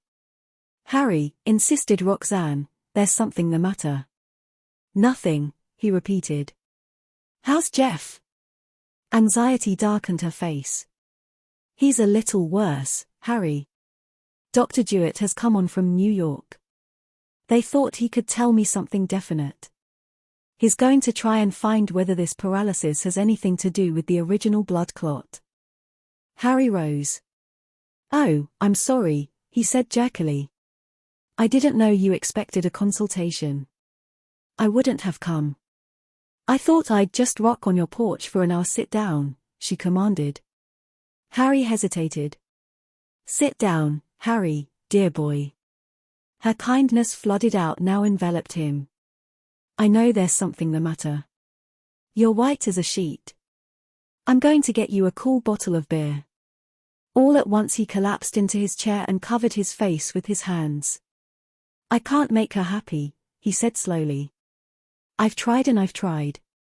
This morning we had some words about breakfast. I'd been getting my breakfast downtown and well, just after I went to the office she left the house, went east to her mother's with George and a suitcase full of lace underwear. Harry. And I don't know, there was a crunch on the gravel, a car turning into the drive. Roxanne uttered a little cry. It's Dr. Jewett. Oh, you'll wait, won't you? She interrupted abstractedly. He saw that his problem had already died on the troubled surface of her mind. There was an embarrassing minute of vague, elided introductions and then Harry followed the party inside and watched them disappear up the stairs. He went into the library and sat down on the big sofa. For an hour he watched the sun creep up the patterned folds of the chintz curtains. In the deep quiet, a trapped wasp buzzing on the inside of the window pane assumed the proportions of a clamor. From time to time another buzzing drifted down from upstairs, resembling several more larger wasps caught on larger window panes. He heard low footfalls, the clink of bottles, the clamor of pouring water.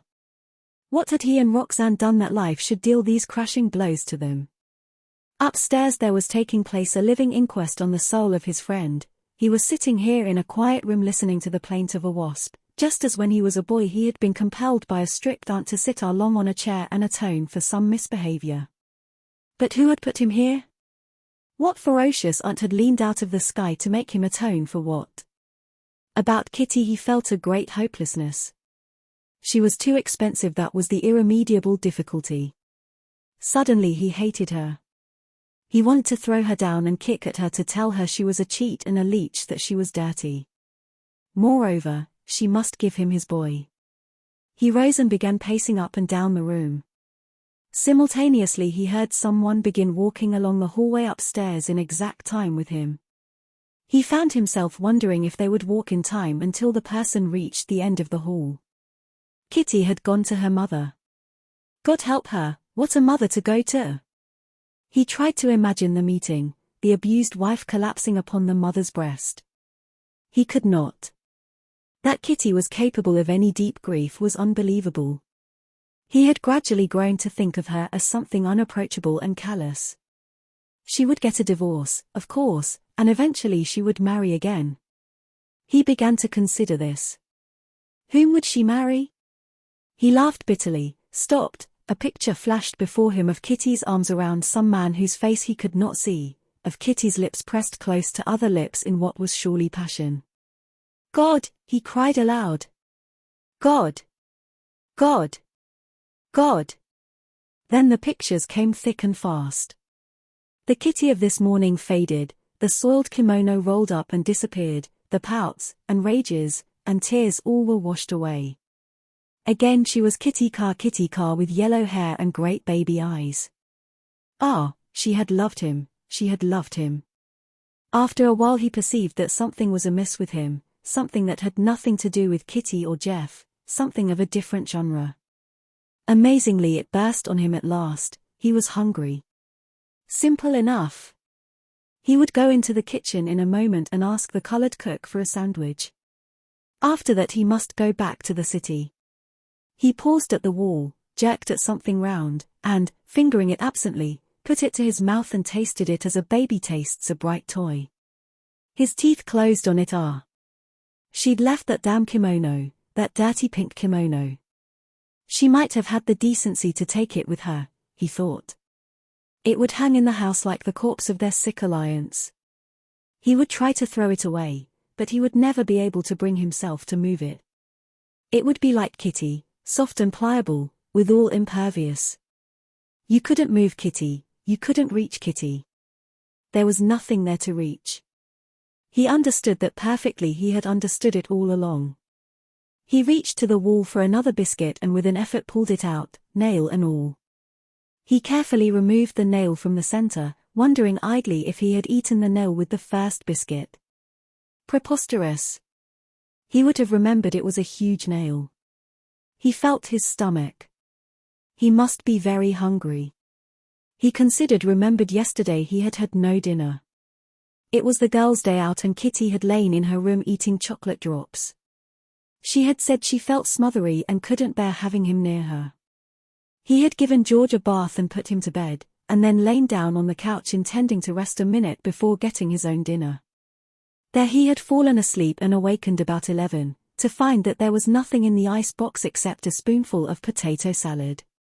This he had eaten, together with some chocolate drops that he found on Kitty's bureau. This morning he had breakfasted hurriedly downtown before going to the office. But at noon, beginning to worry about Kitty, he had decided to go home and take her out to lunch. After that there had been the note on his pillow. The pile of lingerie in the closet was gone and she had left instructions for sending her trunk. He had never been so hungry, he thought. At 5 o'clock, when the visiting nurse tiptoed downstairs. He was sitting on the sofa staring at the carpet. "Mr. Cromwell?" "Yes." "Oh, Mrs. Curtin won't be able to see you at dinner. She's not well. She told me to tell you that the cook will fix you something and that there's a spare bedroom." "She's sick, you say?" "She's lying down in her room. The consultation is just over." Did they decide anything?" "Yes," said the nurse softly. "Dr. Jewett says there's no hope. Mr. Curtin may live indefinitely, but he'll never see again or move again or think. He'll just breathe." "Just breathe?"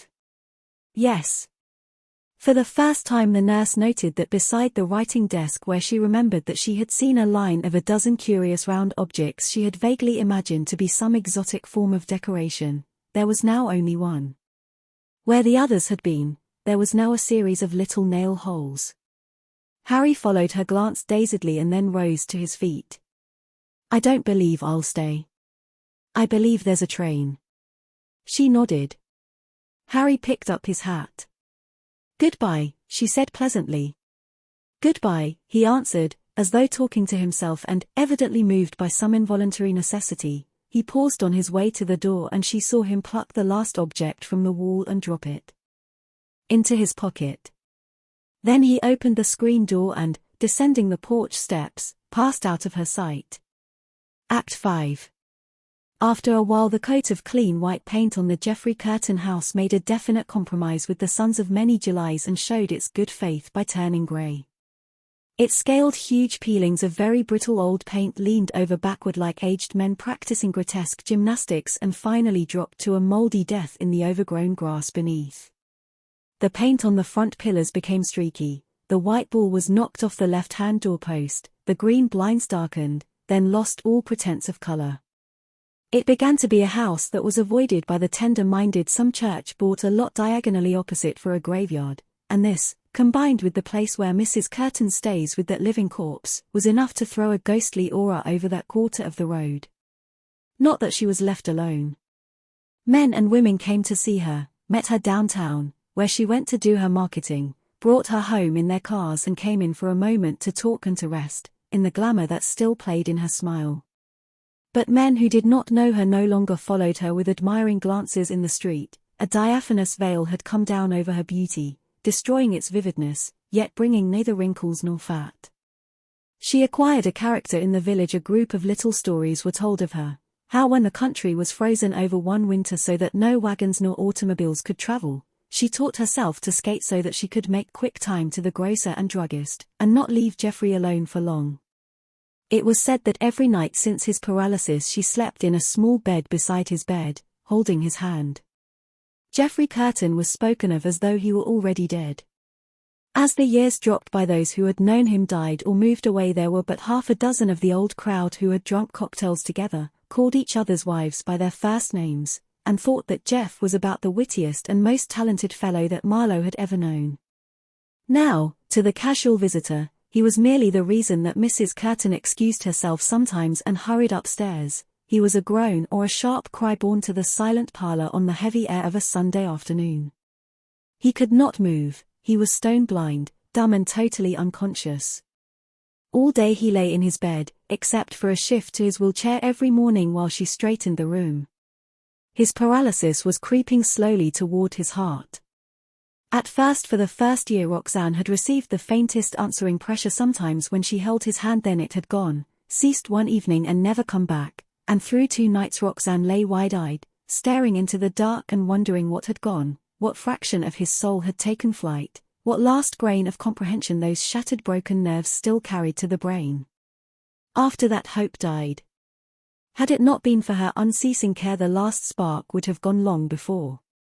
Every morning she shaved and bathed him, shifted him with her own hands from bed to chair and back to bed.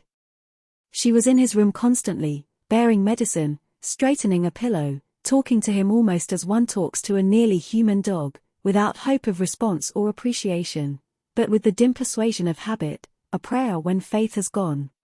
Not a few people, one celebrated nerve specialist among them, gave her a plain impression that it was futile to exercise so much care, that if Geoffrey had been conscious he would have wished to die, that if his spirit were hovering in some wider air it would agree to no such sacrifice from her, it would fret only for the prison of its body to give it full release. "But you see," she replied, shaking her head gently, "when I married Geoffrey it was until I ceased to love him." "But," was protested, "in effect, you can't love that." "I can love what it once was. What else is there for me to do?" The specialist shrugged his shoulders and went away to say that Mrs. Curtin was a remarkable woman and just about as sweet as an angel, but, he added, it was a terrible pity. There must be some man, or a dozen, just crazy to take care of her. Casually there were. Here and there someone began in hope and ended in reverence.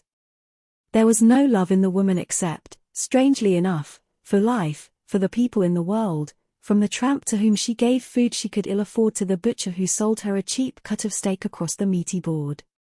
The other phase was sealed up somewhere in that expressionless mummy who lay with his face turned ever toward the light as mechanically as a compass needle and waited dumbly for the last wave to wash over his heart. After 11 years he died in the middle of a May night, when the scent of the syringa hung upon the window-sill and a breeze wafted in the shrillings of the frogs and cicadas outside. Roxanne awoke at 2, and realized with a start she was alone in the house at last.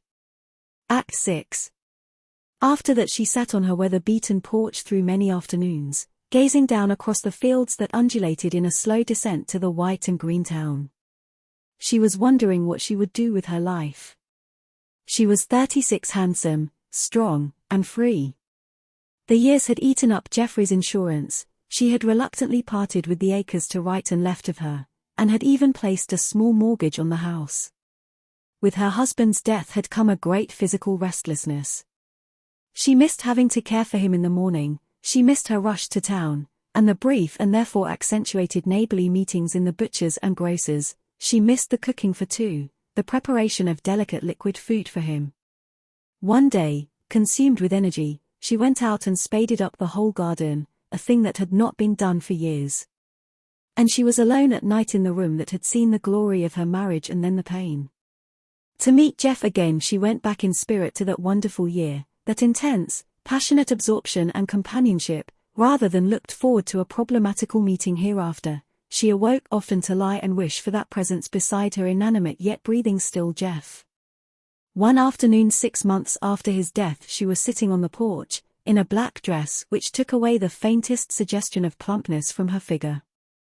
It was Indian summer golden brown all about her, a hush broken by the sighing of leaves, westward a 4 o'clock sun dripping streaks of red and yellow over a flaming sky. Most of the birds had gone, only a sparrow that had built itself a nest on the cornice of a pillar kept up an intermittent cheeping varied by occasional fluttering sallies overhead. Roxanne moved her chair to where she could watch him and her mind idled drowsily on the bosom of the afternoon. Harry Cromwell was coming out from Chicago to dinner. Since his divorce over 8 years before he had been a frequent visitor.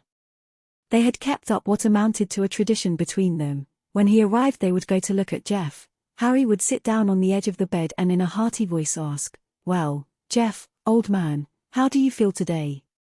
Roxanne, standing beside, would look intently at Jeff, dreaming that some shadowy recognition of this former friend had passed across that broken mind, but the head, pale, carven, would only move slowly in its sole gesture toward the light as if something behind the blind eyes were groping for another light long since gone out. These visits stretched over 8 years. At Easter, Christmas, Thanksgiving, and on many a Sunday Harry had arrived, paid his call on Jeff, and then talked for a long while with Roxanne on the porch. He was devoted to her. He made no pretense of hiding, no attempt to deepen this relation. She was his best friend as the mass of flesh on the bed there had been his best friend. She was peace, she was rest, she was the past. Of his own tragedy she alone knew. He had been at the funeral, but since then the company for which he worked had shifted him to the east and only a business trip had brought him to the vicinity of Chicago. Roxanne had written him to come when he could. After a night in the city he had caught a train out. They shook hands and he helped her move 2 rockers together. "How's George?" "He's fine, Roxanne. Seems to like school." Of course it was the only thing to do, to send him.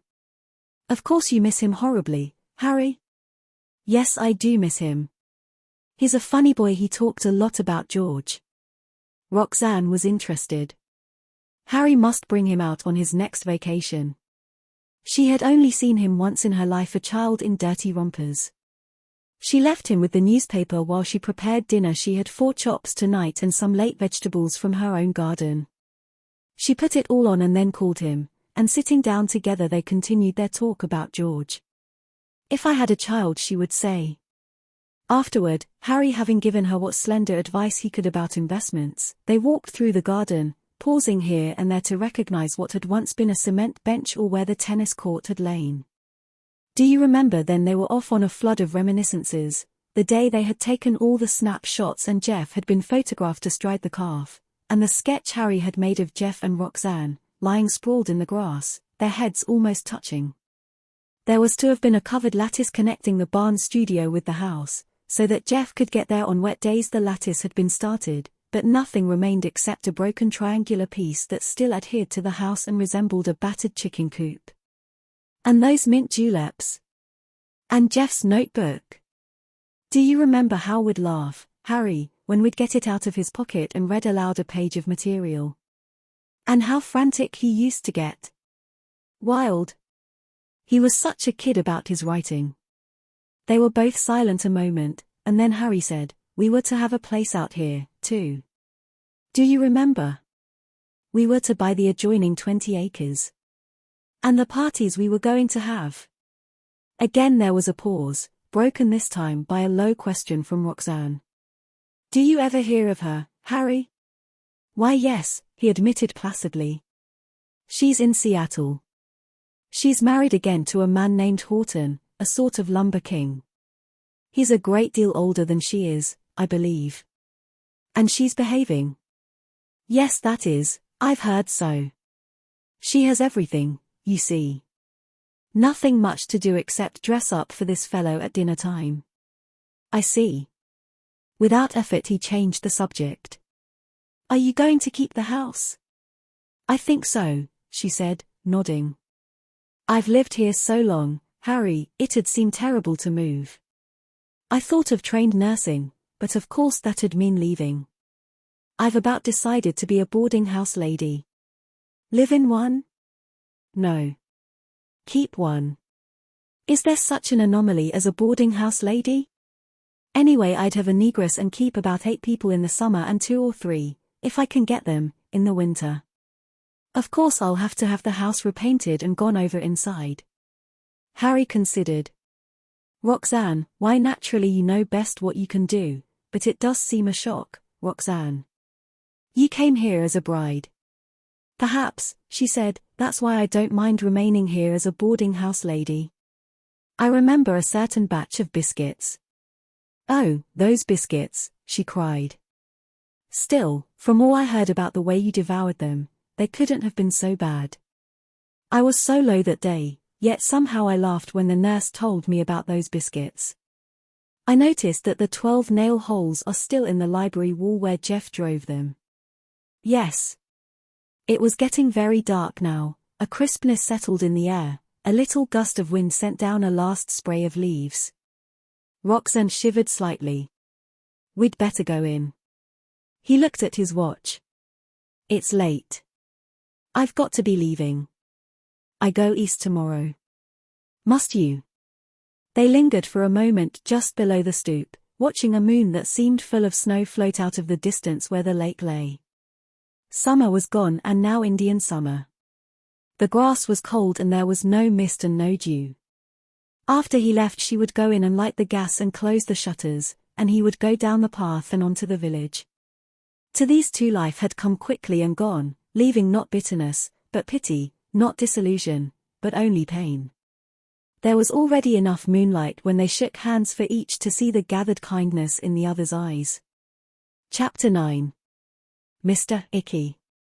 The quintessence of quaintness in one act.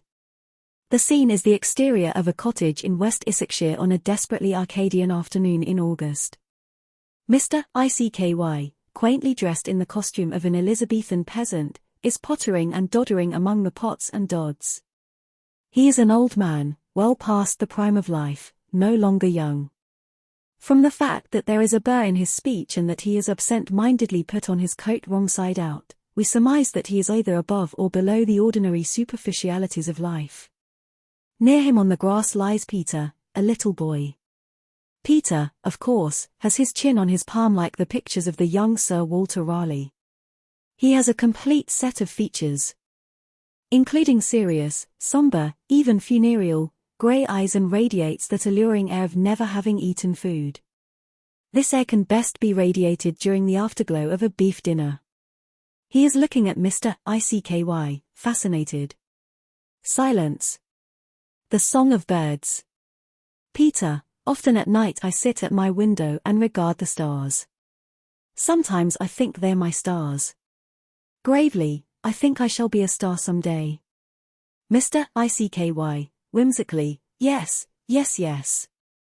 Peter, I know them all, Venus, Mars, Neptune, Gloria Swanson. Mr. Icky, I don't take no stock in astronomy. I've been thinking o' Lunnon, laddie. And calling to mind my daughter, who has gone for to be a typewriter. He sighs. Peter, I liked Ulsa, Mr. Icky, she was so plump, so round, so buxom. Mr. Icky, not worth the paper she was padded with, laddie. He stumbles over a pile of pots and dods. Peter, how is your asthma, Mr. Icky? Mr. Icky, worse, thank God, gloomily. I'm 100 years old, I'm getting brittle. Peter, I suppose life has been pretty tame since you gave up petty arson. Mr. Icky, yes, yes. You see, Peter, laddie, when I was 50 I reformed once in prison. Peter, you went wrong again? Mr. Icky, worse than that. The week before my term expired they insisted on transferring to me the glands of a healthy young prisoner they were executing. Peter, and it renovated you. Mr. Icky, renovated me. It put the old nick back into me. This young criminal was evidently a suburban burglar and a kleptomaniac. What was a little playful arson in comparison? Peter, awed, how ghastly. Science is the bunk. Mr. Icky, sighing, I got him pretty well subdued now. Tisn't he everyone who has to tire out 2 sets o' glands in his lifetime? I wouldn't take another set for all the animal spirits in an orphan asylum. Peter, considering, I shouldn't think you'd object to a nice quiet old clergyman set. Mr. Icky, clergymen haven't got glands, they have souls. There is a low, sonorous honking off stage to indicate that a large motorcar has stopped in the immediate vicinity. Then a young man handsomely attired in a dress suit and a patent leather silk hat comes onto the stage. He is very mundane. His contrast to the spirituality of the other two is observable as far back as the first row of the balcony. This is Rodney Devine. Devine, I am looking for Ulsa Icky. Mr. Icky rises and stands tremulously between 2 dods. Mr. Icky, my daughter is in Lunnon. Devine, she has left London. She is coming here. I have followed her. He reaches into the little mother-of-pearl satchel that hangs at his side for cigarettes. He selects one and scratching a match touches it to the cigarette. The cigarette instantly lights. Devine, I shall wait. He waits. Several hours pass. There is no sound except an occasional cackle or hiss from the dods as they quarrel among themselves. Several songs can be introduced here or some card tricks by Devine or a tumbling act, as desired. Devine, it's very quiet here. Mr. Icky, yes, very quiet. Suddenly a loudly dressed girl appears, she is very worldly. It is Ulsa Icky. On her is one of those shapeless faces peculiar to early Italian painting. Ulsa, in a coarse, worldly voice, Father. Here I am. Ulsa did what? Mr. Icky, tremulously, Ulsa, little Ulsa. They embrace each other's torsos. Mr. Icky, hopefully, you've come back to help with the ploughing. Ulsa, sullenly, no, Father, ploughing's such a bather. I'd rather not. Though her accent is broad, the content of her speech is sweet and clean. Divine, conciliatingly, see here, Ulcer. Let's come to an understanding. He advances toward her with the graceful, even stride that made him captain of the striding team at Cambridge. ULSA, you still say it would be Jack? Mr. ICKY, what does she mean? Divine, kindly, my dear, of course, it would be Jack. It couldn't be Frank. Mr. ICKY, Frank who? ULSA, it would be Frank. Some risque joke can be introduced here. Mr. ICKY, whimsically, no good fighting Divine, reaching out to stroke her arm with the powerful movement that made him stroke of the crew at Oxford, you'd better marry me. ULSA, scornfully, why, they wouldn't let me in through the servants' entrance of your house. Divine, angrily, they wouldn't. Never fear, you shall come in through the mistress' entrance. ULSA, sir. Divine, in confusion, I beg your pardon. You know what I mean. Mr. ICKY, aching with whimsy, you want to marry my little Ulcer? Divine, I do. Mr. ICKY, your record is clean. Divine, excellent. I have the best constitution in the world ULSA, and the worst bylaws. Divine, at Eton I was a member at Pop, at Rugby I belonged to near Beer. As a younger son I was destined for the police force. Mr. ICKY, skip that. Have you money? Divine, wads of it. I should expect Ulcer to go downtown in sections every morning in 2 Rolls Royces. I have also a kiddie car and a converted tank. I have seats at the Opera ULSA, sullenly, I can't sleep except in a box. And I've heard that you were cashiered from your club. Mr. ICKY, a cashier? Divine, hanging his head, I was cashiered. ULSA, what for? Divine, almost inaudibly, I hid the polo balls one day for a joke. Mr. ICKY, is your mind in good shape? Divine, gloomily, fair. After all, what is brilliance? Merely the tact to sow when no one is looking and reap when everyone is. Mr. ICKY, be careful. I will not marry my daughter to an epigram. Divine, more gloomily, I assure you I'm a mere platitude. I often descend to the level of an innate idea. ULSA, dully, none of what you're saying matters. I can't marry a man who thinks it would be Jack. Why Frank would? Divine, interrupting, nonsense. ULSA, emphatically, you're a fool. Mr. ICKY, tut tut. One should not judge charity, my girl. What was it Nero said? With malice toward none, with charity toward all. Peter, that wasn't Nero. That was John Drinkwater. Mr. ICKY, come. Who is this Frank? Who is this Jack? Divine, morosely, gotch. ULSA, Dempsey. Divine, we were arguing that if they were deadly enemies and locked in a room together, which one would come out alive. Now I claimed that Jack Dempsey would take one. ULSA, angrily, rot. He wouldn't have a. Divine, quickly, you win. ULSA, then I love you again. Mr. ICKY, so I'm going to lose my little daughter. ULSA, you've still got a house full of children. Charles, ULSA's brother, coming out of the cottage. He is dressed as if to go to sea, a coil of rope is slung about his shoulder and an anchor is hanging from his neck. Charles, not seeing them, I'm going to sea. I'm going to sea. His voice is triumphant. Mr. ICKY, sadly, you went to sea long ago. Charles, I've been reading Conrad. Peter, dreamily, Conrad, 2 years before the mast, by Henry James. Charles, what? Peter, Walter Pater's version of Robinson Crusoe. Charles, to his favor, I can't stay here and rot with you. I want to live my life. I want to hunt eels. Mr. ICKY, I will be here when you come back. Charles, contemptuously, why? The worms are licking their chops already when they hear your name. It will be noticed that some of the characters have not spoken for some time. It will improve the technique if they can be rendering a spirited saxophone number. Mr. ICKY, mournfully, these vales, these hills, these McCormick harvesters, they mean nothing to my children.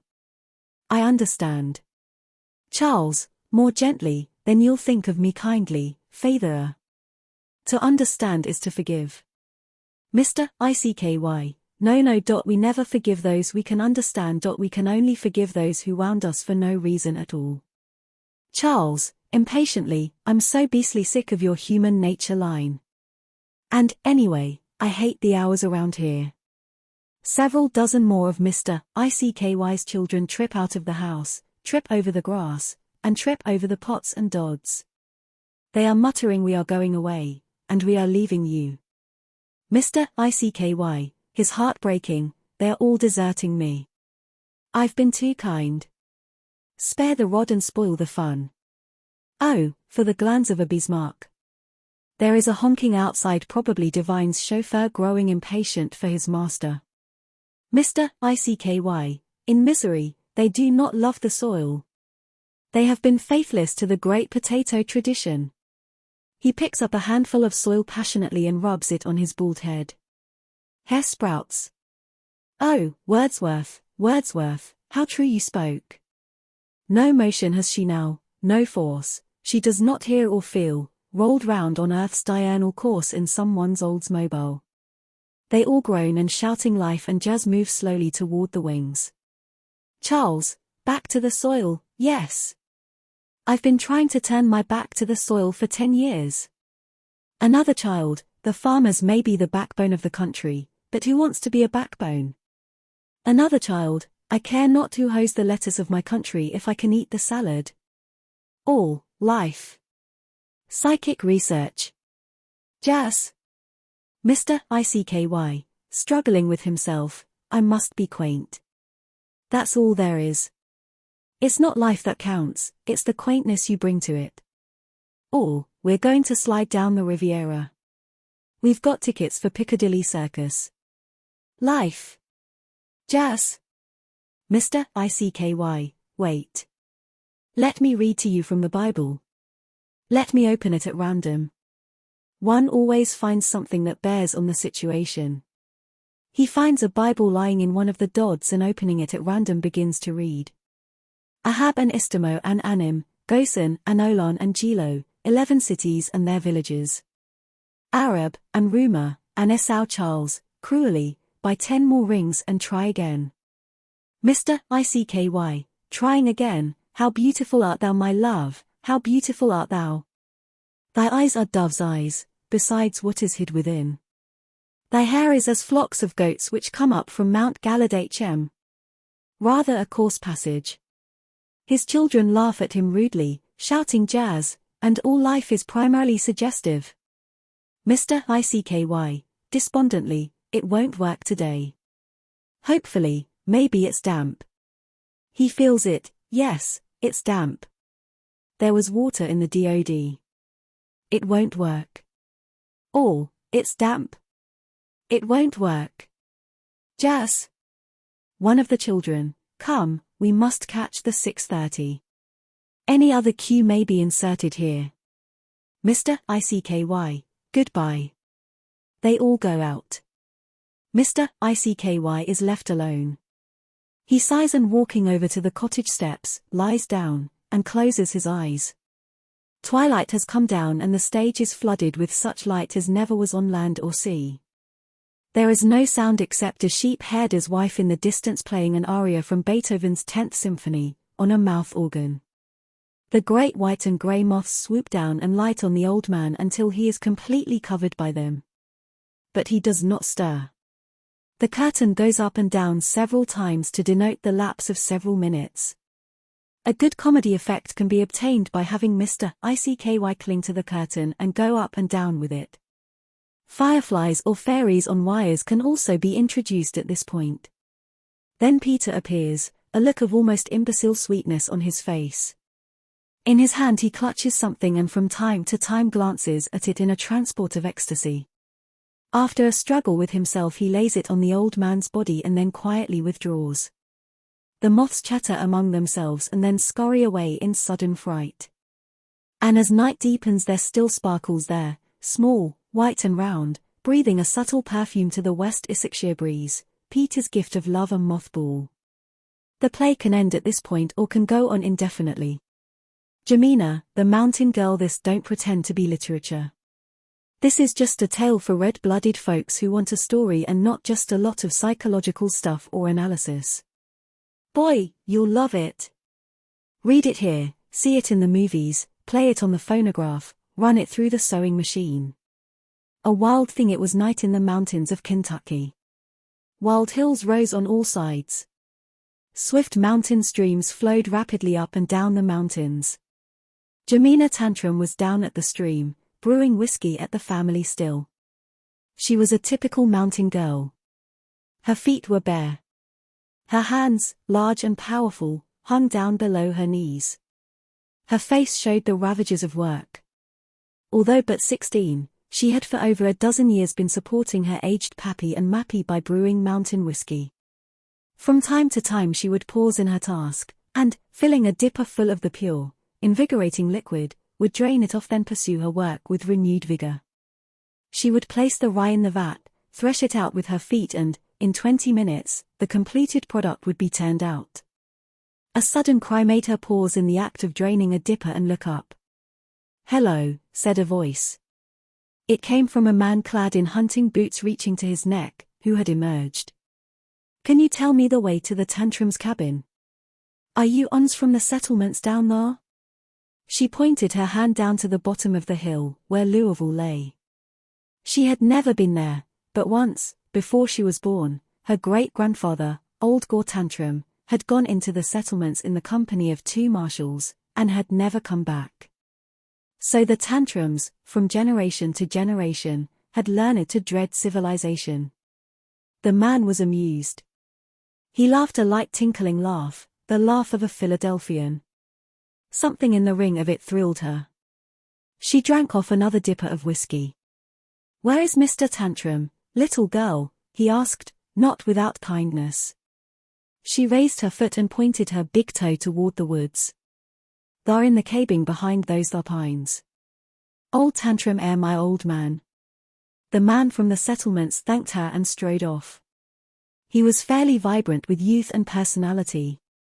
As he walked along he whistled and sang and turned handsprings and flapjacks, breathing in the fresh, cool air of the mountains. The air around the still was like wine. Jemina Tantrum watched him entranced. No one like him had ever come into her life before. She sat down on the grass and counted her toes. She counted 11. She had learned arithmetic in the mountain school. A mountain feud 10 years before a lady from the settlements had opened a school on the mountain. Jemina had no money, but she had paid her way in whiskey, bringing a pailful to school every morning and leaving it on Miss Lafarge's desk. Miss Lafarge had died of delirium tremens after a year's teaching, and so Jemina's education had stopped. Across the still stream, still another still was standing. It was that of the Doldrums. The Doldrums and the Tantrums never exchanged calls. They hated each other. 50 years before old Jem Doldrum and old Jem Tantrum had quarreled in the Tantrum cabin over a game of slapjack. Jem Doldrum had thrown the king of hearts in Jem Tantrum's face, and old Tantrum, enraged, had felled the old Doldrum with the 9 of diamonds. Other Doldrums and Tantrums had joined in and the little cabin was soon filled with flying cards. Harstrum Doldrum, one of the younger Doldrums, lay stretched on the floor writhing in agony, the ace of hearts crammed down his throat. Jem Tantrum, standing in the doorway, ran through suit after suit, his face alight with fiendish hatred. Old Mappy Tantrum stood on the table wetting down the Doldrums with hot whiskey. Old Heck Doldrum, having finally run out of trumps, was backed out of the cabin, striking left and right with his tobacco pouch, and gathering around him the rest of his clan.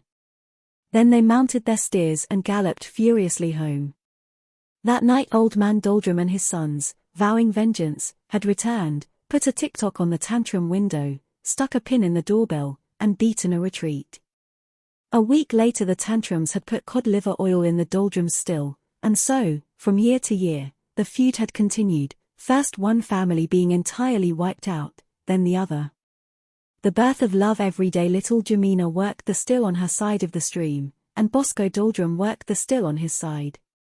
Sometimes, with automatic inherited hatred, the feudists would throw whiskey at each other, and Jemina would come home smelling like a French table d'hôte.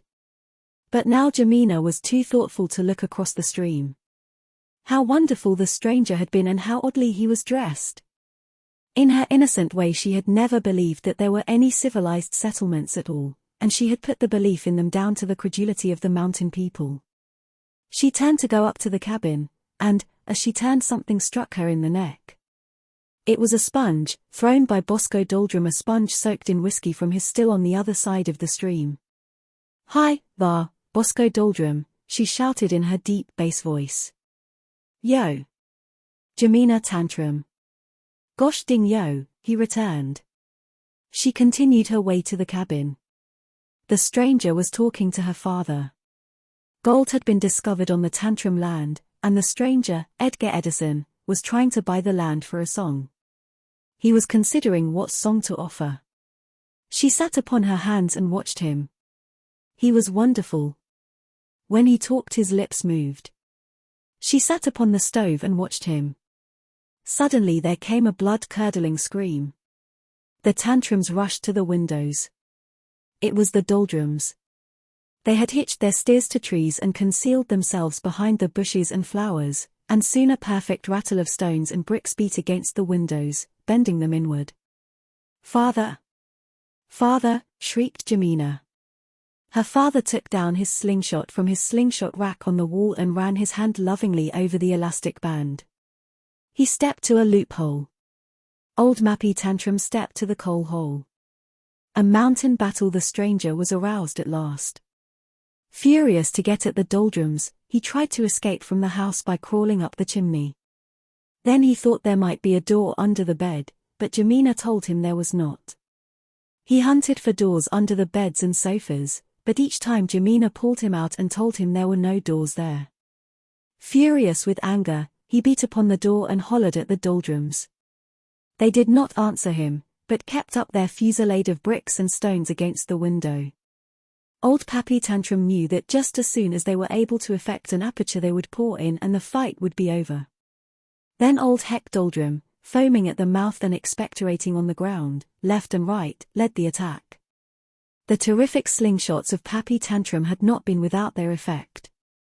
A master shot had disabled one doldrum, and another doldrum, shot almost incessantly through the abdomen, fought feebly on. Nearer and nearer they approached the house. "We must fly," shouted the stranger to Jemina.